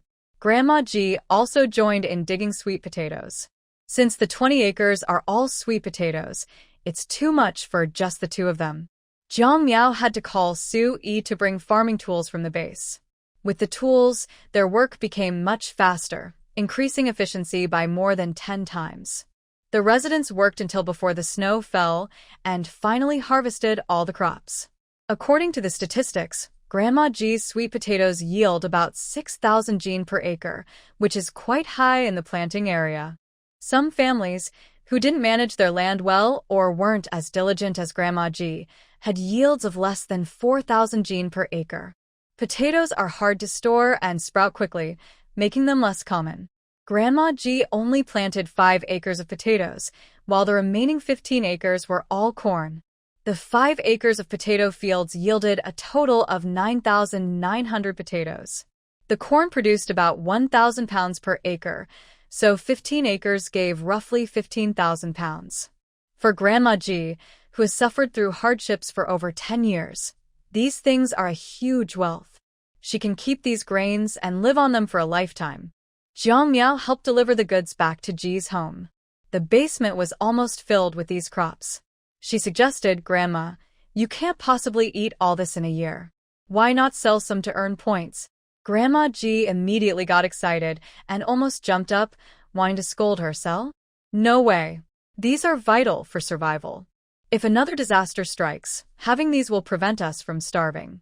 We've learned our lesson from past hardships. In the past, no one expected such severe natural disasters, and there was no time to prepare. When they finally wanted to get ready, earthquakes and other calamities kept happening, leaving no chance to prepare. Now, finally, the family has some extra food again." Grandma G swore she wouldn't sell these even if they rotted in the basement. Seeing her firm attitude, Jiang Miao sighed helplessly. "Grandma, if that's the case, you should ask Zhang Cheng to find a way to install 2 freezing units and convert both basement floors into controlled temperature freezers." Grandma G was clearly interested and immediately called Zhang Cheng, explaining that the family had stored a lot of grains and needed freezing equipment. Zhang Cheng was confused but went to see the abundant harvest in the basement. He was so shocked he sat down heavily, exclaiming, "My goodness! Are these all from our family?" "Of course." Grandma G proudly lifted her chin. "Hurry up. I don't plan to sell these. We need to keep them for a year's worth of food. We also need to find ways to store the vegetables from the garden. A refrigeration system is really necessary." "Is it expensive to install?" Although she wanted the system, she was still worried about the points. Zhang Cheng quickly contacted the downtown trading center to arrange for 2 refrigeration units to be installed. After giving instructions, he finally had the chance to ask about the crops. Learning that Grandma G grew them herself, he was filled with respect. "Grandma, people say an elder at home is like a treasure. Your treasure is worth 10 others." His praise made Grandma G feel proud. Jiang Miao also reminded her, sweet potatoes can be stored for a long time in a cold environment. It's best not to pile them together. The same goes for potatoes. They can be kept longer in low temperatures to prevent sprouting. And for corn, after drying in the sun, you can shell it, grind it into cornmeal, and make steamed buns, noodles, pancakes, and more. Sunbathing is definitely out of the question. We can choose to air dry or oven dry the items. Think of your own methods. I've already told you all the options. I have to go now and check on other households. Okay. Grandma G and Zhang Cheng personally saw Jiang Miao off. In the following days, Jiang Miao visited almost every household. She reminded everyone of what they needed to do. People then realized their current houses were too small to store things, as Jiang Miao suggested. Only Jiang Miao's family, Zhou Lantian, and the Ji family could manage to store everything in their homes. Everyone started to feel anxious. At this moment, Su Yi and Dai Des Han stepped forward to explain the benefits of improving living conditions. In the past, everyone was poor and didn't think about this. Now, with a good harvest, the food could last for years. Since they couldn't store everything properly, it was better to take a chance, sell some food, and use the points gained to improve their homes. After all, the house is a future-safe place. People were happy to invest points into it. Additionally, this year was the first large-scale grain sale, coordinated with mercenaries and the trading center. They could negotiate a good price. Next year, such opportunities might not come again. If residents in the inner city also started large-scale planting, they might not get good prices anymore. Su Yi and Dai Des Han had prepared thoroughly, considering all aspects. Sure enough, Except for Jiang Miao's family and residents of Area F, everyone else was planning to sell grain for points, buy materials, and prepare for major construction next year. Li Jianfeng received many orders, feeling both happy and a bit helpless. With so many orders, the people at the outer city mercenary base would probably need to do infrastructure work next year. But thinking about how the entire shanty town would change made him excited. Everything was moving in a better direction, wasn't it? The outer city was about to see new changes under his watch. Maybe, in the future, it would develop even better than the inner city. This thought flashed through his mind, and he was excited for a long time. He immediately gave instructions for the first quarter of next year's work. Just as he was planning to rest, Su Yi suddenly returned. Seeing him, Li Jianfeng felt like he had found a treasure. He quickly asked him to sit down and talk, saying, "You're really impressive, acting first and reporting later. Next year, everyone in the base will be working for you." Su Yi chuckled softly, his eyes flickering slightly. He said, "Boss, I came back this time for this matter. Currently, there are 3 areas in the shantytown. The 4th area is under development. I thought we could just follow the latest design plan to avoid rework later." Before he finished, Gao Meng, the leader of the 7th team of the Kanjing mercenary group, entered with a woman. Seeing her face, Li Jianfeng and Su Yi both looked serious. They fell silent in understanding. Su Qian followed behind Gao Meng, curious as she looked around the inner city base. When she saw Su Yi, her eyes lit up instantly, a joyful feeling of reunion flooding her. She stepped forward excitedly, "E." In the past, Su Qian used to call Su Yi that way. Before, Su Yi didn't think much of it. Now, hearing it, he got goosebumps all over and his hair stood on end. He suddenly jumped up and hid behind Li Jianfeng. "Stop. Miss Su, we're not close, don't call me so intimately. It could cause misunderstandings." Su Qian immediately looked upset and almost cried, Su Yi, we've been through so much together. Now that you're living a good life, do you forget about me? I know I hurt you before, but I didn't want to. Luo Kai forced me. He wanted me to prove that I was innocent with you. I had no choice. I was forced." Li Jianfeng kept his brows furrowed, staring at Su Qian, while Gao Meng looked like he was watching a show. Su Yi's expression was calm, neither happy nor sad, with no change in emotion. "Are you done? Miss Su, everyone knows what the situation was. It's not just me. Others saw clearly. Bringing up the past now is pointless. Just tell me, what is your purpose for coming here today?" Seeing that Su Yi wouldn't give in easily, Su Qian realized that emotional appeals wouldn't work. She suppressed her tangled feelings and shifted her gaze to Li Jianfeng. "Captain Li, I hope you're well." Li Jianfeng nodded indifferently, expression serious and unfriendly. "Speak plainly." Su Qian hesitated but thought, since he's so direct, she might as well tell the truth. "It's like this. There was an incident at our peacekeeping base outside the city. Many of our brothers were unexpectedly exposed to solar radiation, which caused serious health problems. I heard there's a kind of mutated milk in the city that can treat the radiation effects. We want to discuss this deal with you." Su Qian clenched her fists, her previously pitiful look turning cold and strong. She switched from a gentle girl to a confident woman. Seeing her like this, the men in the house felt more at ease. Li Jianfeng stroked his chin and occasionally looked at her.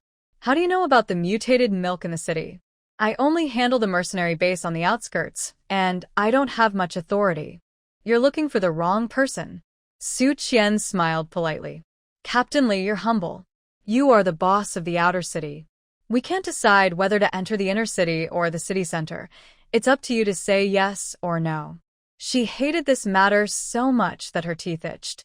She had already told the city guards early on that she wanted to go into the city to discuss things with Li Jianfeng. But they asked for all kinds of IDs and knew she wasn't from the city. They forced her into a shelter, where she was held for 7 days before being released.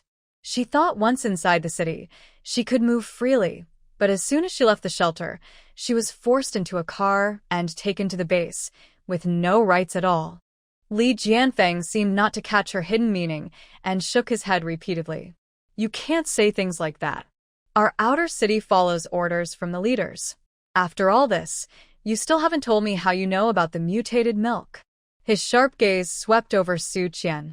She cursed herself for being so naive and reluctantly explained, "We accidentally overheard mercenaries talking about a mission outside the city." Who? Li Jianfeng prasa. Su Qian shook her head innocently. You all are fully armed when you go on missions outside, right? How could I possibly know who they are? Captain Li, just tell me if this deal is possible. Li Jianfeng's not skinting. What can you trade with us? We have food. Plenty of food. Su Qian raised her chin proudly, as if saying, look, even if we part ways with you, our peacekeeping team can still grow stronger, maybe even better than you. Li Jianfeng became a bit interested. What kind of food? We don't want expired supplies. Su Qian immediately widened her eyes, looking angry, as if Li Jianfeng was trying to cheat her with a sudden price increase. Captain Li, you can't be so greedy. Li Jianfeng remained indifferent to her scolding. Su Yi watched silently, not planning to speak. Gao Meng was just there to watch the show and didn't care. Seeing their reactions, Su Qian felt a wave of frustration rising in her chest, which she couldn't shake off. Her face darkened visibly. She took a deep breath and had no choice but to reveal her cards. Our peacekeeping base has its own food planting and animal breeding farms. The plants and animals raised there are all low-radiation, green, safe foods. However, the quantity is small, and not many can be traded. But I can persuade Luo Kai to offer some as trade items. That's it? Li Jianfeng looked disappointed. Su Qian was completely overwhelmed. She suddenly stood up, glaring angrily. Captain Li, I sincerely came to discuss business with you. I'm not joking. What does your outer city have?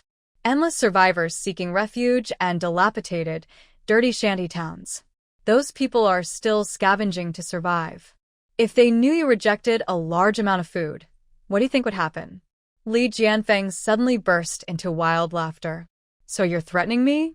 Su Qian, you really are unchangeable. Su Qian's face turned cold. Li Jianfeng raised an eyebrow and sneered. Isn't that right? When we were in the peacekeeping team, you did everything to get what you wanted. If you couldn't get it, you attacked others. You wouldn't stop until you achieved your goal. We used to be colleagues, and we didn't mind arguing. But now... Why do you think I would compromise just because of a few words from you? And you, an outsider from outside the city. Why do you think I would agree to trade with you? Su Qian sneered. Li Jianfeng, stop pretending to be noble. Haven't we traded with the Eagle Mercenary Group many times? When we need something, we're the big shots. When we don't, we look down on others. Who's nobler? Her words revealed quite a bit. Li Jianfeng's eyes flickered briefly before settling into calmness. He waved his hand indifferently. I don't agree to this trade. Leave now. Su Qian didn't expect Li Jianfeng to be so unyielding, giving her no face at all. Frustrated, she sneered, fine. Very well. Since that's the case, don't blame me for forgetting past kindness. Show her out. Li Jianfeng said firmly. Gao Meng immediately forced Su Qian to leave. As Su Qian was driven away, she still looked hopefully at Su Yi, but Su Yi didn't even glance at her. After she left, Su Yi stepped out from behind Li Jianfeng, straightened his clothes, and cursed under his breath, annoying thing. Li Jianfeng. Su Yi, I think this isn't simple. We need to report it. Should you go or should I? Li Jianfeng raised an eyebrow, looking at Su Yi with curiosity. Su Yi rolled his eyes and looked at him askance. Hurry up, no more talking. Li Jianfeng looked upset and muttered, I'm just worried you'll still have feelings for her. Since you don't care, I'll go myself. He really made a phone call in front of Su Yi to the commander of the mercenaries in the city center. The other person only asked a few questions, promised to handle it seriously, and then hung up. Su Yi was stunned. That's it? What else should I do? Li Jianfeng felt confused. Su Yi sighed helplessly and immediately contacted Bai Tianyi. When the call connected, he exchanged a few pleasantries before getting to the point. Director Bai, just outside the city, a woman named Su Qian came to the peacekeeping base. She offered to trade grain with us, but her real goal is mutated cow milk. We can guarantee that Team 8 members haven't leaked any information, and this year we haven't gone outside the city on missions, so there's no chance of leaks. But she insists she heard from mercenaries that it's about mutated cow milk.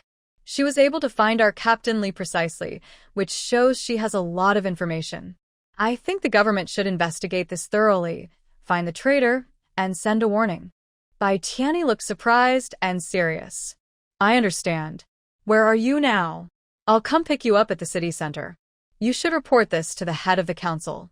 Okay. I'm at the mercenary base, Su Yi replied before hanging up. Li Jianfeng was stunned, trembling, and his lips moved. You're going to meet the council head? That's the top leader of the government. He hadn't even been inside the government building for years, let alone met the council head.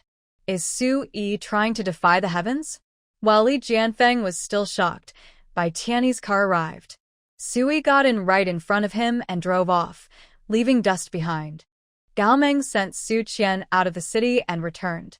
Seeing only Li Jianfeng in the office, he couldn't help but sneer and complain. Boss, what do you think about Su Qian and Su Yi? Could it be that she regrets and wants to reconcile? You better be careful. She's so beautiful and knows how to manipulate men. What if she turns Su Yi against us? Li Jianfeng's thoughts slowly returned. Seeing Gao Meng's clumsy attempt to sow discord, he looked unfriendly. I haven't asked you yet. What do you mean by helping Su Qian? Who allowed her into the city? I told you to guard the city, and this is how you do it? Gao Meng was scolded so badly, he was stunned. Once he reacted, he quickly explained, Boss, Su Qian said she wanted to talk business with you. I kept her at the shelter for 7 days, and as soon as she was out, I brought her to the base and locked her in the car. She didn't see anything in the city, all according to the rules. You didn't say Su Qian couldn't go into the city before, did you? Li Jianfeng then realized Su Qian had been detained for 7 days. He finally felt a bit better, his expression visibly softening. He chuckled meaningfully and said, Su Yi, don't worry. This kid has connections everywhere. He just spoke to the top leaders of the government council right in front of me and reported everything about Su Qian. Now he's being questioned at the government building. Gao Meng was shocked and shook his head quickly. No, sir. We are just guarding the city. My brothers are well-trained and keep their mouths shut. As long as the people haven't become government residents, we won't leak any city secrets. Besides, we haven't had any contact with the peacekeeping base. So, how could they know about the mutated milk? Li Jianfeng nodded seriously. That's right. Just do as I say. Tell everyone to be alert. The higher-ups will investigate this matter thoroughly. Your job is to stay silent and not mention anything. Understand? Understood. Gao Meng hurried out to pass the message, feeling a wave of fear. Close call. He was just annoyed with Su Yi and wanted to give him a hard time. How did he almost get himself dragged into this? Meanwhile, Su Yi, led by Bai Ichi, finally entered the government building. This was his first time at the center of government power. The so-called government building was more like a large shopping mall combined with office towers. The main building was a 50-story tower in the center, surrounded by 8 other tall buildings, about 30 floors each. The 9 buildings below, connected by 8 floors, served as the main offices for government staff. Entering the government building required multiple security checks. First, identity verification. After passing, there was a search for suspicious items. Then, the smart devices would be controlled, so they couldn't contact the outside world. Each checkpoint was carefully checked. When Su Yi was brought before Jiang Yan by Bai Ichi, he could only see Jiang Yan wearing a mask. So mysterious. Su Yi muttered to himself in his mind, then quickly calmed down. Jiang Yan's gaze was fixed on Su Yi as he entered. At first glance, he immediately noticed that the person in front of him was also a person with special abilities. A slight smile appeared at the corner of his mouth. Interesting. It was surprising that such a talented individual was left outside under their noses. He wondered how Su Yi managed to hide it. Are you the leader of Team 8 in the Kanjiang mercenary group from the outer city district, Su Yi? Su Yi nodded slightly, his voice a bit deep. Yes. Jiang Yan twitched his ring finger thoughtfully and smiled meaningfully. He pondered aloud. Are you suspecting that someone in the mercenary group is leaking information about the mutated milk to outside forces? Su-yi nodded seriously, his eyes flickering. After a moment of thought, he spoke carefully. Actually, I'm sure of it, not just suspecting. Today, Su Qian from the peacekeeping organization approached our captain, Li Jianfeng. They couldn't reconnect, so they directly discussed their purpose. They're willing to exchange food for the mutated milk. During negotiations, we also learned that the peacekeeping organization has developed farming and breeding methods, though they didn't specify what they grow or raise. It seems they urgently need the mutated milk, which is why Su Qian kept retreating and revealing their source of information. Only mercenaries on missions can contact outside forces, and the news about the mutated milk hasn't been made public among ordinary people. Combining these facts, I believe Su Qian isn't lying. Jiang Yan occasionally tapped on the table, making the quiet, empty conference room seem sudden and dangerous. After a moment, he looked up and waved for Bai Tianyi to leave. Bai Tianyi was a bit surprised but obediently left, leaving only the two of them in the office.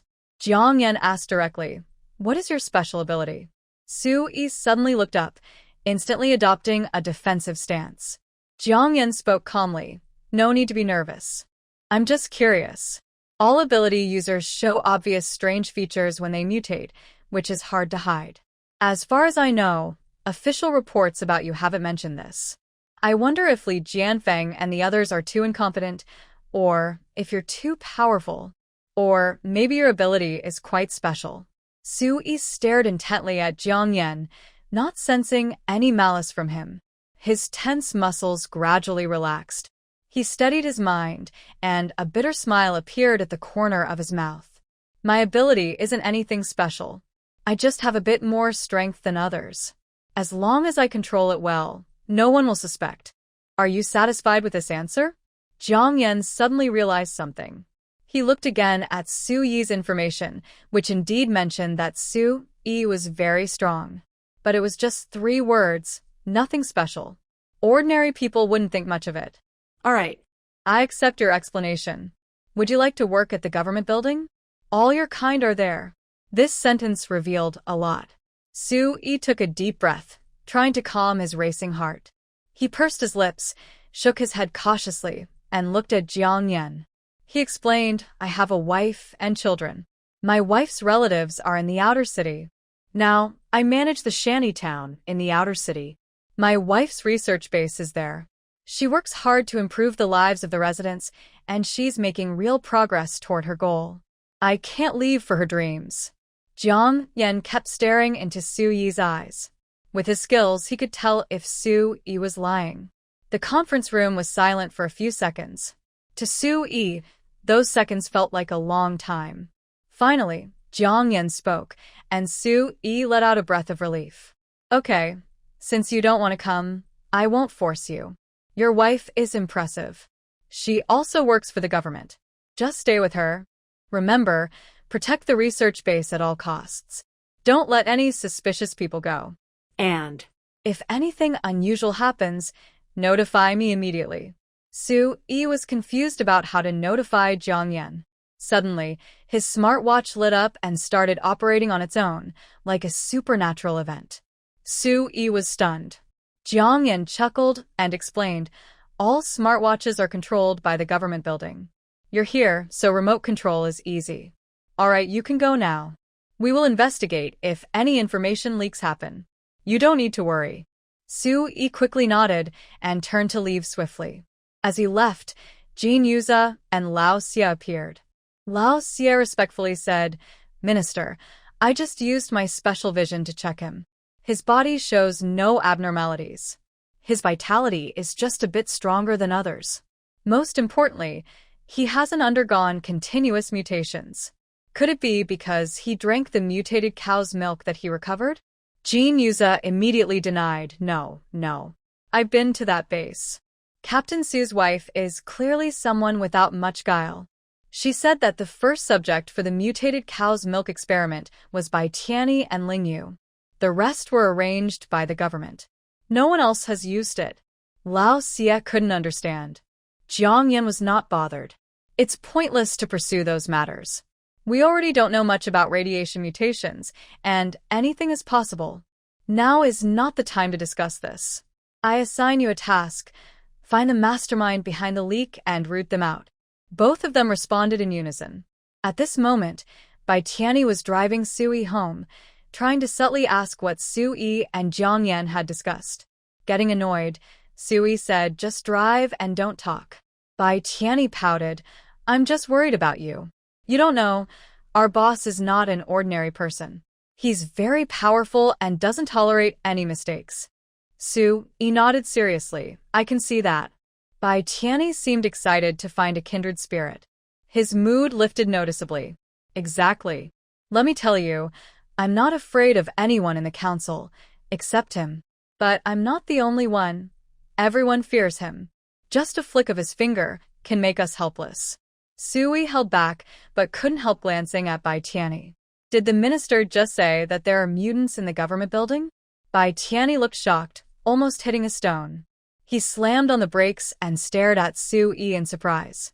"Why did he tell you that?" Sui also felt a bit scared and nudged Bai Tianyi. "I'll drive now." They swapped seats, but Bai Tianyi kept pestering Sui for answers. Sui frovnet impatiently. "How should I know? Anyway, the minister said it. Do you think the reason for your mutation milk has something to do with this?" Bai Tianyi's expression darkened. Sui sensed a chill and hurriedly explained, "Don't get the wrong idea. I'm just making a reasonable guess based on what the minister said. Whether it's true or not, it doesn't matter to me. Just don't target the base, and find out who leaked the information quickly. I don't want this potential danger hanging over us." Bai Tianyi gave up on the idea of killing Sui and asked, "Did the minister say anything else?" "Not much. He asked if I wanted to work at the government building." Cough, cough, cough. Bai Tianyi suddenly started coughing violently, staring at Sui in disbelief. "You're also a supernatural. Those fools didn't notice? How did you manage that?" The basic requirement for working in the government building is being a supernatural. Jiang Yan's mention confirmed Sui's identity, without a doubt. Sui was speechless. "Calm down. I am just curious. The minister only looked at me once and discovered my secret. How did he do it?" During the day, Bai Tianyi pouted and sat back comfortably. "I've told you before, the minister is capable of anything. Otherwise, how could he control so many talented people? A reminder, don't be curious about the minister's affairs. It's better to focus on your own life." Sui agreed valihirterte. Before leaving, he specifically asked Bai Tianyi to keep his secret. Now that they shared a secret, Bai Tianyi immediately considered Sui as part of his team and got along with him like good friends. When Li Jianfeng learned that Sui had returned, he rushed out first and saw the two talking and laughing. He respectfully sent Bai Tianyi away and pulled Sui back to the office, eager to find out what had happened. Sui smiled meaningfully and said, "Boss, the higher-ups said they will investigate thoroughly. This matter is no longer our concern. We just pretend we don't know and watch the show." Li Jianfeng finally felt relieved. He happily patted Sui's shoulder and said with emotion, You're really promising. Looks like you're going to get promoted again. Young people are impressive." Sui shook his head. "Boss, I don't want to get promoted. Unless Miao Miao wants to enter the inner city. I already told the leaders my thoughts, and they agreed." Li Jianfeng was furious. "Who's so easy to talk to? You say you won't get promoted? That really makes me mad." He cursed and scolded Sui, then continued discussing important matters. By the time Sui returned to Zhang Miao, it was already the next day. Zhang Miao couldn't help but worry and asked a few more questions. Sui gave vague answers. "Nothing much. A minor person approached our team leaderly, wanting to get involved with mutated milk. Now things have escalated and the higher-ups are involved. You can rest assured and focus on your work. As for next year's plans, I'll help you think it through." Zhang Miao took Sui to see his rice and wheat fields.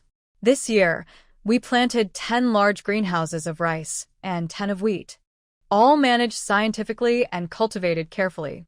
The The best variety has been selected, and I plan to do a second round of cultivation, meaning we'll keep planting wheat and rice next year. The harvested rice and wheat would be used to start seedlings after some time.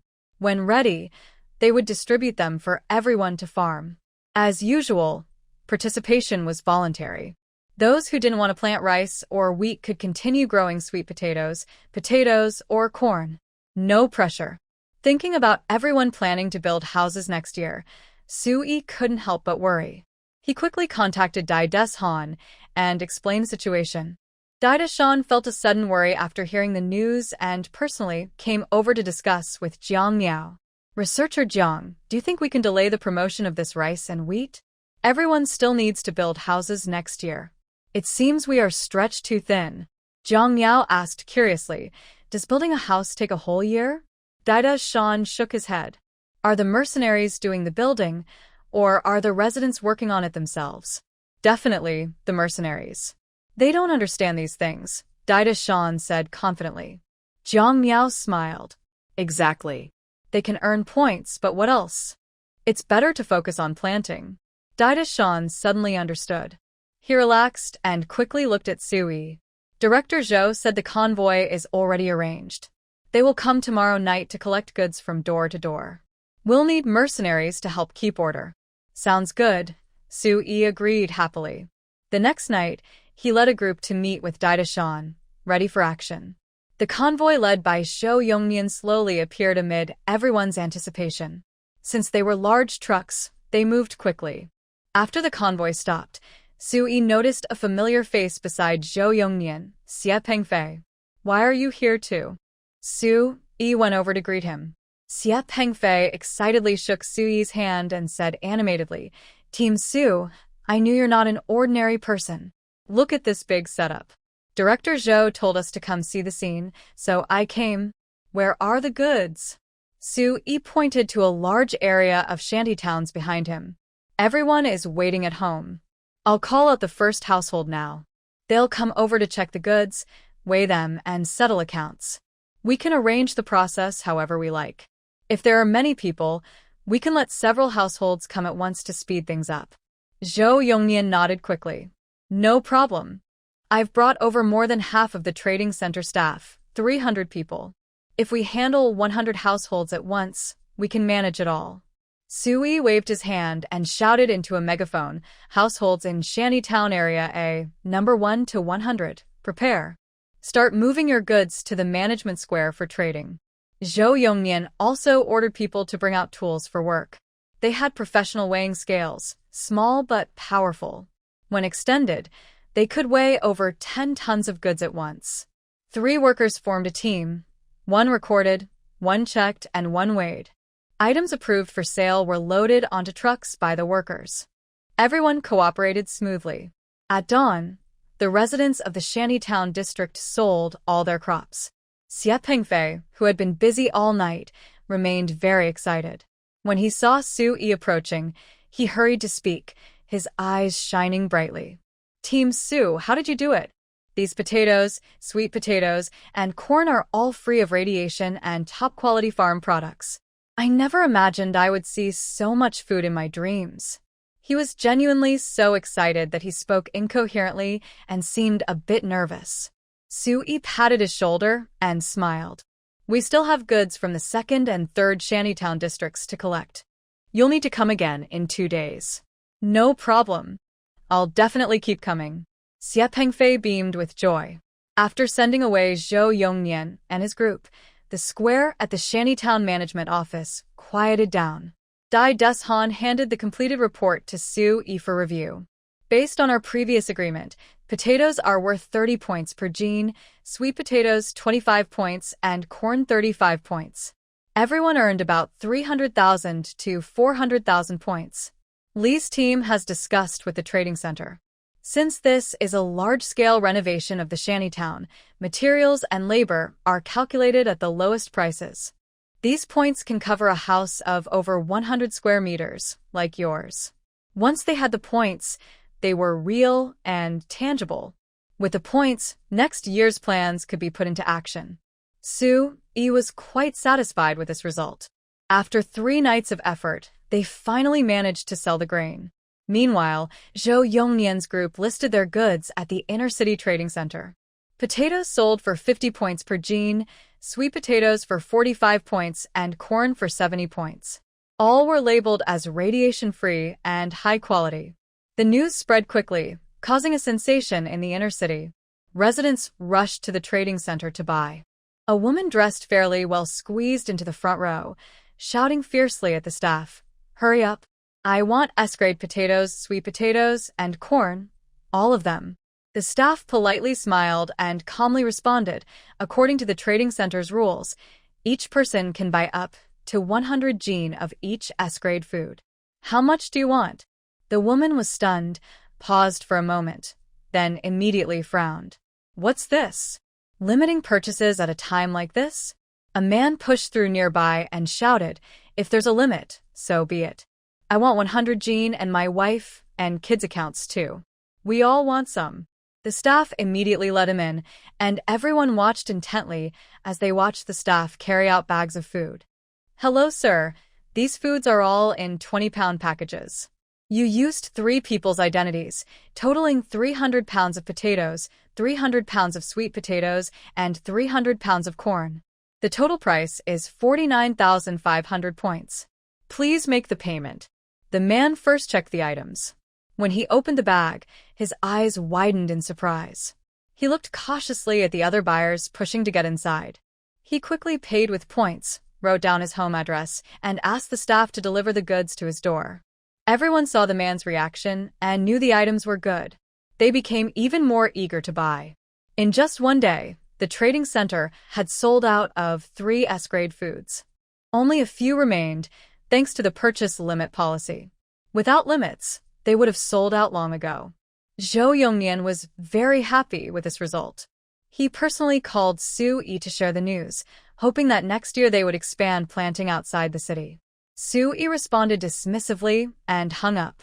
All the research institutes inside the city, working on radiation-free plants and animals, couldn't stay still.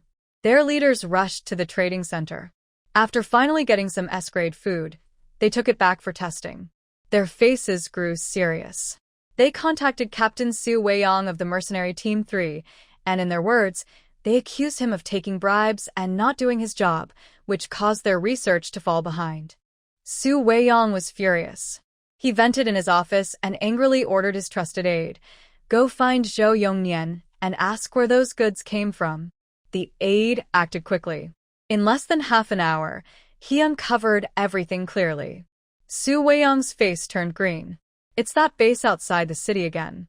Let's go. If they dare to ruin my plans, I will wipe them out this time."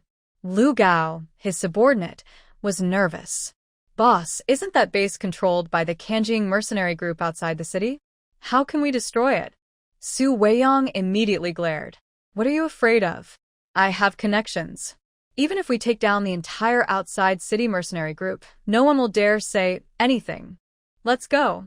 A group of people headed aggressively toward the outside city livestock research base. It was snowing now, and there weren't many people on the road. They had prepared their weapons, but before they could get close, mercenaries stopped them. Su Weiyang immediately drew his weapon and shouted fiercely, "If you know what's good for you, get out of the way. Otherwise, I'll kill you." Tang's face changed instantly. He contacted Su Yi immediately. Su Yi was inside the base, but he arrived in no time. Su Weiyang pointed his gun at Su Yi with a murderous look and sneered, "Refuse to cooperate? Fine, we'll see who's boss today." As soon as the words were spoken, someone from behind and to the side fired a shot that hit Su Weiyang's arm. He cried out in pain, dropping his gun to the ground. Lu Gao and the others didn't expect Su Yi to make a move and looked at him angrily, ready to attack. Su Weiyang clutched his arm, feeling both old and new anger, and shouted, "Kill them! Who dares to attack?" Bai Tianyi and Jin Yuza came out from the base one after the other. Lu Gao and his group were shocked to find they couldn't pull the trigger. It was as if their guns were jammed.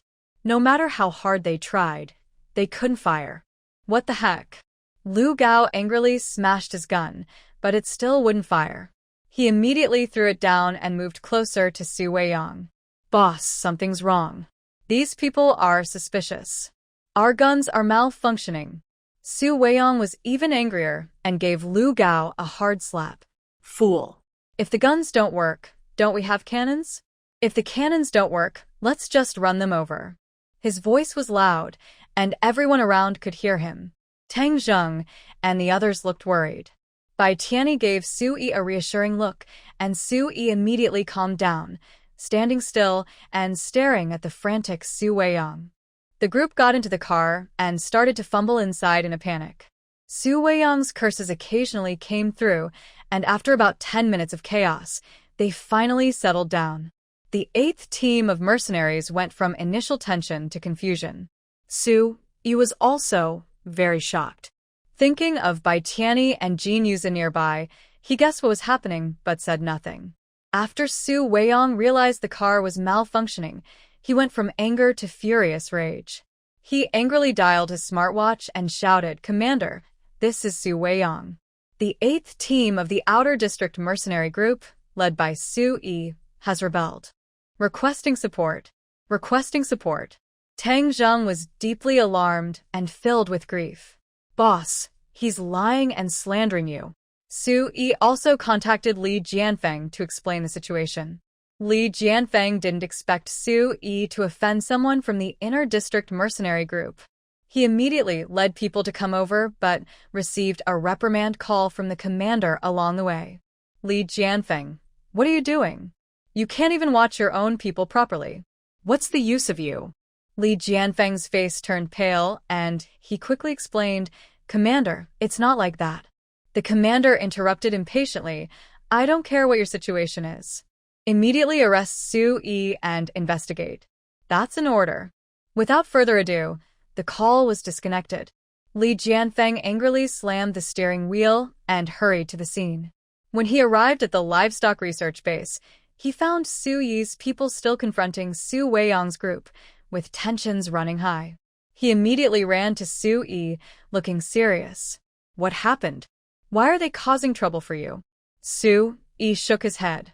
"Look, there are cameras everywhere nearby. It's obvious who is causing trouble. I won't lie or cover up. This is entirely their fault." Bai Tianyi and Jin Yuza nodded together. Li Jianfeng was angry. "Do you know? The commander just called me, telling me to arrest you and investigate your case." Why? "This isn't Su Yi's fault," Bai Tianyi said angrily. Jin Yuza agreed and nodded. "I can testify to that." Li Jianfeng looked at Su Weiyang, who was smug, and his voice grew heavier. "It shows he has someone backing him. The commander is his supporter." "Su Yi, you've really hit a wall this time."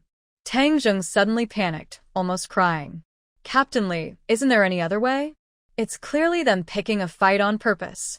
Li Jianfeng siga silanli. Seeing this, Su Yi grabbed Tang Zheng, who was about to speak, and quickly called Jiang Yan. The call was answered quickly. Su Weiyang sneered at him. "Bluffing. Su Yi, today it's either you or me. I will decide your fate." Su Yi looked at him calmly and spoke slowly. "Minister, Captain Su Weiyang of the 3rd team of the Kanjiang mercenary group in the inner city came to the animal research base to cause trouble. They shot at us. Fortunately, Director Bai and Jin Yuza were there, so they didn't succeed. Su Weiyang called the mercenary commander, claiming I rebelled. The commander didn't investigate and ordered Li Jianfeng, the captain of the Outer City mercenary team, to arrest me." What should be done about this? Jiang Yan paused and asked calmly, "Is there evidence?" Suino detsofte. "There are cameras around the base, 360 degrees with no blind spots, and they also record audio. We can review the footage anytime." "I understand. Please wait a moment." Jiang Yan hung up without saying anything. Both sides continued to wait. After about half an hour, just when Su Weiyang thought he had the upper hand, he suddenly received a call from the commander, who scolded him loudly. "Are you stupid? You caused my downfall." Su Weiyang was stunned by the scolding. Before he could ask what was going on, the call was disconnected. Soon after, Bai Tianyi received a call from Jiang Yan. His gloomy expression suddenly brightened.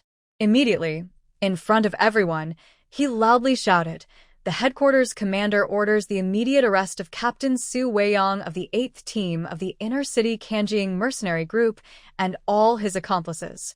Rebels will be executed on the spot. Su Weiyang was shocked and shouted, "Impossible!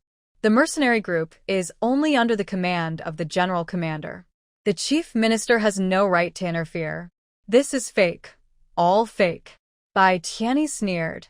"The general commander? He is appointed by the council. The council can give him this title or revoke his authority. Who do you think you are? How dare you yell at me?" Su Weiyang didn't recognize Bai Tianyi at all. Li Jianfeng kindly reminded him, "This is one of the council members. Captain Su, you've been playing with fire from the start." Suddenly, Su Weiyang and his people widened their eyes, feeling a lump in their throats.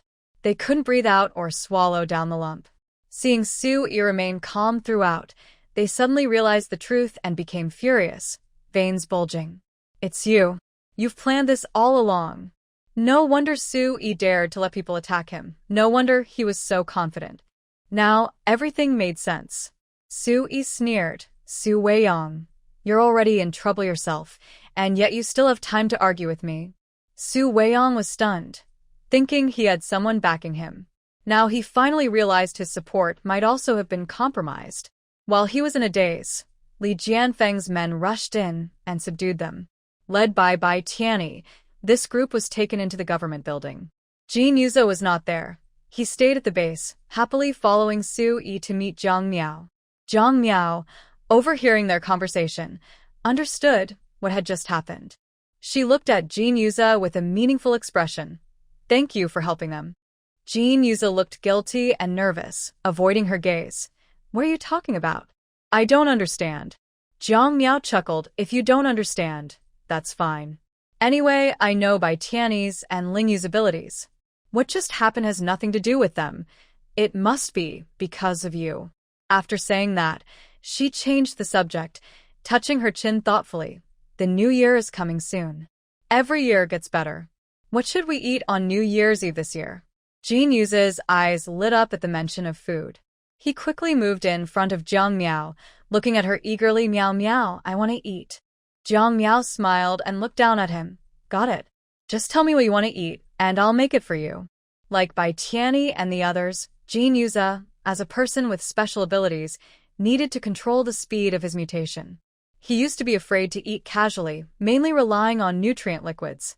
Now, with her, it was like unlocking a new world. Most importantly, they found that the food she ate did not cause accelerated mutations. So, these three often looked for chances to come over and refused to leave her place. Jin Yuze smiled brightly without thinking and said, "I want to eat big meat buns, chicken soup, and spicy rabbit meat." Zhang Miao looked at him with more sympathy, thinking, this kid really hasn't had many good things to eat. He was ordering simple home-cooked dishes. Little Su Nian, who was reading nearby, heard this and looked at Jin Yuze with her clear big eyes. "Yuze-gij, don't you want to eat something nice for the new year? What's good?" Jin Yuze looked confused. Su Nian started counting on her fingers, like cake, which used to have no cream, so we only ate egg cake. Now it's different. We can eat cream cake, and my mom bakes vegetable cookies, brown sugar crispy cookies, and all kinds of sweet, sticky pastries. There are fried vegetable pancakes, baked pancakes, egg rolls, and so on, things we can't usually eat. Jin Yuze had never tried these and couldn't imagine, so he asked curiously, "Why can't we eat them normally?" "Fool." "Because making these takes a lot of time," Su Nian said matter-of-factly.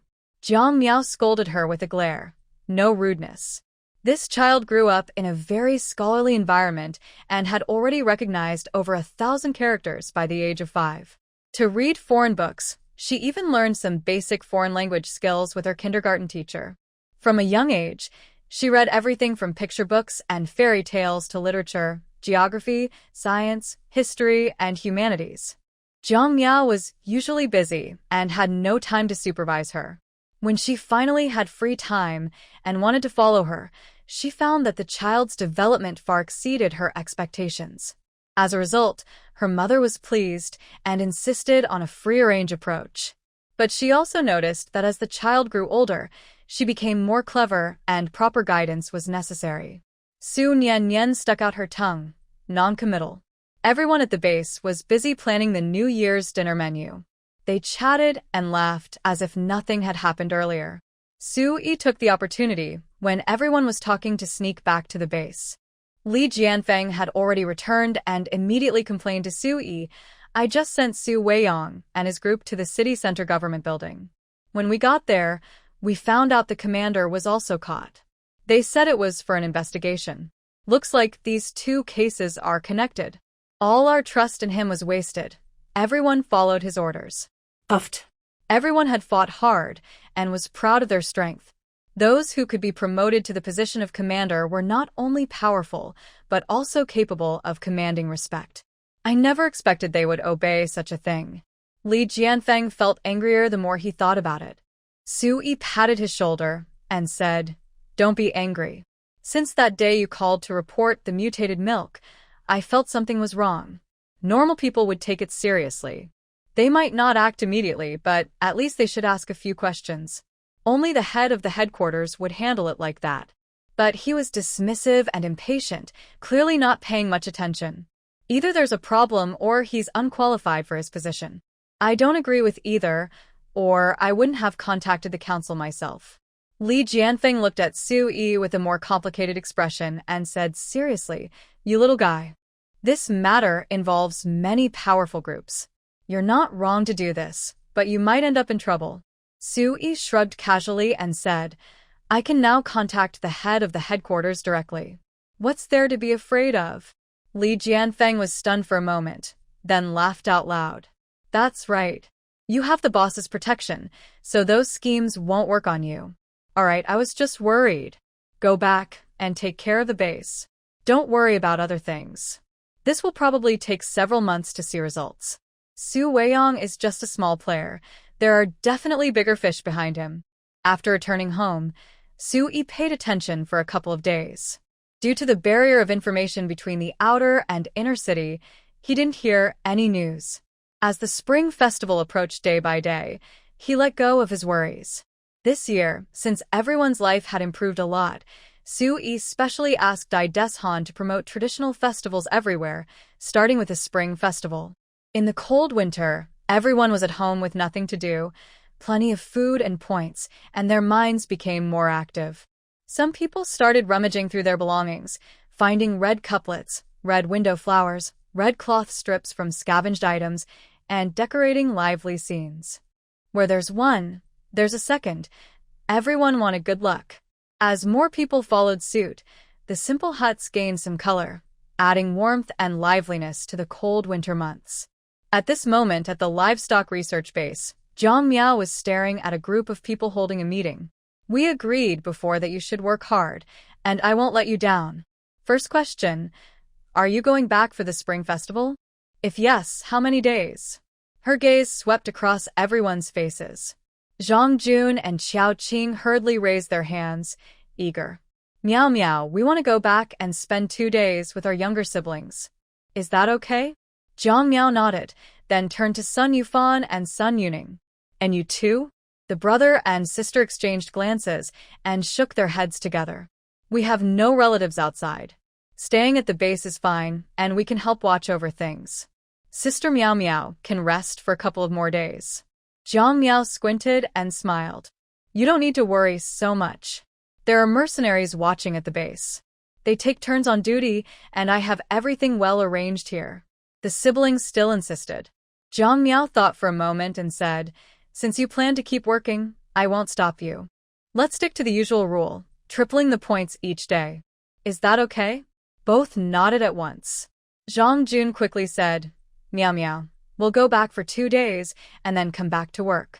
Zhang Miao nodded and smiled. "No rush.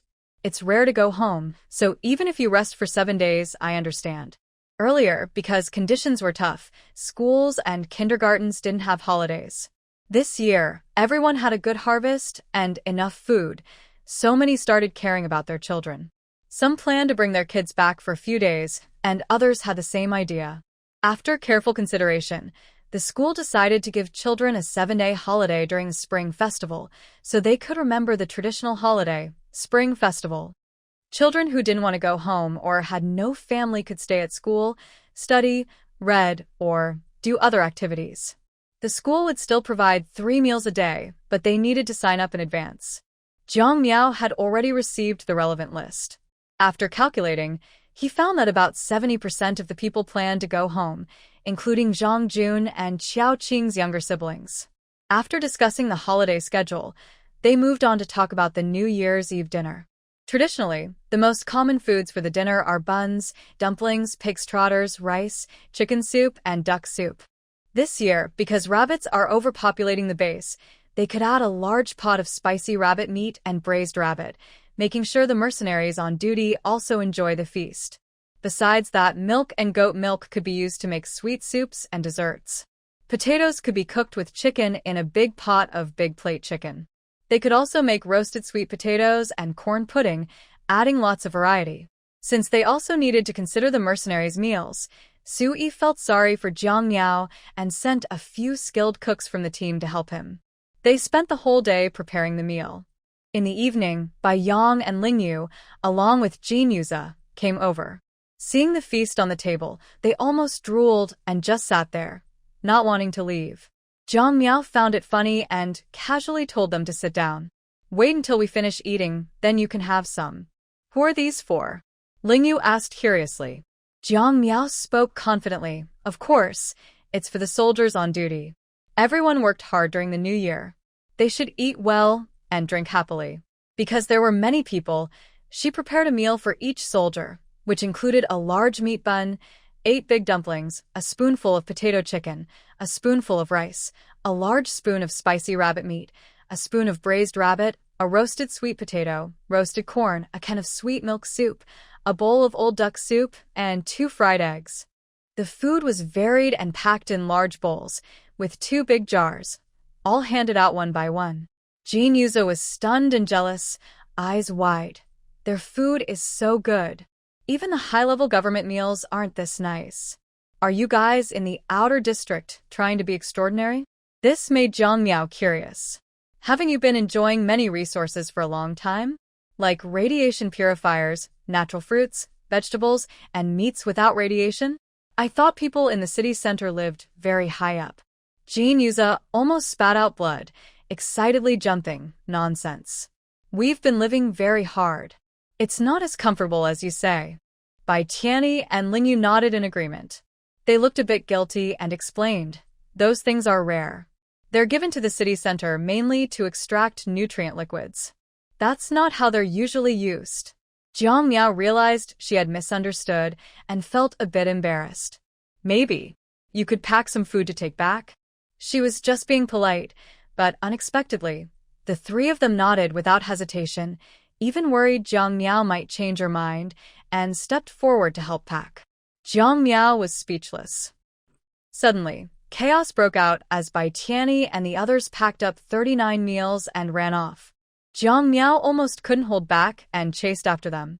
Because of their fuss, there probably wouldn't be enough food left, so she had to keep cooking, making some braised pork and brown sugar steamed buns to fill in. Meanwhile, Bai Tianyi and the others were speeding back to the city center government building. They brought the meals to Jiang Yan. Jiang Yan sniffed the smell and frowned unconsciously. What are you guys doing now? Bai Tianyi quickly opened a lunchbox. Boss, it's delicious. This is the New Year's dinner prepared by the livestock research base for the soldiers. We fought hard to get so many. Do you want to try some? Jiang Yan's face twitched visibly, feeling exhausted, and he rubbed his forehead. So you guys turned into bandits today? Their high-standing image in the council was probably going to be ruined by these 3 troublemakers. During the day, he quickly shook his head and said, Boss, you're overdoing it. Researcher Jiang saw us packing the items himself. How can you call us bandits? Besides, we're not planning to steal things without giving points. Ling Yu and Jin Yuza simultaneously raised their smartwatches. I transferred 5,000 points. Then I also transferred 5,000 points. During the day, he turned his head and glanced at the 2 traders. In front of Jiang Yan, he also transferred 5,000 points. Jiang Yan half opened his eyes and watched their performance silently. Old Evil then came in, sniffed the air, and asked. During the day, he had already sat down and was eating eagerly, inviting Old Evil to join him. Old Evil shook his head without thinking. As he passed by he suddenly was stuffed with a dumpling in his mouth. Old Evil was furious. You. Before he could finish, he covered his mouth and forced him to bite the dumpling into pieces and swallow. Old Evil's anger turned into a frown as he looked at Yi's lunchbox and activated his eye technique. Jiang Yan and the others looked over. After Old Evil withdrew his eye technique, Jiang Yan asked calmly, "How is it?" Old Evil's furrowed brows gradually relaxed, and he said lightly, "It tastes good. You can try some, Minister." Huh? Jiang Yan looked up in surprise. His body was different from other psychics. Although powerful, he had more restrictions. For example, besides nutritional liquids, he and the others could eat some low-radiation green foods. But he couldn't eat anything except nutritional liquids. Even touching slightly radioactive food would cause his energy to go berserk. Because of this, his body had been very weak over the years. Now, although stabilized, he couldn't recover fully. Now Old Evil said he could eat these foods. Old Evil nodded at Jiang Yan with a determined look and repeated, "Minister, you can try it." He and the others were also surprised by Old Evil's words. They stopped eating and looked at Jiang Yan, ready for action. In case the minister had a bad reaction, they would act immediately to handle it. Jiang Yan looked at the lunchbox, then at the serious three people, hesitated for a few seconds, and reached out to open one. The aroma of roasted sweet potatoes and corn immediately filled his nose. He took a small bite, closed his eyes, and carefully felt the energy changes in his body. After 5 minutes, 10 minutes, 15 minutes, everything was fine. His body was normal. Jiang Yan's heart trembled slightly. He opened his eyes again and stared carefully at the food in front of him. This time, he was truly tasting carefully. Not bad, very tasty. During the day, Yi and the others all sighed in relief, excitedly leaning over to watch Jiang Yan's reaction. However, they didn't notice anything strange about Jiang Yan at all. Instead, the sweet potatoes and corn in front of Jiang Yan had been eaten clean. Jin Yuza realized this first and let out a loud cry, quickly going to order another portion. Ling Yu hurried to follow. The four of them sat down one after another, eating quietly, without saying a word. When Bai Tianyi finished his portion, he stood up happily, burping contentedly. He turned around and saw that the old villain had also taken a portion, which was already half eaten. Jiang Yan had already eaten a third of his and couldn't eat more, but he was reluctant to throw it away. He closed the lunchbox and planned to reheat it later. There were nearly 30 lunchboxes left. Jiang Yan looked at the three of them and asked, "What do you plan to do with these?" The three silently took 6 lunchboxes and confidently said, "It's cold now, so we can store these. We'll keep some for tomorrow, and the rest will be arranged by the boss." After saying that, they quickly ran off with their lunchboxes. Only Jiang Yan and the old villain remained in the meeting room. The old villain seriously said some shameless words. "Minister, I think Jin Yuza is right. Now that the weather is cold, storing food for 2 or 3 days isn't a problem. Since you can eat these foods, we should keep them. You can eat normally for 3 days, and I'll see how it goes." Nutrient solutions can only sustain vital signs and can't really improve health. If Jiang Yan's mind hadn't been strong and his foundation solid, he would have already collapsed. Originally, the plan was to give Jiang Yan mutated milk, but after a few failed cases, the plan was put on hold. Until a completely safe treatment method is found, helping Jiang Yan improve his health through food is a good idea. Because of the old villain's words, Jiang Yan had to be selfish this time and kept the lunchboxes. That night, the cold wind howled. Zhang Jun and Xiao Qing returned to the shelter carrying a bunch of things. Xiao San, Xiao Si, and Xiao Wu were already waiting at home. When they heard their calls, they all rushed out and crowded into Zhang Jun's room. The room had been tidied up before and was quite clean. Zhang Jun casually praised Xiao San, Xiao Si, and Xiao Wu. The three exchanged glances and smiled happily. Xiao San asked, "Big brother, second sister, we sold all the crops we planted this year. Should we also build a house next year? This question surprised Zhang Jun and Xiao Qing. Xiao Qing looked at them confused. We already have a house now. Why do we need to build another one? Xiao Sen immediately became anxious. It's for the future. Having a house is necessary before you can get married and have a home of your own. Most importantly, we need a big basement to store food. Xiao Qing suddenly blushed and looked embarrassed, saying, "What nonsense are you talking about?" She secretly glanced at Zhang Jun, but quickly looked away. Zhang Jun chuckled kindly. "I think what you really want is a basement. Our housing area has underground storage, where you can keep things." Xiao San sighed sadly. "We're not at home most of the time, and it seems everyone assumes we don't need one." The basement was divided up early on. We really had no choice but to sell most of our food, leaving only a little. Xiao Si and Xiao Wu looked on, feeling very sorry for them. Zhang Jun and Xiao Qing felt sorry for them.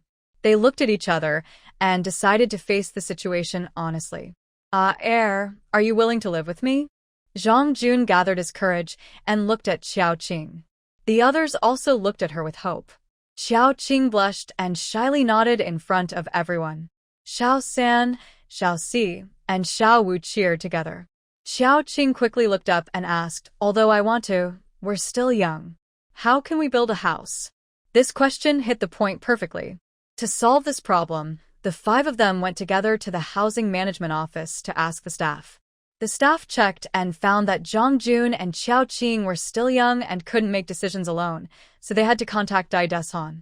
When Dai Deshan arrived, he immediately recognized Zhang Jun and Xiao Qing as Jiang Miao's people and became much friendlier.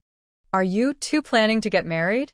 Seeing that Dai Deshan only asked and showed no strange expression, Zhang Jun nodded confidently. "Yes, we are orphans. We left school early to earn money. After working hard for so long, we just want a home of our own." Dai Deshan hesitated and said, "To have a home, you need a safe place first. It looks like you want to build a house, right? According to the rules, after you get married freely, you can choose a new house. The size won't be too big, but since the weather is getting warmer, everyone is renovating their houses together. That can make things easier for you. However, extra space needs to be bought with points, and I will also need to report to the planning department." That's right, that's right. The five of them looked very excited. Dai Deshan smiled and asked the staff to help them with the marriage procedures. Then he looked at Zhang Jun and Xiao Qing and said, "Each extra square meter costs 200 points. How much extra space do you want?" 5 people turned around and whispered together. After a while, Zhang Jun turned back and said, "We want to add 150 square meters. 150 square meters equals 25,000 points." The two of them had been working at Jiang Miao's place for 2 years, and they had more than 25,000 points, including points from Xiao San, Xiao Si, and Xiao Wu, who sold grain. It was enough. Dai Deshan checked the land in the Shantytown area and found that only the extra land in Zone F could be used for building houses. He registered it first. When the 5 people left the Shantytown management office, the decision was made. The 3 younger ones were clearly happier than the 2 older ones, jumping and bouncing on the way back. Su Yi and Jiang Miao also quickly received the news. Jiang Miao smiled and said, "Although these 2 kids are young, they are very steady in what they do. They even know how to seize the chance to settle the house matter. I am not worried at all. But I need to remind Sun's siblings. Sun Yufan is about the same age as them, and he can find a partner to get married. Although Sun's siblings are a bit older than Zhang Jun and Xiao Qing, they are honest and straightforward, with fewer complicated thoughts. Since they are now working under her, Jiang Miao definitely needs to give some advice." Sui thought for a moment, feeling somewhat helpless. "It's easy to find single men around me, but good women are rare. It's really hard to introduce a match for Sun Yufan. I might need to ask others for help." Jiang Miao didn't expect Su Yi to do this herself. She immediately contacted Ji Xiaoyi and Yi Shuling, asking them to help. The 3 of them had often received Jiang Miao's help before, so when she asked for help now, they all paid special attention. On the morning of the first day of the Lunar New Year, Ji Xiaoyi brought her family over early. Su Niannian and Su Haoran were very familiar with Ji's family, especially Grandma Ji. When she saw them, she immediately went over, handing cakes and milk. Truly filial. Zhang Miao and her husband watched in amazement. Zhang Cheng smiled and said, "It's amazing how sensible these kids are. Why do they always tease me every time I go back?"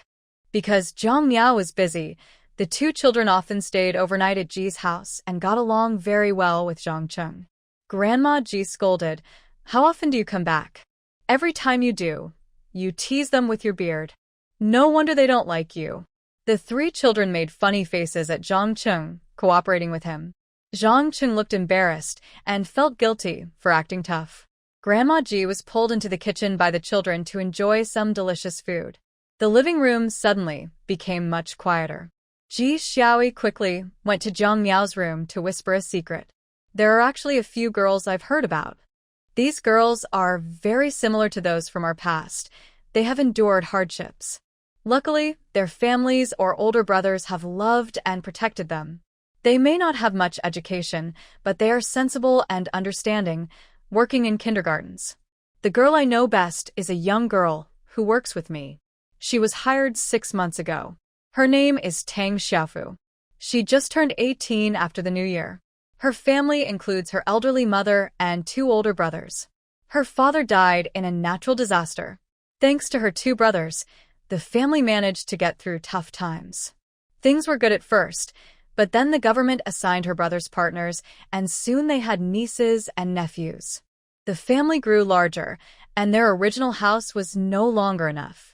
Since she was older, after learning a few words at school, her family decided she should work to earn some money. She could support herself, live in the kindergarten staff dormitory, and help her family make space at home. She is kind and understanding. She didn't cry or cause trouble when facing family difficulties.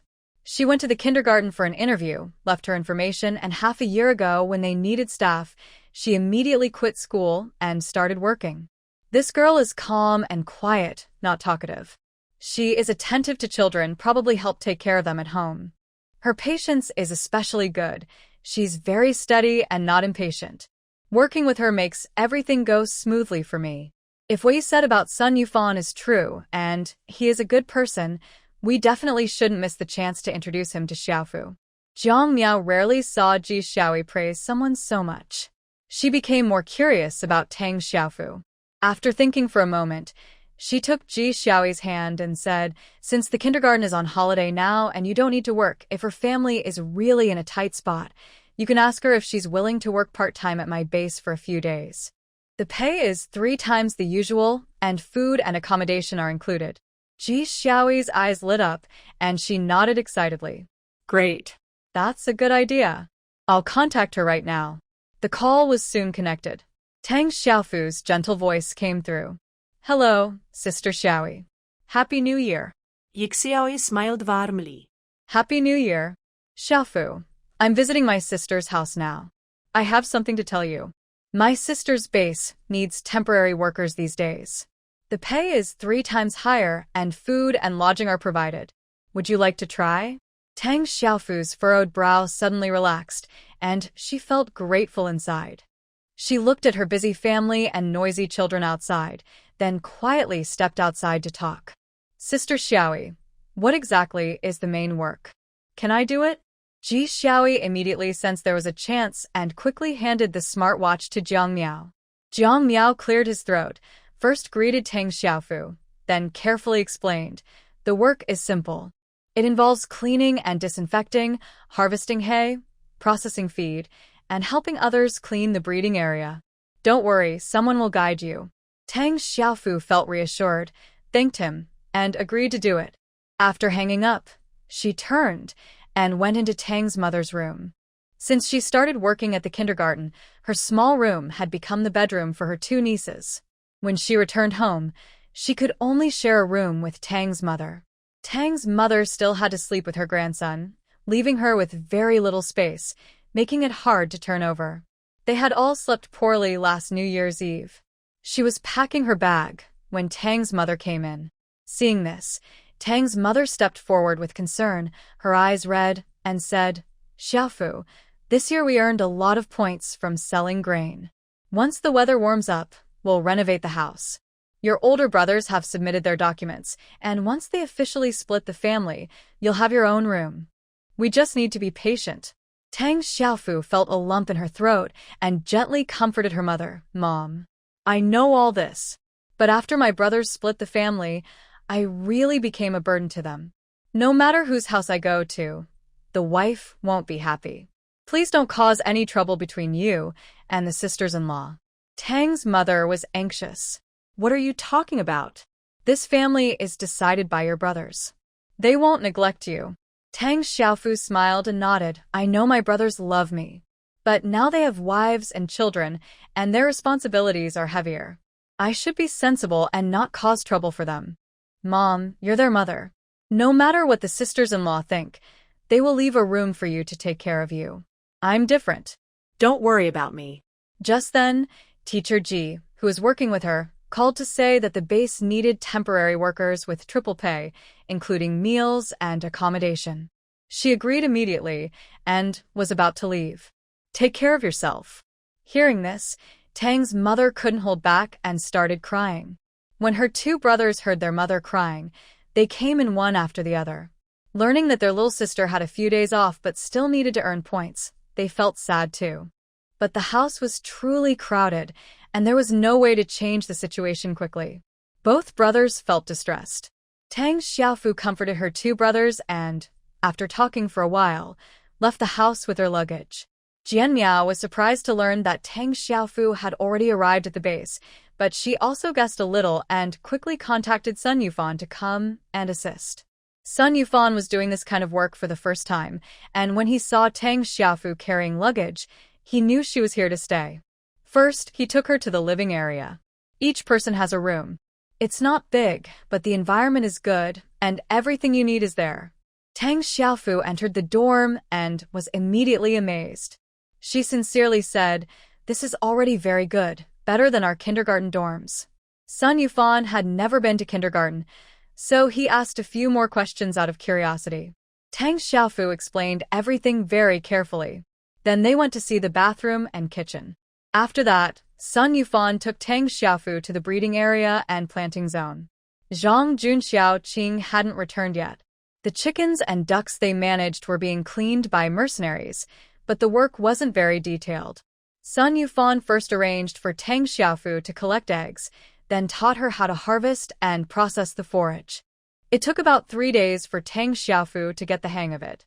By then, Zhang Junxiao Qing also came back to work. Tang Xiaofu just needed to focus on harvesting the forage. Until the kindergarten reopened, Tang Xiaofu reluctantly packed her things to go back. Jian Miao smiled warmly and chatted with her for a while, asking, "How do you feel? Is the work at the base harder than at kindergarten?" Tang Xiaofu hesitated, saying, "I think the work is different, so it's hard to compare. Each has its difficulties and its benefits." Jian Miao nodded and gave her a thumbs up. "You're good at talking. These are a few days' points. I'll transfer them to you. If the kindergarten is on holiday, you're always welcome to come work here, or you can choose to join me directly." "Thank you, Sister Miao," Tang Xiaofu said happily. Seeing her brighten up completely, Jian Miao turned the conversation and asked, "I heard you're already 18 this year. You can start looking for a partner now. If you don't, the government will assign one to you by force." Tang Xiaofu was stunned, her face turning pale. Wah.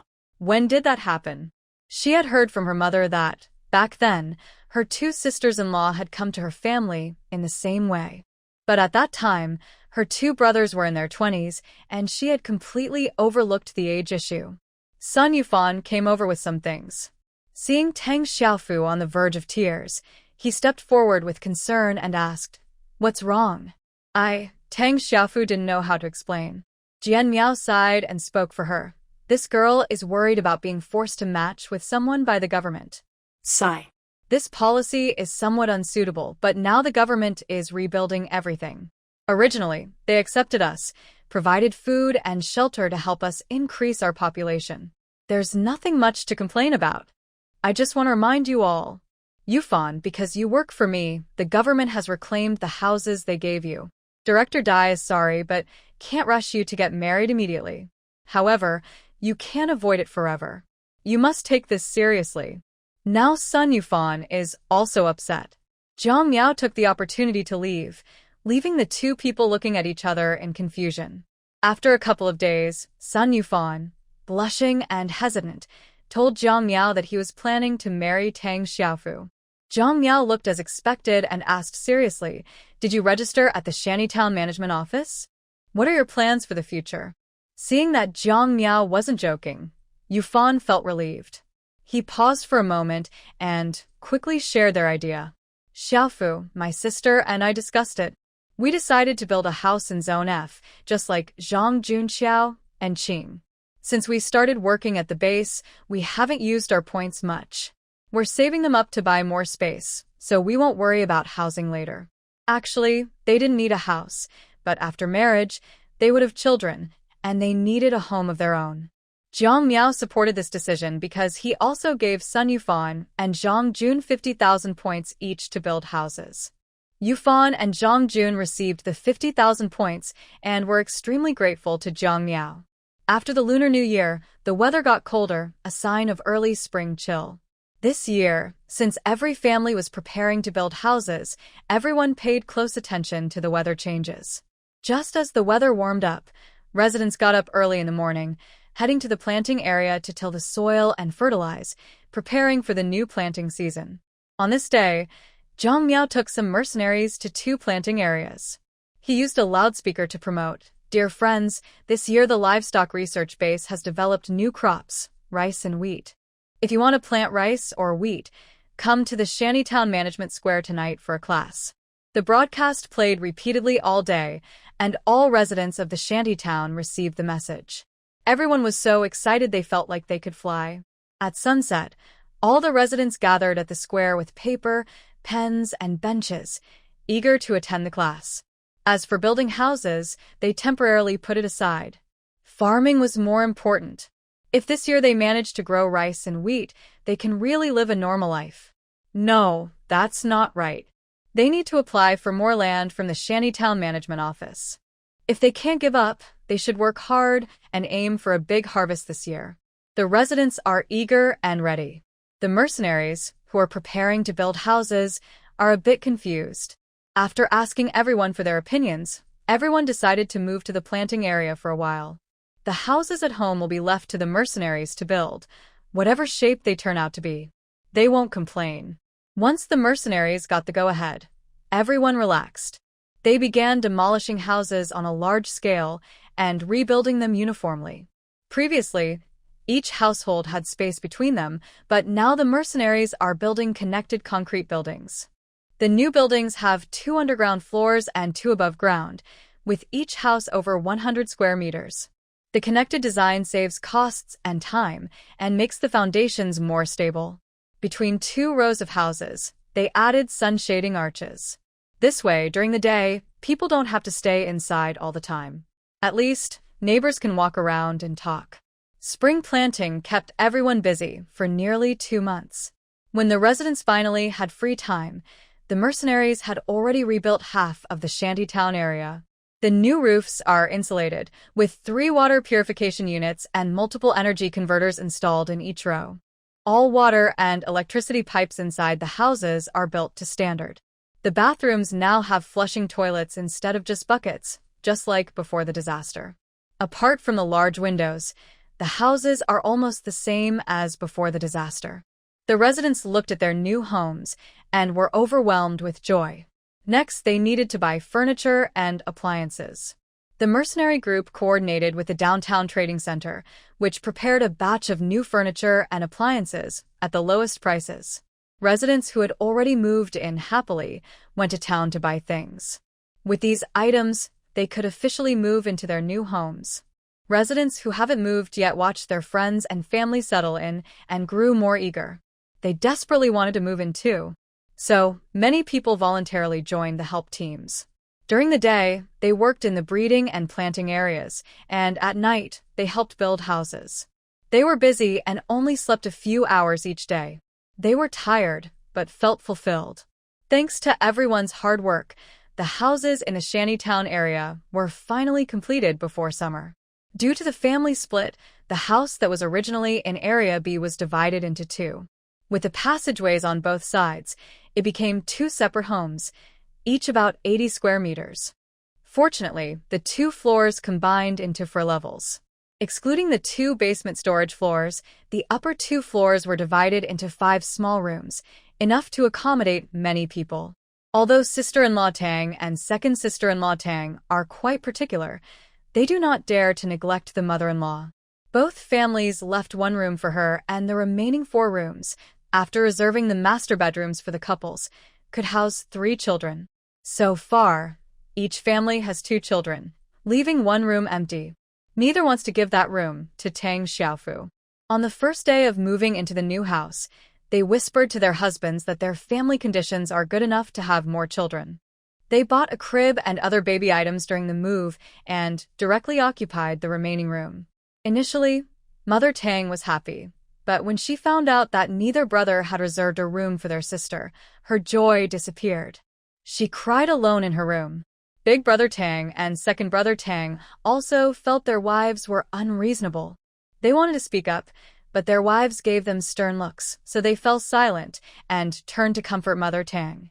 "Mom, if it's really not possible, let the children share a room and give a room to my little sister." "Don't be upset," second brother Tang said, scratching his head. It wasn't that he didn't care about his sister, but his wife said that the sister was grown up and could get married soon. Preparing a room for her wouldn't last long, and they'd have to buy more things for the children later, taking up space. Recently, he had been busy with farm work and raising chickens and ducks, so he hadn't thought much about it. Only when he saw his mother crying did he realize something was wrong and felt guilty. Big brother Tang clenched his teeth and said, "Mom, I'll arrange a room for my sister right away." She can stay with me. Sister-in-law Tang muttered to speak up, but big brother Tang didn't even look at her. Mother Tang wiped her tears and said sadly, "Your father passed away early. When trouble happened, Xiaofu was still so young. You all promised to protect her for life. Now that life is better, she doesn't even have a place to stay. If I had known it would turn out like this, why did I happily let you all get married? Maybe I should just leave too, so I don't bother you." Hearing this, sister-in-law Tang and second sister-in-law Tang both turned pale. They were assigned to marry into the Tang family by the government. At first, they worried their mother-in-law wouldn't like them, and that life would be hard.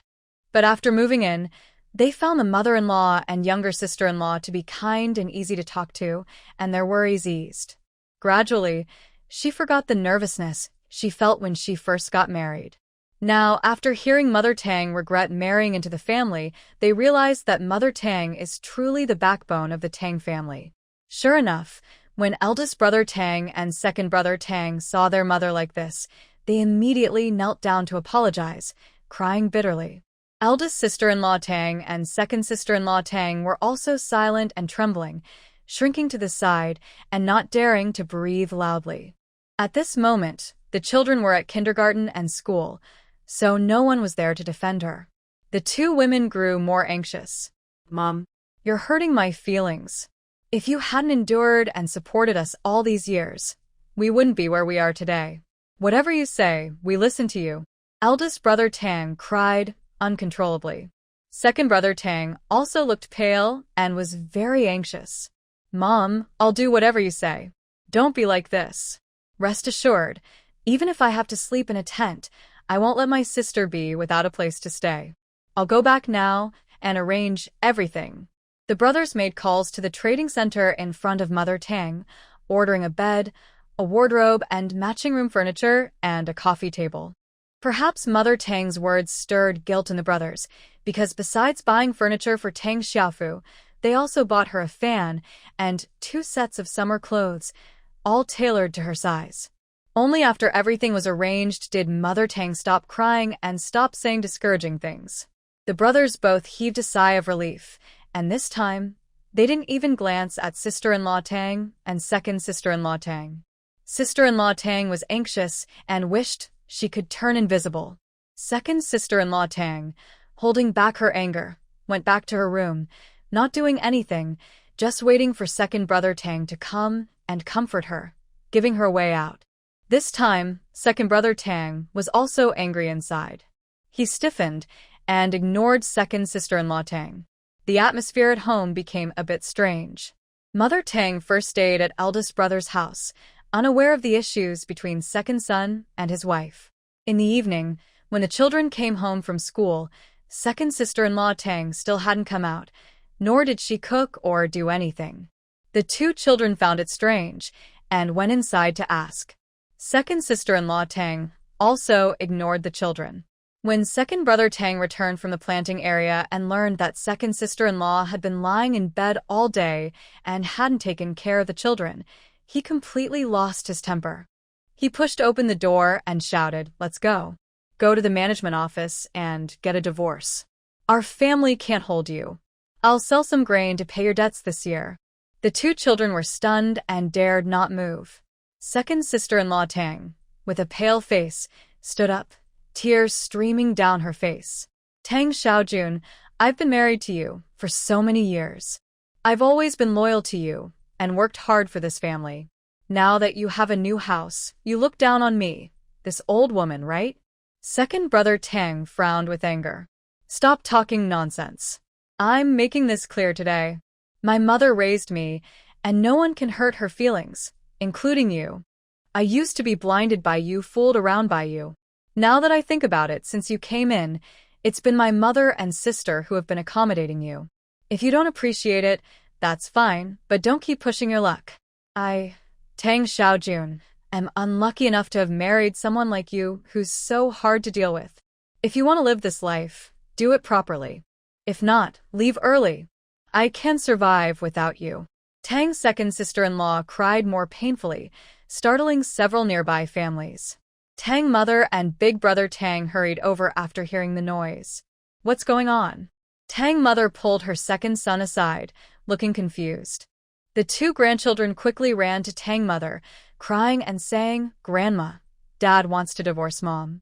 "Second brother, are you crazy?" Tang mother stared in disbelief. Tang Xiaojun put his arm around Tang mother's shoulder and said, "Mom, it's okay. Go back and rest. I will handle this." Tang mother didn't want to leave. "What do you mean you'll handle it?" "I tell you, it's normal for couples to argue, but they shouldn't always talk about divorce. Do you hear me?" Tang Xiaojun nodded. Still worried, Tang mother saw that her second son refused to let her interfere, so she took the two children and left. After seeing Tang mother and the others off, Tang Xiaojun ignored Tang's second sister-in-law and went to take a shower, then went to the children's bedroom to sleep. The couple had been in a cold war for several days. Initially, Tang's second sister-in-law was proud and refused to talk to Tang Xiaojun. She didn't even cook for him or wash his clothes. But Tang Xiaojun stayed silent. When she didn't cook, he set up a small stove in the planting area to make his own food, so he didn't have to run back and forth.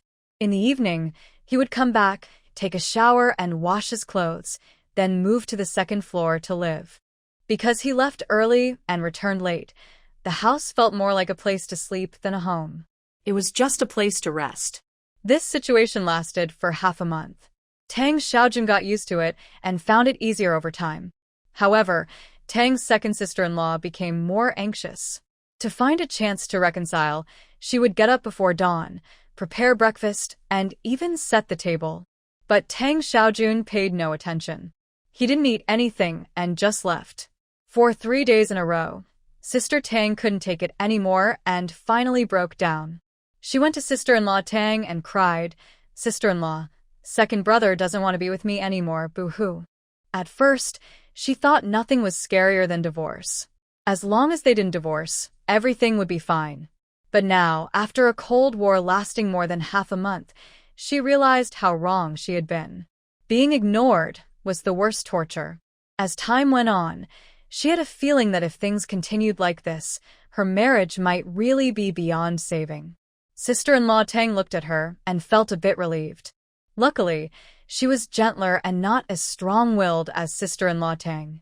When that incident happened, she honestly admitted her mistake, and everything was let go. Their mother-in-law didn't mention regretting marrying her anymore. "Dear sister, let's speak honestly. Do you still want to stay married to second brother? Sister-in-law Tang asked.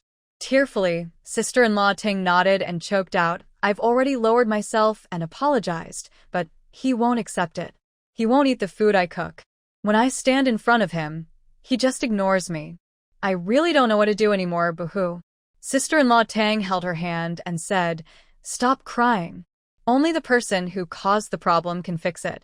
Second brother is angry because he thinks you are bullying his sister and disrespecting our mother-in-law.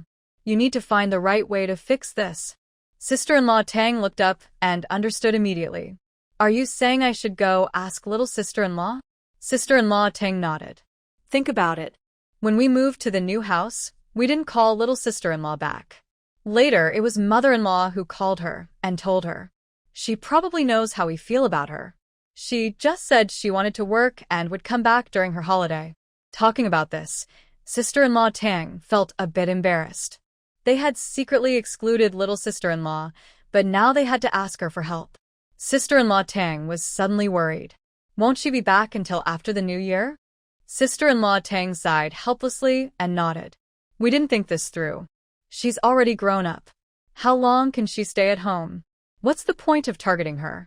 I've realized now that before she gets married, we should treat her well and make mother-in-law happy.